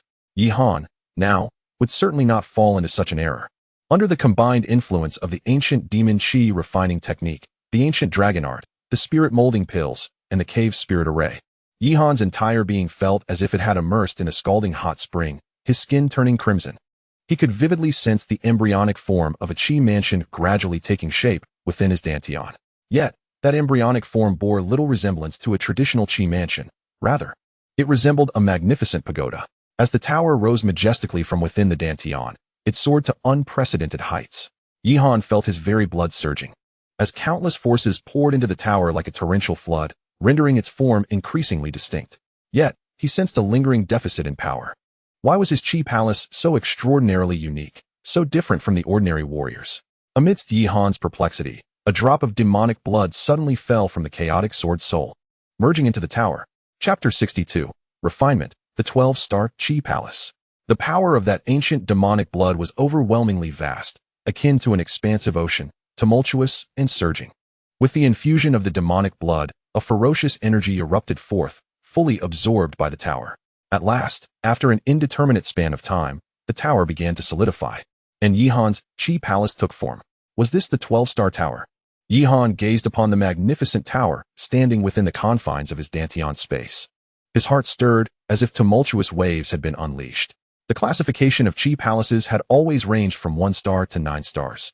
Attaining the 9th-star level signified an exceptional pinnacle, promising limitless future achievements, with the path to the 4 realms of saints almost guaranteed. Yet what was this tower? Atop the tower's dome, 12 resplendent stars were arrayed in a line. They encircled the tower like a constellation guarding its moon. Streams of dazzling divine light flowed down from the stars, transforming into a starry river that wrapped around the tower. Yihan was almost mesmerized by the breathtaking spectacle before him. Even in the memories he had inherited, he had never encountered a Qi palace of such caliber, let alone one of a tower shape, so distinct from the ordinary. Could it be that I have forged an unprecedented foundation within the realm of Qi palaces? If the most powerful Qi palace warriors throughout history were merely at the 9-star level, then I have undoubtedly surpassed them by leaps and bounds. Yihan's heart surged with exhilaration. The 12-star Qi Palace. This was nothing short of a miracle. No records of such a thing existed in past legacies and texts. Even if he were to share this revelation, few would likely believe it. Yihan felt a surge of confidence. Although he had just broken through to the Qi Palace realm, there were likely few warriors within this realm who could rival him. He slowly rose to his feet, stretching his limbs. In an instant, every joint in his body seemed to crackle, producing a thunderous roar that reverberated throughout the cave. What was happening inside? Outside the cave, Huang Tingxian wore a look of uncertainty. He had a vague sense that within the cave, an ancient beast of primordial origins was gradually awakening. A thread of perilous aura loomed ominously, sending chills coursing through him. Huang Tingxian took a deep breath. This sensation was overwhelmingly dangerous, instilling an inexplicable unease, prompting his instincts to consider retreat. However, at that moment, the seal before him suddenly shattered, and amidst the swirling mist, a tall figure stood at the cave's entrance, gazing calmly outward. It has only been a little over half an hour, has it not? Yihan glanced at the scene outside the cave, his gaze swiftly settling on Huang Tingxian. You have not yet departed? A chilling smile crept across Yihan's face. What did you do inside? Huang Tingxian's eyes flickered, fixating intently on Yihan. For some inexplicable reason, when Yihan's gaze swept over him, he felt a tightening throughout his body, as if he were being scrutinized by a primordial beast. The intense sense of oppression, akin to the deepest suppression within his very bloodline, instilled in him a primal fear. Nothing of great consequence, merely a breakthrough in my cultivation, Yihan replied nonchalantly. As he emerged from the cave, Huang Tingxian was taken aback to discover that the youth before him had already attained the realm of Qi Mansion. The first level of Qi Mansion? No wonder you dare to appear before me. Is this your source of confidence? Huang Tingxuan's eyes narrowed slightly as he summoned his cultivation, unleashing the energy fluctuations of the 7th level of Qi Mansion, which effectively barred Yihan's presence. I seem to have been overly concerned. Regardless of what you have accomplished, at the end of the day, you are merely a newly ascended warrior of Qi Mansion, Huang Tingxian said, his countenance darkening as a terrifying killing intent surfaced. Since you have the audacity to show yourself, I shall not allow you to leave this time. Upon hearing this, Yihan could not help but sigh lightly. Why the haste? Since I have revealed myself, it is only natural that I wish to settle our grievances once and for all. Oh, how do you propose to resolve this? Huang Tingxuan's eyes glinted with amusement. Yihan pondered for a moment before casually stating, Tell me who brought you into the mirror flower cave, and I shall grant you a swift end. After a moment of oppressive silence, Huang Tingxian could not help but let out a cold laugh. He looked at Yihan in disbelief and retorted, Boy, did I hear you correctly? You wish to grant me a swift end? Yihan frowned, growing impatient. You would do well to provide me with an answer quickly. My patience is limited, and I cannot wait for you indefinitely. Ha ha. Huang Tingxian laughed in anger. Boy, do you not grasp your own insignificance? A mere warrior who has just cultivated Qi Mansion dares to be so arrogant before me? Since your patience is limited, there is no need to wait any longer. I shall take your life now. With that, Huang Tingxian no longer hesitated and struck at Yihan with a fierce palm. The fierce wind generated by the strike, imbued with unparalleled might, approached Yihan, causing his clothing to flutter even before making contact. Such a trivial technique. In Xingyang City, this strike would have been terrifying, capable of overwhelming numerous masters within the city. Yet, to Yihan, this attack felt insipid and devoid of any threat. With a calm demeanor, Yihan raised his right hand and pointed. This seemingly casual yet condescending gesture made Huang Tingxuan's eyelids twitch uncontrollably. He could hardly fathom that the youth before him would dare to contend with him, a 7th-level Qi Mansion warrior, with merely a single finger. Could it be that this fellow has consumed some hallucinogenic elixir and lost his senses? A thought raced through Huang Tingxuan's mind. His gaze suddenly transformed into a malevolent glare. The force of his palm intensified, seemingly intent on delivering a single blow that would leave Yihan gravely injured. With a thunderous crash, their palms collided. And in the next instant, Huang Tingxuan's expression drastically altered. An indescribable and terrifying power surged forth from that singular fingertip, akin to a cataclysmic tidal wave, violently sweeping away Huang Tingxuan's palm wind with ease. With a resounding thud, Huang Tingxian was sent flying by the impact, blood gushing forth as he crashed heavily against a nearby rock face, leaving behind a human-shaped indentation. How could this be possible? In utter disbelief, he struggled to lift his palm. At the point where Yihan's finger had met his hand, a gruesome void had manifested. A bloody cavity that starkly illustrated the devastation wrought by a single finger. Chapter 63. The terrified silverback wolf king Huang Tingxian could scarcely comprehend the extraordinary nature of the youth before him. The 7th realm of the Qi Mansion was evidently insufficient. Yihan raised an eyebrow. In truth, he had only just embarked upon the Qi Mansion realm himself, having also condensed an unprecedented 12-star Qi Mansion. A feat unmatched in history, and perhaps one that would never be replicated. Thus, he too was keen to ascertain the true extent of his combat prowess. The outcome astounded even him. With a mere finger, he had severely injured a martial artist at the 7th realm of the Qi Mansion.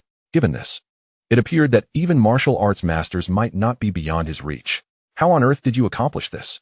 Huang Tingxian, gritting his teeth against the agonizing pain in his palm, widened his eyes as he fixed an intense gaze upon Yihan. His mind was in turmoil, utterly unable to find calm. Yihan remained silent, his expression devoid of emotion as he approached Huang Tingxian. Each step felt like a heavy toll upon Huang Tingxuan's heart, ringing ominously in his ears. A suffocating sense of impending doom enveloped him, and Huang Tingxian clenched his teeth, his voice trembling slightly. You cannot kill me. I am of the royal lineage of the Xuanyo clan. If you slay me, the consequences are beyond your capacity to bear. On the brink of death, he still dared to threaten me? Yihan couldn't help but chuckle.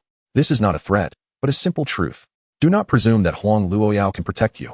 If it comes to mutual destruction, neither you nor Huang Luoyao will fare well. Huang Tingxian struggled to rise, panting heavily, appearing exceedingly feeble. What do you believe I should do? Yihan replied with a mocking smile. You should die. Huang Tingxuan's expression twisted into a snarl, and with a sudden movement, his left hand, previously hidden behind him, unsheathed a long sword.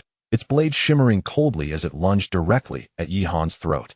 At such close quarters, coupled with the element of surprise, Yihan had no time to evade or defend himself. You still wish to negotiate with me, boy? You are far too naive. Having provoked me, you must perish. Huang Tingshuan's face was twisted with madness, his eyes ablaze with murderous intent, unable to contain his derisive laughter. Yet, in the next moment, his smile abruptly froze upon his face as he stared in disbelief at the scene unfolding before him. Before him, the long sword was inexplicably lodged against the flesh of Yihan's neck, defying all attempts to penetrate its surface. In simpler terms, despite Huang Tingshuan's formidable prowess at the 7th level of the Qi Mansion realm, his strike had failed to even graze Yihan's skin. Such a staggering revelation struck Huang Tingxian like a thunderbolt, plunging him into utter despair. This is impossible. Are you even human? He murmured, his face ashen. I had already noticed your little movements, curious to see what surprises you could muster. Yet, alas, you remain so easily vanquished. Yihan extended 2 fingers and gently flicked the blade resting against his neck. In an instant, the sword trembled violently, fracturing into countless shards that scattered across the ground. Huang Tingxian's eyes widened in disbelief. Weapons wielded by martial artists are often referred to as common arms. Renowned for their weight and durability, mere mortals without cultivation could scarcely lift them. Yet, the long sword he held, crafted from mysterious iron, was a superior common weapon. However, in Yihan's hands, it shattered as if it were naught but paper, leaving him in a state of shock. I have a general understanding of my own combat prowess now. You are of no further use. Yihan's gaze was frigid as he reached out towards Huang Tingxian. Wait, do not kill me. I will reveal everything you wish to know. Huang Tingxian, encased in armor with only his head exposed, was unable to evade Yihan's grasp. In that moment, the depths of his fear surged to an all-time high. Only now do you speak? Yihan replied coolly. I'm afraid it is too late. My interest has waned. With that, he exerted force through his fingers. Huang Tingxian's head burst like a watermelon, blood and brain matter splattering everywhere. Though Yihan deftly avoided the mess, his body slumped lifelessly to the ground, utterly deceased. Yihan brushed off the dust from his hands, his movements composed and unhurried, as if he had merely accomplished a trivial task.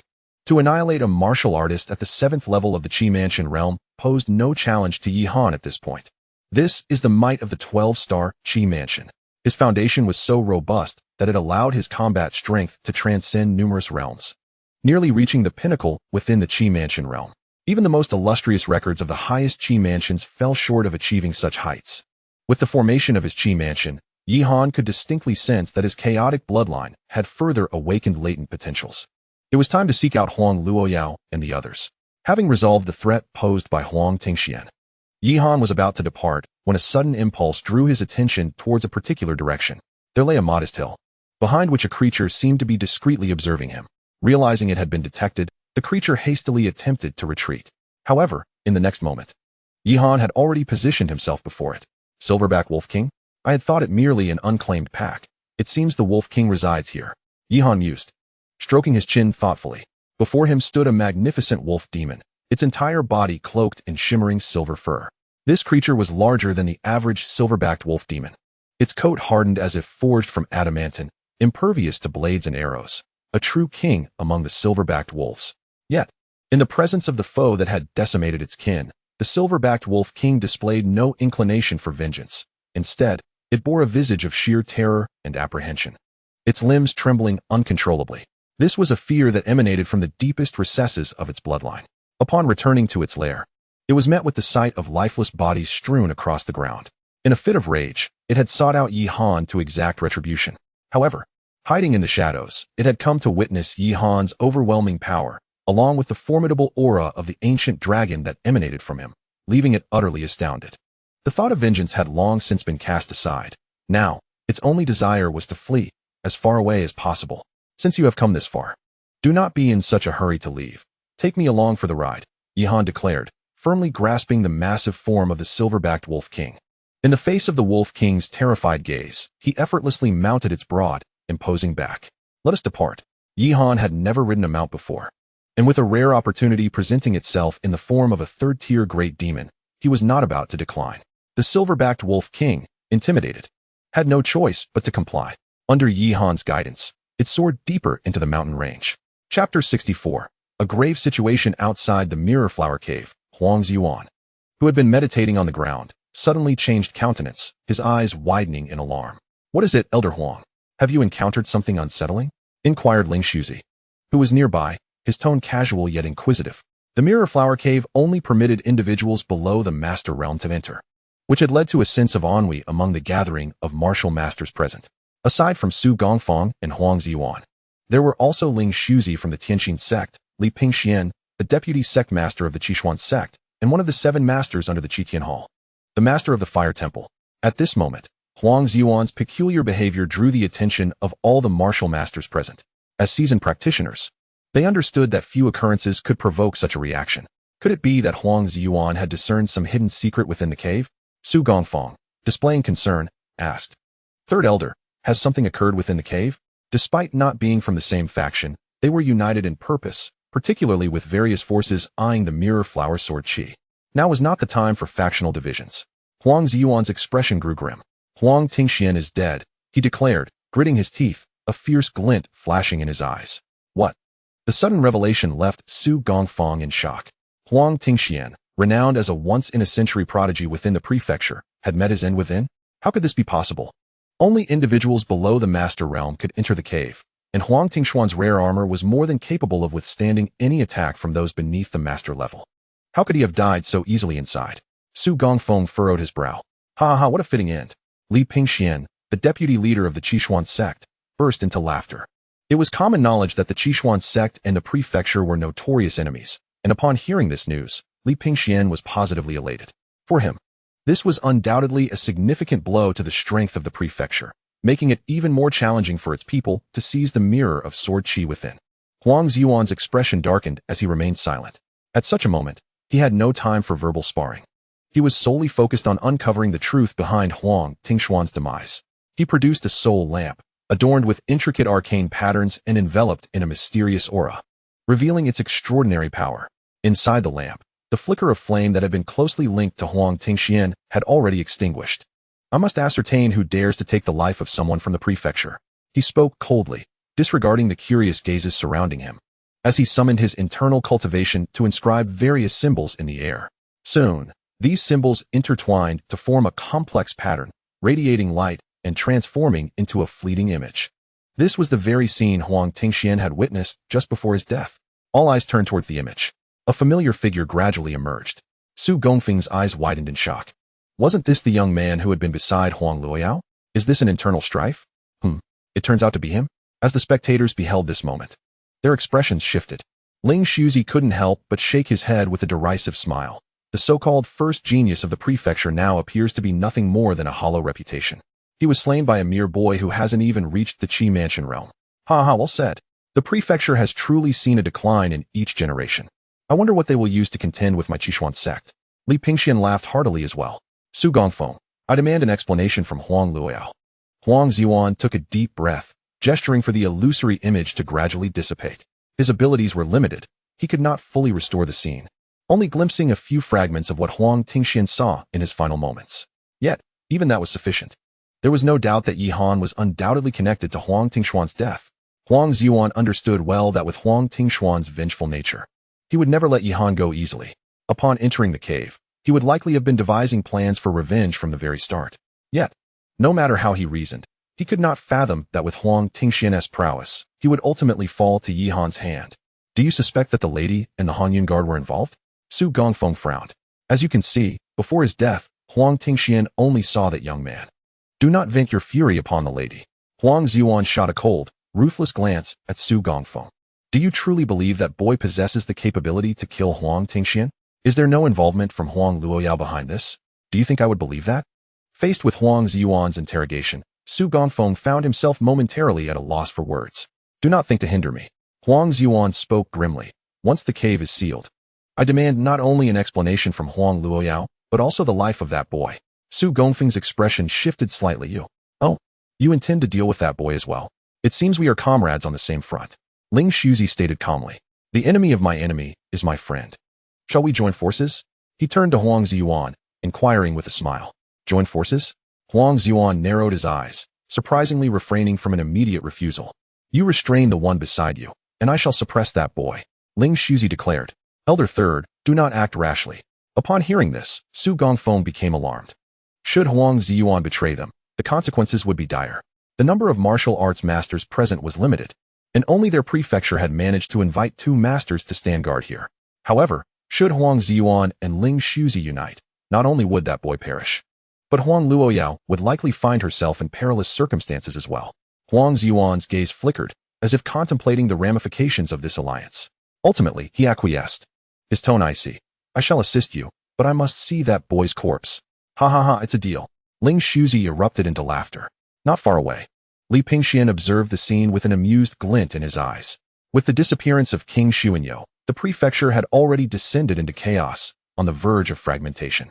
Now, with this new development, it seemed that the prestige of the prefecture would be irrevocably diminished, facing potential annihilation. Su Gongfeng felt a chill run through him. He looked at Huang Ziyuan in disbelief, his heart sinking into despair. The unfolding events were beyond his expectations, and if things continued on this path, even his own situation would grow perilous. Chapter 65. The sword chi of Mirror Hua within the cave's confines. Yihan rode upon the back of the silverback wolf king, swiftly maneuvering through the forest. Through the sensing token, he had pinpointed the location of Huang Luoyao and her companions. Is that sword chi? Suddenly, sitting atop the silverback wolf king, Yihan lifted his gaze towards the distance. At the far end of the boundless mountains, a brilliant radiance soared into the sky, and the piercing sword chi surged forth like a tempest, rippling outward in all directions, as if it sought to cleave through space itself. The emanating sword chi resonated peculiarly with the entire Mirror Hua cave, akin to a colossal being inhaling and exhaling. With each breath, it expelled vast waves of sword chi, spreading outwards. The sword chi of Mirror Hua has manifested? Yihan's eyes glimmered. He had promised to assist Huang Luoyao in subduing the sword chi. He urged the silverback wolf king below him. Hurry, be swift. If we arrive late, beware, I will not spare you. Upon hearing this, the silverback wolf king displayed a remarkably human-like expression of fear, its limbs moving with the swiftness of the wind, its chi refinement realm prowess nearly reaching its zenith. In the blink of an eye, they had covered several meters. At the mountain's end, there stood a volcano. To call it a volcano might not be entirely accurate, for there was no flowing magma beneath its surface. From the volcanic crater, it was not searing lava that erupted, but an overwhelming sword aura. The source of the mirror flower sword chi appears to be concealed beneath this very volcano. Has it sensed the intrusion of outsiders into the mirror flower cave, and thus activated itself to fend off intruders? Huang Luoyao stood several hundred meters away from the base of the mountain. Her brow furrowed as she surveyed the scene before her. The formidable sword aura resembled a vast torrent, spanning alongside the volcano, and exuding an aura of extreme danger. Clearly, should anyone approach, that sword energy would unhesitatingly launch a fierce offensive, repelling all invaders. Xiaoyao, what should we do now? Hong Yun's expression was grave. Despite possessing the pinnacle cultivation of the Qi Mansion realm, he still felt immense pressure in the face of the formidable defenses left by the mirror flower guest. After all, it was said that this individual had reached the pinnacle among mortals. Even remnants left behind after their fall were sufficient to render warriors below the master realm powerless. Hong Shu, you need only remain nearby to assist me. I shall attempt to enter and investigate on my own. Huang Luoyao replied solemnly after a moment's contemplation. That is far too dangerous. Hong Yun furrowed his brow, vehemently opposing her decision. You have seen for yourself. The sword aura within the volcano surges like a tide. One misstep could lead to fatal consequences. Furthermore, did you not intend for that friend Yi to help you subdue the sword chi? He is a sword cultivator. Why not wait for him to join us first? In response, Huang Luoyao simply shook her head with a calm demeanor. The commotion here is so great that it will inevitably attract all nearby warriors before long. We do not have the luxury of time to wait for young Master Ye's arrival. Moreover, I possess the mirror flower token, which grants me immunity to the onslaught of the sword aura. With that, Huang Luoyao raised the mirror flower token in her hand, infusing it with spiritual energy. Soon, a veil of ethereal light emanated from the token, enveloping her entire being. As she approached the volcano, scattered sword chi quickly locked onto her, hurtling towards her. Hong Yun's expression shifted as he instinctively reached out to intercept the sword energy. However, he soon witnessed the sword chi striking the luminous veil enveloping Huang Luoyao, merely causing it to ripple before dissipating completely. Indeed, as she had claimed, the mirror flower token was sufficient to protect its bearer from the intrusion of the mirror flower sword chi. It seemed Huang Luoyao had realized this very fact when she first refined the token left by her father. Be exceedingly cautious. If the situation turns dire, withdraw immediately. I shall remain here to assist you. Hong Yun hesitated, but upon seeing Huang Liao's resolute expression, he knew his counsel would fall on deaf ears and could only acquiesce. All right, I entrust this to you, Hong Shu. Huang Luoyao nodded. Just then, a rapid sound of breaking air pierced the atmosphere. Huang Luoyao's expression shifted, her demeanor turning serious. Others from different factions have arrived. The first to come into view was a silver-haired youth, exuding an air of recklessness. His gaze sharp and menacing as it surveyed the surroundings. Huang Luoyao recognized him instantly. The individual before them was none other than the son of the head of the Seven Mysteries sect, the most gifted young prodigy of his generation, Lu Xian. Accompanying him were 2 guards, also from the Seven Mysteries sect, both possessing the formidable strength of the 9th level of the Qi Mansion realm. Individually, the prowess of these 2 guards fell slightly short of Hong Yun's, yet their numerical advantage could not be overlooked. Even Hong Yun, should he encounter 2 9th level Qi Mansion martial artists simultaneously, might find himself at a disadvantage. Miss Huang, your skills are indeed impressive, arriving here first. What is it? Do you intend to seize the opportunity before the rest of us arrive? Lu Xian's gaze lingered on Huang Luoyao, his eyes betraying a hint of playful intrigue.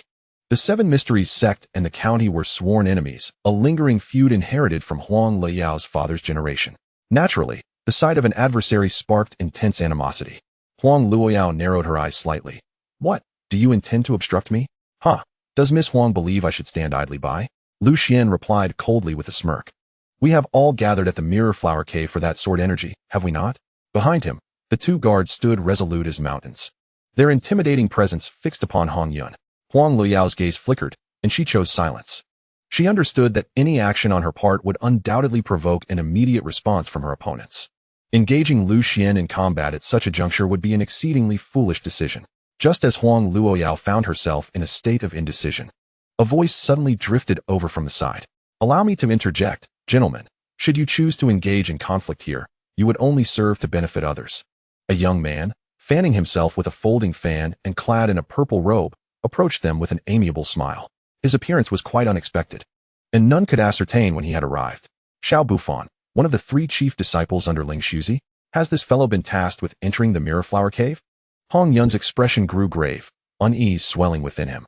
Xiao Bufan was notorious for his ruthless nature, feared throughout Luoyang County, and few dared to provoke him. Furthermore, his talents and strength were hardly inferior to Lu Xian's. With these 2 watching closely, Huang Liao's hopes of claiming the Mirror Flower sword energy appeared exceedingly dim. Chapter 66. The arrival of Yi Han. Even Huang Luoyao herself began to sense the gravity of the situation, her heart tightening with anxiety. Neither the Seven Mysteries sect nor the Heavenly Heart sect had sent easy adversaries into the cave. Although she held the esteemed title of County Princess, in such circumstances, who would care for the nobility of her status? Brother Lu, how about we join forces to deal with this woman first, and then enter the volcano to determine the rightful owner of the Mirror Flower sword energy? Suddenly, Xiao Bufan turned his gaze to Lu Xian, a smile perpetually gracing his lips. Yet, no one found his smile to be warm or welcoming. Rather, it exuded an unsettling chill. What did you say? Lu Xian raised an eyebrow, appearing somewhat surprised that Xiao Bufan would propose such a suggestion. Beside them, Huang Luoyao and Hong Yun's expressions shifted dramatically. Should the 2 join forces, their chances would be utterly extinguished, and they might even lose their lives in this perilous encounter. You see, you are already mortal enemies with the Duke's residence, and I, too, possess compelling reasons to take action against those within it. Xiao Bufan's gaze lingered on Huang Luoyao, a shadow of menace in his eyes. What of that young man? Have you abandoned him? Or are you merely fearful of my master's retribution upon you, and thus reluctant to protect that lad any longer? Huang Luoyao's face turned ashen, rendering her speechless. She was acutely aware that Xiao Bufan was referring to Yi Han. Yi Han had slain a disciple of Ling Shuzi, which had not only incited Ling Shuzi's wrath, but also drawn the ire of Xiao Bufan, one of Ling Shuzi's most distinguished disciples. This matter struck at the heart of brotherly enmity. Furthermore, considering Yi Han's lack of background and his average prowess, Xiao Bufan would undoubtedly regard him with disdain. Xiao Yao, if the situation becomes untenable, we should withdraw. The Mirror Flower sword Qi may be beyond our reach. Preserving our lives must take precedence. Hong Yun's teeth clenched tightly as he communicated quietly, remorse gnawing at his heart. Perhaps it was a mistake to bring Yi Han along. This decision of the young ladies was indeed ill-conceived. Otherwise, they would not find themselves the target of 2 formidable factions so swiftly. Although Yi Han possessed remarkable talent and strength, he was still overshadowed by the prodigies from these powerful forces. The calamity he had brought upon himself now jeopardized them, which left Hong Yun feeling deeply aggrieved. Uncle Hong, please do not dwell on it. Huang Luoyao fixed her gaze on Hong Yun, her exquisite eyes seemingly piercing through his thoughts. Young Master Yi has assisted us more than once, even if it is merely to repay a debt of gratitude. We cannot abandon him. Her demeanor was composed and resolute. This sentiment caused Hong Yun's expression to fluctuate, ultimately leading him to sigh in resignation. He would naturally defer to the young lady's wishes. Miss Huang, if you would only reveal the whereabouts of that young man, I might consider granting you a swift end. Xiao Bufan sneered. You must be dreaming. Huang Luoyao retorted without hesitation. Very well, you have brought this upon yourself. The smile faded from Xiao Bufan's face, his tone turning sinister. Lu, prepare to act. Let us first unravel this enmity. What say you? That would be most agreeable. Lu Xian's expression brimmed with mockery as a surging aura of spiritual energy began to emanate from him. Like Xiao Bufan, he was a 7th-level Qi Mansion warrior, renowned as a genius throughout Luoyang County. Beside them stood 2 formidable 9th-level Qi Mansion warriors, glaring menacingly at Hong Yun. In that moment, both Huang Luoyao and Hong Yun felt an indescribable, overwhelming pressure, as if their hearts had plummeted to the depths of despair. Hong Yun inhaled deeply. He had never felt such profound hopelessness as he did now. It was all our fault for parting ways with young Master Yi in such haste. If young Master Yi were present, we would not find ourselves in such a helpless predicament. Huang Luoyao sighed bitterly. She did not blindly trust Yi Han. Yet with his cunning, even if his martial prowess did not match that of Lu Xian or Xiao Bufan, he possessed the ancient master's storage ring, which likely contained a plethora of poisons. These were potent enough to threaten even those at the Qi Mansion realm. Had Yi Han been here, even if they were outmatched, they would not have been reduced to such a pitiful state, ultimately forced to flee in disgrace. Huang Luoyao exchanged a glance with Hong Yun, steeling themselves as they cautiously retreated. Humph, no need to wait, let us strike directly. Lu Xian snorted coldly. He could hardly contain his impatience and lunged towards Huang Luoyao. The tense atmosphere erupted, and a fierce battle seemed imminent. Just then, a massive silver beam suddenly shot out from the nearby forest, crashing heavily into Lu Xian. With a resounding thud, he was sent flying backward, skidding along the ground for several dozen meters.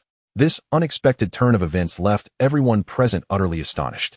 Before Huang Luoyao stood a colossal wolf demon, its fur shimmering as if coated in silver light. Its eyes, large as saucers, radiated a fierce glint, exuding a terrifying aura that spread throughout the surroundings. The Silverback Wolf King? Lu Xian's eyes widened in shock. It was this very beast that had hurled him away. And his expression darkened with fury. How dare this creature thwart my plans? Others looked on in bewilderment, uncertain of why this beast had suddenly appeared, fortuitously intercepting Lu Xian's assault. Fear not, young master, we shall handle this beast.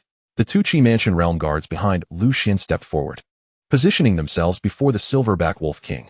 A powerful aura emanated from them, and the oppressive presence of those at the 9th level of Qi Mansion was not something an ordinary martial artist could withstand, even if they fell short of a martial master. Xiao Yao, now is our chance. Let us make haste. Hong Yun grasped Huang Luoyao's arm, intent on leading her away. Wait, Uncle Hong. At that moment, Huang Luoyao noticed that a figure was seated atop the Silverback Wolf King. The figure surveyed the surroundings, then leaped down, gazing at Huang Luoyao with a gentle smile. Fortunately, I have not arrived too late, have I? Chapter 67.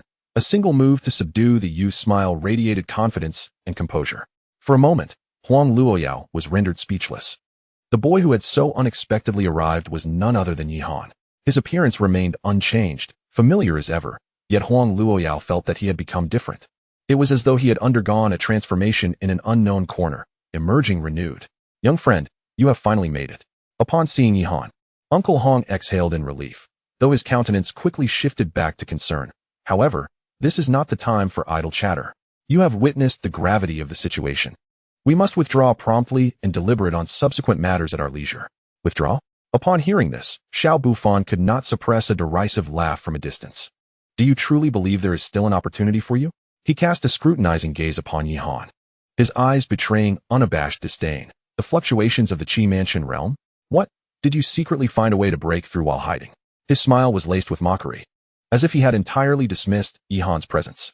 Since you have chosen to conceal yourself, it would be prudent to leave quietly. Do you presume that having refined your Qi Mansion grants you the right to stage a gallant rescue in front of us? Upon hearing these words, Lu Xian and the others joined in laughter, regarding Yi Han with the incredulity reserved for a fool. For those renowned geniuses, Yihan's cultivation was pathetically weak. This Jinghua cave could accommodate only warriors within the Qi Mansion realm. Naturally, all factions had dispatched their most formidable Qi Mansion warriors. Yet, Yihan had only just managed to refine his Qi Mansion, an undeniably laughable anomaly. It was no wonder they regarded him with such disdain. Young Master Yi, the circumstances are perilous. Your timing is rather unfortunate. Huang Luoyao furrowed her delicate brows. We must depart at once. It matters not. Yihan shook his head, leisurely turning around, his gaze sweeping over Xiao Bufan, Lu Xian, and the others. Leave these fellows to me. You go and retrieve the Jinghua sword qi. Yihan spoke with an air of indifference. The arena fell into a profound silence, as everyone stared at Yihan in disbelief, nearly convinced they had misheard him. What did you say? Young man, do you comprehend whom you are confronting? Hong Yun urged anxiously, imploring him not to act recklessly at such a moment. Xiao Bufan laughed heartily, unabashedly, as if he had heard the most amusing jest in the world. To think my junior brother could perish at the hands of such a braggart. What a disgrace to our master, he remarked with a somber tone. Enough. Let us not squander time. Xiao Bufan, did you not seek vengeance? That young man is yours to handle. Surely, his meager skills are no match for you alone? Lu Xian retorted coldly. Allow your people to assist me in dealing with the county office, and I shall ensure you are compensated thereafter. So be it. Xiao Bufan replied with a cheerful grin. However, scarcely had he finished speaking when the silver-backed wolf king lunged at him with a claw. The fierce wind of its strike causing a stinging sensation on Xiao Bufan's skin even before contact. What is the matter with this beast? It seems quite protective of that young man. Xiao Bufan's brow furrowed in concern as he exchanged blows with the silver-backed wolf king. Both parties staggered back from the impact. Although the wolf king's cultivation fell short of Xiao Bufan's, its physical prowess as a king among wolves far surpassed his own. At that moment, Yihan extended a hand to soothe the silver-backed wolf king, speaking calmly. Go and protect that young lady. I shall handle things here. The silver-backed wolf king appeared remarkably sentient. Upon hearing the command, it hesitated not a moment before retreating, subsequently positioning itself before Huang Luoyao.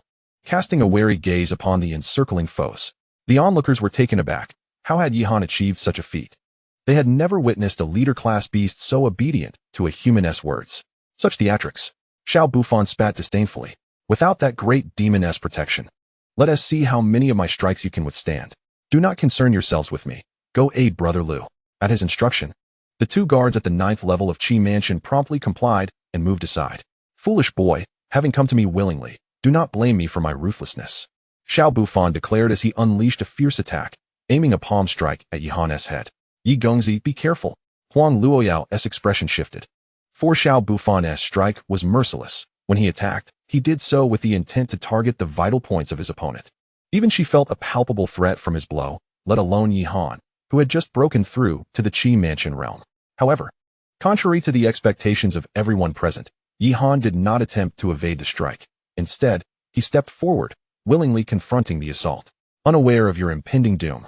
Seeing this, a sinister smile spread across Xiao Bufan's face as he envisioned Yihan's head bursting under his palm.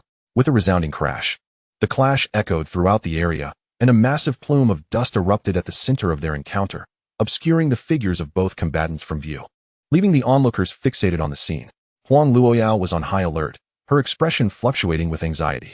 In contrast, Lu Xian and his companions exhibited expressions of mockery, seemingly convinced that Yihan had met his demise at Xiao Bufan's hands.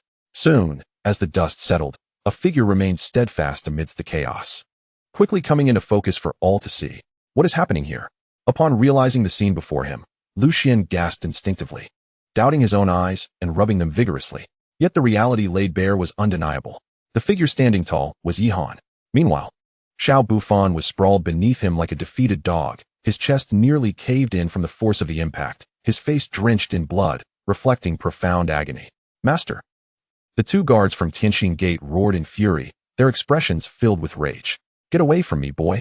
One of the guards stepped forward, launching a punch toward Yihan.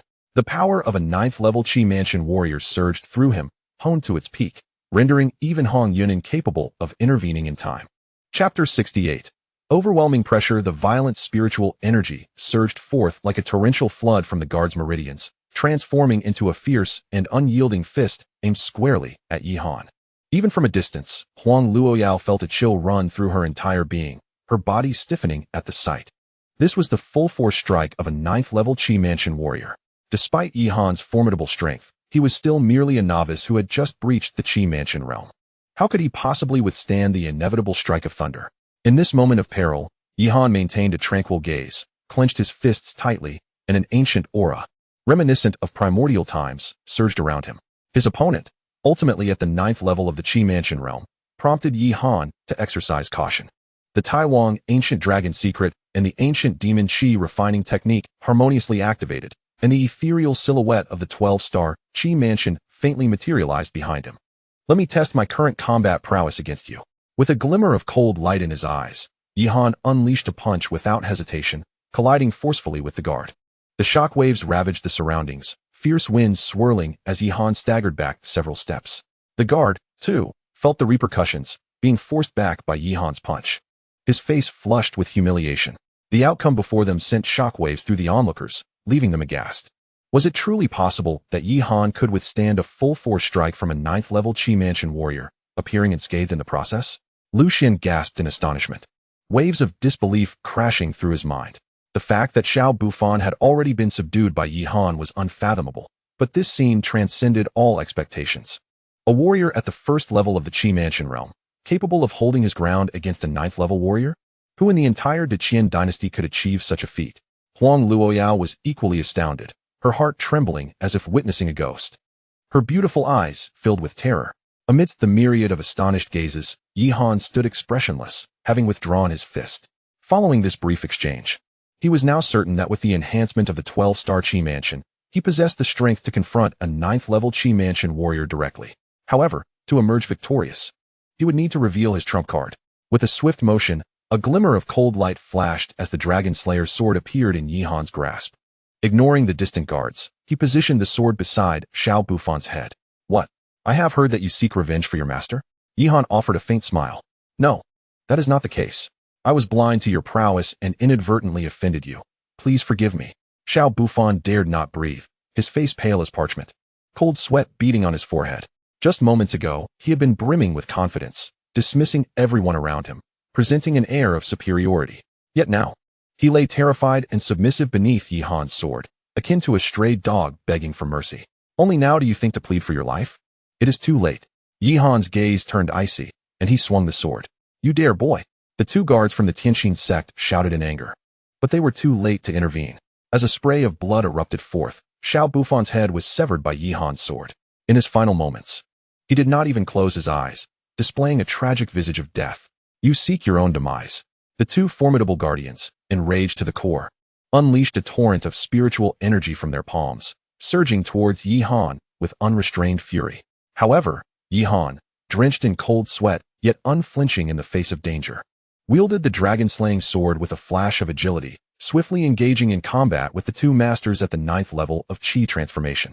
Meanwhile, the Silverback Wolf King intermittently intervened, disrupting the movements of the guardians, intensifying their impatience and ire. The situation appeared dire. Lu Xian observed the youth's swift and graceful maneuvers on the battlefield, his expression darkening. Young master, we can no longer afford to waste time. If this drags on, our own predicament may soon become perilous, remarked a vigilant guardian from the 7 Xian sect. I understand, Lu Xian replied, his countenance shifting unpredictably. He had never anticipated such a turn of events, as the unknown youth accompanying Huang Luoyao exhibited an unexpectedly formidable strength. The battle would not conclude anytime soon. We must depart. As soon as we seize the mirror flower sword Qi, we will leave at once. Lu Xian decisively soared towards the volcano's mouth, followed closely by the 2 guardians of the 7 Xian sect. Not good. Xiao Yao, that individual has begun to act while our attention is diverted, Hong Yun exclaimed. Having noticed the unfolding scene, we cannot allow them to gain the upper hand. Huang Luoyao's expression shifted slightly. We must also advance. At that moment, a deafening explosion erupted on the battlefield as a guardian from the Heavenly Heart sect successfully executed a surprise attack, striking Yihan violently on the back. For an ordinary warrior, such a blow would have been sufficient to crush their upper body, causing a fountain of blood to gush forth. Even Huang Luoyao and Hong Yun were startled, unable to suppress their anxiety for Yihan. Yet, in the next instant, the guardian's countenance shifted drastically as he attempted to withdraw, but it was too late. A flash of sword light surged forth, unleashing a tempestuous chaos of sword energy with astonishing might. With a chilling scream, The guardian's arm was severed in an instant. Not only that, several sword energies lacerated his chest, revealing gory wounds where one could even see the ribs pulsating with each heartbeat. How could this creature's physique be so formidable? The other guardian from the Heavenly Heart sect was thoroughly terrified, feeling as if he had plunged into an icy abyss, his entire being chilled to the bone. Even a martial arts master would struggle to withstand such a blow. Yet, this young man seemed to defy all expectations. Was he not more akin to a monstrous beast in human form? The primal aura of the ancient dragon's secret technique enveloped Yi Han, his eyes appearing stained with blood, his vitality surging like a torrential flood, surpassing even that of the silverback wolf king. Now it is your turn. Yi Han charged towards the remaining guardian. After a fierce exchange of blows exceeding 100 rounds, Yi Han ultimately prevailed, piercing the opponent's abdomen with a single thrust of his sword. The intestines of the guard were utterly shredded by that sword strike, and his expression instantly contorted in agony. Ultimately, Yi Han wielded the chaotic sword energy, penetrating the guard's formidable defenses, and struck him down with a single blow. Chapter 69. The rank of the Mirror Blossom sword energy through this battle.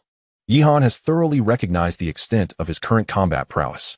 Although the foundation of his Qi Mansion realm is remarkably formidable, unparalleled in history, he found himself unable to shatter the defenses of a martial artist at the 9th level of the Qi Mansion realm with just a single strike. He had to resort to the chaotic sword energy to achieve victory. After all, the disparity in their realms was simply too vast. With his present strength, it was evident that he was far from capable of contending with a martial arts master. Yi Han furrowed his brow, feeling discontent with this outcome. He was acutely aware that with so many lives lost at his hands, trouble would likely follow him the moment he departed from the Mirror Blossom Cave. While he had no fear of ordinary martial artists, there were certainly more than one martial arts masters waiting outside the cave. In such a perilous situation, escaping the encirclement would be no easy feat. Yi Han narrowed his eyes, his countenance darkened. Very well.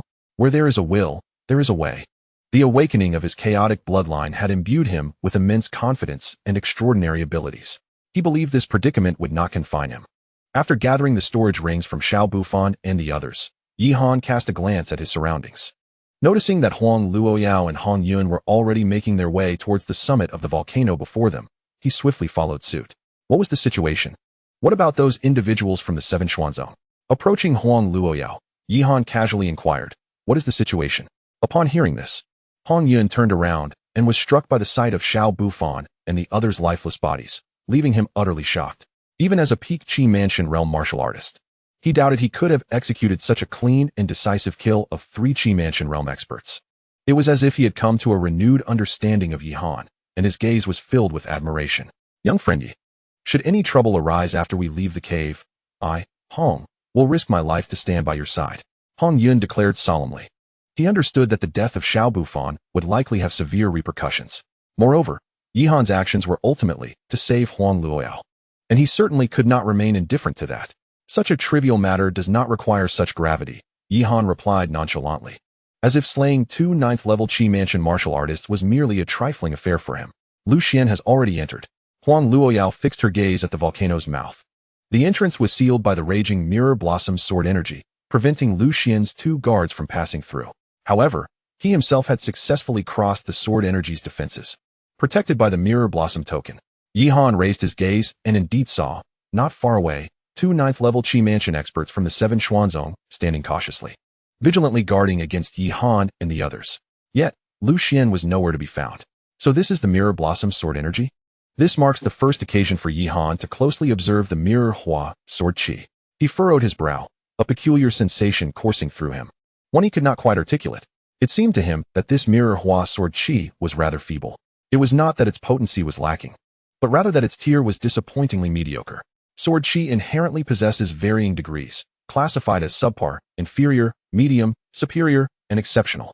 From Yi Han's scrutiny, it appeared that the Mirror Hua sword Qi before him was merely a peak of inferior quality, barely qualifying for the medium tier. Yet, Yi Han could comprehend the situation. In a world teeming with martial artists, sword cultivators were a rarity. To cultivate a peak inferior sword Qi was commendable within the confines of Luyun County, rendering one a sovereign of the sword path. Reflecting on this, Yi Han felt a wave of disillusionment wash over him. "Xiao Yao, you have reached this point, but I can no longer assist you. You must proceed alone, and take great care." Hong Yun expressed his concern. Huang Luoyao nodded gravely in acknowledgement. The volcano's mouth was shrouded by the mirror Hua sword chi, obscuring the scene within. Any lurking danger could catch one off guard, leading to a perilous fate. Why? Given your superior strength, are you not the one to enter, but rather allowing her to do so? Yihan could not resist inquiring, casting a glance at Hong Yun. In response, Hong Yun offered a wry smile and elucidated. This is the enigmatic nature of the mirror Hua token. In truth, the mirror Hua token serves as a means for the mirror Hua guest to select a successor. Only those recognized by the token can refine it. Once the token is refined, only the refiner can wield its power. Others cannot extract any efficacy from it. I see, Yihan mused, stroking his chin, suddenly enlightened. It was no wonder the mirror Hua cave had restrictions on realms. It was evident that only the most gifted martial artists from various factions could enter. The mirror Hua token left by King Xuanyo was indeed intended for her, the county princess, to refine. Hong Shu, you and young master Yi should wait for me here. I have made ample preparations for today. Of course, if the situation becomes untenable, I shall not force myself. Huang Luoyao inhaled deeply, her expression laden with gravity. Yi Han could discern the fear in her eyes, yet alongside that fear, there flickered a profound unwillingness. Anyone who had traversed this far would naturally be reluctant to halt their progress. Very well. Xiao Yao, remember, your life is paramount. The life-preserving talisman bestowed upon you by the prince should not be squandered unless it is absolutely necessary. Hong Yun admonished with a serious demeanor. Rest assured, Huang Luoyao nodded, summoning her courage as she prepared to stride into the tempest of sword chi before her. Just then, Yihan interjected, wait. Huang Luoyao halted, casting a puzzled glance at Yihan. Young Master Yi, is there something else? I shall accompany you into the fray. Yihan gazed calmly at Huang Luoyao and remarked, since I have promised to assist you in subduing the mirror Hua sword chi, I cannot remain indifferent. Hearing this, Huang Luoyao simply smiled wryly and shook her head. Young Master Yi, I appreciate your goodwill, but this mirror Hua token can only sustain my entry. It cannot share its power to protect you. I do not require your protection. I can enter on my own, Yihan replied. You do not need me to protect you? Huang Luoyao was taken aback, seemingly unable to comprehend Yihan's intent.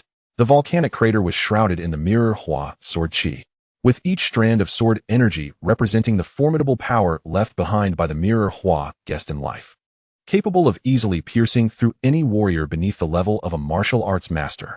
Without the protection of the mirror Hua token, even someone as formidable as Hong Yun at the pinnacle of Qi Mansion would not dare to venture within. Young friend Yi, you must not be careless, Hong Yun urged, eager to convey further caution. However, his voice faltered, as if he had been choked, leaving him speechless, his face etched with shock. Huang Luoyao too was left in a state of disbelief. She watched as Yihan casually stepped into the storm of mirror Hua sword chi. Countless strands of sword energy surged toward him, yet as they approached his side, they were dissipated by an invisible force. What? How is this young man achieving this? The two guards of the Seven Xian sect nearby were equally astonished, their eyes wide with disbelief as they gazed at Yihan. Let us proceed. Yihan turned and stated nonchalantly. He stood unscathed amidst the tempest of sword energy, his expression unwavering, betraying no hint of distress. Huang Luoyao stared at Yihan in a daze, and after a moment, she regained her senses, her beautiful eyes filled with a complex mixture of curiosity and wonder. What secrets lie hidden within this young man?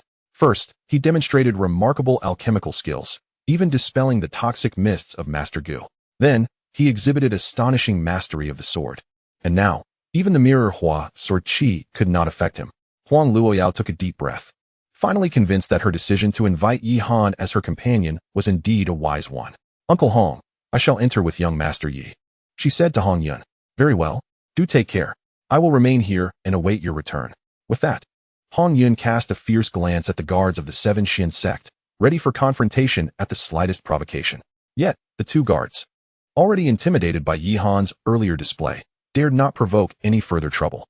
They awaited the emergence of Lu Xian from the crater, eager to depart this treacherous place. Before long, Huang Luoyao stepped into the volcanic crater. The sword energy raged around her, yet the power of the mirror Hua token shielded her completely from harm. Huang Luoyao exhaled in relief. She glanced at the calm youth beside her and, for reasons unbeknownst to her, felt an overwhelming sense of security enveloping her. Throughout this journey, despite the myriad dangers that lurked, it seemed that as long as Yihan was by her side, peril could be effortlessly transformed into safety. With Yihan accompanying her, the anxious turmoil within her heart gradually settled, and no matter what traps lay ahead, she felt emboldened to confront them. Soon, After traversing the tumultuous storm of sword energy, they were greeted by the sight of a vast cavern. The interior of the cave was desolate and shrouded in darkness. Yet strands of mirror-like sword energy emanated from the depths. It appeared that the source of this ethereal energy resided at the cavern's end. Let us proceed. Yihan, being a swordsman, possessed an acute sensitivity to sword energy. He wielded the chaotic sword energy to effortlessly suppress the surrounding mirror-like energy, then surged toward its source. Huang Luoyao, observing this, hurriedly followed suit, wary of any lapse in vigilance. However, at that moment, a shrill and anguished scream echoed from an unknown corner ahead. The cry seemed to be steeped in profound agony and bore a familiar resonance. The two halted instinctively. Yihan wished to listen further, but the scream had abruptly ceased, leaving no trace behind. The surroundings fell silent once more, save for the occasional rush of sword energy slicing through the air beside them. That was Lu Xian's voice. Huang Luoyao's brow furrowed deeply, her heart racing. Her expression darkened as she articulated with each word. Though he entered before us, he is likely in grave danger now. Aside from the source of the mirror-like sword energy, there must be other lurking threats within this cavern. What should we do? Being merely a young girl, Huang Luoyao found herself engulfed in darkness, compounded by the chilling echoes of Lu Xian's desperate cries. She could hardly maintain her composure. Anxiety and fear had enveloped her completely. Observing her panicked and disoriented demeanor, Yihan couldn't help but shake his head in exasperation. At that moment, the previously spirited and headstrong Huang Luoyao had transformed, replaced by a fragile and pitiable softness. Yihan spoke calmly. The sound seemed to emanate from the left side of the cavern, less than 300 meters away. We should investigate. Investigate? Huang Luoyao was taken aback. Lu Xian had just perished nearby, and the ominous darkness clearly harbored some unknown peril. Wouldn't he venturing forth simply plunge them into danger? Indeed, Yihan clarified. If we can locate Lu Xian's body, we might glean valuable information from it. Otherwise, remaining here in fear, while remaining oblivious to the situation inside, will only render us more vulnerable. Yet Huang Luoyao still felt uneasy. If you are afraid, you may stay here. I will ascertain the situation ahead and return to find you. Yihan glanced at her in the dim light of the cavern, then resolutely turned to depart. Wait, I will go with you. Seeing Yihan's decisiveness, Huang Luoyao felt a surge of panic. No one could predict what other dangers lurked in the surrounding darkness. If Yihan truly abandoned her, she had no idea how she would cope. Thus, she steeled herself and followed closely behind him. After a moment, Huang Luoyao suddenly halted, a perplexed expression crossing her face. I seem to have stepped on something. You've stepped on the corpse of Lu Xian, Yihan replied. What? Huang Luoyao gasped, startled, as if struck by lightning, retreating several steps. Her hands instinctively grasped Yihan's arm. Yihan raised an eyebrow, too preoccupied to notice the warmth radiating from her touch. He channeled his spiritual power, extending it towards Lu Xian's lifeless body. Chapter 71. Battle puppet. Deep within the shadowy cavern, Yihan stroked his chin, scrutinizing Lu Xian's remains through his spiritual power. This fellow met a rather tragic end, he remarked involuntarily. What do you mean? Huang Luoyao asked, momentarily stunned. One half of his body has been violently torn away. This kind of injury certainly does not appear to be inflicted by another martial artist, Yihan elucidated. Huang Luoyao's eyes flickered, a hint of panic coloring her fair face. If it wasn't caused by a martial artist, then what could it be? Is there a beast lurking within? A beast? Yihan shook his head. That seems highly improbable. If it were a beast, this body would have been completely devoured as food, rather than remaining intact here. Huang Luoyao swallowed hard, anxiety creeping into her voice. Then what could it possibly be? The greatest fear of humanity lies in the unknown. It is an innate instinct to avoid danger. She hesitated, her voice trembling slightly. Should we continue deeper? In this accursed place, where one can barely see their hand in front of their face, it would be exceedingly difficult to guard against any lurking peril. Remember, Lu Xian was a 7th-tier martial artist. As the son of the sect leader of the Seven Mysteries sect, he undoubtedly possessed far more treasures than an ordinary martial artist. Yet even so, he met his end here under such mysterious circumstances, having had time only to emit a single scream, with almost no means of resistance. This clearly indicates that the dangers within the depths of the cave can easily extinguish the lives of those at the Qi Mansion realm. If we do not venture deeper, how will you acquire what you seek? Yihan inquired, casting a glance her way. Lu Xian has only just died. If even he fell so easily, then we may not be able to contend with whatever threat lies ahead. It might be wiser to observe for a while. Once the area falls silent, we can cautiously infiltrate. However, Huang Luoyao voiced her perspective. Yihan, upon hearing her thoughts, resolutely shook his head. I lack the patience for that. As I said, if you feel it is too dangerous, you may stay here. I can probe the situation ahead, and you can join me later. With that, Yihan set off without hesitation. Before departing, he took a moment to search Lu Xian's body, discovering that the storage ring was still intact.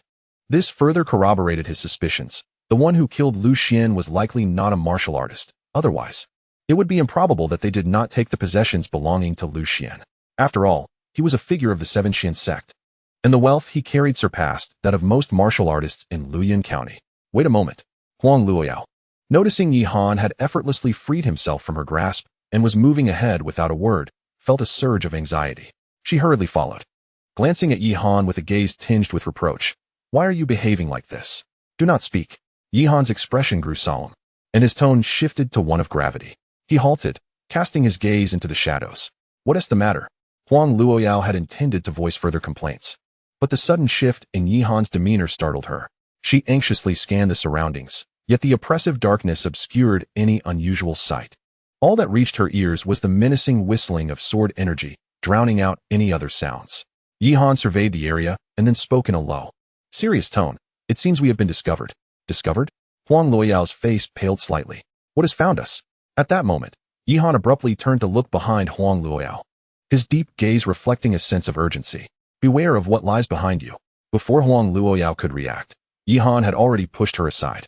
In the next heartbeat, a blue light shot forth, striking where Huang Luoyao had just stood. Boom! With a deafening roar, the entire cave trembled, debris cascading down, and the smoke from the collision of stones began to spread. What a terrifying force! Huang Luoyao's delicate face turned ashen. She crouched behind Yihan, feeling a mixture of panic and an inexplicable sense of security. Yihan furrowed his brow, gazing into the distance. That previous strike was formidable enough to easily obliterate a 9th-level Qi Mansion martial artist, yet it still fell short compared to a martial arts master. Amidst the shattered stones, a colossal figure emerged, approaching Yihan. It was unmistakably a puppet, towering at 5 meters, with 2 muscular arms seemingly composed of an unknown material. It appeared both loose and metallic in sheen. What is this creature? Huang Luoyao stood frozen, realizing that this monstrous entity was the one that had attacked her earlier. This is a battle puppet, Yihan stated calmly. A battle puppet? Huang Luoyao was taken aback. Indeed, Lu Xian most likely met his demise at the hands of this battle puppet. After receiving the memories of the formation master, Yihan was no stranger to such puppet-like entities. The massive body of the puppet was sustained by inscribed spiritual arrays, drawing upon the essence of heaven and earth to maintain its operations. Thus, battle puppets are intrinsically linked to spiritual array masters, forming an inseparable bond. It is said that in ancient times, some puppet masters were particularly adept at controlling battle puppets to confront their foes. Their lifelong aspiration was to create the most formidable battle puppet, capable of enabling an ordinary person, lacking any martial prowess, to challenge even the masters of martial arts and those of the saintly realm. Why has a battle puppet suddenly appeared here? Huang Luoyao furrowed her brow and speculated. Could it be a trap left by the Mirror Hua guest? The Mirror Hua guest provided you with the Mirror Hua token, and since it was meant to select a successor, it would be illogical to set a deadly trap at this final juncture. Yihan pondered, moreover. A mere sword cultivator is unlikely to employ such a spiritual entity as a battle puppet. Nevertheless, once we subdue this battle puppet, all our questions will surely be resolved. As he spoke, the battle puppet had already taken a step forward, its colossal fist unleashing an unmatched force, generating a roaring gale that descended upon Yihan. This strike resembled a meteor plummeting from the heavens, its impact incredibly terrifying. Almost no martial artist beneath the level of a master could withstand it, even from a distance. Huang Luoyao felt her breath nearly cease. Humph! Yihan summoned the dragon-slaying sword and, without hesitation, charged forward to meet the oncoming threat. Chapter 72. Subjugation. Yihan channeled his entire cultivation, allowing the power of the chaotic sword soul to surge forth, transforming into pure chaotic sword energy that enveloped the dragon-slaying sword. In an instant, the sword radiated with a resplendent chaotic glow. Within the ethereal chaotic silhouette, ancient and mysterious sword rhythms flowed. Aware of the battle puppet's might, Yihan unleashed his killing move without reservation. However, he still underestimated the puppet's strength. Boom! The battle puppet's fist struck heavily against the blade of the dragon-slaying sword, and the violent force erupted instantly, sending countless shards of stone flying. The raging aftermath transformed the surroundings into a chaotic ruin. Yihan's expression changed slightly. He felt as though he had struck a primordial divine mountain with his sword. The indestructible body of the puppet unleashed an unimaginable recoil. He was sent flying backward, managing to stabilize himself only after several steps in midair. His palms tingled, and the dragon-slaying sword nearly slipped from his grasp. Truly formidable. It seems this battle puppet's material is not much inferior to that of the dragon-slaying sword. Yihan's gaze flickered, a grave expression emerging on his face. Yi Gongzi, are you alright? Huang Luoyao rushed over, her face filled with concern as she supported Yihan. Her voice tinged with a hint of panic. This battle puppet's strength is overwhelmingly powerful. We may be unable to contend with it. Perhaps we should temporarily withdraw and see if we can find an alternate route, since even Yihan was no match for the puppet. Huang Luoyao certainly would not be foolish enough to continue engaging in a life-threatening struggle. The mirror Hua sword energy is indeed important, but if they acted recklessly, they would not only return empty-handed, but might also risk their lives. No need. Yihan shook his head. The blood within him had already stabilized significantly. Although the previous blow had been uncomfortable, it had not truly harmed him. The battle puppet had already firmly locked its aura onto Yihan. Its first strike had failed, and it advanced with great strides, ready to unleash a new wave of assault. Young Master Yi, if you do not leave now, it will be too late, Huang Luoyao exclaimed, her anxiety growing as the battle puppet drew nearer. Though fear gripped her, she could not abandon Yihan. Thus, she directly retrieved a talisman from her storage ring, poised for a desperate fight. A vast, destructive aura coalesced within the puppet's eyes, and the surrounding spiritual energy seemed to boil. A blue light curtain began to form before the puppet, emanating a power that was evidently more terrifying than its previous assault. Just then, a colossal hand, woven from mist, suddenly reached in from outside the cave. This hand radiated a formidable wave of spiritual power, with lightning-like energy entwined between its fingers. Upon its emergence, it forcefully struck the battle puppet. Boom! A deafening roar reverberated through the heavens and the earth, interrupting the puppet's offensive. Its massive form was violently propelled backward, embedding itself into the adjacent stone wall and scattering debris into the air. This sudden turn of events left Huang Luoyao, who had been on edge, utterly stunned. What is happening? She asked, bewildered. This is the power of the cave's formation, Yihan explained calmly. It seemed that the sword energy barrier at the cave's entrance was not difficult to sever the connection between him and the external spiritual formation. Indeed, upon realizing that the battle puppet was formidable and could not be subdued by brute force, he began to channel the power of the cave's spiritual formation. After breaking through the Qi Palace realm, Yihan's mastery over the spiritual formations had advanced significantly. He could now harness the formation's strength to launch an offensive. At his words, Huang Luoyao was momentarily taken aback before exclaiming in astonishment, Young Master Yi, can you manipulate the spiritual formation of the Mirror Flower Cave? Yihan nodded, opting not to elaborate further on the subject. As the battle puppet prepared to rise again, Yihan focused his thoughts, and layers of misty hands descended from the heavens, crashing down upon the puppet. Wave after wave of assaults inundated the battle puppet, akin to relentless tides. Initially, it struggled to free itself, but eventually, it was thoroughly incapacitated. When Yihan ceased his assault, the battle puppet lay motionless on the ground, barely clinging to life, its enormous eyes still managing to turn slightly. Huang Luoyao was already in a daze, her heart tumultuous with disbelief. She could hardly fathom that the young man before her could wield the power of the cave's spiritual formation to subdue a battle puppet that was nearly comparable to a martial arts master. It was worth noting that even those of them who possessed the Mirror Flower token were ignorant of the circumstances within the Mirror Flower Cave. How had Yihan achieved this?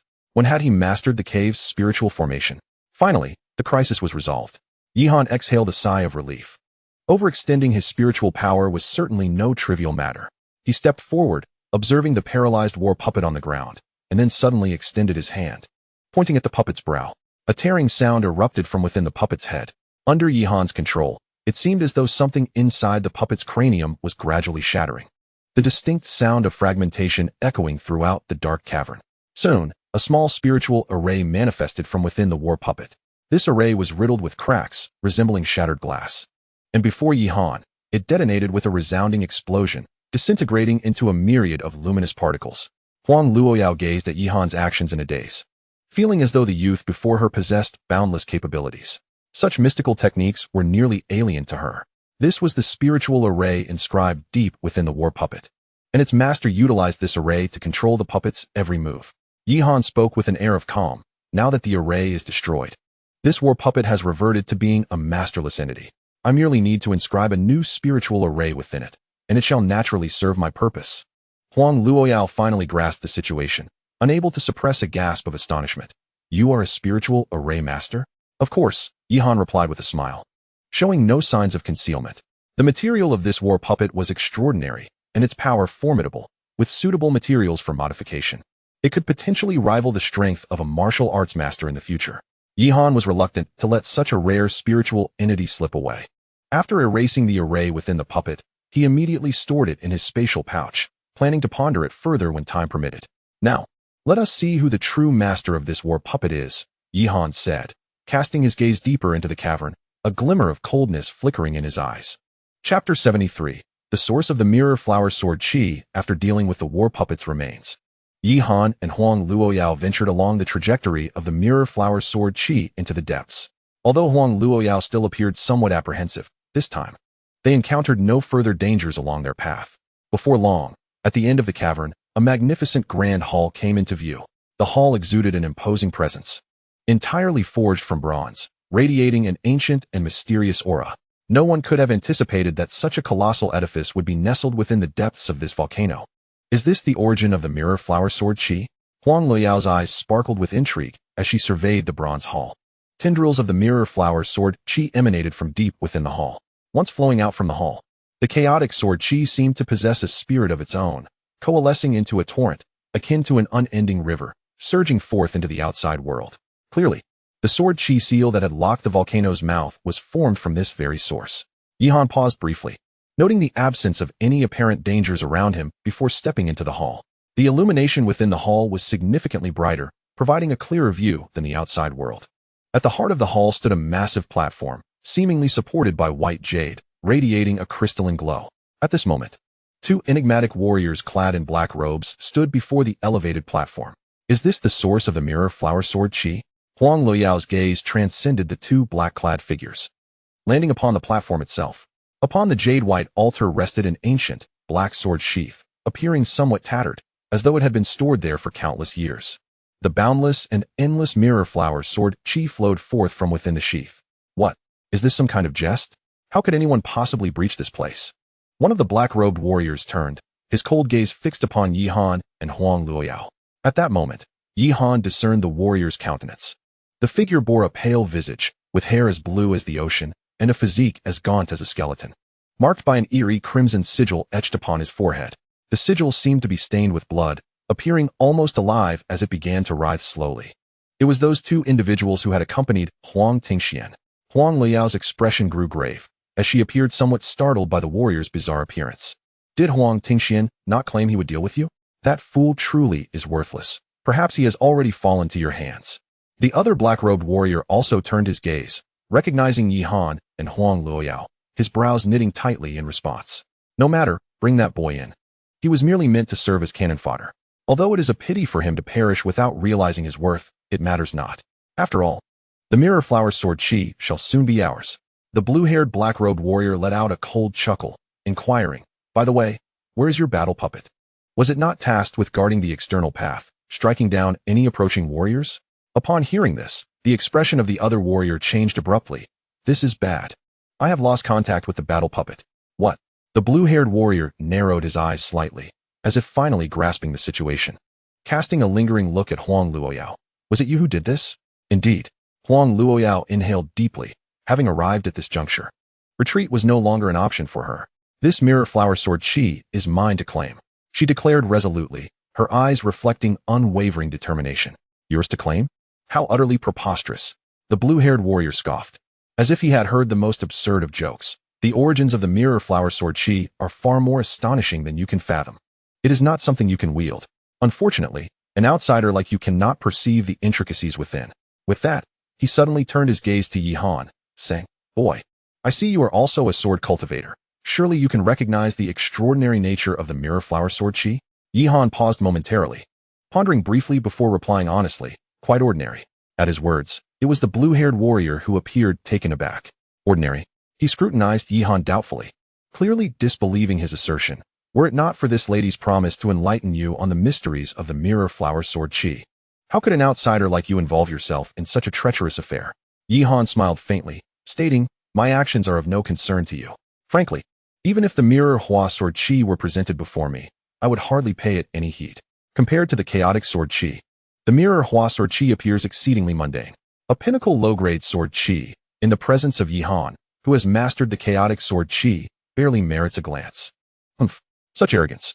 The blue-haired warrior, enraged, laughed derisively, unable to believe Yi Han's words, feeling as if he were being mocked as a fool.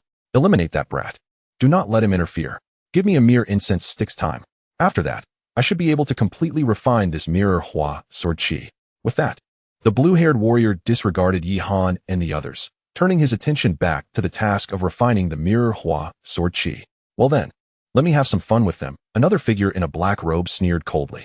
He swiftly approached Yi Han and Huang Luoyao, his eerie movement causing Huang Luoyao's delicate face to shift in apprehension. As the black-robed warrior drew near, an overwhelming scent of blood wafted from him. Huang Luoyao's expression turned grave as she remarked, "That scent of blood is so fresh. He must have just killed someone." Oh, the black-robed warrior chuckled at her observation. "Little girl, you are quite perceptive. I indeed just dispatched a reckless young man. I must admit, he arrived before us, but alas. Before he could refine the mirror Hua sword Qi, I took his head from behind." With that, the black-robed warrior's sleeves billowed, and a round head fell to the ground, landing before the two. What? Huang Luoyao's face turned ashen. Yi Han's gaze narrowed, recognizing the severed head. It belonged to the grandson of the esteemed elder from the Qi Tian Hall. He had entered the mirror Hua cave, representing Qi Tian Hall with the mirror Hua token. Huang Luoyao gasped in shock. I never expected him to die here. Yi Han was momentarily taken aback. It seemed the team from Luyun County that had ventured into the mirror Hua cave had met a grim fate. Whether from the Seven Xian sect, the Tianxin sect, or the Qi Tian Hall, without exception, they had nearly all perished within the cave. Chapter 74. The Treasure Hunt Under Normal Circumstances. I might have been inclined to engage with you for a while. However, alas, we find ourselves in a critical moment. Any idle individuals daring to step into this grand hall must perish. The black-robed warrior's expression twisted with ferocity, his voice dark and laced with madness. His robes billowed once more, the energy fluctuations of a peak Qi Mansion realm warrior spreading recklessly, shaking the entire hall. Such a formidable aura. Although Uncle Hong also stands at the peak of Qi Mansion realm, he is clearly inferior. Huang Luoyao's expression shifted. Despite possessing the cultivation of the 5th level of Qi Mansion, she felt an unimaginable pressure before this black-robed warrior. It was as if he were not merely a Qi Mansion warrior, but rather an entity on the verge of stepping into the master realm. Yi Han's gaze sharpened slightly as he gently swung the dragon-slaying sword, which immediately emitted a melodious hum. The sword's aura effortlessly tore through the black-robed warrior's energy blockade, repelling the oppressive force that had been suffocating them. Huang Luoyao felt a sudden lightness in her body, her breathing becoming markedly more relaxed. The black-robed warrior raised an eyebrow, looking at Yi Han with keen interest. Quite intriguing. To have arrived here, you are indeed remarkable. If I am not mistaken, you must have also vanquished that battle puppet, correct? Tendrils of dark, demonic energy began to swirl around the black-robed figure, and a bizarre blood-red talisman materialized at his brow, pulsating like a living entity in slow motion. The eerie sight caused Huang Luoyao's fair face to pale. Let me see just how much ability you possess. The black-robed warrior sneered, his figure flickering before he appeared right in front of Yi Han. He raised his palm, revealing a talisman engraved within it, which unleashed a formidable force aimed directly at Yi Han. In response, Yi Han countered with a powerful slash of his sword, the razor-sharp blade striking the warrior's palm with great ferocity. The talisman reacted violently, as if sensing pain, trembling intensely and exuding an even denser black, demonic aura. The terrifying recoil surged through Yi Han, causing his hands to tingle, and he nearly lost grip of the dragon-slaying sword. Remarkable. To achieve this with only the 1st level of the Qi Mansion realm, you are truly an extraordinary individual. The black-robed warrior fixed his gaze on Yi Han, his pupils gradually engulfed by darkness.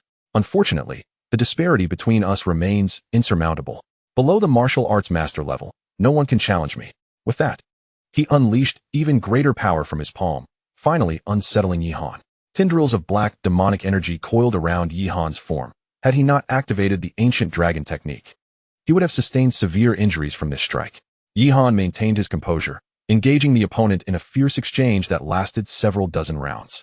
Despite the rampant sword energy, he could not breach the black-robed warrior's defenses, as the power of the talisman absorbed all his efforts. Too slow. At that moment, a blue-haired warrior nearby frowned and coldly remarked, "Do we need to expend so much time dealing with a mere 1st-level Qi Mansion kid? Rest assured, I will soon take his head. The black-robed warrior smirked ominously, his arms now adorned with intricate talismanic patterns. The aura emanating from him grew increasingly sinister and strange. Yihan remained unfazed, channeling chaotic sword energy as he clashed with the black-robed warrior. Although the situation appeared precarious, as long as his opponent was not a martial arts master, there was little to fear. A towering illusion of a pagoda materialized behind Yihan, its structure adorned with 12 brilliant stars that shimmered in unison, radiating astonishing power. Yihan activated his profound cultivation, shattering the runes before him with remarkable prowess.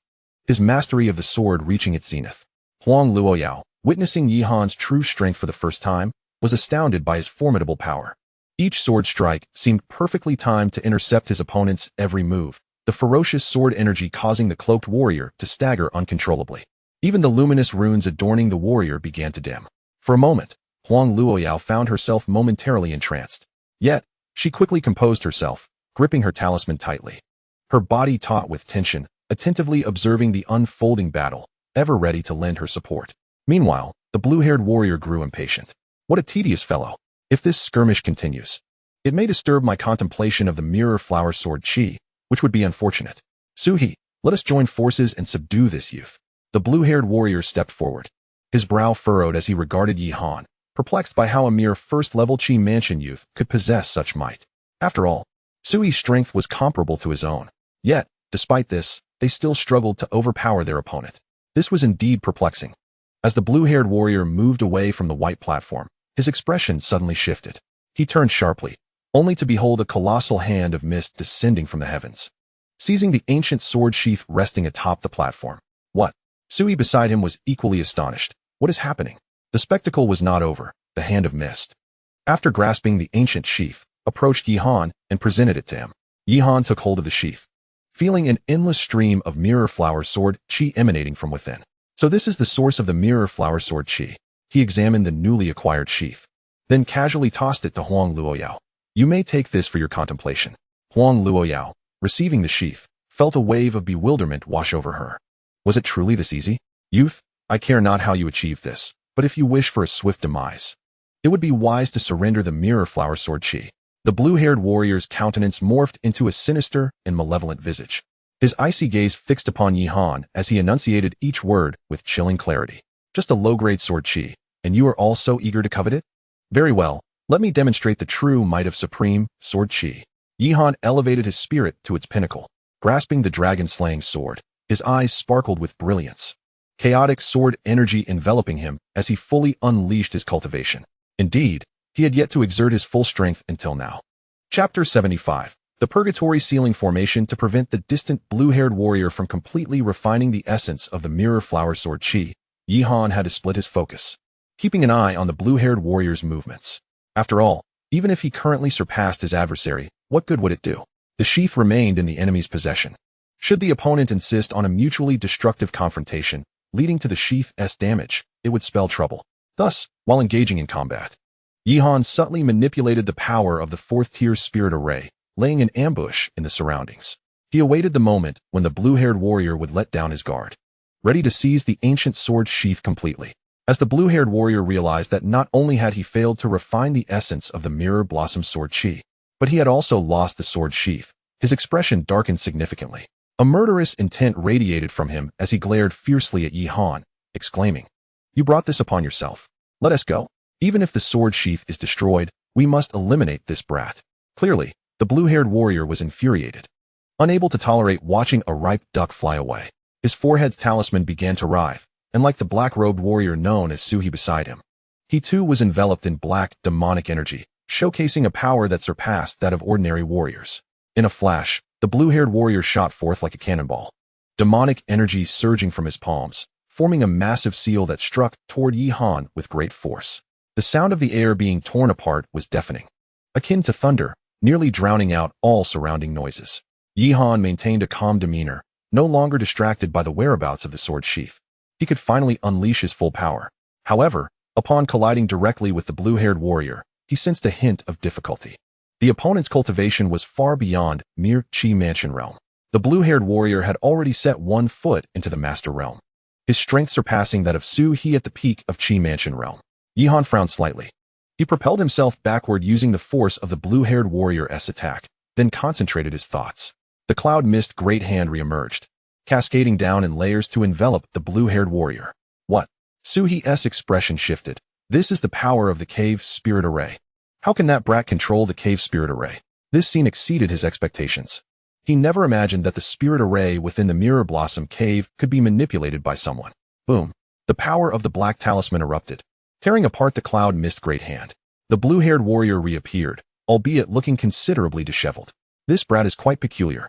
He seems to harbor many secrets. The blue-haired warrior's eyes flickered. Capture him, and we might gain unexpected rewards. Attack. This time, they held nothing back, flanking Yihan from either side, effectively trapping him in between. Even Huang Luoyao, who had acquired the sword sheath not far away, was disregarded by them. The violent black, demonic energy surged forth from both warriors, and the talismans upon them glowed increasingly bright and sinister. Yihan wielded the dragon-slaying sword, unleashing a series of sharp sword energies. Each was immensely powerful, capable of effortlessly tearing through the body of a 9th-level Qi Mansion realm warrior. Yet, when it struck the two black-robed warriors, it merely activated the power of their talismans. Although they felt the impact, they managed to block all the sword energies. The two adversaries clashed fiercely, their sword aura and demonic energy sweeping through the arena with reckless abandon, causing the entire bronze hall to tremble precariously. Huang Luoyao's complexion turned pale, her heart filled with trepidation. She yearned to assist Yihan, yet she understood that, given her current cultivation level, any attempt to intervene would not only be futile, but could also become a burden to him. In the blink of an eye, the two sides had exchanged blows hundreds of times, and despite their combined efforts, they still managed to suppress Yihan. Gradually, he began to suffer injuries. The fabric of his chest stained crimson with blood. What a troublesome opponent, Yihan sighed, feeling a tinge of regret. Clearly, unless his strength advanced further, it would be impossible to subdue these two enigmatic foes. Child, you might as well cease your futile struggles, the blue-haired warrior spoke with a deep tone, his gaze imbued with amusement. Such talent is indeed a pity to squander. Since you have destroyed my battle puppet, why not surrender willingly? I could fashion you into a new one. If you behave well enough, I might even allow you to retain some semblance of consciousness. In that case, you could continue your existence in another form of life. Indeed, Sui chimed in, directing a cold smile at Yihan. Better than suffering endlessly until death. Wouldn't you agree? They believed their victory was assured and sought to undermine Yihan's resolve with their words. To be transformed into a battle puppet? Yihan smiled faintly, surprising everyone with his calm demeanor amidst such dire circumstances. Suddenly, his pupils reflected a myriad of brilliant lights within his vision. The void above the hall was intricately woven with countless complex patterns, while outsiders could not discern the hidden truths. Yihan was aware that he had already utilized the power of the cave's spiritual formation to establish an ancient killing array within the bronze hall. This formation, known as the Purgatory Sealing Heaven Array, was said to have originated from the depths of the underworld, crafted collaboratively by numerous formidable beings from that realm. It had once achieved astonishing feats on an ancient battlefield, annihilating thousands of warriors who had surpassed the saint level. Of course, that memory was exceedingly distant. And although Yihan had absorbed knowledge of the related array techniques, his current strength was insufficient to fully manifest the Purgatory Sealing Heaven Array. Thus, he had only been able to set up a remnant of it. However, without the aid of the cave's spiritual formation, even this remnant would have been impossible for him to establish. Once this remnant array took shape, its explosive power could threaten even martial masters. This exemplified the formidable nature of spiritual formation masters. When prepared, their lethality far exceeded that of ordinary warriors. The blue-haired warrior and his companions could never have imagined that while they battled, Yihan had secretly laid such a deadly trap. Thus, when they witnessed the Purgatory Sealing Heaven Array materializing before them, enveloping the entire bronze hall, their expressions turned to shock. This is where it ends for you both. Yihan smiled faintly, a chilling killing intent glimmering in his eyes. Chapter 76. The Other Identity of the Mirror Flower Guest. Blinding black thunder descended from the Purgatory Sealing Heaven formation, bearing an incomprehensible force, as if it sought to drown the very heavens and earth. Yihan's slender figure, set against the backdrop of the numerous black thunders, resembled a reaper emerging from the depths of the abyss, instilling a sense of dread and trepidation. How could this be? When was this killing formation laid out? The blue-haired warrior's eyes widened in disbelief. It was no wonder he was in a frenzy. He had arrived at this bronze hall long before Yihan, yet he had not sensed anything amiss from the very beginning. No one knew if this killing formation had existed prior, or if it had been quietly set up by Yi Han after his arrival.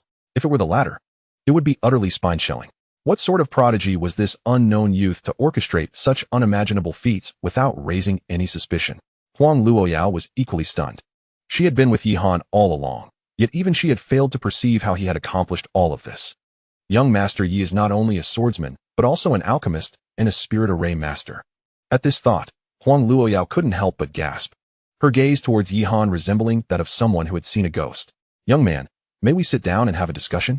The blue-haired warrior inhaled deeply, his expression grave as he fixed his gaze on Yi Han and spoke in a low voice.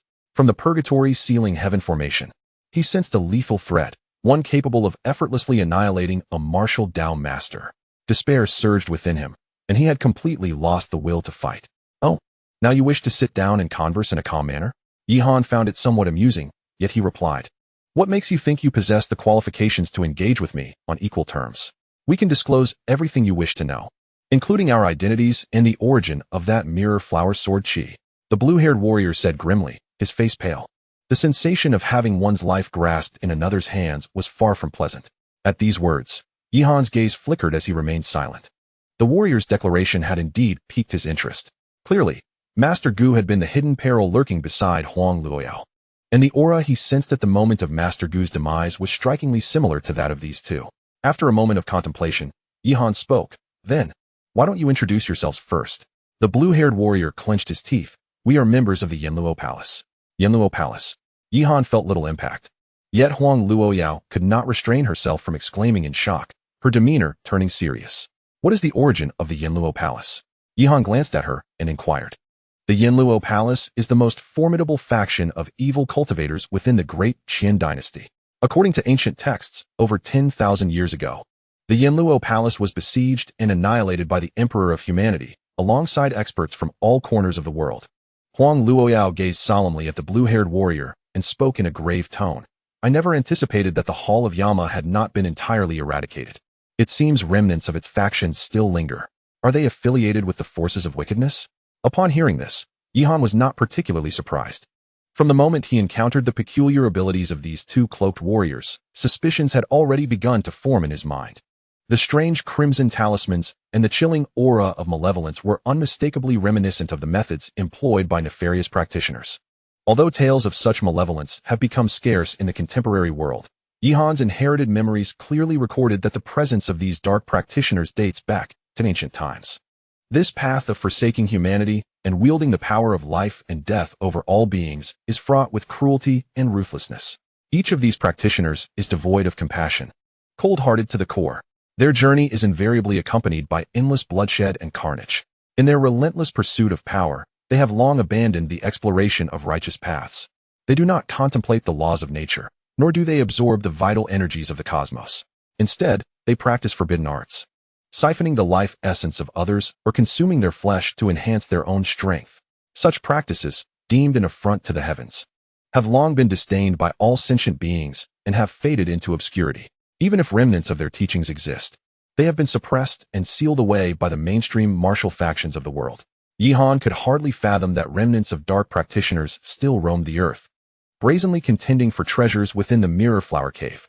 The Hall of Yama should have been extinguished eons ago. Its sudden resurgence is indeed a matter of great concern. Huang Luoyao cast a glance at Yi Han and softly remarked, extinguished? At this, the blue-haired warrior let out a derisive laugh. How utterly absurd. I might as well inform you that our Hall of Yama has never truly been extinguished. Is that so? Yi Han pondered for a moment before responding. Then why not disclose the whereabouts of your Hall of Yama? What do you intend to do? The blue-haired warrior regarded Yi Han with suspicion. I intend nothing, merely curious. Yi Han replied, I am afraid I cannot divulge that. Our souls are bound by a curse, and should we utter any secrets of the Hall of Yama, we would meet our demise. The blue-haired warrior stated nonchalantly. I see. Yi Han nodded. He pointed to the ancient sword sheath in Huang Luoyao's hand and inquired, what can you tell us about this mirror flower sword chi? The blue-haired warrior's expression abruptly became complex, tinged with amusement. That is not something mere mortals can wield. You may know of the illustrious reputation of the mirror flower guest, yet you are unaware of his hidden identity. Beyond being a mere sword cultivator, he is, in fact, a dark practitioner. Upon hearing this, even Yi Han was taken aback. What did you say? The mirror flower guest is actually a dark practitioner. Huang Luoyao gasped in astonishment, glancing at the sword sheath in her grasp, a sense of inexplicable dread surging within her, nearly causing her to falter. Humph. Observing Huang Luoyao's reaction, the blue-haired warrior couldn't help but sneer. What is there to be surprised about? In the beginning, numerous formidable warriors had engaged with the mirror Hua guest, only to repeatedly suffer fatal counterattacks, including those illustrious figures of higher realms. Did they truly believe it was due to the guest's extraordinary talents and unparalleled combat prowess? It was merely because his methods eluded comprehension by mere mortals. How could this be? Huang Luoyao's face was filled with disbelief. After expending so much effort to infiltrate the mirror Hua's lair, she was met with such an inconceivable revelation. Enough of your questions. It is time for you to depart, Yihan suddenly remarked with a detached tone. Chapter 77. The Secrets of the White Jade Platform. Yihan's words left the blue-haired warrior momentarily stunned. What did you say? I have revealed everything to you. What more do you wish to know? He gritted through clenched teeth. Indeed, do not go back on your word. Suhi echoed in agreement. Go back on my word. Yihan chuckled coldly at their remarks. I seem to recall never having promised you anything. Did you truly believe that by obediently answering a few questions, I would grant you clemency? With a mere gesture, he activated the infernal ceiling array above the grand hall, unleashing a cacophony of thunderous roars. Damn it, we must strike. Even if we perish, we cannot allow this brat to have his way. Feeling the overwhelming aura of destruction enveloping the skies, both warriors plunged into icy despair, their sense of impending doom intensifying. That was a power capable of clashing with a martial arts master. They understood that once the assault of this slaughter array took form, escape would be utterly impossible. In a flash, both figures launched a simultaneous strike towards Yihan, leveraging the recoil to propel themselves towards the hall's exit. At that moment, Yihan's thoughts surged, and two pitch-black chains erupted from the void. These chains moved with astonishing swiftness, shattering their offensive and, with a thunderous force, piercing through their chests. They barely had time to react, feeling a chill in their chests, as if their blood and strength were inexorably draining away. Looking down, they were horrified to discover a massive gaping hole in their chests. The chains, entwined with black lightning, unleashed a terrifying destructive force, obliterating their internal organs, flesh, bones, and meridians. You will regret opposing the Hall of Yama, the blue-haired warrior uttered in utter despair. With every ounce of strength, he managed to turn his head slowly to utter that final sentence before collapsing, breathless and lifeless. After vanquishing them, Yihan finally retracted the infernal ceiling array. He let out a sigh, beads of sweat forming on his forehead. Employing such a high-level slaughter array, even as a remnant, had drained most of his energy. Had the infernal ceiling array been sustained any longer, he feared he might have succumbed first. This urgency to act was precisely why he had hastened to eliminate the two. You have acquired the mirror Hua sword chi. Our transaction is thus fulfilled. I do not require a direct confrontation between your prefecture and the Tianqin sect. I merely hope you can extend your protection to the Yi family when necessary, Yihan stated with calm resolve. As he spoke, he harnessed the power of the cave's spiritual array, thoroughly scavenging the belongings of the two black-robed warriors. Rest assured, young Master Yi, I shall not go back on my word. You have aided me immensely. I would rather perish than allow the Yi family to suffer even the slightest harm, Huang Luoyao declared gravely. Yihan nodded slightly and approached the white jade platform, scrutinizing it closely before inquiring, what are your plans now? The techniques left behind by the mirror Hua guest, being of a sinister nature, inevitably bore traces of malevolence and demonic energy. Should you forcefully attempt to comprehend them, I fear the consequences may be dire. Huang Luoyao's expression appeared somewhat despondent. Gazing at the ancient sword sheath in her hand, she slowly articulated, my fervent desire to acquire this mirror Hua sword aura is not for my own enlightenment, but for the sake of my father. Your father? Yihan's gaze shifted from the white jade platform to Huang Luoyao, as he could not help but ask, what has happened to him? Throughout their journey, Yihan had occasionally heard that Huang Luoyao's father, King Xuanyo, had long been missing, seemingly vanished for years. My father ventured to a forsaken ancient battlefield in search of the sword left behind by the mirror Hua guest, and he has not returned since. It has been over 3 years since his disappearance, and we have yet to uncover any trace of him. Huang Luoyao's expression was heavy with sorrow, her voice devoid of joy at the prospect of acquiring the mirror Hua sword aura. The sword? Yihan then realized that within this mirror Hua cave, it appeared that only the mirror Hua sword aura remained. The sword aura was sealed within the sheath, but where had the sword itself been placed? Are you suggesting that you wish to sense your father's whereabouts through the connection between the mirror Hua sword aura and the sword, in hopes of retrieving him? Yihan surmised. Indeed, Huang Luoyao nodded. At this juncture, I have long ceased to harbor much hope for my father's return. Yet, whether alive or deceased, I cannot reconcile myself to his inexplicable disappearance.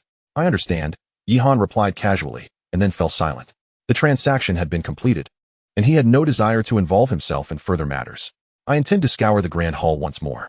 This vast and empty space surely serves a purpose beyond merely housing this sword sheath. If you are not in haste to depart, you may remain here to ponder the mysteries of this sheath. Should anything untoward occur, I can intervene in time, Yihan suggested nonchalantly. Young Master Yi, will I be able to seek your assistance again in the future? Huang Luoyao's eyes brightened slightly at his words. I have promised to help you subdue this mirror Hua sword aura, but that is where my obligations end, Yihan replied with a stoic expression. Observing the boy's cold and resolute demeanor, Huang Luoyao felt a pang of disappointment. Yet, she understood that during this expedition into the cave, Yihan had already aided her significantly. Conversely, she and Hong Yun seemed to have contributed little, with all the pressure resting solely on Yihan's shoulders. She shook her head, dismissing her thoughts, and turned her gaze back to the ancient, time-worn sword sheath in her hand. Within the scabbard, the ethereal sword aura of the mirror flower continues to emanate endlessly. Yihan stands before the white jade platform, pausing in contemplation. In truth, from the moment he stepped into this grand hall, he had taken note of the white jade platform. Indeed, it was unexpected that Yihan's immediate focus was not on the scabbard or the shimmering sword aura, but rather on the platform itself. The white jade platform is robust, smooth, and gleaming, radiating a soft, luminous brilliance. While the ordinary observer might regard it merely as a vessel for the scabbard, Yihan understood that it likely concealed secrets unknown to others. The spirit-condensing dragon jade possesses the remarkable ability to gather the essence of heaven and earth, absorbing the quintessence of the sun and moon. Furthermore, it serves as an exquisite material for sealing rare spiritual objects. As Yihan caressed the surface of the white jade platform, he murmured to himself, contemplating whether he should shatter it. Suddenly, an idea struck him. With a surge of force from his palm, the white jade platform shattered with a resounding crack. Chapter 78. The celestial sword steel. The crisp sound of breaking echoed within the hall. Amidst the scattering fragments of white jade, a fragment of a steel fell before Yihan's eyes. Just as Yihan had anticipated, the white jade platform indeed concealed something else. He bent down to retrieve the steel. It was small, merely the size of 2 palms, exuding an ancient aura. Due to its prolonged confinement, some of the inscriptions on the steel had become illegible. As Yihan traced the rough patterns of the steel, a sense of foreboding stirred within him. The value and significance of this steel, hidden away deep within the white jade platform, were likely far more astonishing than the visible sword aura. Yihan attempted to channel his spiritual energy into the steel. Soon, several hidden auras emanated from various corners of the bronze hall. These auras resembled that of the steel before him, seemingly part of its entirety. Was it conceivable that a single steel had been shattered into several pieces, each concealed within different locations of the bronze hall? Such secrecy and caution, what mysteries could lie within the steel? Yihan furrowed his brow, his eyes gleaming with fervor. Undoubtedly, this seemingly unremarkable, weathered stone in his hand might be the most crucial existence within the entire mirror flower cave. With this thought in mind, Yihan ventured deeper into the hall. Following the sensed auras, he discovered additional steel fragments throughout the hall. At that moment, Huang Luoyao also noticed Yihan's actions. She followed him into the depths of the hall and was immediately greeted by a new realm. The bronze hall was indeed comprehensive. Aside from the scabbard in the front chamber, the rear contained areas akin to a scripture repository, meditation rooms, tea rooms, and bedrooms. At this juncture, it was evident to all that the bronze hall was likely where the mirror flower had once practiced. These are all high-level yellow-grade techniques. Wait, there are even numerous profound-grade techniques. Huang Luoyao surveyed the rows of scriptures and techniques within the repository, her face filled with astonishment. The martial arts scriptures are often categorized into 4 tiers: heaven, earth, profound, and yellow. Among these, the yellow tier is the most commonplace, while the heaven tier is the most formidable, existing only in legends. Throughout the vast Dantian dynasty, the presence of profound tier martial arts is exceedingly rare. Such esteemed techniques are typically confined to the royal family of Dantian or a select few top-tier factions. Huang Luoyao never anticipated that Jinghua had amassed such a plethora of profound-tier martial arts during his lifetime. She could only wonder how he accomplished this feat. Disregarding Huang Luoyao's astonished expression, Yihan continued to piece together the fragments of the steel. In his eyes, these martial arts held little intrinsic value. Aside from being useful for the disciples of the Yi family to cultivate, he had no personal need for them. After all, the might of the ancient demon chi refinement technique had surpassed Yi Han's expectations. Though the exact tier of the technique remained unclear, Yi Han surmised it was likely not inferior to the legendary heaven tier martial arts. Before long, Yi Han gathered all the fragments of the steel within the bronze hall. He meticulously assembled them, eager to finally behold the complete visage of the steel. However, disappointment soon washed over him. The steel remained incomplete. Although he had collected the majority of the fragments, one corner was still missing. The value of any exceedingly precious spiritual item diminishes significantly if its body is partially damaged. Perhaps a complete steel could unveil powers beyond imagination, but in its current state, missing a corner, it was merely an ordinary stone slab. Yi Han furrowed his brow, a tinge of frustration creeping into his heart. This steel was likely the most treasured artifact within the entire Jinghua cave, and having assembled most of it, would he falter at this final hurdle? Shaking his head, he sighed, preparing to stow the steel away. Just then, an unexpected change occurred. Yi Han suddenly felt a surge of heat coursing through his body, as if his blood were boiling, relentlessly impacting every meridian within him. Within his soul palace, a soft voice unexpectedly echoed, Is that sacred-grade sword chi? Remarkable. Who would have thought that this dilapidated lower realm could still harbor sword chi beyond the sacred grade?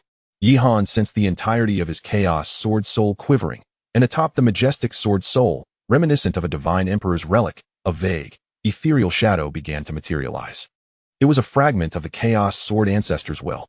Yi Han's body seemed to be under the control of the Chaos Sword Ancestor's intent, compelling him to extend his hand uncontrollably, his fingertips tracing an ancient, mysterious rune. Subsequently, he pressed a finger onto the steel. The steel began to tremble violently, the originally obscure inscriptions shimmering with a golden light, as if revitalized, transforming into clarity and brilliance. Yet even so, Yi Han found himself unable to decipher the characters inscribed upon it. Those ancient texts had likely been passed down through the ages, and how many in later generations could discern their meanings? This was the Celestial Sword Steel, constructed by the Celestial Sword Academy, upon which the sacred grade sword chi inscribed the insights into sword intent from the Academy's great sword cultivators. Whoever possesses this sword steel is destined to shine brilliantly on the path of swordsmanship. Alas, my descendants do not yet require such an object. Of course, I am not one to be overly pedantic. Since it is here for the taking, I shall graciously accept this grand gift on behalf of my descendants. The Chaos Sword Ancestor let out a hearty laugh, and the runes at his fingertips erupted with formidable power. Countless rays of light cascaded like a flowing galaxy, swirling around Yi Han. He felt utterly immobilized, unable to move, as he could only watch in astonishment as the golden inscriptions on the towering sword steel flowed from the runes at his fingertips into his soul palace. Soon, the brilliance of the towering sword steel faded, and its inscriptions vanished without a trace.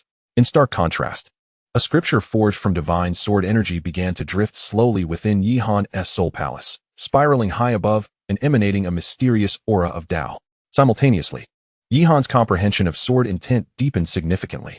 Sword intent is a power that martial artists cultivate as they delve deeply into the path of swordsmanship.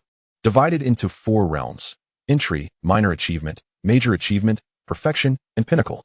Yi Han had only recently awakened his chaos bloodline, and he was merely at the initial stage of understanding sword intent, still at the entry level, with a long journey ahead of him. However, as the inscriptions of the towering sword steel gradually dissipated and integrated into Yi Han's mind, he discovered that his grasp of sword intent was rapidly escalating. Chapter 79. Surge in strength. Before long, Yi Han felt a sensation of heaviness in his mind, as if it were about to burst, and his consciousness became increasingly hazy. He realized he had yet to fully absorb the scripture, but even so, he had reached his limit. Truly, this was the hallmark of the Dantian Sword Academy. Such an enlightening transmission of swordsmanship could only be achieved by those capable of such feats without damaging the foundational essence. Faintly, the voice of the Chaos Sword Ancestor seemed to echo softly in Yi Han's ears. Regrettably, although I do not regard this scripture highly, it is of great benefit to my descendants.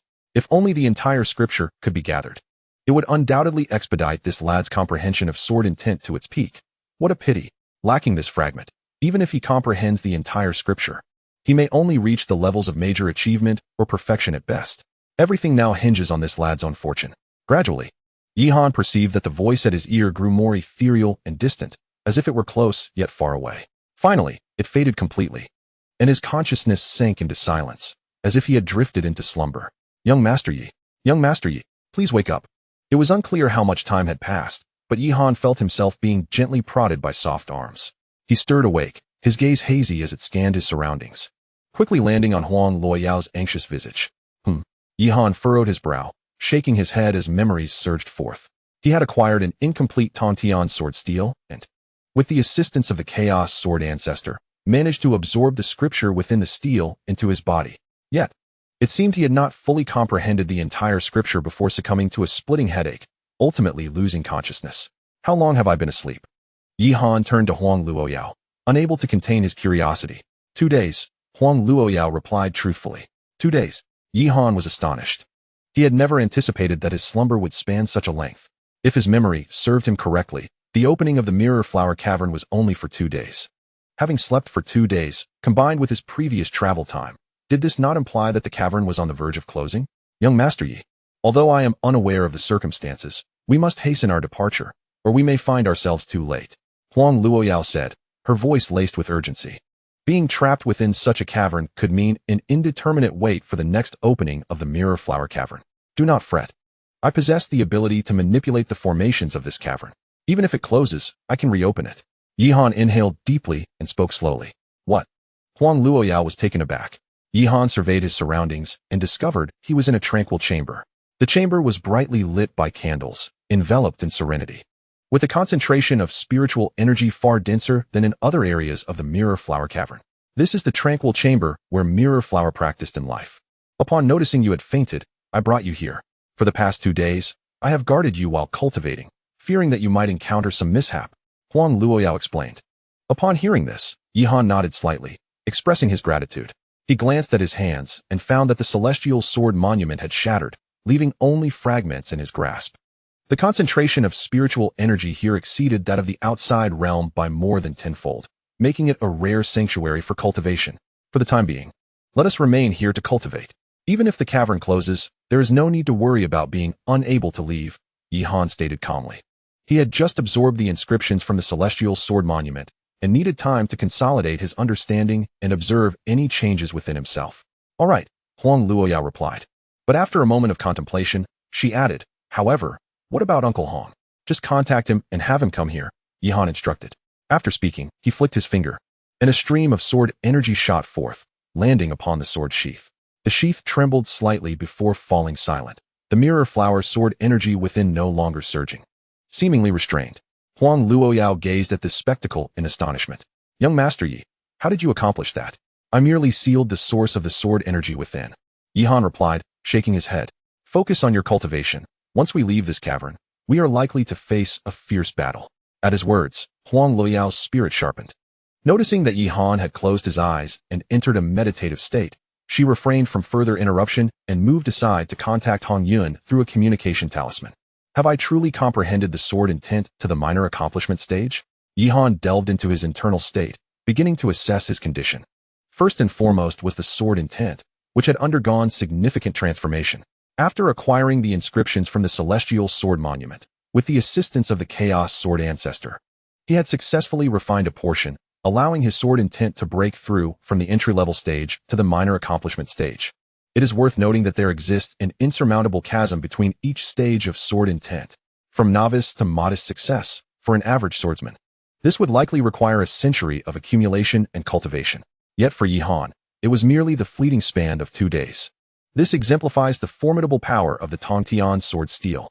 This ancient monument, inherited from the Dantian Sword Academy, greatly enhances one's comprehension of sword intent and is an invaluable treasure for any swordsman. Although the inscription is incomplete, it still yields such significant effects. If I could gather the final piece, Yihan thought rapidly, though he was uncertain of the whereabouts of the last fragment. Since this was a treasure left behind by the Mirror Flower guest, seeking out other traces of the Mirror Flower guest's existence might lead to fruitful discoveries. For instance, the ancient battlefield that Huang Luoyao had previously mentioned. In addition to the advancement in his swordsmanship, Yihan realized that his cultivation had also progressed. The awakening of the chaotic sword ancestor's consciousness granted him another drop of ancient demonic blood. Under the nurturing of this ancient demonic blood, Yihan's body and cultivation experienced varying degrees of enhancement. Now, he had reached the second level of the Qi Mansion realm. Of course, The 2 days of slumber had not completely refined that drop of ancient demonic blood. Otherwise, his strength would have likely increased even further. With this thought in mind, Yihan activated the ancient demon chi refinement technique and began to refine the remaining demonic blood. Eventually, as the power of the blood was nearly exhausted, he successfully broke through to the 3rd level of the Chi Mansion realm. With the modest success in sword intent and the 3rd level of Chi Mansion realm cultivation, combined with the chaotic sword chi, Yihan's combat power had undoubtedly ascended to an entirely new echelon after several days of tempering. Chapter 80. A Grim Situation. Yihan concluded his cultivation and opened his eyes. His gaze was electrifying, and his demeanor exuded an undeniable sharpness. This was the transformation brought about by the elevation of his sword intent. After comprehending sword intent to the level of modest success, Yihan's combat prowess underwent an astonishing metamorphosis. Even when confronted with a true martial arts master, he felt confident in engaging in battle. Scanning his surroundings, Yihan quickly sensed Hong Yun's aura in a nearby side hall. Clearly, with the disappearance of the mirror flower sword cheese blockade, Hong Yun had also arrived in the bronze hall. Upon noticing that Yihan had ceased his training, Huang Luoyao and Hong Yun gathered around, their expressions gravely serious. According to Hong Yun, 5 days had passed since Yihan entered the bronze hall. During these 5 days, no one had emerged from the mirror flower cave. Hearing this, Yihan was momentarily taken aback and inquired. If I recall correctly, the 2 Chi Mansion realm warriors accompanying Lu Xian were still alive and well, were they not? That was indeed the case. However, as Hong Yun spoke, his complexion darkened slightly. Yet, since the time had elapsed and no one had left the mirror flower cave, Li Pingxian from the 7 Xian sect had directly utilized a strand of consciousness attached to those 2 individuals to observe my presence. A strand of consciousness? Yihan narrowed his eyes. The means of a martial arts master were indeed astonishing. Although it may not possess the profound mysteries characteristic of the supreme beings of the 4 realms, it has certainly transcended the imagination of ordinary martial artists within the 4 realms of the mundane. Indeed, Hong Yun spoke slowly, recounting, at that moment, only the 2 of us and those 2 fellows stood guard outside the volcano's mouth. Upon sensing my presence through a thread of consciousness, Li Pingxian and I instantly engaged in a fierce clash. Did you emerge victorious? Yihan surveyed Hong Yun closely, only to discover that while the latter appeared to have few external wounds, his internal meridians and flesh were already riddled with scars. A pallor washed over Hong Yun's face. It was sheer luck. Li Pingxian seemed to have been informed of Lu Xian's demise, and in his fury, he compelled those 2 to confront me. Had I encountered merely one of them, I would have been able to subdue him effortlessly. However, against the combined strength of both, I found myself somewhat overwhelmed. Fortunately, under Li Pingxian's influence, they seemed to exhibit considerable discrepancies in controlling their bodies, and during our confrontation, they inadvertently became ensnared by the Mirror Blossom's sword chi at the cave entrance. One of them was severely injured on the spot, rendered incapable of further combat. The other also succumbed to my relentless assault, consumed by the same Mirror Blossom sword chi. Yihan understood that the Mirror Blossom sword chi, which sealed the cave's entrance, possessed formidable power, capable of shaking a martial arts master to their core. In such a perilous situation, should Hong Yun and the others engage in fierce combat, even a slight misstep could spell their doom. Yihan could vividly imagine the intensity and danger of that moment. With a sigh, Hong Yun continued, although we emerged as the ultimate victors, Xiao Yao has informed me that you may freely manipulate the spiritual formations of the cave, allowing us to leave at any time. Yet, as you might have surmised, the current circumstances are quite unfavorable for us. Over the past 5 days, no faction has managed to exit alive. We alone remain within the Mirror Blossom Cave. Given the abilities of those martial arts masters, they must have already discerned this reality. Once we depart the cave, we are highly likely to face repercussions from various factions, becoming targets of blame. Upon hearing this, Yihan pondered for a moment and inquired, is it possible to contact the martial arts masters of your prefecture? No, we are unable to. The spatial conditions within the Mirror Blossom Cave differ from those of the outside world, severing our connections. Huang Luoyao replied, her exquisite features marred by worry, her spiritual energy fluctuating erratically. This was the aura of a 6th-level Chi Mansion cultivator. Clearly, she had not been idle during these past few days, successfully breaking through from the 5th level to the 6th. The cultivation conditions here are quite favorable. Let us make the most of them. After resting for another day, we shall depart this place. Yihan instructed the 2 of them. He then took out a Dan furnace, beginning to refine medicinal pills. He made no effort to conceal his actions from Huang Luoyao and Hong Yun, his fingers deftly dancing above the furnace. It was as if an invisible thread connected the myriad herbs scattered around in his 10 fingers. With a flurry of motion, Yihan swiftly placed various spiritual herbs into the furnace, engulfed by the searing waves of fire, which then coalesced into a rich essence. The Dan fire flickered, a subtle fragrance of medicine wafting through the grand hall, accompanied by waves of warmth. Soon, with Yihan's exquisite techniques, a batch of high-quality elixirs was freshly produced. This was the Qi nourishing pill. After consumption, it should completely heal your injuries. Yihan took out one pill and handed it to Hong Yun. He then produced another and presented it to Huang Luoyao. This was a top-tier third-grade breakthrough pill, sufficient to enable you to make significant progress within the Qi Mansion realm. Yihan spoke calmly, his expression devoid of any tumult, as if presenting such a precious elixir was merely a trivial act for him. Huang Luoyao displayed a look of astonishment, her heart unable to settle for a long time. In such a brief moment, Yihan had managed to concoct such a high-grade elixir? It is important to note that the third-grade breakthrough pill assists warriors in the Qi Mansion realm to transcend a level, and in the entire Luoyang County. They are exceedingly rare. Not only are they costly, but they are also scarce in the market. Moreover, what Yihan held was a top-tier third-grade breakthrough pill. One could hardly find a single piece in the entirety of Luoyang County. For ordinary alchemists, being able to refine elixirs intact is already a sign of exceptional skill, often earning them a revered status among great powers. In such a place where skilled alchemists are scarce, who would dare to demand so much? Even the most inferior elixirs are considered immensely precious, deserving of respect. Thus, it was Huang Luoyao's first encounter with a top-tier third-grade elixir. The efficacy of the third-grade breakthrough pill is truly remarkable, capable of helping Qi Mansion warriors elevate a level. Such an elixir holds immense value, fetching at least 700 to 800 spirit crystals. Of course, due to the scarcity of elixirs in Luoyang County, under the market's inflation, selling for over 1,000 spirit crystals is not an exaggeration. Such a quantity of spirit crystals could purchase 10 small shops in the more remote areas of Qingyang City. Yihan casually bestowed such an elixir, which made Huang Luoyao both grateful and somewhat anxious. "Young Master Yi, thank you," she said earnestly after taking a deep breath. "It is of no consequence. We are all comrades standing on the same front. No need for formalities," Yihan replied, shaking his head nonchalantly. For him, it was merely an ordinary elixir.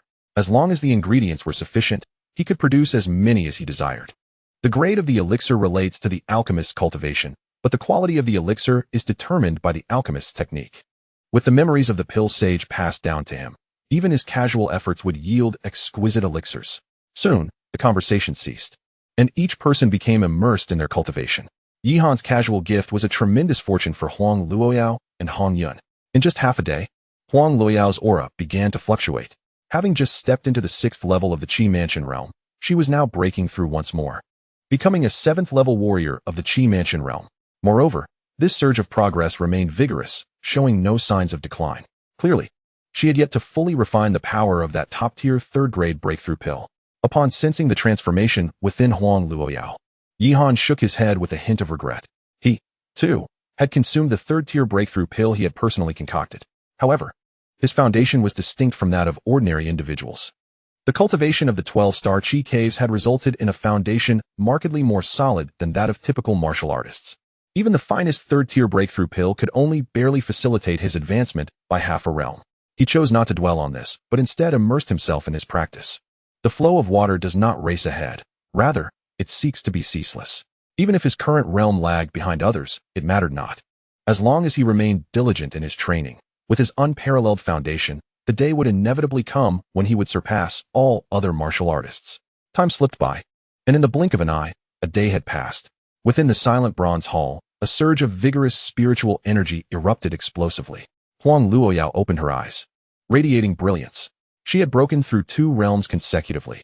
After ascending to the 7th level of the Qi Cave realm, she surged forward once more, propelled by the immense medicinal power of the exquisite third-tier breakthrough pill, achieving yet another breakthrough. Now, she had reached the 8th level of the Qi Cave realm. Before entering the Mirror Flower Cave, she could never have imagined that her journey would yield such extraordinary gains. Hong Yun also reaped considerable benefits. Already at the pinnacle of the Qi Cave realm, he now practiced within the Bronze Hall, where the density of spiritual energy was exceptionally high. Coupled with the assistance of Qi nourishing pills, although he had not yet transcended to the martial Dao Grandmaster level, he had 1 foot firmly in that domain. At this rate, it was likely that within 2 months, he would ascend further, becoming a true martial Dao Grandmaster. Have you all completed your preparations? It is time for us to depart, Yihan remarked indifferently. Though the density of spiritual energy within the cave was high, its quantity was finite. After several days of exertion, Yihan could distinctly sense a decline in the concentration of spiritual energy within the hall. Therefore, he did not intend to linger any longer.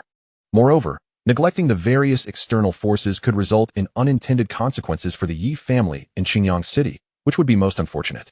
At present, Yihan's cultivation had also progressed, yet he remained at the pinnacle of the third level of the Qi Cave realm.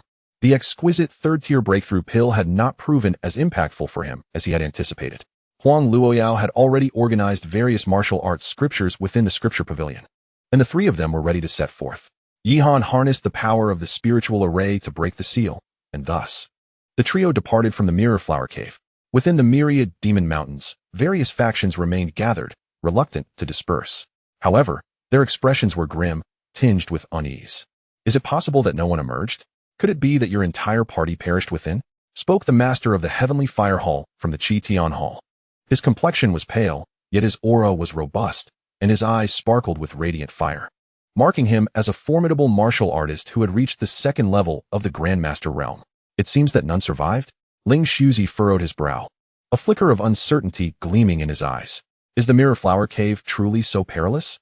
According to legends, it is a creation left behind by the Mirror Flower Guest for their successors. Their methods towards the next generation seem excessively severe. They must have all perished. Otherwise, the cave would have long been sealed. How could there still be individuals unaccounted for? Huang Ziyuan's expression finally softened a bit. Huang Tingxian was the first to perish within. Now that it had been revealed that everyone inside had met their demise, he felt a slight sense of psychological equilibrium. No, there are still survivors within. Li Pingxian sneered. The fellows from the county office are still alive. Are you referring to Huang Luoyao and the others? Huang Ziyuan furrowed his brows. But now that the cave is closed, why have they not made an appearance? Everyone perished inside, yet they emerged as the final victors, inheriting the legacy left by Jinghua Ku. Do you truly believe they would reveal themselves so easily? Li Pingshuan's voice turned cold. Upon hearing this, the atmosphere fell into a profound silence. There is merit to this. Huang Ziyuan spoke solemnly. So, are you suggesting that your Seven Xian sect was also victimized by Huang Luoyao and her cohort? Though Lu Xian did not perish at the hands of Yihan and the others, Li Pingxian still nodded. Indeed, I witnessed it with my own eyes. They survived until the end. 2 of my Seven Xian sect's guards were also slain by them. The Seven Xian sect and the county office have always been mortal enemies. How could he simply stand by and allow the county office to emerge as the ultimate victor?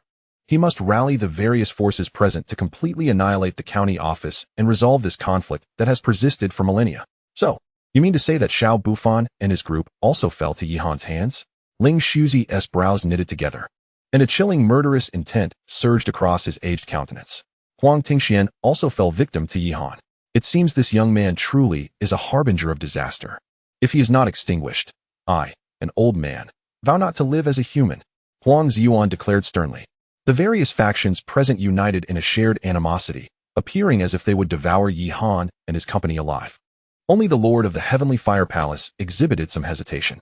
He too had a faint connection to the guards of the Qi Tian Palace, but in his perception, the individuals from Qi Tian Palace did not perish at the hands of Yihan and his group. Rather, they were slain by 2 enigmatic warriors clad in black robes.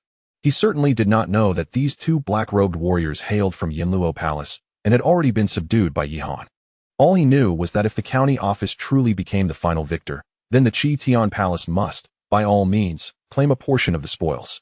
After all, they had come with great fervor, only to have 2 ninth-level martial artists and a young genius meet their demise within the Jinghua Cave. If they returned empty-handed, the loss would be colossal for the Qi Tian Palace. Reflecting on this, the Lord of the Heavenly Fire Palace spoke up. Our Qi Tian Palace has also clashed with the county office and suffered significant losses. Chapter 82. The outcry from all sides. Upon hearing this, the gazes of the crowd met, and cold smiles emerged on their faces. It seems, then, that it is indeed the people of the county office who have caused the demise of our kin? Ling Shuzi shook his head with a cold laugh. In that case, we absolutely cannot allow them to monopolize the inheritance of the Jinghua Cave. All the martial masters echoed in agreement, their ire directed squarely at the county office. For a moment, Su Gongfeng felt as if he were sitting on pins and needles, restless and anxious. His complexion turned pale, and cold sweat began to bead on his forehead. Though no one made a move against him, He could distinctly feel several unabashed gazes fixated upon him, closely monitoring his every action. It seemed that any sign of movement on his part would provoke an unrelenting assault from the crowd. Su Gongfeng could scarcely bear the weight of this pressure. He wiped the cold sweat from his brow and feigned calmness as he spoke. The time limit for opening the Mirror Blossom Cave has passed. Even if, as you claim, our prefecture emerges as the ultimate victor, what good is it now if they are trapped inside and unable to escape? Unable to escape? Li Pingxian scoffed coldly. Neither of us has ever entered the Mirror Blossom Cave. This is its first opening in hundreds of years. How do you know that the Mirror Blossom token lacks the ability to open the cave? What if they are merely hiding inside, waiting until we depart to sneak out? How would you account for that? This is all merely your conjecture. Su Gongfeng retorted angrily. Conjecture? Li Pingshuan's expression grew icy. Very well, then you tell me. Are they alive or dead at this very moment? You are a master-level warrior. I refuse to believe you haven't left some sort of contingency plan on them beforehand. Su Gongfeng's face flushed red, momentarily rendering him speechless. As Li Pingxian had surmised, he could sense the presence of Huang Luoyao and Hong Yun. If either of them had fallen, he would have sensed it immediately. The dilemma was that both were still alive and well. If he were to admit that, it would only validate Li Pingshuan's suspicions. Though Su Gongfeng remained silent, the seasoned individuals present could read his expression and knew that Li Pingxian had struck true. Indeed, Ling Shuzi's eyes glinted with coldness, and his voice became even more frigid. I had not considered this possibility. If they were able to enter the cave with the Mirror Blossom token, they can certainly exit with it as well. Now that our forces have suffered casualties inside, we no longer possess the Mirror Blossom token. Since this fact cannot be verified, we must prepare for the worst. Li Daoyu, you cannot be mistaken, can you? The reason the princess has yet to reveal herself is likely due to her fear of becoming the target of everyone's ire. Upon hearing this, Su Gongfeng found himself at a loss for words. He opened his mouth, his throat moving, yet ultimately not a single word escaped. For their own selfish interests. They have slain so many of our forces. If the prefecture cannot provide us with an explanation, they should brace themselves for our collective retaliation. Li Pingxian sneered. Turning to Huang Ziyuan. Taoist Huang, you must support us on this matter, correct? Of course. With the King of Seeking Shadows no longer in the picture, it is high time for new leadership in Luoyuan Prefecture. Huang Ziyuan replied nonchalantly. At this, Li Pingxian erupted into laughter. As an adversary of the prefecture, he delighted in witnessing its internal strife and chaos. The crowd seemed to have cast aside their respective grievances, uniting on a common front against the prefecture. It is not that their relationships are particularly close. Rather, it is purely due to their disdain for the county's monopoly over the heritage of the Mirror Flower Cave. Innocent men suffer when they possess something precious. The county is already in a state of turmoil, and it is only natural that they would seize this opportunity to push the county to the brink of despair. Ironically, if they were to remain silent indefinitely, that too would pose a problem. Suddenly, Ling Shuzi spoke up, as if struck by an epiphany. He pondered for a moment and said, None of us truly know what lies within the Mirror Flower Cave. Prolonging this deadlock is not a viable solution. Oh, do you have any insightful suggestions, my friend? Li Pingxian inquired with a smile. Insightful? I dare not claim such, but since we find ourselves idly waiting, why not take this opportunity to enhance our leverage? Ling Shuzi replied calmly. Leverage? The crowd turned their gazes toward him. The Lord of the Heavenly Fire Temple was the first to grasp Ling Shuzi's meaning. His face a mask of astonishment as he exclaimed, Are you suggesting we take action against the county? Not at all. A dead camel is larger than a horse. The heritage of the Mirror Flower Cave has yet to be acquired. It would be unwise to attack the county at this juncture. Ling Shuzi chuckled. Let us not forget. There is a young warrior from Qingyang City who accompanied the county princess into the cave. Why not target him? If we were to hold his family hostage in Qingyang City, we could compel him to emerge, could we not? Upon hearing this, the crowd's eyes sparkled with intrigue. They had only considered waiting idly, failing to contemplate such a method to draw out those within. Your words are indeed wise. Remaining in this passive state is not a solution. Since we are idle, we might as well take action. The Lord of the Heavenly Fire Temple nodded in agreement. Time is of the essence. Which of my friends will accompany me to Qingyang City? Ling Shuzi declared with enthusiasm. Before anyone could respond, a voice, cold as ice, suddenly resonated from afar, penetrating the ears of the assembly. There is no need to go. Today, none of you shall leave. The crowd was taken aback, their expressions shifting to one of astonishment as they turned to locate the source of the voice. At the entrance of the Mirror Flower Cave stood 3 figures, none other than Yi Han and his companions. No one noticed that when they first entered the cave, Huang Luoyao had taken the lead among the trio. Yet, upon their emergence, It was Yi Han who now stood at the forefront. "Oh, I did not expect you to emerge so swiftly. I thought you would remain inside like a turtle for all eternity." Ling Shuzi erupted in hearty laughter, his gaze upon Yi Han akin to that of a wolf eyeing its prey, cruel and chilling. "Heh, young man, I trust you are well aware of your dire situation?" The Lord of the Heavenly Fire Temple stated solemnly. "Hand over the heritage from within the Mirror Flower Cave, and perhaps we may grant you a swift end." "A swift end? You dare to slay a disciple of my sect? I will ensure this boy suffers a fate worse than death." Li Pingshuan's expression darkened, revealing a menacing glare. Chapter 83. Facing the enemy alone, a chilling aura spread beyond the confines of the Mirror Flower Cave. The atmosphere was charged with a fierce intent to kill, akin to a fuse ready to ignite the surrounding tension. Huang Luoyao and Hong Yun exchanged glances, their expressions revealing their discomfort under the predatory gazes of their formidable peers. Despite their substantial gains and advancements in strength during this expedition, they felt woefully inadequate compared to the martial arts masters looming before them. Only Yi Han remained composed, unperturbed in the presence of illustrious figures from Luoyuan County, his tone betraying no hint of trepidation. "You just mentioned seeking members of the Yi family in Qingyang City?" Yi Han's gaze fixed upon Ling Shuzi, his eyes radiating a palpable menace. The latter responded with a cold sneer. "What? Are you reluctant? I merely allowed you to prance about in front of me for the greater good. Do you truly believe I would hesitate to act against you?" He regarded Yi Han with disdain, his murky eyes glinting with mockery. Having already lost 2 disciples at Yi Han's hands, he was determined not to let this opportunity slip away. The onlookers bore expressions of amusement, seemingly eager to witness how Yi Han would react under Ling Shuzi's pressure. To everyone's astonishment, even faced with a cadre of martial arts masters, Yi Han exuded an undeniable dominance. He addressed Ling Shuzi with an air of indifference. "Fear not, old dog. Today, should any of you dare to strike, none shall escape."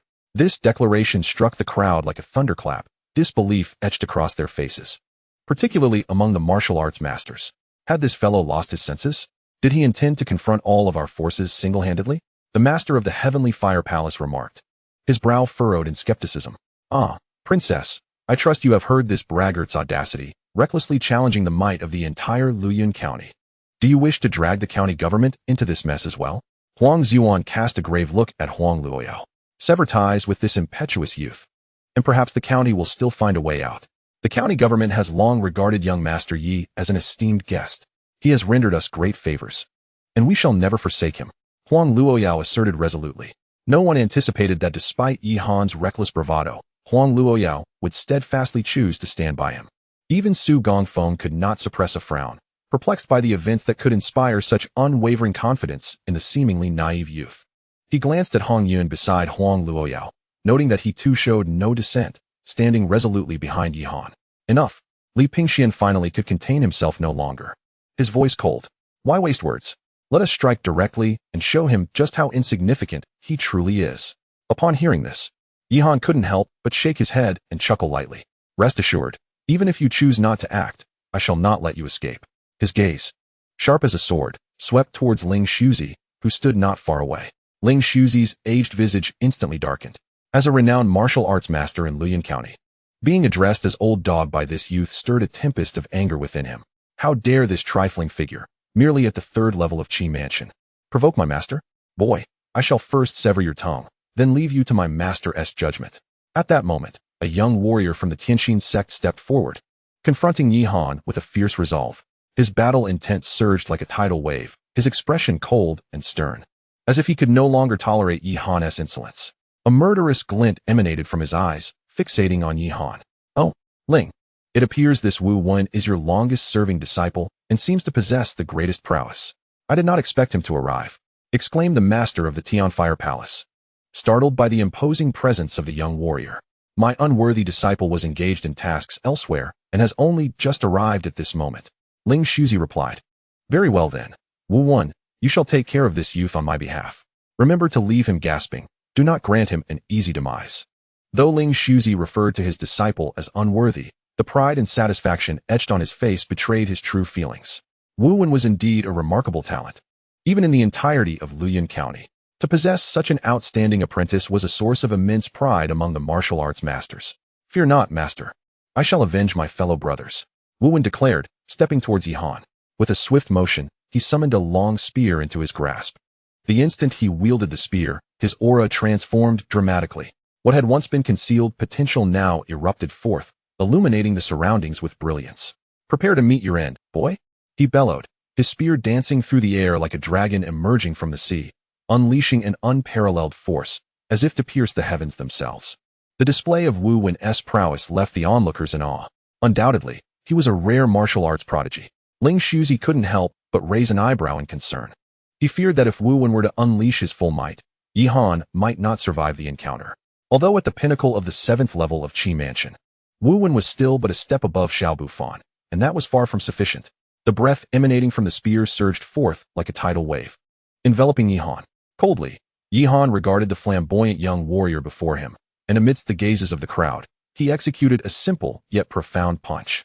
The ancient dragon arts surged through him without reservation, radiating a mysterious energy that seemed to emanate from a time long forgotten.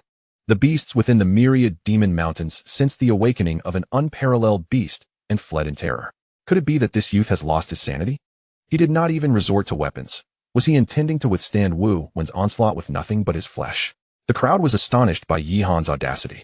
Yi Han was merely at the 3rd level of the Qi Mansion realm, significantly outclassed by Wu Wen in terms of cultivation. His current actions seemed akin to courting death.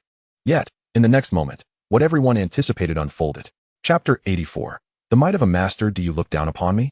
Wu Wen's gaze sharpened as he observed Yi Han's casual demeanor, clearly disregarding him. Anger surged within him, and he intensified his grip, determined to utterly crush this audacious fool before him. Boom. However, to his utter astonishment, Yi Han's fist effortlessly tore through the multitude of spear shadows that Wu Wen unleashed. Each spear shadow struck like a blow against an ancient, towering divine mountain, failing to even stir a ripple before disintegrating into nothingness. How could this be? Wu Wen's eyes reddened with fury, and he felt as if he could scarcely endure this outcome. The energy within him surged violently, exuding a torrent of spiritual power. Yet, no matter how hard he tried, all his efforts seemed futile. Ultimately, he could only watch helplessly as Yi Han's fist obliterated his entire technique, landing forcefully upon his chest. This is bad. Ling Shuzi's brow furrowed as he sensed the impending disaster, but he had no time to rescue his esteemed disciple. Crack! A series of agonizing bone-cracking sounds echoed as Wu Wen was sent hurtling backward, blood spewing forth in torrents, until he crashed violently into a rock face. Collapsing to the ground with a resounding thud, the crowd quickly turned their gaze towards him, their hearts involuntarily tightening in shock at the sight before them. Wu Wen's appearance was nothing short of tragic. His entire chest had caved in, blood gushing from his mouth like a fountain, shattered organs and bones spilling forth alongside the crimson liquid, painting the ground. Wu Wen's breath had weakened to the brink. He opened his mouth, yet could not utter a single word. Only the expression in his eyes, filled with horror as he looked at Yi Han, conveyed his despair. Wu Wen. Ling Shuzi's expression darkened as he approached Wu Wen's side, retrieving a healing pill to place in his mouth. But he halted abruptly. In the span of mere breaths, Wu Wen had already drawn his last. The arena fell into a profound silence. As the crowd struggled to accept the reality, before his hair stood on end, and his Taoist robe billowed as if caught by an unseen wind. Several beams of cold light darted from his sleeves, obediently swirling around him. Ladies and gentlemen, this young man is exceedingly enigmatic. Do you not wish to know what he has acquired within the Mirror Flower Cave that allows him to unleash such formidable power despite being merely at the Qi Mansion realm? Ling Shuzi did not hasten to act. Instead, he surveyed the other martial arts masters present and slowly spoke. This old fellow is indeed cunning. Hong Yun could not help but curse silently. It was evident that he feared Yi Xiaoyu, concerned that the young man possessed some inscrutable trump card, and thus intended to enlist others to confront him. It is no wonder Ling Shuzi is so cautious. Yi Han maintained an air of utmost calm throughout, exuding a demeanor that suggested he regarded no one else as a rival. Initially, they might have thought Yi Han was simply mad, but the earlier scene where he effortlessly dispatched Wu Wen with a single punch was enough to indicate that he must be harboring some powerful secret. The youth before them was not a fool oblivious to the world. He relied on these hidden cards to embolden himself against a host of martial arts masters. The onlookers exchanged glances, their expressions a tapestry of varied emotions. Soon, the master of the Heavenly Fire Hall took a step forward, radiating an overwhelming aura. If that is the case, then let me also have an encounter with this young man. He was the youngest among the martial arts masters present, with a cultivation level of merely the 2nd stage of the master realm. Although his strength did not stand out among the masters, he was still a formidable force against those below the master realm. This boy caused the demise of the genius from my lineage. Today, even if it leads to my own death, I shall not let him escape. Huang Ziyuan let out a cold snort and stepped forward. The fluctuations of his third-stage master realm spiritual energy spreading like a tidal wave. Meanwhile, Li Pingxian, though silent, suddenly brandished a long sword in his hand, which undeniably signified his stance through action. Observing their reactions, Ling Shuzi could not help but smile. As anticipated, these individuals could not resist such temptation. He had deliberately highlighted the possibility that Yi Han harbored some extraordinary secret. Naturally, the others, fearing that he might monopolize that secret, would naturally step forward to confront Yi Han. Of course, Ling Shuzi was not without his own means to deal with a youth who had yet to reach the master realm. However, he believed that since Yi Han had obtained some powerful trump card within the Mirror Flower Cave, any reckless confrontation would only lead to mutual destruction. Particularly with so many martial arts masters eyeing him, even if he managed to subdue Yi Han, it might ultimately benefit others. Thus, the most prudent approach was to drag the others into the fray against Yi Han. With numerous martial arts masters joining forces, Ling Shuzi would no longer have to fear a desperate counterattack from Yi Han. As for the secret that Yi Han possessed, its ultimate fate would rest upon the fortune and destiny of those who sought it. The four grand masters of martial arts approached Yi Han, their overwhelming presence akin to the very heavens themselves collapsing upon him. Huang Luoyao and Hong Yun's faces turned pale, as they felt an almost suffocating pressure. Merely standing behind Yi Han, they struggled to maintain their composure. It was unfathomable to comprehend the immense burden that the youth before them was enduring. At that moment, Su Gongfeng swiftly moved, his expression grave as he shielded Huang Luoyao and Hong Yun behind him. This was a confrontation of masterly proportions. Should combat ensue, Huang Luoyao could easily be caught in the fray. He must swiftly lead her to safety. Su Gongfeng, wait. Huang Luoyao gritted her teeth. Young master, you miss. We cannot concern ourselves with that now. Su Gongfeng interjected sternly. You have witnessed his conflict with so many martial arts masters. Our involvement would not only be futile, but could also render us a hindrance. Su Gongfeng's voice was resolute. However, Huang Luoyao hesitated. I understand your intentions for my safety, but this is an order left by the prince. Su Gongfeng gazed deeply into her eyes. I comprehend, she replied, taking a deep breath. I only hope that when young Master Yi faces a life and death crisis, you will lend him your assistance, if only once. Su Gongfeng fell into a brief silence before finally nodding in agreement. Very well, but let it be clear, it shall be but this once. For your sake, I will intervene, but should the situation escalate further, even I may find myself in peril, leaving no one to protect you. Huang Luoyao anxiously turned her gaze toward Yi Han. At this juncture, summoning the martial arts masters of Qingyang City would be too late. Ultimately, the resolution of the current predicament rested solely upon Yi Han himself, with little she could contribute. Yet, even if Yi Han had previously exhibited extraordinary prowess, he remained merely a Qi realm warrior. How could he extricate himself from the siege of numerous martial arts masters? Boy, how do you feel now? Are you not filled with despair? Ling Shuzi sneered, casting a mocking look at Yi Han. Surrounding him, the other martial arts masters occupied strategic positions, effectively sealing off any escape routes. To them, Yi Han appeared utterly trapped, ensnared within a dire situation from which escape seemed impossible. The faces of Tianhua Hall Master Li Pingxian and Huang Ziyuan betrayed expressions of mockery and malice. They were eager to witness the actions of this audacious youth who had so boldly spoken before them. Yi Han slowly surveyed his surroundings, then exhaled a long, heavy breath. In the past, he might have felt a sense of accomplishment at being the focus of so many martial arts masters. From a certain perspective, it could even be deemed a privilege, a feat unattainable by the average person. Yet now, the legendary martial arts masters were no longer figures beyond his reach. You inquire about my feelings? Yi Han replied, directing his gaze toward Ling Shuzi, and a smile unexpectedly graced his youthful face. Your actions are precisely to my liking. I have long stated that none of you will be spared. Upon uttering these words, the expressions of the martial arts masters darkened. This was not merely brazen boasting. It was utter nonsense, a display of confusion. As martial arts masters, they had never been so belittled. Outrageous. Someone fetch me this brat's tongue. I am weary of his incessant prattle. Li Pingxian remarked nonchalantly. Allow me.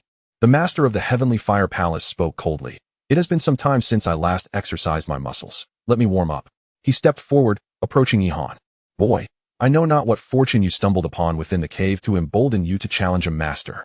Yet today, I shall demonstrate through action that a master must not be insulted. Boom. With a thunderous roar, a wave of searing heat erupted from the master of the Heavenly Fire Palace. A dazzling flame flickered in his eyes, and spiritual energy transformed into a divine fire, swirling around him. From a distance, he resembled a deity emerging from a sea of flames, exuding an imposing and unparalleled aura. This fellow has become increasingly adept at wielding the heavenly fire techniques. The other martial arts masters were inwardly astonished, their gazes towards the master of the heavenly fire palace filled with trepidation. Although he was the weakest among them, the might he displayed now instilled a sense of wariness even in their hearts. The heavenly fire techniques are the sacred inheritance of the heavenly fire palace, one of the 7 great halls under the banner of the Chitian Palace.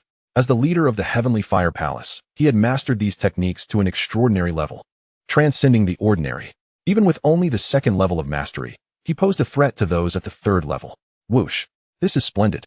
However, to everyone's astonishment, Yihan was not intimidated by the aura emanating from the master of the heavenly fire palace. Instead, he let out a long laugh, and his sword energy surged forth like a tempest, easily repelling the overwhelming pressure. The crowd could not help but reveal their astonishment. Was he truly just a practitioner at the Qi Mansion level? Yihan, wielding the dragon-slaying sword, underwent a transformation, resembling a drawn sword revealing its brilliance. Then allow me to witness the strength of a master. The master of the heavenly fire palace's expression darkened. Failing to intimidate Yihan in front of everyone filled him with a mix of embarrassment and fury. Humph, then as you wish. With that, the master of the heavenly fire palace stepped forward, his figure transforming into a whirlwind of flames, and in the next moment, he appeared behind Yihan. Boom! He grasped a massive orb of blazing fire, akin to holding a miniature sun, and hurled it directly at Yihan's head. Not far away, Huang Luoyao and Hong Yun's expressions changed dramatically. The speed of the martial arts master was astonishing. They merely blinked, and the master of the heavenly fire palace had already positioned himself behind Yihan, launching a fatal strike. Such astounding power could hardly be matched by any warrior beneath the master realm. This notion arose in the hearts of all present. Yet, in a twist of fate, Yihan was quick to react. Without even turning around, he swiftly thrust his sword backward, unleashing a fierce sword aura that ruthlessly pierced the orb of light held by the lord of the heavenly fire palace. The collision of the orb and the sword aura caused an immediate explosion, scattering countless luminous particles across the sky. A powerful wave of energy surged forth, temporarily forcing both Yihan and the lord of the heavenly fire palace to retreat. How could this be? The expressions of Ling Shuzi and others shifted dramatically, as if a colossal wave had surged within their hearts. Although this hasty exchange had not yielded a clear victor, the mere fact that it resulted in a stalemate was enough to astonish everyone. Never had they witnessed a warrior at the Qi Mansion level capable of contending with a martial arts master. Once more, the lord of the heavenly fire palace felt a sense of indignation rising within him. Gritting his teeth, he unleashed an even more ferocious assault. Fiery streaks of light crisscrossed the heavens, enclosing the space around Yihan, transforming into a vast net of flames that descended with oppressive force. Yihan maintained a serene demeanor, and suddenly, the essence of his sword intent at the minor achievement level erupted forth. Chapter 86, 1 against 4 Whoosh. The minor achievement sword intent enveloped the dragon-slaying sword, and as the sword light flickered, it traced a profound trajectory that precisely struck the net's weakest point. Crack! With a piercing sound of tearing, the flaming net shattered as if made of paper. The released aftermath surged forth with astonishing momentum, charging directly towards the lord of the heavenly fire palace. What? The lord's expression grew stern, as the flames in his palm blossomed like a lotus. His fingers clenched into a fist, and he unleashed a powerful punch, manifesting a radiant lotus light seal.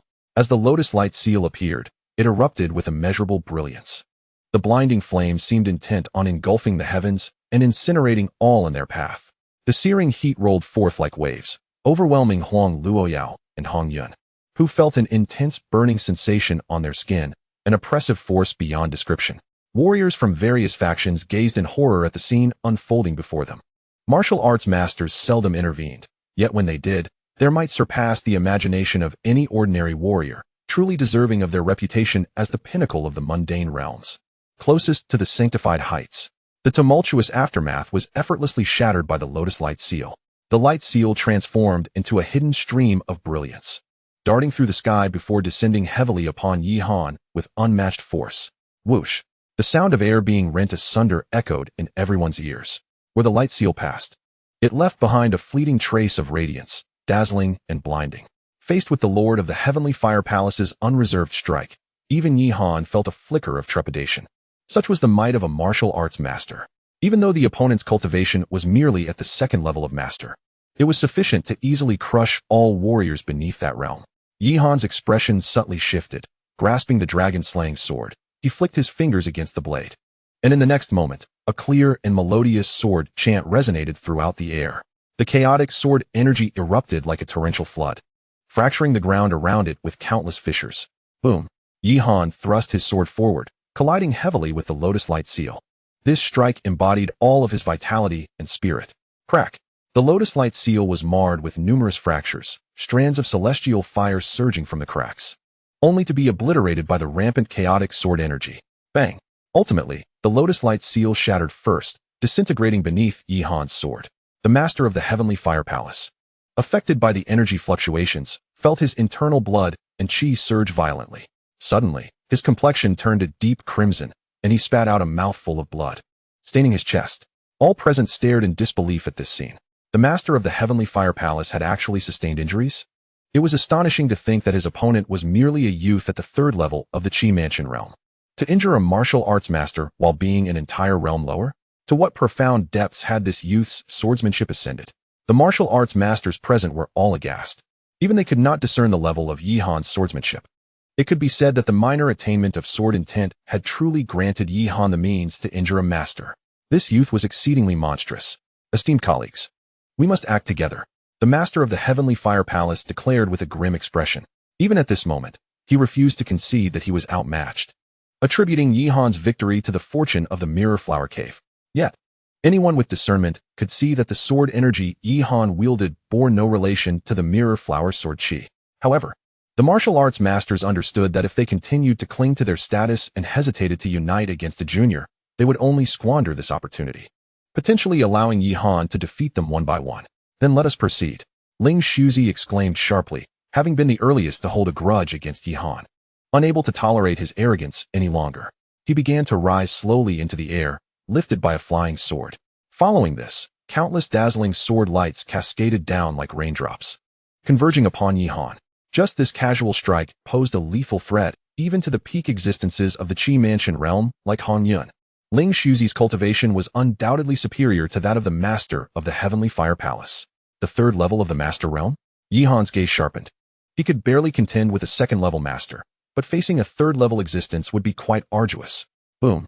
Yihan swiftly wielded the dragon-slaying sword, parrying the multitude of sword lights that came rushing towards him. As Yihan had anticipated, faced with the onslaught from Ling Shuzi, he finally felt a hint of pressure, causing his steps to involuntarily retreat. The onlookers, all seasoned foxes, immediately discerned Yihan's waning spirit. They swiftly capitalized on this opportunity, launching a relentless barrage of attacks. Li Pingxian, with his flowing sleeves, summoned a torrent of spiritual energy that surged toward Yihan with overwhelming force. The master of the Heavenly Fire Temple formed seals with his hands, channeling his inner energy into a radiant lotus imprint, which burst forth with searing flames aimed directly at the vital point on Yihan's forehead. Huang Zuan wielded his longsword, creating a flurry of illusory sword strikes, each one lethal, with sword energy slicing through the air in all directions. The four martial arts masters struck in unison, creating an oppressive force beyond description, causing many martial artists present to involuntarily gasp and retreat. To perish at the hands of such formidable opponents, even if Yihan were to fall, would be an honor. Huang Luoyao's expression was tense, her delicate hands gripping her clothing tightly. Just dealing with Ling Shuzi had already revealed Yihan's vulnerabilities. Now, with the combined assault of the four martial arts masters, how would Yihan navigate this seemingly fatal predicament? Su Gongfang, Huang Luoyao hurriedly called out. But Su Gongfang merely shook his head. He was beyond saving. No one held out hope for Yihan. In their eyes, regardless of how monstrous his talent was, he had no chance of turning the tide. Within Luoyang County, no one had ever survived the joint suppression of four martial arts masters. Boy, submit to your fate. Ling Shuzi's eyes glinted with cold menace, as if he could already envision Yihan perishing under their combined assault. Chapter 87. Annihilation of All Enemies, Part 1. Just as Yihan appeared to be cornered by the four martial arts masters, a deafening roar suddenly shattered the air, resonating with unparalleled intensity. A dragon, formed from ethereal clouds and mist, soared from behind Yihan, circling around him incessantly. Its eyes, as large as saucers, glimmered with a chilling and penetrating light. What is this creature? The crowd was taken aback by this unexpected turn of events, their movements momentarily slowed. Roar, roar, roar. Seizing the moment, Yihan commanded the cloud dragon to unleash its gaping maw, and a torrent of dragon breath surged forth, swiftly dismantling the barrage of attacks from the martial arts masters. Among them, the master of the heavenly fire temple, who was already wounded and of weaker cultivation, bore the brunt of the assault. His fiery aura dimmed as the terrifying torrent of dragon breath shattered the lotus imprint, and the residual force crashed into him with relentless power. Had he not timely summoned a life-saving artifact to shield his body, he would have surely been obliterated by this fearsome onslaught. Damn it! The master of the heavenly fire temple spat forth a mouthful of blood. His expression twisted with rage as he glared at Yihan. At this moment, Yihan stood atop a vast expanse of clouds, the mist elevating him, transforming into strands of spiritual energy that swirled around him. Yihan stood with his hands clasped behind him, gazing indifferently at the multitude before him, resembling an ethereal being descended from the heavens, looking down upon the masses with an air of superiority. At this moment, he finally wielded the true power of the mirror flower spirit array. Even martial artists at the 5th or 6th level of the master realm could not hope to contend with such might.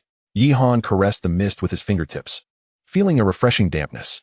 As the mist dissipated, it transformed into a surge of warmth, coursing through his meridians and causing the spiritual energy within him to simmer. A vast and imposing pressure, accompanied by the spiraling mist of a dragon, spread throughout the heavens and the earth. The 4 martial arts masters, Ling Shuzi, Huang Ziyuan, the lord of the heavenly fire palace, and Li Pingxian, each felt an immense pressure, making their breaths labored and uncomfortable. It was the spirit array. The array sealing the cave had been commandeered by this young man. How had he achieved this? Li Pingxian's eyes widened in astonishment. The cave left behind by the mirror flower guest, even if merely a sealing spirit array, was undoubtedly extraordinary. What kind of fortuitous encounter had this young man experienced within the cave to attain such mastery? Huang Ziyuan narrowed his eyes, the intensity of his gaze growing ever more fervent. Yihan's display was increasingly astonishing, indicating that he harbored many secrets. Once they subdued this young man, those hidden, formidable opportunities would rightfully belong to them. Everyone, we must showcase our true abilities. This is a technique left by the mirror flower guest. Even if that young man cannot fully unleash its potential, we must not underestimate it. Ling Shuzi declared with a grave expression. We are all aware of the gravity of the situation. The lord of the heavenly fire palace coughed twice, his complexion pale. Even when hunting a rabbit, one must exert full effort. If we do not give our all, be wary of meeting a fate akin to mine. Then let us engage. Ling Shuzi commanded with a cold rebuke, unleashing his master realm cultivation without reservation, as surging spiritual energy erupted from him like scattered lightning. The lord of the heavenly fire palace bit his tongue, and flames surged around him. Even his pupils seemed to emit a flicker of fire.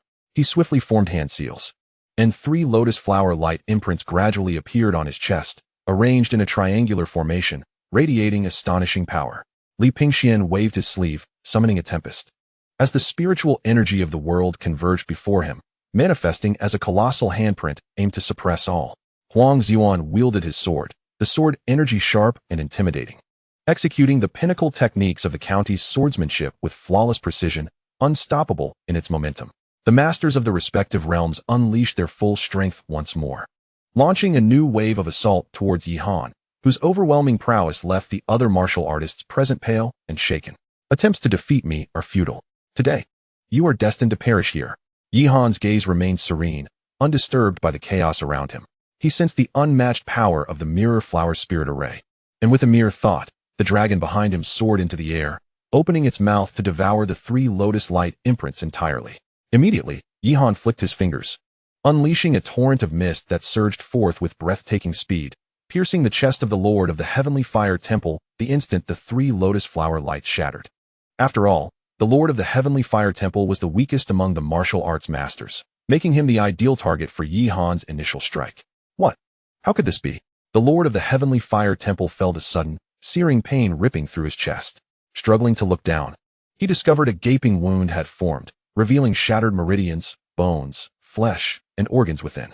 Not even a 6th-level martial artist could withstand such an attack. I am outmatched. My death is not unjust. The lord of the heavenly fire temple opened his mouth, uttering a series of faint murmurs before collapsing to the ground, lifeless. With the lord of the heavenly fire temple defeated, Yihan remained undeterred.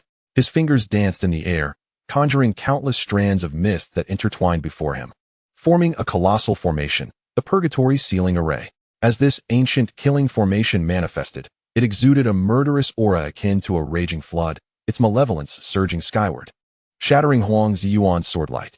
The onslaught of this primordial killing intent wreaked havoc within Huang Ziyuan, leaving his meridians in disarray and his internal energy clashing violently, resulting in severe internal injuries in an instant. Coughing violently, Huang Ziyuan spat a mouthful of fresh blood, his eyes filled with terror. How could that young man command such an unfathomable and intricate formation? The level of this formation was exceedingly high, almost reaching the power tier of the fourth realm of a sage. Boom. Simultaneously, Ling Shuzi's assault was effortlessly crushed. Under the influence of the energy fluctuations, he suffered a severe jolt within, his organs nearly displaced. This is bad. The power of that formation is overwhelming. We must retreat. Ling Shuzi's face turned pale, and he began to reconsider his options. At this moment, it was clear to all that Yi Han, backed by the Mirror Flower Spirit Array, was the very embodiment of invincibility. Even martial arts masters could not contend with the might of the Mirror Flower Spirit Array. Yet, even if Ling Shuzi wished to flee, it was already too late. He had sustained grievous internal injuries, and his condition was utterly deplorable. Even the slightest movement sent waves of tearing pain coursing through him. Ling Shuzi was filled with dread, realizing that he had merely been struck by the residual force of the formation, yet it had led to such dire consequences. Clearly, with their limited perspective, they could not recognize the purgatory sealing array set by Yi Han. To them, the one responsible for their grievous wounds was still the lingering might of the Mirror Flower Spirit Array. Yi Han gazed coldly at Ling Shuzi. After eliminating the Lord of the Heavenly Fire Temple, his next target was undoubtedly Ling Shuzi. The latter had repeatedly threatened the Yi family, a transgression that Yi Han could never tolerate. The family was Yi Han's Achilles heel. Despite the torment and harm he had suffered at the hands of his kin, there were still those within the family whom he deeply cared for. What Yi Han cannot seem to relinquish may not be his family, but rather the few individuals who have shown him kindness. As if sensing the murderous intent radiating from Yi Han's gaze, Ling Shuzi struggled to lift his eyes. His aged visage twisted in an expression of utmost despair. It appears you are aware of your impending demise, Yi Han remarked with a faint smile. Is this the courage you derive from the Mirror of Spirit Array? Once you leave the Wanyao mountain range, I shall crush you with the ease of squashing an ant. How could you possibly assume the role of a tyrant? Ling Shuzi spat through clenched teeth. Is that so? Unfortunately, such a day will never come. You are destined to be buried within the Wanyao mountain range. You shall not escape. Yi Han slowly raised his hand, a chilling light swirling in the depths of his eyes, as the clouds and mist gathered like waves at his command. The lethal threat caused Ling Shuzi's heart to race. Even a martial arts master cannot maintain composure when faced with life and death. What if I propose we bury the hatchet and agree to coexist peacefully? With the Yi family and I no longer crossing paths, would you then relent? Ling Shuzi inhaled deeply, suppressing his inner turmoil, and forced himself to speak calmly. You are aware of my esteemed status within the Dantian sect. Should you kill me, the repercussions would be beyond your capacity to endure. After all, you cannot remain within the Wanyao mountain range forever, can you? The atmosphere was suffused with a chilling aura, akin to a howling, frigid tempest. Yet, Yi Han's expression remained unperturbed. He regarded Ling Shuzi with serene composure, then suddenly broke into a smile. If the Dantian sect dares to disturb my peace, I would be more than willing to escort them to the afterlife, reuniting you all in the netherworld. The declaration sent shockwaves through the crowd. Yi Han's stance was undeniably formidable. He dismissed even the might of the Dantian sect, boldly proclaiming that should they dare to offend him, he would annihilate them. Just you. Ling Shuzi's frustration boiled over. He found the young man before him utterly incomprehensible. Was it merely because of his association with the princess that he felt emboldened to speak so brazenly? Ling Shuzi could not fathom Yi Han's thoughts, nor did Yi Han intend to engage in further discourse. From the moment you dared to threaten the Yi family, your fate was sealed. This ends now. A flicker of murderous intent flashed in Yi Han's eyes as he struck down with his palm, the layers of mist transforming into a torrential flood in an instant. From within the tempest, a colossal handprint emerged, akin to a divine decree, bearing an overwhelming pressure that filled the heavens and earth, descending relentlessly upon Ling Shuzi. Damn it! How could I, who has traversed this world, perish at the hands of a mere youth? Ling Shuzi bellowed, recognizing the irreconcilable enmity between them. He ceased his futile words, channeling the last remnants of his strength to confront the oncoming handprint. Life-saving talisman. He retrieved a talisman from his long sleeves. As he infused it with spiritual energy, it erupted into resplendent light, forming an invisible barrier that enveloped his body. Additionally, he hurled forth other spiritual artifacts from his person. At this moment of life and death, any trump card that could be of use must naturally be unleashed without reservation. With a thunderous roar, the cloud and mist palm print swept through the heavens and earth, carrying an unmatched momentum, leaving the onlookers in disbelief. Ling Shuzi's figure vanished amidst the aftermath of the palm print, leaving not even a trace of ash behind. He exerted all his strength to struggle and resist. Yet against the purgatorial formation established by the mirror flower spirit array, his efforts appeared utterly futile. Much like a mayfly attempting to shake a tree, he was woefully overestimating his capabilities. Even though it was merely a remnant formation, the power it wielded far surpassed the realms of the saint, making it impossible for a martial arts master to contend with. In the blink of an eye, 2 martial arts masters fell in succession. Li Pingxian stood there, utterly stunned, his limbs tingling. The offensive he had initiated shattered into pieces as it neared Yi Han, akin to a clay bull sinking into the sea, failing to exert any impact on Yi Han whatsoever. Following the deaths of the Lord of the Heavenly Fire Temple and Ling Shuzi, he, the vice-sect leader of the 7 Profound Sect, could no longer maintain his composure. He turned swiftly to flee into the distance. He believed his reaction was swift enough. With the speed of a martial arts master, he could cover several dozen meters in the blink of an eye. Evading Yi Han's grasp should not pose a problem. However, just as Li Pingxian made his move, he abruptly came to a halt, as if colliding with an invisible barrier. Looking up, he found Su Gongfang had somehow positioned himself in his path to escape. "Old fool, you wish to impede me? You are dragging the prefecture into this mess. Once I perish, you can expect your prefecture to suffer the same fate as that young man." Li Pingxuan's expression twisted with rage as he spat venomous words. How utterly ludicrous. Su Gongfang was no novice martial artist and would not be easily intimidated by Li Pingxuan's threats. He let out a cold laugh and remarked, "This turmoil is one from which our prefecture can no longer distance itself. Through this battle today, I have come to a complete understanding. The threat posed by your faction is inconsequential. Betting all our chips on that young friend is undoubtedly the right choice. You." Li Pingxuan's fury reached a boiling point. Su Gongfang's words unequivocally indicated that the prefecture was resolutely siding with Yi Han, unafraid to oppose powerful factions. Realizing he could no longer escape, he ultimately surrendered to the inevitable, allowing his body to be consumed by the power of the purgatorial formation. Chapter 89. The finale. You will come to regret this. In his final moments, Li Pingxian gritted his teeth and glared at Su Gongfang, as his body was gradually obliterated, the excruciating pain transforming into a frenzied expression. "You are declaring war against the great powers of all Luoyuan Prefecture. After this battle, the prefecture will no longer possess the legacy left by the King of Seeking the Abyss. It will be entirely buried beneath your actions." Li Pingxuan's voice abruptly ceased. When the onlookers turned their gaze, they discovered he had already vanished without a trace under the might of the purgatorial formation. "Humph. You mere mortals can only utter a few fierce words before your demise. Ultimately, the fate of Luoyuan County shall be inscribed by the victors." Su Gongfang cast a lingering glance toward the direction of Li Pingxuan's fall, then withdrew his gaze, a look of disdain upon his face.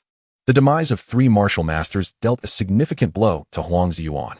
He fell to his knees, trembling all over. His eyes filled with palpable terror as he gazed at Yi Han. "My lord, I was blind to your greatness. I implore you to spare my life, considering my kinship with the county princess." Upon hearing this, Yi Han turned his attention with keen interest toward Huang Luoyao. "What do you think? To kill or not to kill?" Huang Luoyao furrowed her delicate brows and glanced at Huang Ziyuan with evident disdain. "Let him die?" Huang Ziyuan was taken aback. Her unhesitating coldness plunged his heart into despair. Yet he still clung to hope, gritting his teeth as he insisted, "Princess, I am an elder of the county and a martial master. If you were to kill me, it would be a tremendous loss for the county, especially now. With wolves circling and times being tumultuous, the county needs my strength to bolster its defenses. Enough of your nonsense." Huang Luoyao coldly regarded Huang Ziyuan. "You old wretch are more of a hindrance than a help. Why should we expect you to contribute to the county as strength? Young master, you just slay him," she urged through gritted teeth. Huang Tingshuan's collusion with the people of the underworld and his attack on Yi Han after entering the Mirror Flower Cave were well known to Huang Luoyao. It was impossible to claim that Huang Ziyuan had no part in this betrayal. She had no reason to show mercy to a traitor. "Huang Luoyao, you truly are a venomous woman." Realizing his demise was inevitable, Huang Ziyuan ceased to plead and instead cast a venomous glare at Huang Luoyao. Boom. With that, the power of the purgatory sealing array descended with great force. Huang Xuan was crushed into a mere pile of flesh, his breath extinguished, meeting his end on the spot.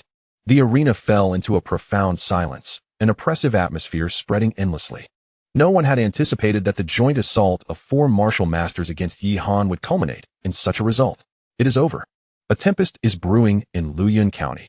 With so many martial masters perishing at once, the county is bound to become a target for retaliation from various factions. The remaining warriors from all sides shared this thought in unison.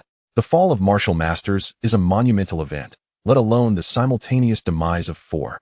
It is clear that the forthcoming turmoil in Luoyuan County will be far from trivial. Yet, even if other forces harbor intentions of vengeance, what can they do?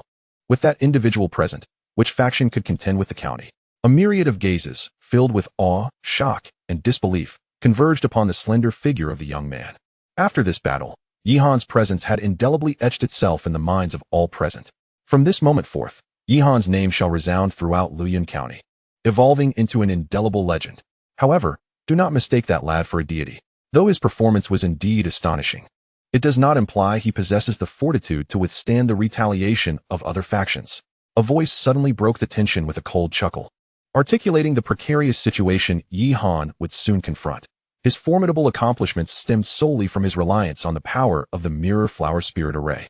After all, this was a spiritual formation left behind by the Mirror Flower Guest, capable of obliterating ordinary martial arts masters, a notion not entirely far-fetched. Yet, it is inconceivable that this young man could remain in the Mirror Flower Cave for eternity, for once he departs, he shall revert to being merely an ordinary Qi realm martial artist. How could he possibly endure the vengeance of martial arts masters? As the statement echoed, the crowd gradually grasped the gravity of Yi Han's predicament, realizing that his circumstances remained perilously dire. Indeed, once he leaves the myriad demon mountain range, he would be devoid of any support. For him, martial arts masters represented an insurmountable chasm. Even if he wished to guard the Mirror Flower Cave, it would be futile. Other factions, unable to directly harm him, could still target his family. He would inevitably be compelled to confront reality. Just wait and see. The real spectacle is yet to unfold. Should this young man withstand the impending wave of retribution, he would have truly navigated this perilous ordeal. Otherwise, he would be akin to the Mirror Flower Guest, merely a fleeting phenomenon. Yi Han retracted the power of the spirit array, gracefully descending from the heavens like a fallen leaf. Young Master Yi, Huang Luoyao, and Hong Yun quickly surrounded him. Your display of the spirit array's might is something I shall remember for a lifetime. I am profoundly impressed. Elder Su exclaimed with a hearty laugh. I must admit, I never anticipated that you would have achieved such remarkable prowess in the realm of spirit arrays. You flatter me. Yi Han replied with a tranquil smile. Your discerning eye, little Yao, has proven invaluable. Aligning with young friend, Yi may well be our wisest decision on this journey. Hong Yun added, unable to contain his admiration. I had forgotten that the third elder had ties with the Underworld Palace. We should not have acted hastily in eliminating him. He seemed to recall something and continued. We have yet to extract pertinent information regarding the Underworld Palace from him. It would be futile, Huang Luoyao interjected, in my view. The third elder is likely bound by restrictions in his soul, akin to Master Gu. Should he divulge any information regarding the Underworld Palace, his soul would shatter and lead to his demise. The Underworld Palace? Elder Su squinted suspiciously. Could that extinguished malevolent force be resurfacing? We shall explain further upon our return, Huang Luoyao said, turning her gaze to Yi Han. Young Master Yi, what are your plans now? The 3 major factions of Luoyuan County have all suffered the loss of martial arts masters at the hands of Yi Han. In this current climate, Yi Han has undoubtedly become the target of collective animosity within Luoyuan County. Chapter 90. Intrigue. Yi Han's performance has left them utterly astounded. They had perhaps been so enraptured by the spectacle that they had not the time to contemplate the implications. Yet now, the events have reached their conclusion, and the warriors of the 3 major factions departed in disarray, not daring to linger any longer. Having narrowly evaded the immediate peril, they could not help but ponder the ensuing turmoil that would inevitably arise. The martial arts masters are the very backbone of any faction. Following this battle, the Qi Tian Palace, Tian Xian sect, and Qi Xian sect suffered grievous losses, and they would undoubtedly seek retribution against Yi Han. Observing the concern reflected in Huang Luoyao's eyes, Yi Han merely smiled and shook his head.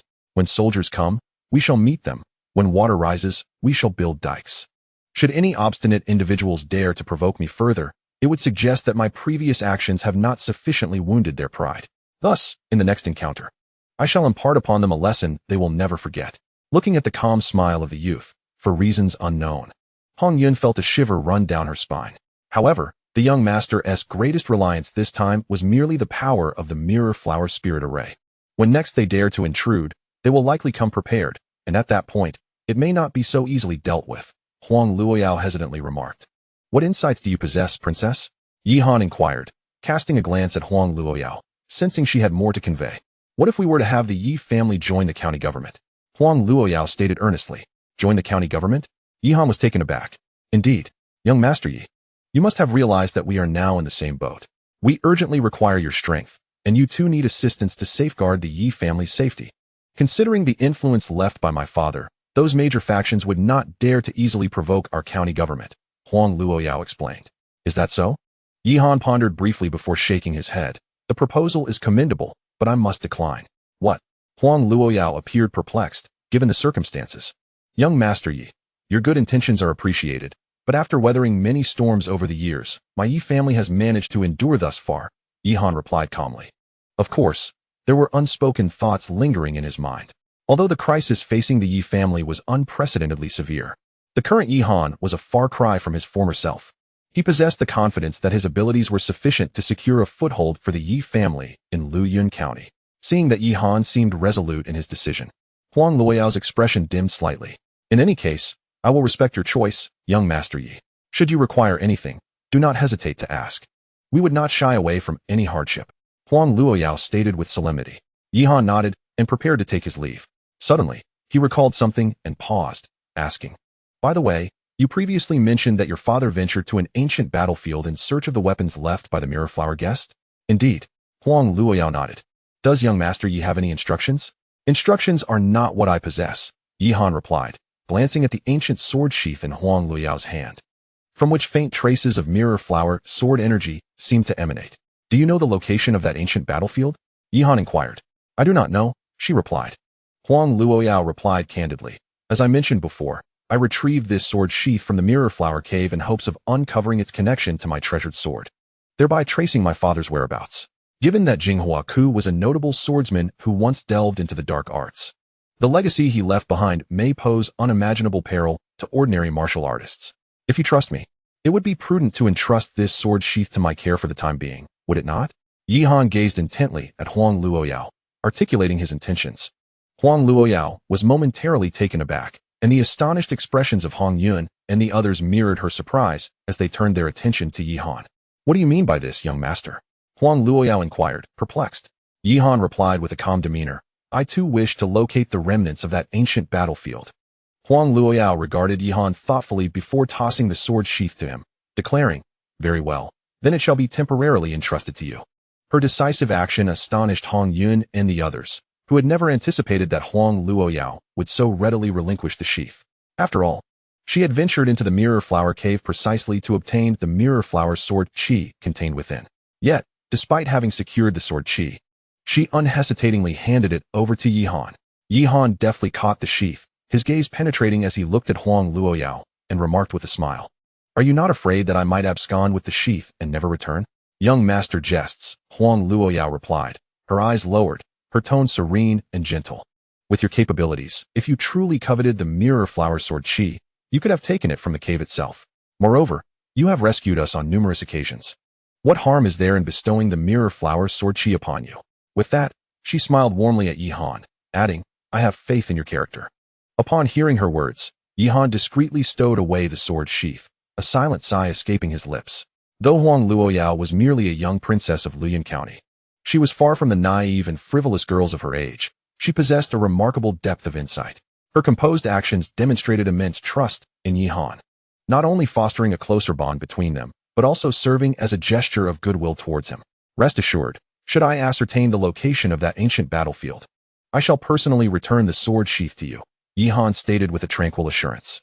Then I shall await your good news, Huang Luoyao replied with a nod, her voice soft. As my father is currently unaccounted for, I alone cannot unravel the intricacies surrounding this sheath. I must rely on your assistance.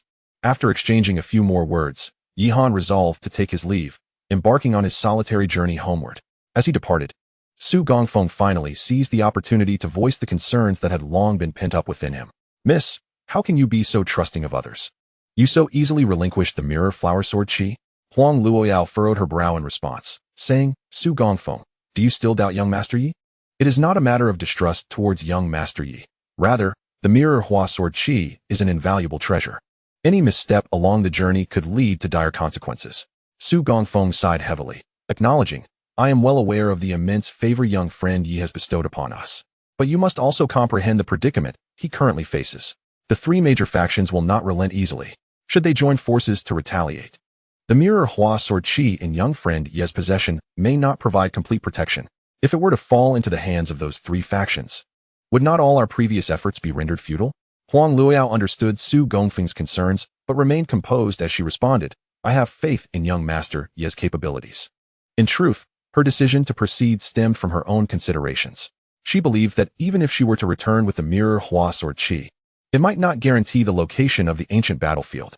There existed the possibility of a backlash, causing harm through the very sword chi she sought to control.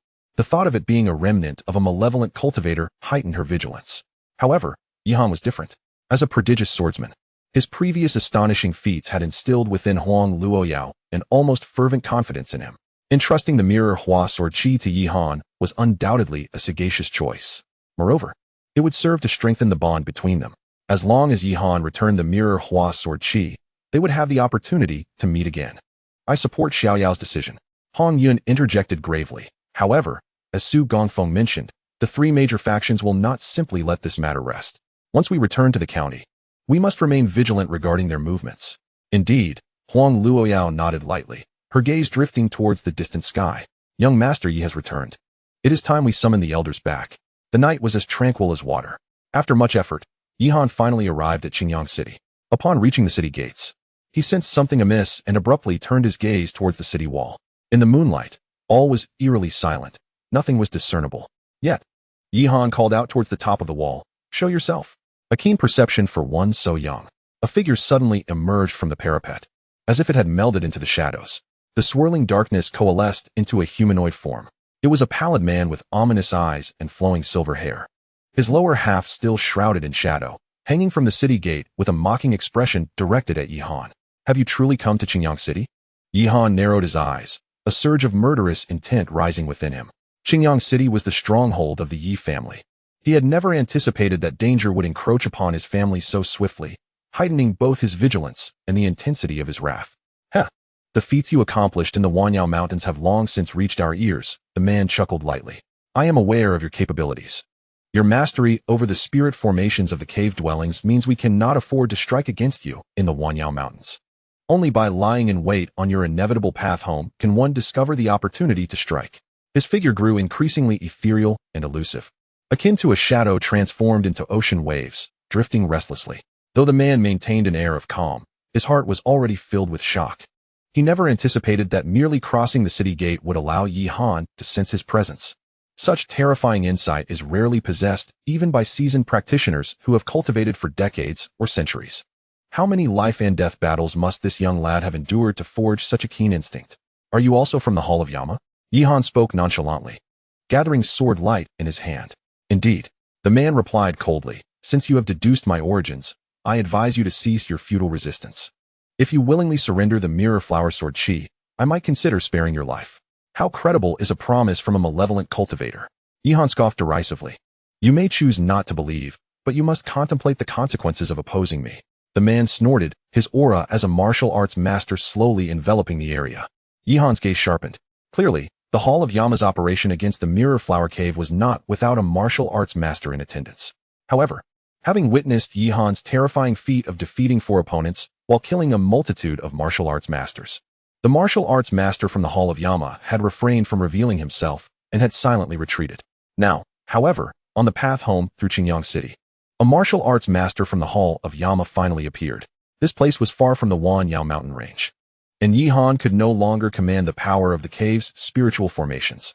Confronted by a martial arts master blocking his way, this would undoubtedly be Yihan's most arduous battle. Chapter 92.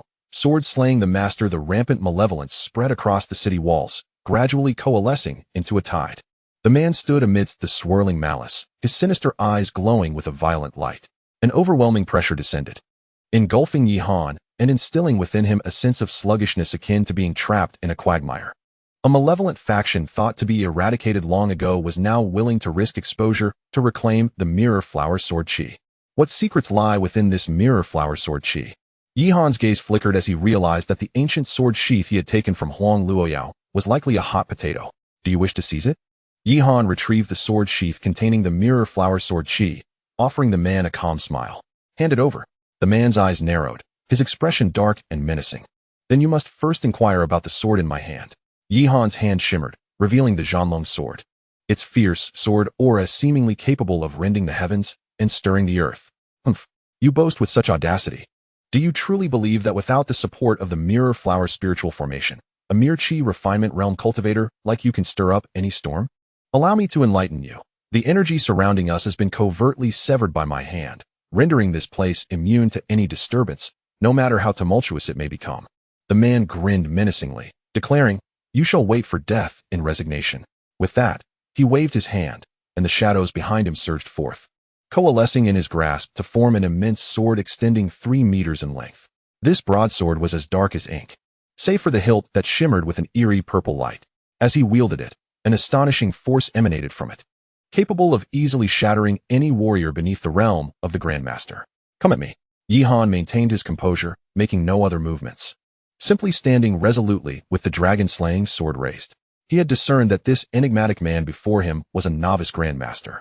Thus, Yihan resolved to engage him without any external assistance, opting for a direct confrontation. This encounter could very well mark the first true Grandmaster to fall by his hand. However, the indifference displayed by Yihan only fueled the man's anger. He perceived it as disdain and contempt. A mere warrior of the Qi refinement realm dares to be so audacious. You shall perish. In a flash, he darted from the shadows, raising his colossal sword high as a tide of dark energy surged around him, accentuating his imposing stature. Then, he swung down fiercely, the sword carving a straightforward, yet powerful arc aimed directly at Yihan. The might of a Grandmaster was unmistakable at that moment. Yihan's gaze flickered as chaotic sword energy erupted from the tip of the dragon-slaying sword. Acknowledging his opponent's status as a Grandmaster, he unleashed his full power without hesitation. The essence of his swordsmanship surged forth, transforming into successive waves of sword energy that pierced towards the heavens. The clash between the descending broadsword and the ascending longsword, both reaching the zenith of their momentum, resulted in a thunderous collision in the air. In the next instant, a formidable shockwave radiated outward, ravaging the ground within a radius of several dozen meters, leaving it in disarray as if a tempest had swept through. The man's broadsword descended like a primordial mountain, imbued with immense force and awe-inspiring might. Yet, Yihan's swordplay was exquisite. He struck at the weak point of the heavy sword. The man felt the power he had gathered in his hands dissipate, forced back by Yihan's blade, his internal energy roiling, discomfort overwhelming him. The man staggered back several steps, fixing his gaze on Yihan, a flicker of uncertainty momentarily crossing his cold eyes. Is this the Grandmaster realm you take pride in? It appears rather lackluster. Yihan, with his sword pointed toward the man's neck, spoke with calm detachment. You seek death. Come again. The man's brow furrowed as he stepped forward, the ground beneath him fracturing into several fissures, resembling a spider's web sprawling beneath the surface. In the next moment, he suddenly dashed in front of Yihan, wielding the massive sword with a grace that belied its weight, conjuring an imposing shadow of the blade. This time, the man's heavy sword danced like an impenetrable wall, revealing scarcely any weaknesses.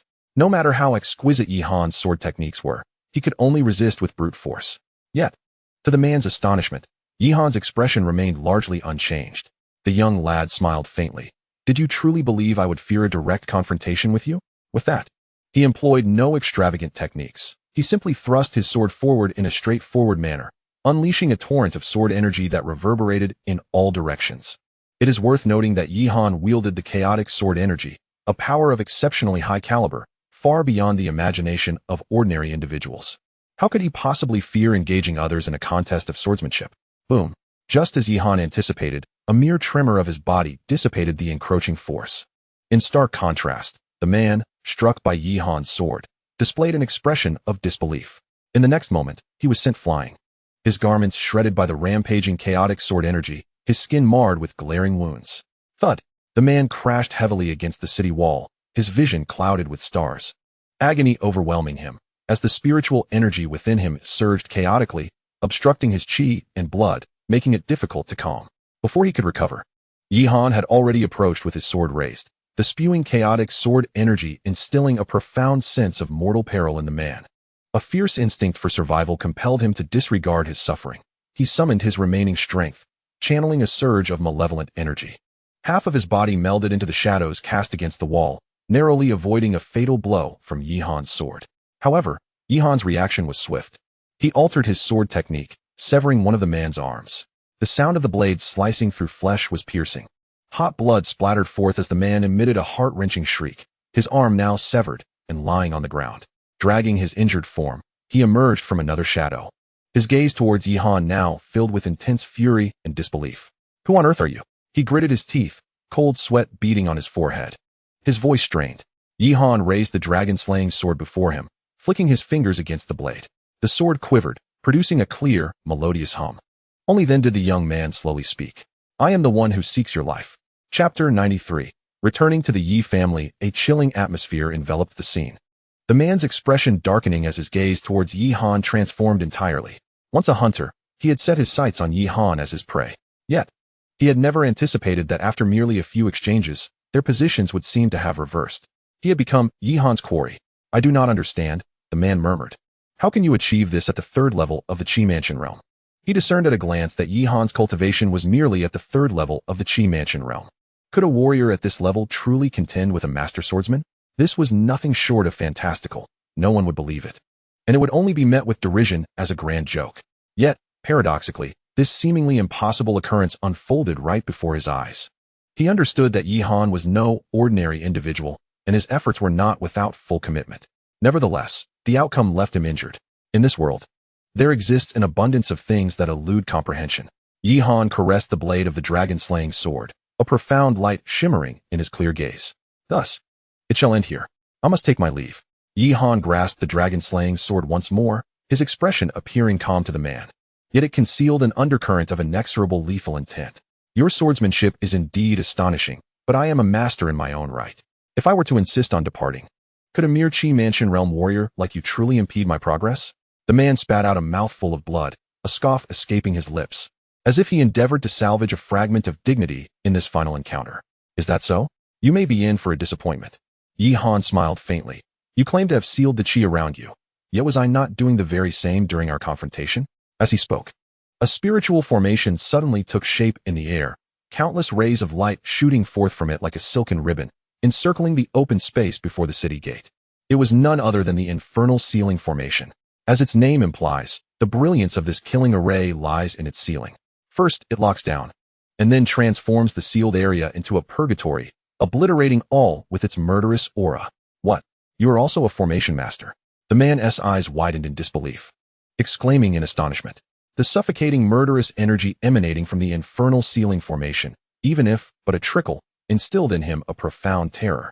It felt as if he had plunged into a ghostly abyss, a chilling sensation coursing through every part of his body. This time, he was genuinely taken aback. The opponent was not merely a swordsman. He possessed astonishing mastery over formations as well. What manner of being is this? Such a talent could only be described as a prodigy among prodigies. How could one so young achieve such heights? The man let out a bitter laugh, the last flicker of hope in his heart vanishing completely with the emergence of the infernal sealing formation. He conceded defeat without grievance. Faced with the myriad of the opponent's inscrutable techniques, a novice master such as himself stood little chance. In truth, Yihan anticipated that if he were to exert himself fully, even a warrior of the second layer of Master Realm would find themselves hard-pressed in battle. The man gazed deeply at Yihan, a complex expression flitting across his features. "If you kill me, you shall not fare well either. That mirror flower sword Qi. We must obtain it at all costs. In your grasp, it will only bring ruin upon you and those by your side. Is that so?" Yihan furrowed his brow slightly. What secret could be concealed within that mirror flower sword Qi, compelling you to risk exposure of your identities and appear before me? Haha. At his words, a mysterious smile suddenly graced the man's face. "Youngster, with your monstrous talents, can't you uncover the secrets for yourself? Then, as you say." Yihan shrugged nonchalantly. "You may depart quietly now." As the words fell, Yihan pointed with his finger. and a massive bolt of black thunder suddenly shot forth from the purgatory ceiling array, enveloping the man within as if divine retribution had descended upon him. The man, caught off guard by this violent blow, let out a heart-wrenching scream, his entire being transforming into a shadow as he seemed to exhaust his final life force in a desperate struggle against the celestial might. It must be said that he was indeed worthy of being a master-level warrior, with the current control Yi-Han had over the purgatory ceiling array. It would not be easy to obliterate him in a short span of time. Whoosh! Seeing this, Yi-Han decisively summoned the dragon-slaying sword once more. And as the chaotic sword energy surged forth, it thoroughly inflicted devastating damage upon the man. Thus, he was annihilated beneath the celestial pressure of the purgatory ceiling array, leaving not even a trace of his essence behind. Clatter! A storage ring fell to the ground. Yi-Han picked up the ring, which had been left behind by the man. Perhaps it could provide insight into his identity. Now, not only had he provoked the three major factions within Luoyang County, but he had also aided Huang Luoyao in fending off the calamity from the Hall of Yama. The young man pondered silently within. It seemed imperative to unravel the secrets concealed within the mirror Hua sword chi. I am eager to discover what it is that compels the evil cultivators of the Hall of Yama to covet it so fiercely. After re-examining the traces of the nearby evil cultivators and clearing out the ordinary ones, Yi-Han returned leisurely to the Yi family. Upon seeing him, the three master-level warriors stationed at the Yi family prepared to take their leave, having fulfilled their duty of guarding the household. It was precisely because he was aware of the master's presence that Yi-Han did not overly concern himself with the safety of the Yi family. Now it appeared that the Yi family was indeed safe and sound, without any incidents. Yi Wuhai, Yi Qingshan, and others respectfully escorted the masters to the door, their faces adorned with humble expressions. Only Yi-Han merely nodded in acknowledgement, his demeanor calm. Great-grandfather and second uncle, let us part ways here. We must return. I have matters to discuss, Yi-Han said to the two. Yi Wuhai and Yi Qingshan were slightly taken aback, and before they could respond, a discordant voice interrupted. Young man, what is your attitude? We were commanded by the county princess to help guard the Yi family, and we have not faltered in our duty over these past days. I do not require any acknowledgement from you, yet you treat us with such disdain? Yi-Han's brows furrowed slightly as he turned to locate the source of the voice. Chapter 94. Provocation. The speaker was one of the three master-level warriors dispatched by Huang Luoyao.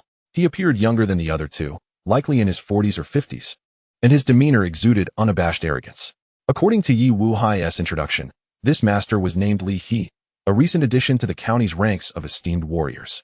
To have reached the master level at such an age was indeed a testament to his exceptional talent.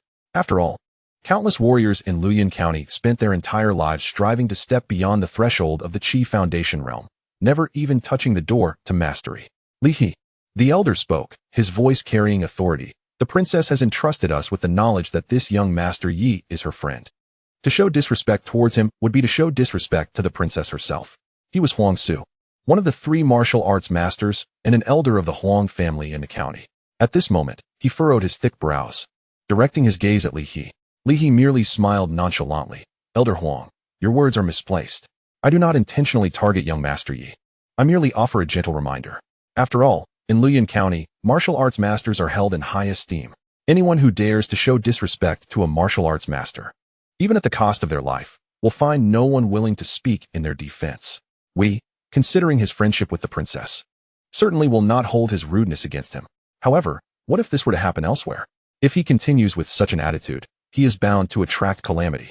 My intention in providing this warning is solely to awaken young Master Ye's awareness, lest unforeseen misfortune befall him. Upon hearing this, Huang Su opened his mouth, momentarily rendered speechless. Li's words were eloquent and grand, making them difficult to criticize.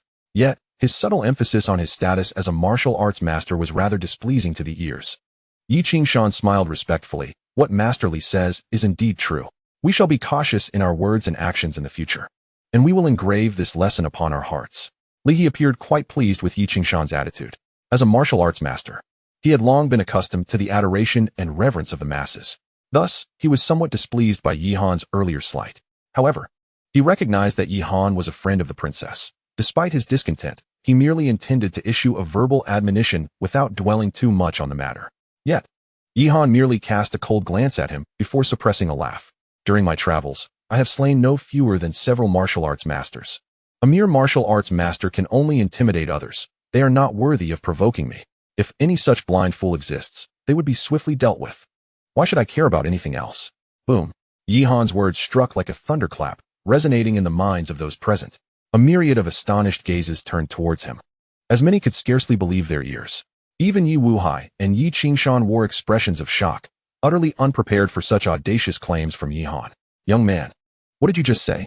You have slain several martial arts masters during your journey. Li He was the first to respond, his voice rising in disbelief. He paused, then burst into laughter. Young man, do you think we are fools? Such statements may frighten those who have never encountered a martial arts master. However, to boast in our presence is quite beyond the bounds of reason. Have you ever faced a martial arts master? Do you comprehend the vast disparity between a martial arts master and ordinary practitioners like yourselves? He looked down upon Yi Han with disdain, as if observing an ignorant child. Meanwhile, Huang Su furrowed his brow, his expression betraying his displeasure. The martial arts masters have always been revered, regarded as the most formidable beings within the mundane realms. Wherever they traverse in the Luyun County, they are met with the utmost respect from other martial artists. However, Yi Han's words seemed to belittle the martial arts masters to the lowest degree, conveying an air of disdain towards them. This naturally caused discontent among several martial arts masters present at the scene. Honor, you must not speak carelessly. Yi Wuhai quickly interjected, his palms already slick with cold sweat. He could discern that Yi Han's remarks were likely born of anger, a mere retort to Li He's arrogance. Yet, the implication of his words extended beyond Li He, casting a shadow over the entire community of martial arts masters. This was bound to offend the other masters gathered there. Beside him, Yi Qingshan stood in a daze, recalling that Yi Han was not one to boast recklessly. What had transpired during his brief absence that had rendered Yi Han so impulsive? Under the scrutinizing gazes of the crowd, Yi Han disregarded the myriad expressions directed at him, his gaze unwaveringly fixed on Li He. You need not believe me, nor do I require your faith. However, at this juncture, Yi Han's voice turned frigid, an icy glimmer flashing in his eyes, his entire demeanor transforming. You would do well to be mindful of your words and actions. The esteemed title you cling to as a master holds no significance in my eyes. The crowd stared at Yi Han in disbelief. How dare he openly challenge a martial arts master? Was he truly dismissing them so brazenly? Li He, unable to contain his fury any longer, was thoroughly incensed. His robes billowed without wind, and a tempestuous energy stirred within him. As a master, he had never been provoked in such a manner. Regardless of whether the young man was the friend of the county lord, he could no longer restrain himself and was determined to teach him a lesson. Huang Su observed coldly from the side, this time choosing not to intervene. His cordial treatment of the Yi family was solely out of respect for the county lord. Yet, the audacity of this youth, who dared to disregard the martial arts masters, warranted a lesson from Li He. Very well, very well. Li He sneered in rage, his burgeoning energy coalescing at his fingertips. Since you are so confident, believing the masters to be insignificant, let me see just how capable you truly are to speak so boldly. Yi Wuhai and Yi Qingshan could only watch in anxiety, helpless to intervene given their own cultivation levels. They could never have anticipated that the situation would escalate to this point, their hearts racing like ants on a hot pan in a state of turmoil. Humph. Yi Han scoffed indifferently, a flash of light appearing in his hand as the dragon-slaying sword manifested, cutting through the air with fierce sword energy. Chapter 95. An unexpected guest. The chaotic sword energy surged like a tidal wave, enveloping Yi Han as he stood amidst the swirling blades, exuding an overwhelming aura. So, you truly wish to engage me in combat? Seeing that Yi Han was not joking, Li He could not help but let out a cold snicker, as if he could already envision the pitiful sight of his opponent bowing and pleading for mercy. The tumultuous spiritual energy coalesced in his palms, and he was about to strike at Yi Han. Just then, someone suddenly pressed down on his shoulder, a steady force emanating an unyielding grandeur, which quelled the surging spiritual energy within Li He. Li He was taken aback, turning his head. He discovered that the one restraining him was none other than one of the 3 martial arts masters tasked with guarding the Yi family. This was a middle-aged man with a head full of white hair. His features were ordinary, the kind that would elicit no notice if thrown into a crowd.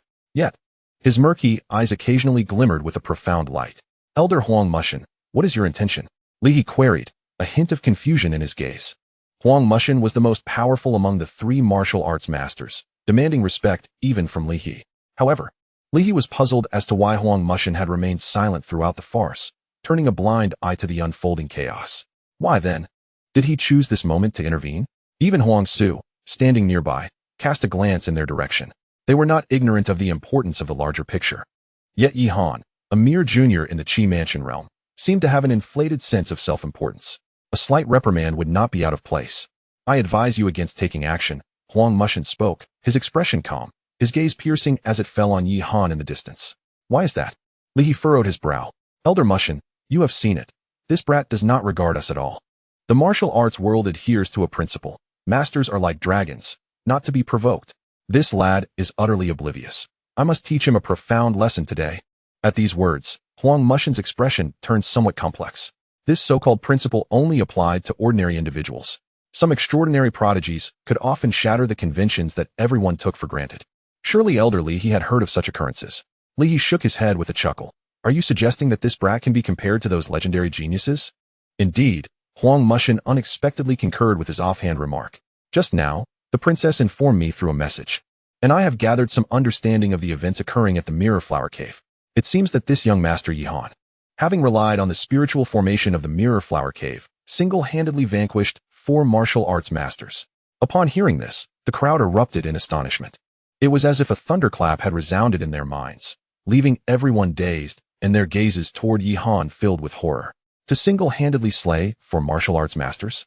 Such an unfathomable feat had occurred in the hands of a mere youth at the Qi Mansion realm. The onlookers could not help but gasp in disbelief, their minds struggling to comprehend how Yi Han had accomplished such a remarkable feat in an instant. The expressions of the crowd shifted dramatically, ranging from astonishment to skepticism. Yet, it was evident that the princess could not possibly lie about such matters. Moreover, fabricating a story held no merit. The emergence of the Mirror Flower Cave had stirred numerous factions, and the fall of a martial master would undoubtedly have been witnessed by many. They could easily seek out confirmation from anyone to validate the truth of this event. The oppressive atmosphere within the Yi family residence continued to swell. Li He's countenance was exceedingly grim. Upon hearing this astonishing revelation, his heart began to race uncontrollably, a profound unease slowly taking root within him. What now, elderly? Do you still intend to take action against young Master Yi Han? Huang Mushin sighed, his expression grave. Li He opened his mouth, momentarily rendered speechless. Yet, his face soon flushed with indignation as he retorted, but you heard it too. That brat harnessed the power of the Mirror Flower Spirit Array to subdue a master. Now he stands alone. How could he enough? Huang Mushin interjected sharply, cutting off Li He's words. Do not allow the identity and prestige of a martial master to cloud your judgment as you forge ahead in your martial pursuits with humility and a quest for knowledge. The ability to manipulate the spirit array of the Mirror Flower Cave and even use it to vanquish a master is an unparalleled feat within Luoyuan County, nearly unmatched by anyone. If he has achieved this, how can you be certain he does not possess other hidden cards? Even the princess has spoken highly of him. And Elder Su was present to corroborate this fact. Do not linger on this matter any longer. Li He's expression fluctuated. For a long time, encircled by the aura of masters, he had been unable to view martial artists beneath that realm with an equal perspective. I still do not believe it. The might of a master cannot possibly be rivaled by an ordinary martial artist.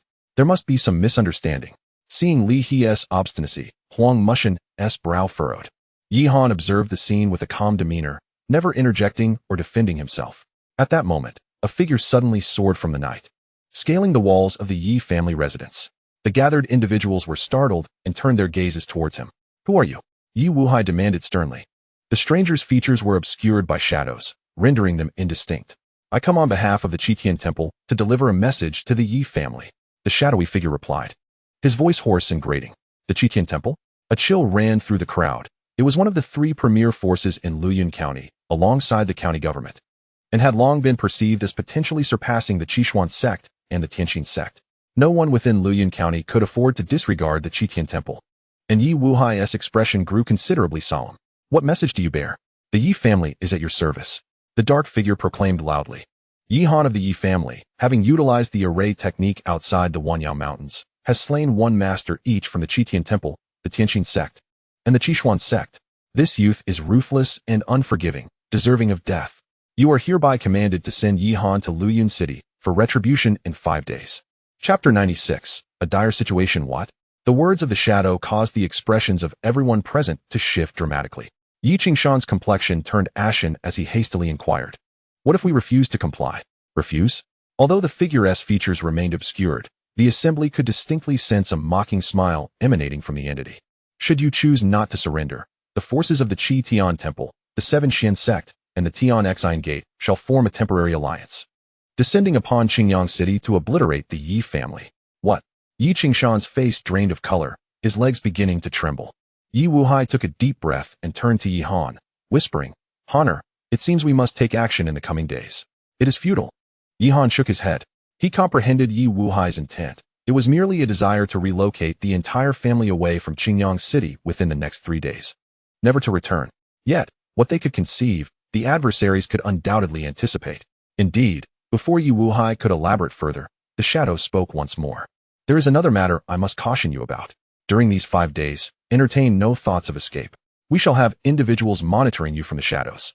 Should we detect any signs of your flight, the formidable warriors under our alliance will immediately converge upon Qingyang City to eradicate the Yi family." The shadow, with a sweeping gesture of its robe, coldly laughed. "I trust one need not elaborate on the specifics. You would do well to govern yourselves wisely." Yi Wuhai's brow furrowed deeply, his heart plummeting. It was evident that the adversaries were intent on driving the Yi family into a corner. More accurately, they aimed to corner Yi Han. The Yi family was merely a pawn used to restrain Yi Han. As long as the Yi family remained in Qingyang City, Yi Han would have nowhere to escape and would be bound here indefinitely. Yi Wuhai knew full well that Yi Han was not the type to abandon his family, choosing to stand idly by. In that moment, all eyes turned to Yi Han.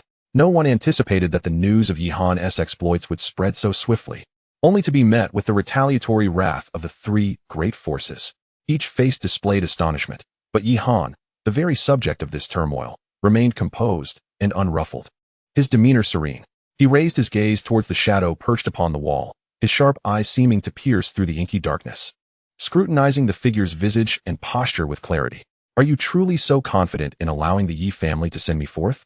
Do you not fear I might slip away en route?" Yi Han spoke with calm assurance. We have indeed taken your question into account," the shadow retorted with a derisive chuckle. "To prevent your escape, or any potential relocation of the Yi family whilst en route to Luoyan City, in 5 days, our 3 forces will each dispatch a martial arts master to await you by the shores of Qingyang Lake, 20 miles outside Qingyang City. With 3 martial arts masters stationed there, I doubt you will stir up any trouble. Of course, we shall not wait indefinitely. If you do not arrive 5 days hence, we shall launch a full-scale assault on the Yi family in Qingyang City. At that point, you may hide in the shadows and witness the demise of your family at our hands." Having said that, he leaped down from the wall, his figure vanishing into the heavy cloak of night. As the shadow departed, a profound weight settled upon the hearts of those present, leaving no sense of relief. The situation had escalated to a dire extent. It was highly probable that the Yi family would face utter annihilation at the hands of the 3 major factions within 5 days. "Honor, no matter what happens, the family will never abandon you," Yi Wuhai said solemnly, casting a grave look toward Yi Qingshan. "Dispatch the order. Anyone who harbors treachery, intending to push Honor to Luoyan City to plead guilty, shall be executed on the spot." "As you command," Yi Qingshan replied with equal gravity. The 3 major factions had already allied and publicly proclaimed that Yi Han must confess, a matter certain to stir tremendous upheaval within Luoyan County. They understood that this affair could not be concealed, and the urgent task at hand was to stabilize the voices within the family. Only through unity could they hope to overcome the impending crisis. As Yi Wuhai issued his commands, Huang Mushan also spoke, his demeanor heavy. "Did you all see? The one who conveyed the message from Qitian Palace is no mere unknown youth. He is a martial arts master." Upon hearing this, Yi Wuhai and the other members of the Yi family were taken aback. Huang Su nodded in agreement, saying, "Indeed. The alliance of the 3 major factions is so cautious that they even dispatched a martial arts master merely to deliver a message. It seems that what the county princess said is indeed true. This Yi Han has instilled profound apprehension in the 3 factions. Li He, you should believe it now?" Huang Mushan said, turning to Li He with a solemn tone. Hearing this, Li He's expression shifted dramatically. Even the members of the 3 major factions acknowledged that a master had fallen at Yi Han's hands and had sent someone to convey the message with such trepidation. Although he found it hard to believe, he had to concede that this young lad before him might indeed possess the power to threaten a master. At this thought, a twinge of fear arose within Li He. Had he insisted on confronting Yi Han earlier, the consequences would have been unimaginable. "I was mistaken," Li He said, his face flushed. "I underestimated young Master Yi. I should not have been so arrogant. It's of no consequence, as long as you recognize your error." Observing this, Huang Mushan softened his tone. "Young Master Yi is a favored individual of the county princess and has contributed greatly within the Jinghua cave. Even out of respect for the princess, you should not act with pride before young Master Yi. Understood, Li He replied, taking a deep breath. Young Master Yi, the situation is urgent. In 5 days, the 3 major factions will launch a coordinated assault. Do you have any resolutions in mind? Huang Mushin then turned his gaze to Yi Han, inquiring about his thoughts. Resolutions? Yi Han smiled faintly. Elder Mushin, do you believe our Yi family should take this time to evacuate Qingyang City? Indeed, Huang Mushin affirmed. The 3 major factions are coming in full force. We cannot resist them head-on. If the Yi family intends to retreat, we can lend our assistance. The 3 great powers are entrenched within the grand city of Luyun, located a considerable distance from Qingyang City.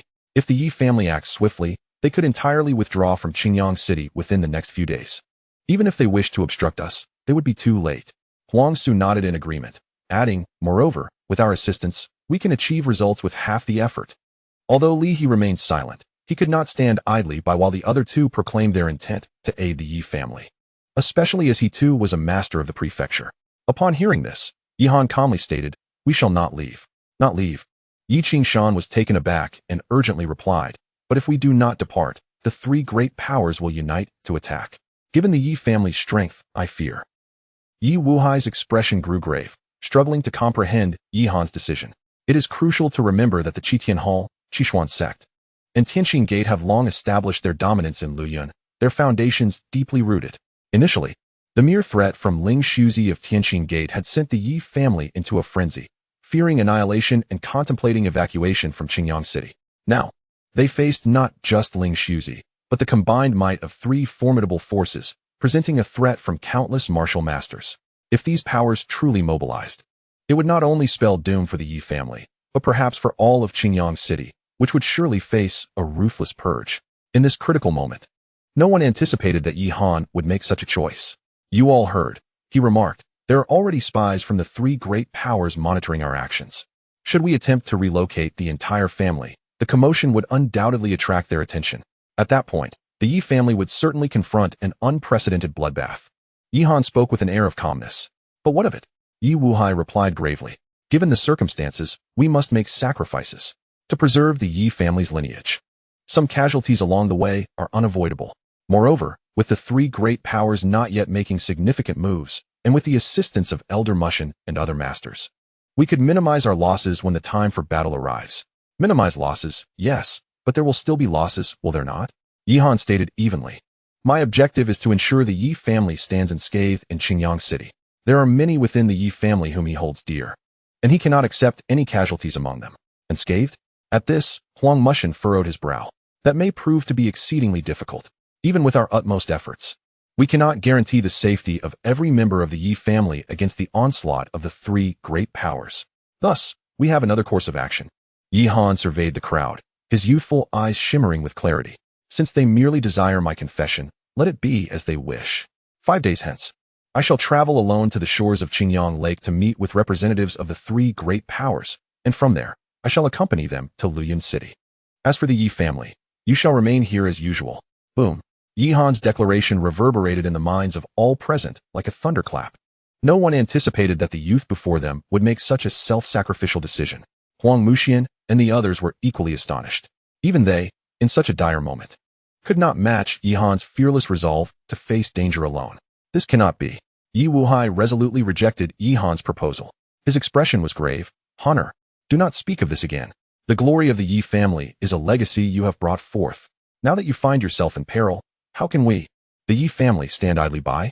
Regardless of the dangers that lie ahead, we shall confront them together. That is what family is about. Yi Qingshan, standing nearby, nodded in agreement. The old patriarch is correct. Yi Han, you must not bear every burden alone. We shall never be a burden to you.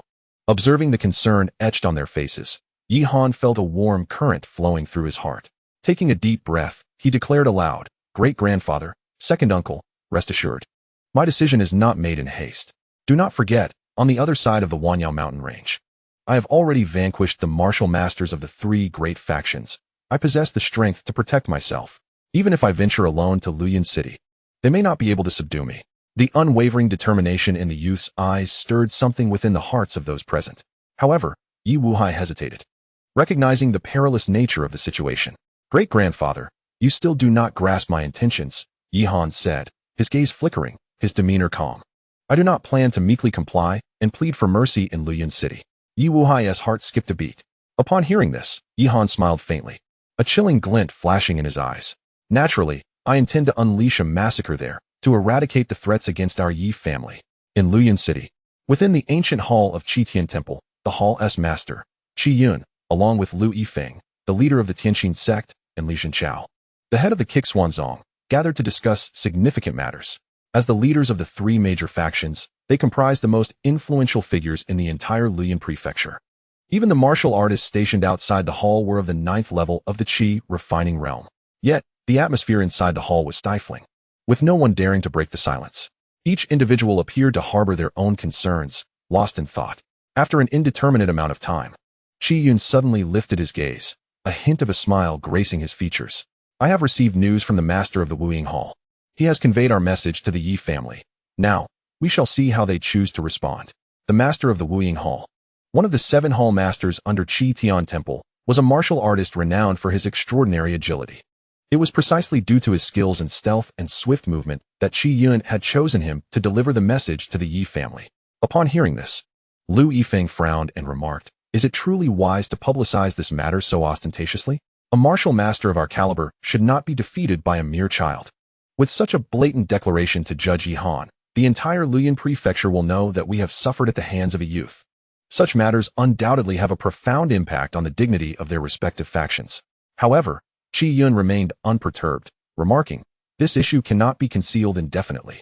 It is better to boldly proclaim it to the public, thereby showcasing our might. In doing so, we shall remind the people of Luyan County that we remain its sovereigns, untouchable by anyone." Indeed, Lu Yifeng pondered momentarily before nodding in agreement. "It has been quite some time since we last took action. Let this incident serve as a lesson to those who dare to offend us. Regardless of whether Yihan meets his end, the Yi family must be eradicated to serve as a warning." Li Zhenchao, though silent, harbored a secretive smirk within. These individuals were indeed cunning, executing their schemes with calculated precision. Initially, this was a matter that could have adversely affected all major factions. Yet, in the end, they manipulated it to their advantage, using it to intimidate others and assert their dominance. Is it necessary to wait 5 days before imposing sanctions on that boy? Lu Yifeng's gaze turned icy, his murderous intent palpable. I am almost impatient to crush him. For a long time, the Heavenly Heart sect has stood at the pinnacle of Luyan County. It has never faced such a significant loss before, even losing a martial arts master. This is a grievous blow to any faction. No, we cannot take such risks. Qi Yun asserted solemnly, "Within 5 days, I am confident I will break the shackles and master the final layer of the Qi Tian Dao method. By then, few in Luyan County will be capable of standing against me." Li Zhenchao's gaze sharpened, unable to contain his curiosity any longer. "The Qi Tian Dao method? Have you truly reached the final layer?" "Not far off," Qi Yun replied with a faint smile. "When that time comes, I wonder who in Luyan County will dare oppose me. If the county government dares to intervene, we shall simply topple it as well. After all, we are far removed from imperial oversight. Even the Grand Qian royal family cannot meddle in our affairs." Indeed, the 3 major factions have been cautious, refraining from hastily attacking the Yi family, primarily out of respect for the county government's power. Although King Xuanyo has been missing for quite some time, the county government has ruled Luyan County for years, its foundations still unfathomably deep. Even a combined effort from the 3 major factions may not guarantee a victory over the county government. Furthermore, Yihan shares a close relationship with the county princess. Should they choose to act against him, the county government would undoubtedly respond.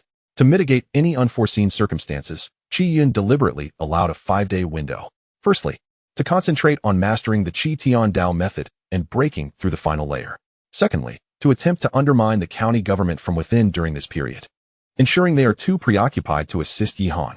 The recent deaths of Huang Tingxian and Huang Ziyuan have indeed stirred considerable turmoil within the county government. I have already contacted the masters of Huang Tingshuan's lineage. They will take action within these 5 days. Even if they cannot impede the princess's faction, they can still provide us with substantial assistance. Qi Yun slowly lifted a cup of steaming tea before him, the aroma wafting gently, invigorating his senses. His visage reflected in the emerald liquid, appearing mysterious and profound as the tea leaves swayed lightly. Master Qi has prepared so thoroughly. It seems he is determined to secure his victory over Yihan. Li Zhenchao remarked with a smile. Are we not all in the same boat? It is well understood that the young man harbors astonishing secrets within him. were it not for the desire to delve into the enigma surrounding him alongside all of you. Why would I journey such a great distance to bring him to Luyun City under the guise of judgment? To put it plainly, I could simply annihilate him along with the Yi family. After finishing his cup of tea, Qi Yun remarked, the ability to control the mirror of spirit array, combined with the prowess of a third-tier Qi mansion practitioner, indeed reveals an array of peculiarities surrounding this young man. How could such an extraordinary true dragon emerge from the humble Qingyang city? Li Jinchao stroked his chin, a hint of amusement in his expression. Logically, if such a prodigy truly existed within Qingyang city, he would have long been renowned far and wide, absorbed into the ranks of our three great forces as a disciple. How could it be that he has only now begun to make his mark and gain recognition? They were nearly certain that Yi Han had encountered some extraordinary turn of events, a stroke of fortune that even they, masters of the realm, found enviable. I appreciate your strategic insights, Lord Qi, Lu Yifeng said, clasping his hands. It is but a trivial matter, Qi Yun replied with a smile, setting down the Celadon teacup. This is merely to ensure that we can together embark on a grand undertaking.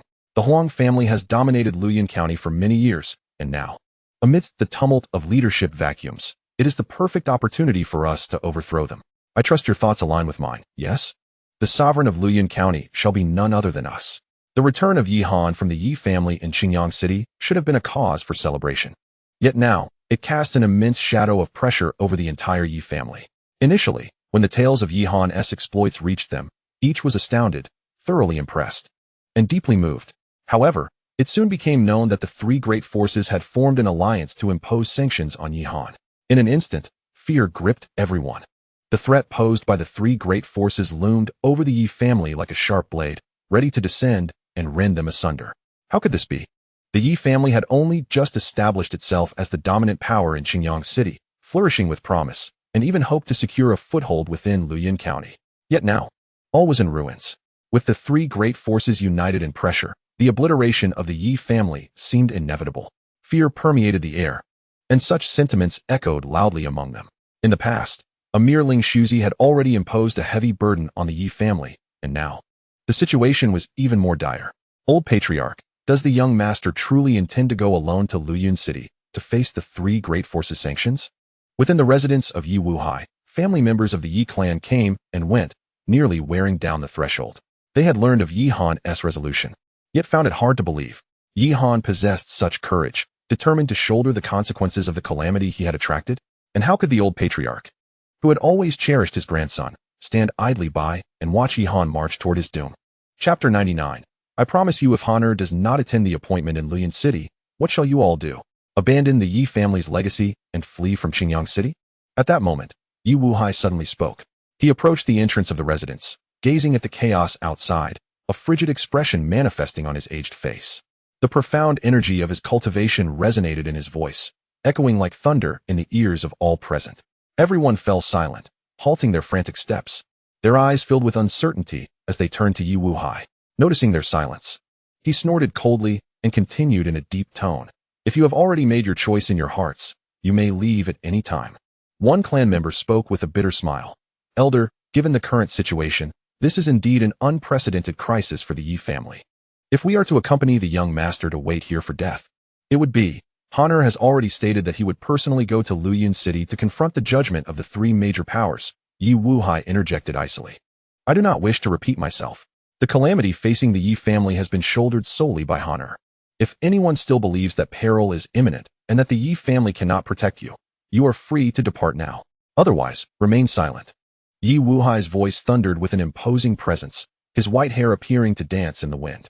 The clamor of the crowd was utterly suppressed, allowing them to regain their composure, accompanied by a sense of shame. The Yi family's current standing is owed to Yi Han. Now that he is in peril, any actions that exacerbate the situation would be a betrayal of the Yi family. Rest assured, Elder, we are not ungrateful wolves. We have witnessed everything the young master has done for us. The clan member who had spoken earlier, now solemn, continued, my abilities are limited, and I may not be able to assist much this time. Yet, I will do my utmost to safeguard the Yi family for the young master. Yes, we too. We will protect the Yi family for the young master. For the young master? The other clan members echoed, their expressions earnest and grave. Yi Wuhai sighed deeply, a hint of relief flickering in his eyes. The Yi family has grown to this point. Honor, you must not face any more misfortune. In the residence of Yi Yuan, Yihan and Yi Yuan sat facing each other. The voices of Yi Wuhai and the clan members conversing outside resonated continuously. Xiaohan, did you hear? The Yi family has truly transformed. Yi Yuan remarked with a smile, reflecting on the changes. Recalling the hardships she endured within the Yi family. Tears nearly welled in her eyes. She had once suffered broken legs, oppressed by the Liu family and the higher-ups within her own clan. Yihan had been sent to the Meng family, regarded merely as a vessel, nearly drained of his essence. Their experiences had been fraught with adversity, yet now, all of that was behind them. The past sufferings had become mere stories to share with a smile. Under Yihan's reconstruction, the Yi family had been revitalized, surpassing its former glory, and would never again tread the same path. Sister, take this pill, and the nerves in your paralyzed legs will regenerate. Additionally, by consuming some qi-nourishing pills to invigorate your internal energy and blood flow, within 3 days, you shall walk again. Yihan spoke earnestly to Yi Yuan, disregarding the surrounding chatter. I know, you've repeated it several times already. Even I, your sister, cannot be so foolish as to forget. Yi Yuan replied with a gentle smile, carefully storing the pill away. Observing the smile on her face, Yihan felt a genuine warmth within him. His relentless efforts were not solely to alter his own fate, but also to transform the destinies of those around him. And now he had succeeded. Sister, I eagerly await the day I see you rise from your wheelchair and walk, Yihan remarked with a grin. All right, I will strive for that, Yi Yuan responded playfully. Winking at him, the two shared light-hearted banter for a while, but soon, the atmosphere grew tense. With the rare opportunity for the siblings to be alone, neither wished to disrupt the joyful ambience. Yet, some matters cannot be evaded simply by turning a blind eye. Finally, Yi Yuan sighed and spoke first. Little Han, you have achieved remarkable success. Perhaps the Yi family will once again claim a position of prominence in the capital. Her gaze turned piercing as it focused on Yihan. Are you truly planning to face the 3 major powers in Luyun City alone? Little Han, I know you are not a reckless person, but this time. Seeing the concern and confusion etched on Yi Yuan's face, Yihan merely shook his head with a smile. Sister, you need not worry for me. If I dare to go, it is because I possess means of self-protection. I understand you have become extraordinary, endowed with your own fortune, Yi Yuan replied. Her brows furrowed with lingering anxiety. But when confronted by the united forces of the 3 major powers, how confident can you be in your ability to safeguard yourself? Can you promise me you will return to the Yi family alive? Yihan took a deep breath, steadying his gaze upon Yi Yuan, and replied with a smile. I promise you, sister. I will return alive. Yi Yuan held his gaze intently. After a moment, she spoke. Then it is settled. This is your promise to me. Yes. We have an agreement. Soon, Yihan took his leave. He did not wish to burden Yi Yuan with worry. Thus there were words left unspoken. In 5 days, he would journey to Luyun City, not to meekly accept the accusations of the 3 major powers, but to eradicate every threat that lay before the Yi family. Though the reason for the 5-day delay remained uncertain, it suited him perfectly. During these 5 days, he knew he could not afford to be idle. Yihan caressed the storage ring on his finger, his eyes gleaming with determination. He must seize every moment to elevate his strength, preparing more formidable trump cards to face the potential crises that might arise in 5 days. Yihan first summoned Yi Qingshan, instructing, during this time, I will be secluding myself in the forbidden area. Unless in the face of an emergency, please do not disturb me. Chapter 100. The Power of the 4 Symbols. All right. Yi Qingshan assented, casting a glance at Yihan, unable to restrain himself from inquiring, Nephew, how confident are you in addressing the crisis in 5 days? Yihan refrained from providing a definitive answer, responding with an air of calm, I will do my utmost. You, second uncle, may focus on reassuring the clan. With that, Yihan vanished like a fleeting specter, gracefully stepping into the restricted area of the back mountain. Observing Yihan's departure, Yi Qingshan's eyes lingered before he hastened away. In the silent chamber, Yihan casually selected a meditation cushion and settled into a cross-legged position. The concentration of spiritual energy in the Yi family's restricted area was, in comparison to the Mirror Flower Cave, rather inadequate. If the entire Yi family could bask in the spiritual energy of the Mirror Flower Cave day in and day out, it would not take a year for our clan to produce a second warrior of the Qi refinement realm. Within 5 years, my great-grandfather should be able to break through to the master level. After a brief contemplation, Yihan quickly reached a decision. With a mere thought, his spiritual consciousness surged forth like a tidal wave, expanding in all directions. The restricted area already housed some relatively simple formations. Under Yihan's command, the structure of each formation and the various foundational elements vividly imprinted themselves in his mind. He resembled a masterful painter, deftly wielding his brush to transform the intricate formations. Before long, a third-tier gathering spirit array was birthed. Boom! A violent suction emerged from the back mountain's restricted area. As the spiritual energy of the entire realm surged forth in that instant, the entire Yi clan was stirred. As martial artists, their sensitivity to the spiritual energy of the heavens and earth was unparalleled. What is happening? The concentration of spiritual energy within the clan seems to have increased. I've noticed that the closer one gets to the back mountain, the higher the concentration of spiritual energy. The clan members exclaimed in astonishment, their faces awash with disbelief. Could this possibly be the handiwork of Honor? Even Yi Wuhai appeared, gazing towards the back mountain's restricted area, his eyes glimmering with uncertainty.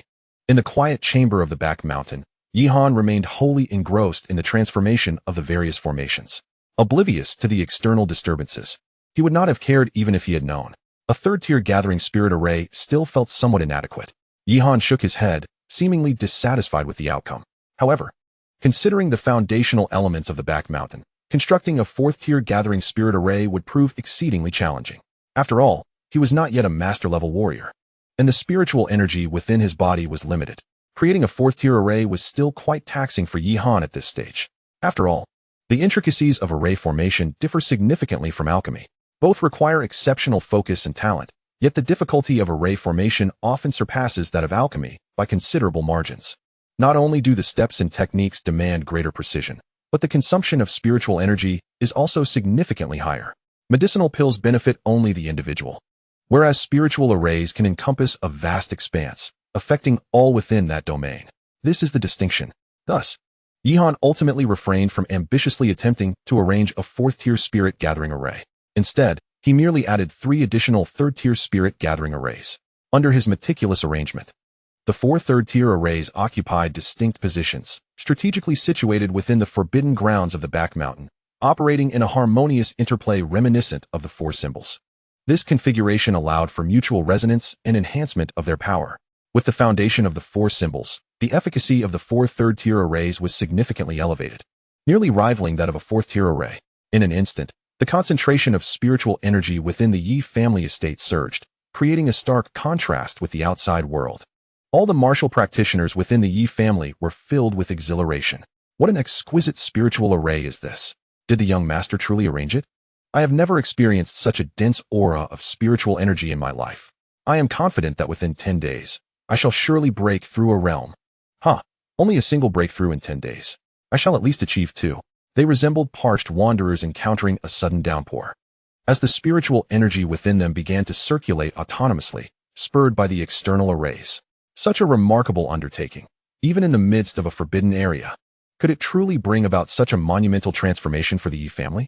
Yi Wuhai lifted his gaze towards the direction of the forbidden grounds. His aged face etched with a profound sense of emotion. This should suffice. In the quiet chamber, Yihan gradually collected his thoughts. Following his careful arrangements, the 4 third-tier spirit gathering arrays had utterly transformed the surrounding spiritual energy concentration, rendering the Yi family a veritable paradise for cultivation. One need not ponder. It was evident that the entire Yi family outside must have been profoundly shaken. Yet, Yihan had no time to dwell on such matters. Just as I find myself at the pinnacle of the 3rd stage of the Qi Mansion realm, I might as well seize this momentum to achieve a breakthrough. Yihan steadied his mind and began to cultivate the ancient demon Qi refinement technique. Boom. As the ancient demon Qi refinement technique commenced, a vast torrent of spiritual energy surged from the surrounding heavens and earth, rushing towards every meridian within Yihan's body. In the blink of an eye, Yihan's physique was filled with this spiritual energy. Subsequently, each strand of energy was refined by the ancient demon Qi refinement technique, transforming into pure power that coursed through Yihan's body and flowed into his Qi mansion. I can already sense the opportunity for a breakthrough. Yihan's spirit stirred as he harnessed the surging spiritual energy within him, directing it towards the bottleneck.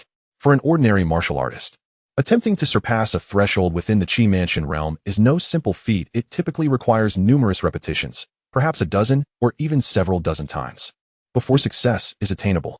However, Yihan was different. As he pressed against the bottleneck, the chaotic bloodline within him was awakened, and a stream of chaotic energy surged like a blade towards the barrier. Crack! The bottleneck, akin to paper, was instantly torn apart. A brand new sensation coursed through Yihan's entire being, and in that moment, he naturally broke through to the fourth stage of the Qi Mansion realm. Boom. The heavens and earth converged with spiritual energy, and Yihan's Qi Mansion became more robust. Yet, it was still not enough. Yihan opened his eyes, quickly regaining his composure from the joy of his breakthrough. He understood that to confront the impending crisis, his current strength was far from sufficient. With this thought in mind, Yihan retrieved a sword sheath from his storage ring. Chapter 101. The Radiant Tao Ancestor. This was none other than the source of the Mirror Hua, sword Qi, he had obtained from the Mirror Hua cave. It was said that this sword sheath was designed to hold the sword wielded by the Mirror Hua guest, harboring the essence of the Mirror Hua sword Qi, which was likely a treasure left for the successor. Yihan certainly looked down upon the Mirror Hua sword Qi. Its quality was rather low. While it might be esteemed in Luoyuan County, it paled in comparison to the chaotic sword Qi.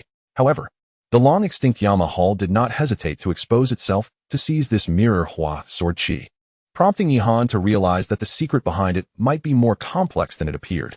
Besides the sword Qi source, could there be other hidden mysteries within the sheath? Boom.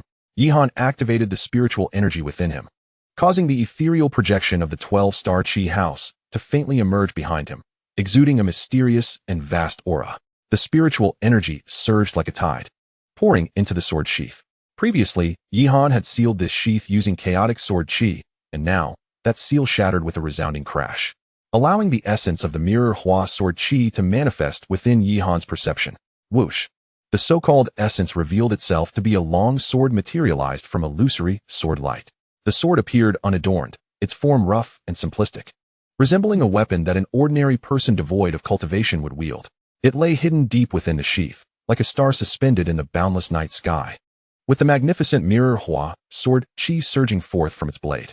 Yet, as Yihan cast his gaze upon the long sword, an unexpected turn of events occurred. The sword seemed to sense his attention, and a fissure suddenly appeared at the hilt.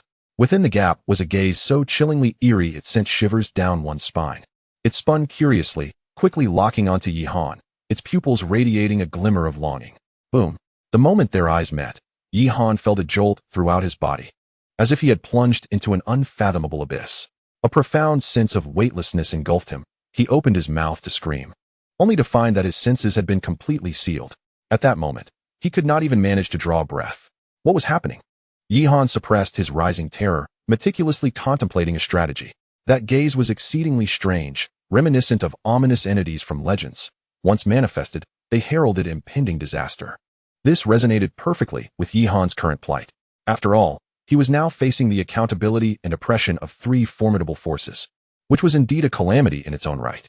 Just as Yihan felt lost and helpless, a cold snort suddenly echoed from the depths of his soul palace. Within the sword tomb space, such a familiar aura. Was another calamity-born being emerging? In an instant, a warm current surged through Yihan's entire being, and a dazzling divine light suddenly erupted, enveloping him completely. Within the radius illuminated by this divine light, all malevolent entities disintegrated, and the eye embedded in the hilt of the sword emitted a piercing shriek as if it were overwhelmed by an intense stimulus. The scream was heartrending, seemingly possessing the power to influence the souls of warriors, leaving Yihan momentarily dazed. Time slipped by, and eventually, Yihan began to regain his senses. As he surveyed his surroundings, he realized he was not in an unfathomable abyss, but merely in the tranquil chamber of the forbidden area on the back mountain. Engaged in his cultivation, taking a deep breath, he regarded the sword sheath before him with a grave expression. Recalling the events that had transpired, he felt a cold sweat saturate his back. The Mirror Hua sword energy indeed concealed remarkable secrets. Had it not been for the presence of the Chaos Sword Ancestor residing within him, he would have surely lost his sanity, falling prey to the allure of the Mirror Hua sword energy. Young one, the one who acted earlier was not me. As if attuned to Yihan's thoughts, the voice of the Chaos Sword Ancestor suddenly resonated in his mind. Yihan was taken aback as he listened to the ancestor continue. This sword tomb space is a resting place for formidable figures from ancient times. Each one could stand alone, suppressing myriad realms, endowed with unparalleled talents. Just a moment ago, the aura of calamity awakened my old companion. Had it not been for his intervention, the calamity being would have devoured your intellect, transforming your body into its vessel. At these words, a torrent of information flooded Yihan's mind. The radiant flame Tao ancestor, a legendary figure who left countless tales throughout history, had devoted his life to combating calamity beings and wicked cultivators. In his later years, due to a recurrence of injuries, He fell victim to malevolent forces that invaded his body, seizing his sanity. Ultimately, the Chaos Sword ancestor was compelled to slay his old friend, entombing him within the sword tomb, and then wielded his sword to sweep away calamity beings across the realms, barely suppressing the rage within. Yihan murmured to himself, realizing he had inherited the legacy of the illustrious radiant flame, Tao ancestor. The earlier dizziness was not solely due to the terrifying power of that strange eye, which could affect one's intellect. The sudden inheritance from the radiant flame Tao ancestor had also overwhelmed Yihan's consciousness, causing him to faint momentarily. So that is how it was. With a flicker of thought, a brilliant golden flame suddenly manifested from his palm, emanating an intense heat. This was the sacred flame of light, the most powerful ability within the inheritance of the radiant flame Tao ancestor. The ancestor had painstakingly fused two celestial divine fires he had gathered with great difficulty into one, aiming to better combat evil cultivators. This sacred flame was the product of that fusion. Not only did it possess the power to dispel evil and exorcise demons, but it could also refine the strength of calamity beings into the purest spiritual essence, transforming it into a tremendous supplement for oneself. After carefully digesting the inheritance of the radiant flame Tao ancestor, Yihan opened his eyes to find the external world illuminated by the first light of dawn. Morning had arrived. He had spent the entire night absorbing this legacy of memories. With a deep sigh, Yihan felt he had made significant strides in his understanding of both the malevolent practitioners and the calamity beings. The so-called calamity beings originate from the depths of hell, while the lineage of these malevolent practitioners also stems from that infernal realm. Through the sinister arts of hell, they unleash countless atrocities upon the mortal world, instilling fear and trepidation in the hearts of the populace. Some formidable malevolent practitioners possess the ability to bridge the realms of hell and this world, allowing calamity beings to descend upon us. However, such feats require at least a cultivation level of the fourth realm of a saint. It is evident that Jinghua Ku could not achieve such a connection. The presence of a calamity being lurking within the residual Jinghua sword energy he left behind undoubtedly indicates that he had undergone the inheritance of malevolent practices. Thus, Yihan finally grasped why the legacy left by Jinghua Ku was coveted by the malevolent practitioners of the Yamahal. It was not due to Jinghua Ku's own formidable strength, but rather because he had once received the inheritance from a powerful malevolent practitioner. The peculiar eye within the sword sheath serves as irrefutable evidence of this. Clearly, given Jinghua Ku's own capabilities, he could not have forged a connection between the two realms, nor could he have tamed such a powerful calamity being. Most likely, it was merely because he had inherited the legacy from the master of that calamity being, which allowed it to willingly reside within the sheath. No wonder it is said that Jinghua Ku possesses immense combat prowess, having reached the pinnacle among the mundane practitioners over the past millennium in Luoyuan County. It is likely not solely due to his own mastery of the sword, but rather because he received the inheritance of the malevolent path, bolstered by the assistance of a calamity being residing within his sword sheath. With the strength of that calamity being, it could easily influence the consciousness of any martial arts master. With such aid, one must wonder, who among the martial arts masters could possibly rival Jinghua Ku? Yihan slowly exhaled a breath of stale air. The legendary deeds of Jinghua Ku, once shrouded in mystery, now appeared trivial upon unveiling their underlying truths. He was merely a malevolent practitioner, aided by a calamity being from hell. In the tales passed down by the world, this ruthless warrior, who had strayed into madness on the path of martial arts, had transformed into a legendary sword master. How ironic. Even the Jinghua sword energy wielded by Jinghua Ku is fervently sought after by countless martial artists in Luoyuan County. The outside world speaks of the perilous and inscrutable nature of the Jinghua cave, yet upon entry, one discovers that the dangers were far from what was imagined. The process of acquiring the Jinghua sword energy was remarkably smooth, with the only hindrance being the other factions eyeing it greedily. In retrospect, it is not surprising. The so-called Jinghua cave was merely a ruse left by Jinghua Ku. He intended for future seekers to arrive, hoping that the calamity being would select its next host. He would not leave behind excessive dangers that would impede their progress. Once someone obtained the essence of the Jinghua sword energy he had left behind, his purpose would be fulfilled, allowing the calamity being to depart from the Jinghua cave. Given time, the calamity spirit concealed deep within the sword sheath is bound to devour the new master of the mirror flower sword chi. When that day arrives, the calamity spirit will once again unleash a new wave of bloodshed upon the world. Until now, Yihan has come to realize that the so-called inheritance of the mirror flower cave is nothing but an elaborate deception. If the mirror flower sword chi had truly been relinquished, the consequences would have been utterly unimaginable. The mere thought of this sends a shiver down Yihan's spine. While within the mirror flower cave, the sword chi was once held by Huang Luoyao. Fortunately, upon discovering the nefarious identity of the mirror flower guest, Yihan decisively employed a strand of chaotic sword energy to seal the sheath, thereby preventing any unforeseen complications. Had it been another, they likely would have already been consumed by the calamity spirit contained within. It is time to witness for oneself just how terrifying this calamity spirit truly is. Yihan's gaze flickered, and with a single thought, he once again immersed his spiritual power into the sword sheath. Now, having gained the inheritance of the radiant flame ancestor, he possesses sufficient power to safeguard himself against malevolent entities, thus no longer needing to exercise excessive caution. This time, Yihan's consciousness smoothly reached the source of the mirror flower sword chi. The source of the sword energy solidified like a blade, floating amidst the boundless, inky darkness. The hilt was devoid of the previously seen eerie eye, as if all that had transpired was merely an illusion. Yet Yihan knew well that it was certainly not a mere trick of the mind. As he approached the very side of the sword energy's source, the long sword suddenly quivered. A fissure opened once more at the hilt, revealing a colossal eye that emitted a chilling light, fixating intently upon Yihan. This time, the eye undeniably bore a more sinister aspect, exhibiting a terrifying demeanor as if it were poised to feast upon him.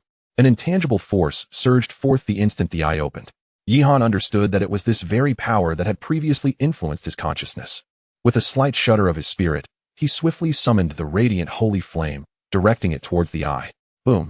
The might of the radiant holy flame was terrifying beyond measure, even disregarding its suppressive effect on malevolent entities. Its inherent lethality was formidable. Refined through the teachings of the radiant flame ancestor, the holy flame seemed to embody a power inherited from the depths of his bloodline. It surged forth in accordance with Yihan's will, enveloping the entire source of the sword energy in an instant. Hiss, hiss, hiss. Anguished wails resounded once more.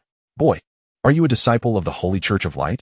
At this moment, the calamity spirit unexpectedly spoke, articulating in human language, though its voice was somewhat raspy. Yihan comprehended its meaning. You can speak? He raised an eyebrow, taken aback. Of course, the language of your kind is simple and comprehensible. I require but a brief moment to communicate with the humans of this realm. The calamity spirit struggled to articulate, its current state evidently one of immense suffering. Even speaking proved to be a strenuous task. Holy Church of Light, could it be the domain of the Radiant Path ancestor? Yihan's eyes flickered as he silently committed this information to memory. He spoke indifferently. You need not concern yourself with my origins. All you must know is that I shall not allow you to escape. Do you wish to refine me? The calamity spirit suddenly erupted into cold laughter. However, should you succeed in refining me, my other kin will undoubtedly recognize your aura. You ought to pray that my more formidable brethren do not set their sights upon you next. Otherwise, you are destined to find no escape. Recognize my aura? Yihan was taken aback. He had never anticipated that the calamity spirit possessed such a capability. Yet, this revelation did not seem unfavorable to him. After all, having mastered the power of the sacred flame of radiance, he could harness the calamity energy for his own purposes. If other calamity spirits were to focus on him, they would merely serve as stepping stones for Yihan. With this thought in mind, Yihan hesitated not a moment longer and commenced the refinement of the calamity spirit before him. Chapter 103, Refinement, Breaking Through 3 Realms. Yihan's actions provoked a mixture of astonishment and rage from the calamity spirit. You insolent wretch, do you treat my words as mere whispers in the wind? Do not presume I am merely speaking in hyperbole. In truth, many of my kin have already infiltrated this realm. It won't be long before they cross paths with you. Provided they recognize your aura, even if you flee to the ends of the earth, you cannot escape death. The eye embedded in the hilt quivered violently. Seemingly bereft of the strength to continue speaking, indescribable pain akin to countless blades frantically slicing through its flesh. Cursed, cursed. I thought I had finally been reborn, only to be claimed by a disciple of the Radiant Church. The eye spun wildly, filled with malice and hatred as it turned towards Yihan. The Radiant Church has long since declined. You remnants shall inevitably be devoured one by my kin. Just wait. That day is destined to arrive. Is that so? Yihan's expression remained calm, untouched by the threats. Unfortunately, you shall not witness that day. Boom. The calamity spirit could no longer withstand Yihan's sacred flame of radiance, emerging from the hilt to reveal its true form. It was a mass of shadow, viscous and resembling a clump of black sludge, at the center of which a massive eye stared at Yihan with pain and resentment. So this is the calamity spirit. Despite having gained considerable understanding from the legacy of the Radiant Path ancestor, it was still Yihan's first encounter with one in reality, and he could not help but feel a tinge of astonishment. With a sudden burst, the calamity spirit struggled fiercely, its overwhelming malevolence spreading like a tide. Yet, upon contact with the surrounding sacred flame of radiance, it emitted a violent sound, being continuously eroded and consumed. I shall not submit easily, disciple of the radiant church. Die. The eerie eye suddenly unleashed a blinding dark light, an immense wave of destructive energy surging forth, as the dark radiance, imbued with astonishing annihilative power, shot towards Yihan. Humph. It was but a desperate struggle.